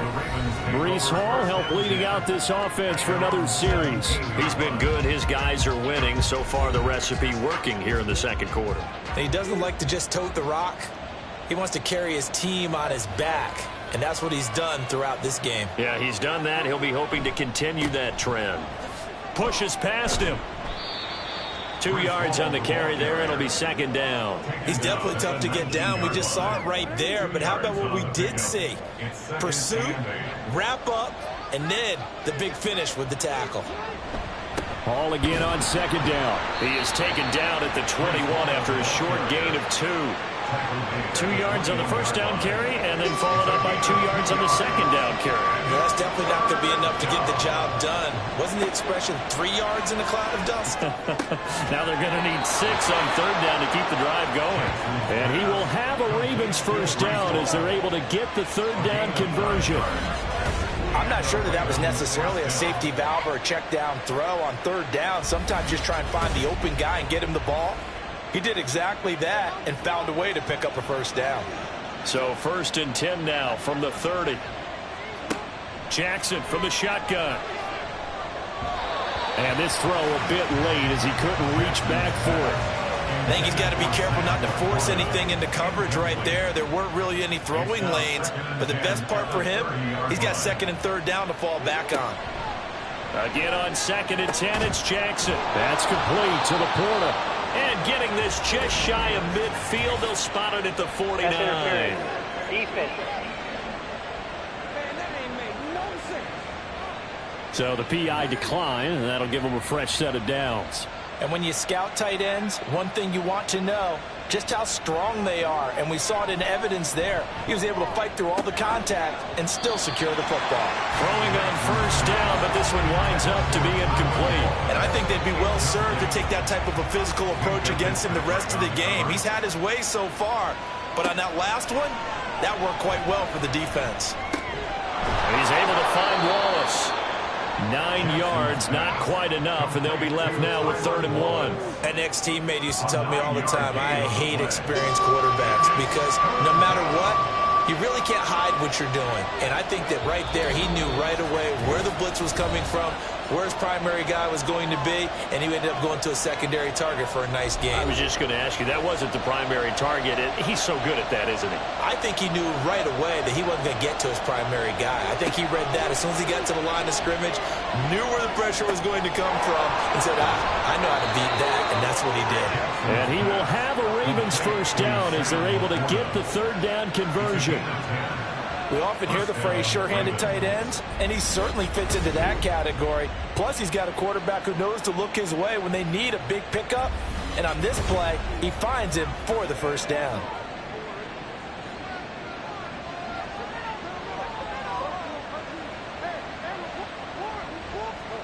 Jackson will throw again. Over the middle, and it's incomplete. Well, the incompletion, yes, but maybe here not the worst thing in the world? No, not on 1st and 10. It actually gives them a chance to regroup, relax just a little bit. They huddle up, talk it over. Then they get a chance to continue their drive. And that's hauled in by St. Brown over the middle. 9 yards, not quite enough, and they'll be left now with 3rd and 1.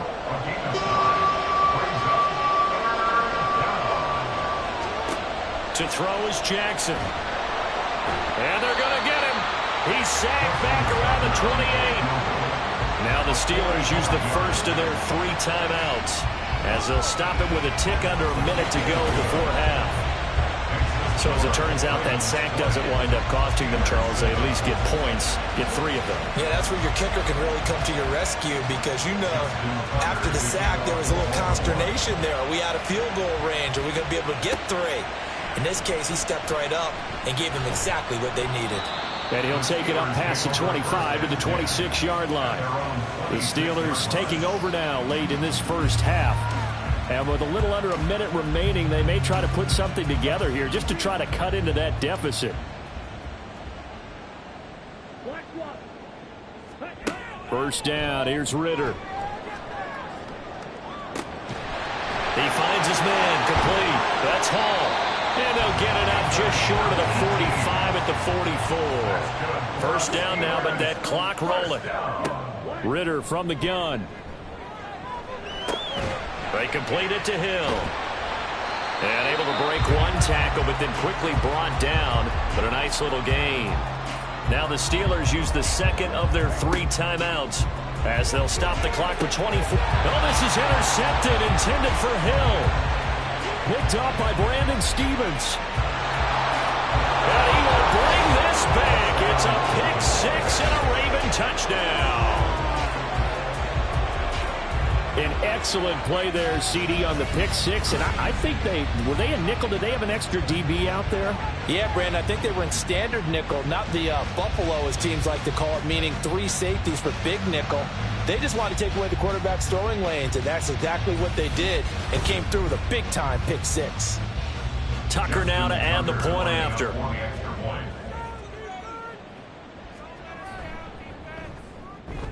And that one pushes the lead up to an even 20. So the defense creating some points, not only getting the interception, but then returning it to the end zone for the pick 6. So not much time to speak of remaining in this first half as the kick's away. And they'll get him down inside the 30 at the 27. The Steeler offense here about ready for their next drive. And with time quickly fading here in the second quarter, not sure how aggressively, offensively they want to play this. I think we'll find out just how much they trust their guys in this situation if they decide to take a shot. So we have reached halftime here with the visiting Ravens out in front. As we'll send you down to Orlando, and we check in with Jonathan Coachman for our EA Sports Halftime Report. Coach. All right, Brandon, thanks very much. We'll get back to you and Charles in a minute. But first, time to give the folks at home a look at what's going on around the NFL. We'll get our tour started out at Venerable Soldier Field in Chicago, where you see the final score there. Trey Lance leading the way in the victory with 3 touchdown passes. From there, we're off to check out another game. And they were losers in that one to the visiting Arizona Cardinals. Kyler Murray, a touchdown pass in the victory. Lastly, let's get up to Buffalo to check on the Bills. And they were winners in their ball game as they were able to handle the visiting New York Jets. Josh Palmer, 2 touchdown catches in the victory. We were treated to a solid first half out of the running back, Breece Hall. He wound up finding the end zone on a touchdown run to help give his guys the advantage here at the break.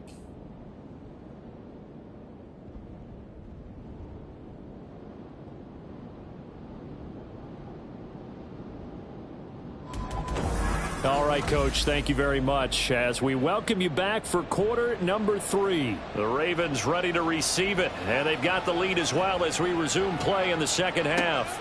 Taking it about the 1.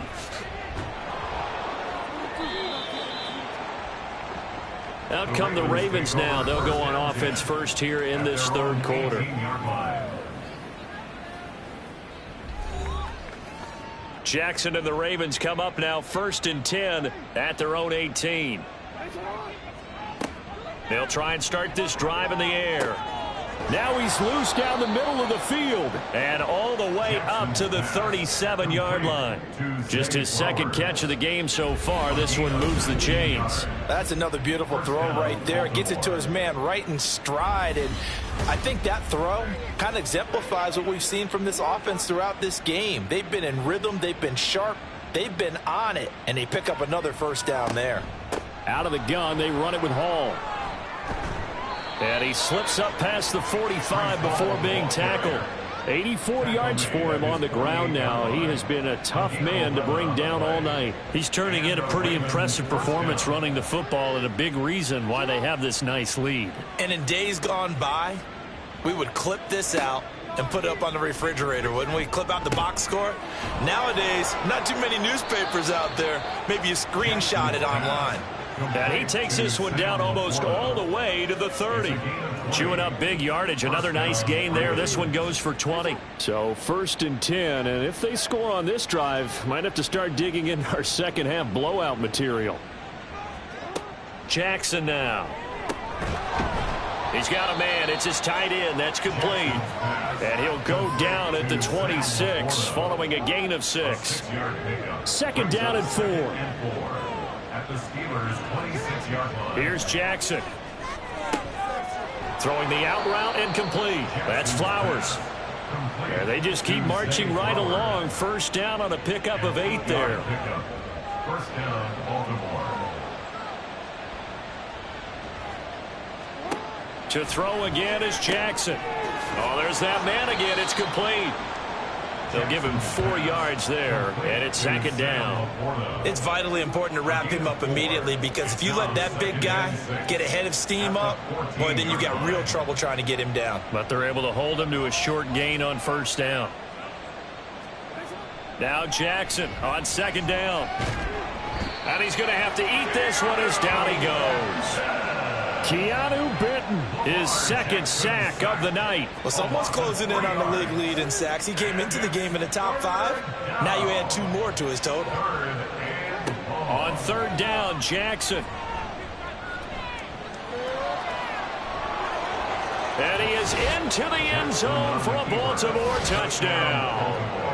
Lamar Jackson from 17 yards out. And the Ravens take the opening kickoff of the 3rd quarter and drive right down the field to extend their lead. Well, that was all Lamar Jackson all the time on that drive, both through the air and in the end with the touchdown run. Yeah, how about him doing things a little bit on the reverse side there, Brandon, because he softened him up throwing the football and opened up the running lanes. And when he gets a little bit of a sliver, he's gone. And that's exactly what he did there. Tucker able to connect on the extra point, and that stretches the lead all the way up to 27. Steelers 7. Tucker now to kick it away following the touchdown. From a yard or two deep, here comes a return. And the decision to come out of the end zone is going to cost him 5 yards as he's taken down right at the 20. Time for the Steelers offense now to get set for their first possession of half number 2. Now the current playoff picture, and you can see they are one of those 3 wild card teams, at least for the moment, but they have not clinched that spot, Charles. And look, their message has been clear. We're keeping our foot on the gas to the very end. And how about the theater and the drama that's involved, partner? The best part, we've got a front row seat to it all. And I think this is obviously the ultimate goal when they added a 7th seed to the playoffs back in 2020. More drama, more teams in it late in the season, and more importance on games like this. It'll be a loss of a couple on the play, so now 3rd down coming up.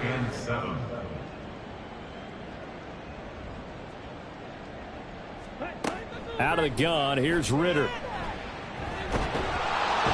he goes down. The Ravens able to get to him. Dropped for a loss of 7 by multiple defenders. I thought there at the end he may have had a chance to release that, but that pocket closed a little too quickly, and down he went. Yeah, he was certainly trying to do everything he could to extend the life of the play, probably counting in his head 1, 2, and then he ran out of time. It's a 46-yard punt, 2 on the return, and out will come the offense as they take over. Jackson and the Ravens come up now 1st and 10 at their own 37. He'll give it to Hall to start the drive. And that'll be good for 8 yards to the 45. Holding. Offense. They're backed up here with a 1st and 20 now after the holding penalty. Now Jackson. Now a quick throw there, but it's going to be incomplete. Not too many things get to a quarterback of this magnitude, but I think it's safe to say that pressure can get to any quarterback. He's obviously a great franchise quarterback, but felt the pressure, threw it incomplete. They'll set up the screen for Hall.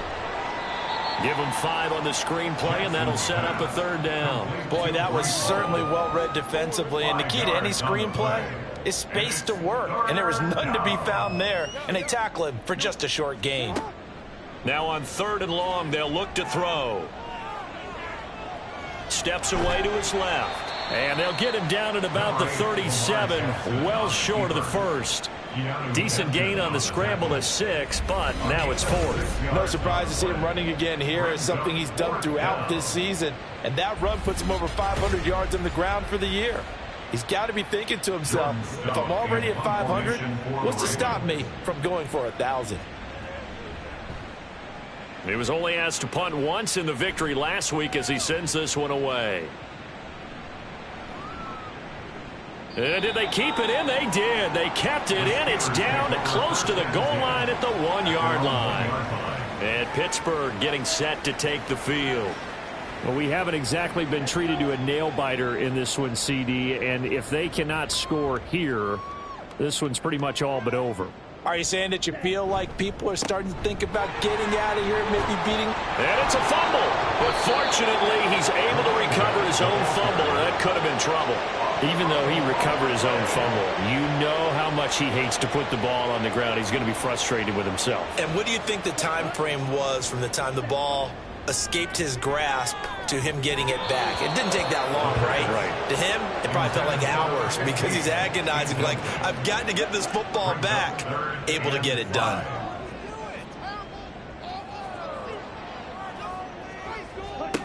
Ritter from the gun on 3rd down. And he will not be able to hang on through the contact. It's incomplete. The coverage strong, and now it's 4th down. Here's Logan Cook now as he'll come on for his 5th kick of the night. And he'll get this away into the icy winter air. Now a fair catch taken just across midfield, maybe by a yard or 2. A 41-yard punt there with no return. And they will take over 1st and 10.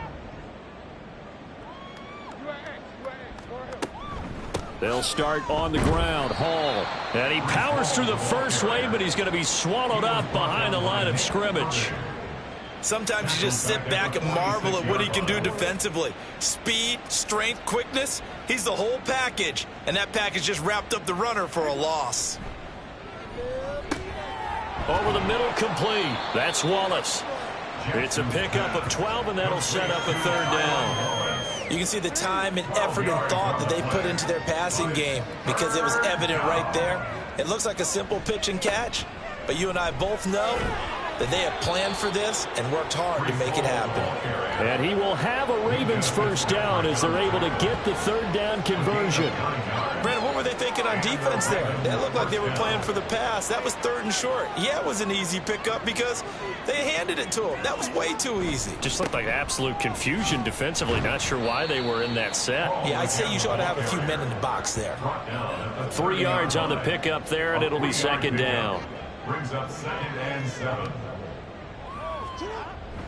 On second down, a run with Hall.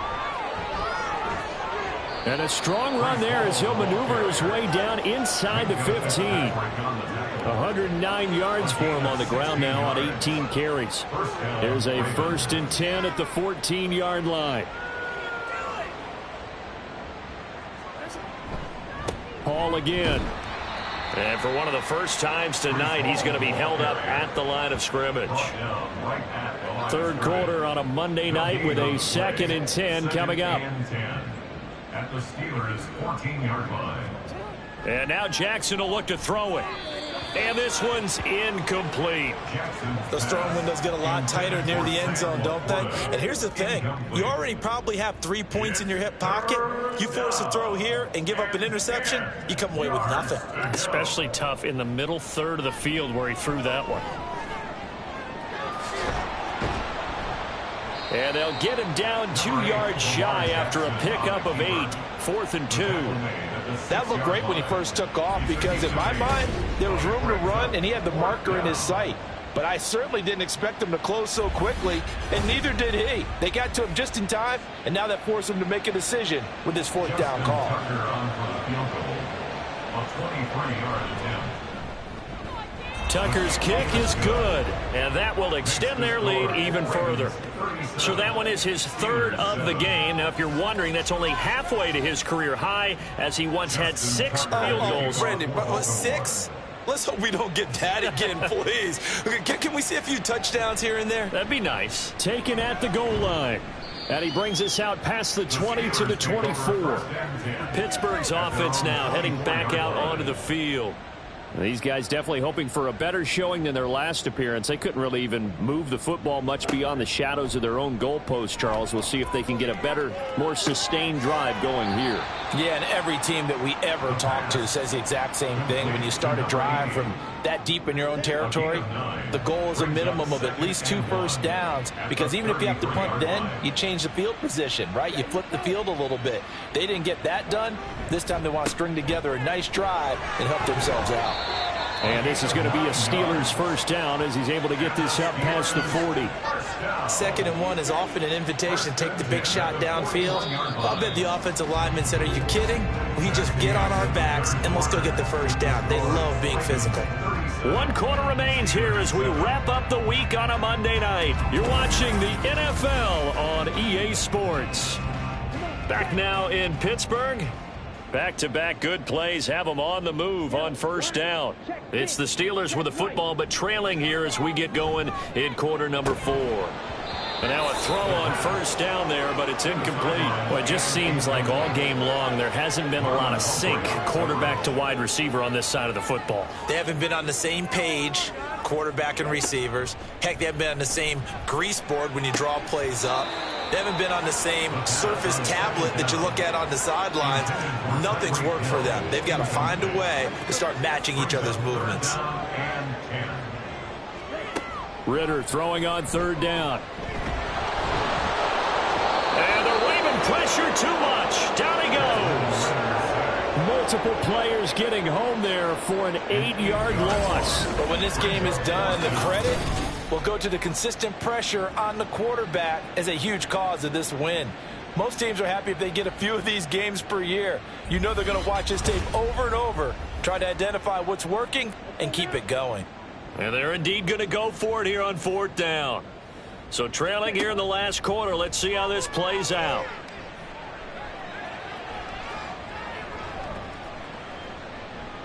Now he's going to send this one deep right side.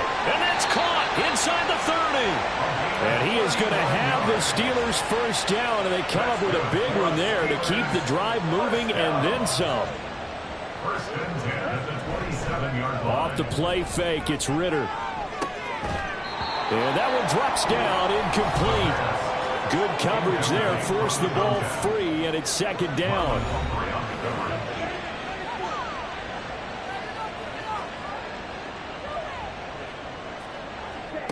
Ritter will set up to throw it.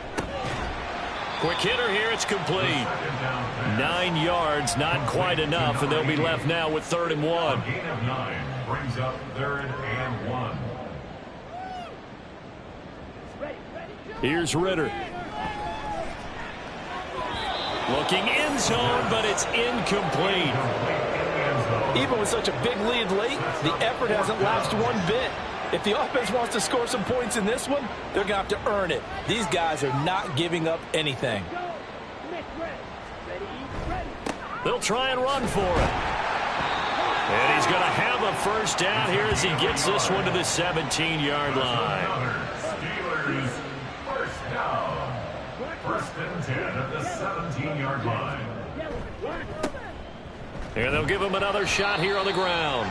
And he'll be stopped after a gain of only a couple down to the 15-yard line. 2nd down and 8. Brings up 2nd and 8. Looking to throw it here. Ritter. And he'll find Hall. And out of bounds all the way down at the 3. A solid pickup of 12 yards, and now they're knocking on the door.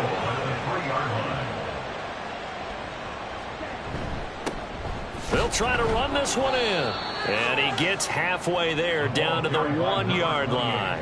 It's a gain of a yard, and it'll set up 2nd and goal. It's a gain of a yard. Brings up 2nd and goal. He'll try again. Pushing for the end zone, but he's not going to get there. They stop him just shy of the goal line. Now a pause, and there's an injured Raven in need of some assistance. So as the medical staff takes a look, we'll step aside. So now it's 3rd and goal. This Raven defense trying to keep him out of the end zone. On play action, here's Ritter. And he's taken to the ground, but he was pulled down by the face mask. Here come the flags. And I believe this is going to be a first down. So big turn of events there. They had him sacked on 3rd down, but the hand to the face going to give him new life. And when it comes to protecting quarterbacks, partners, you well know, these officials are not going to hesitate if they see a tug on the mask. Heck, if they see a hand up near the mask, the flag's going to come out. Back to throw, Ritter. To the back of the end zone, but too high. Over everybody and incomplete. Down this close to the goal line, first down. Surprised that wasn't a run? I am, and you know I'm old school. I want to run the ball on first down in this situation because 2nd down, that gives me an option of running play out. Got his man, it's caught for a Steelers touchdown. Tommy Trimble, his first touchdown on the year. And the Steelers get a small measure of revenge as they cut into this 4th quarter deficit. Well, it seemed like they were so focused elsewhere, they forgot about the tight end spot, and he's the one that burns them there to make this a 3-score game here, Charles, in the 4th quarter. I think there might be a little bit of defensive fatigue from those guys on that side of the ball, partner, because they've been spending their time trying to stop them from all angles. This time the tight end gets them. After the touchdown, Cook now to kick this one away.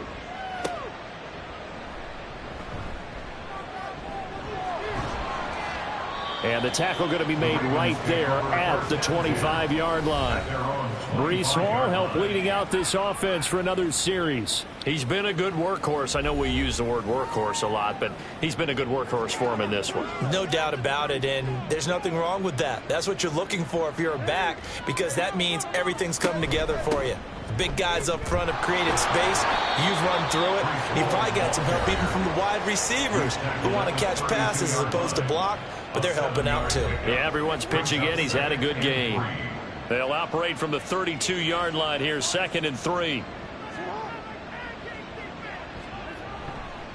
Here's Hall again. And he'll scratch out only about a yard up to the 32.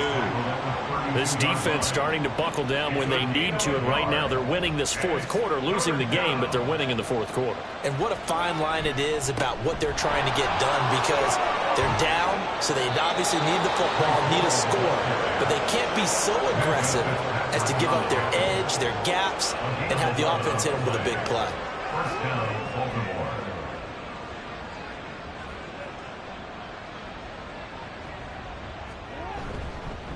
A handoff for Hall.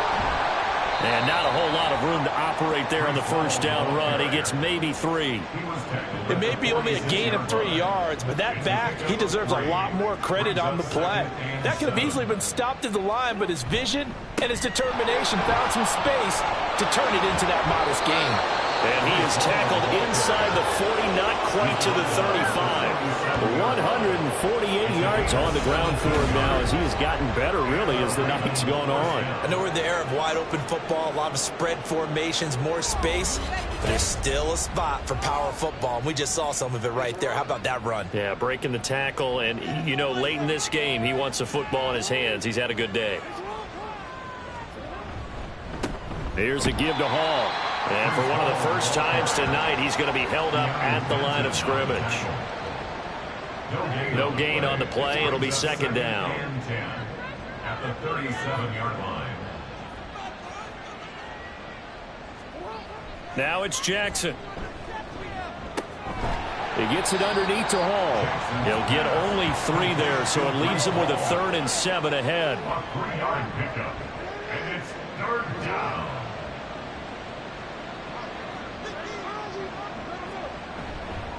Now Hall. And he'll be brought down at the 34, well short of the first down marker. Well, that's not a run that's going to make any of the highlight tapes, but they've been moving it well all game on the ground. This is another one that keeps them moving forward. So Jackson will head to the Ravens sideline, and on comes Justin Tucker for the field goal try.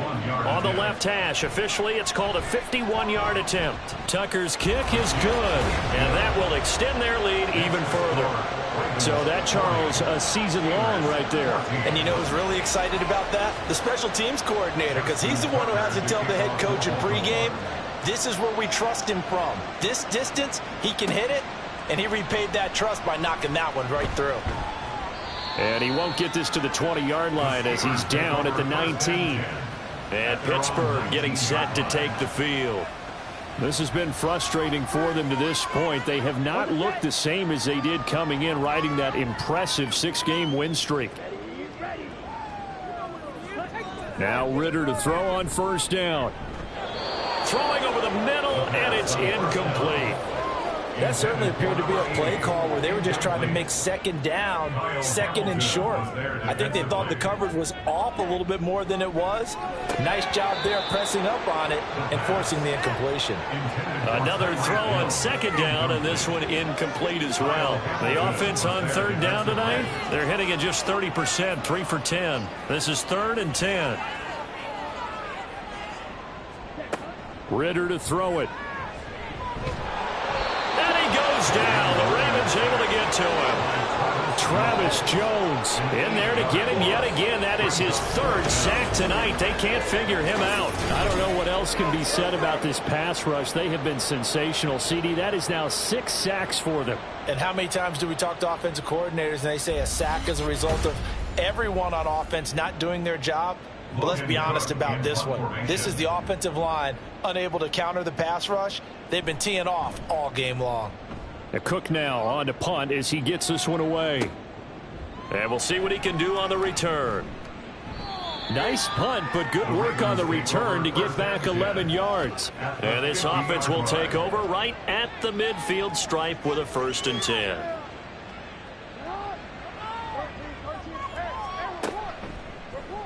And they'll begin by running the option. And great blocking downfield as he's got this almost to the 35-yard line. Really good effort. He does it himself, picks up 15, also picks up the first down. Just 2 minutes remaining here in the fourth quarter of what has been a one-sided affair. So it's Raven football here as we welcome you back. And they have just about put this one on ice as they've got it here, 1st and 10. A first down run, not going to get them a whole lot. Maybe a yard.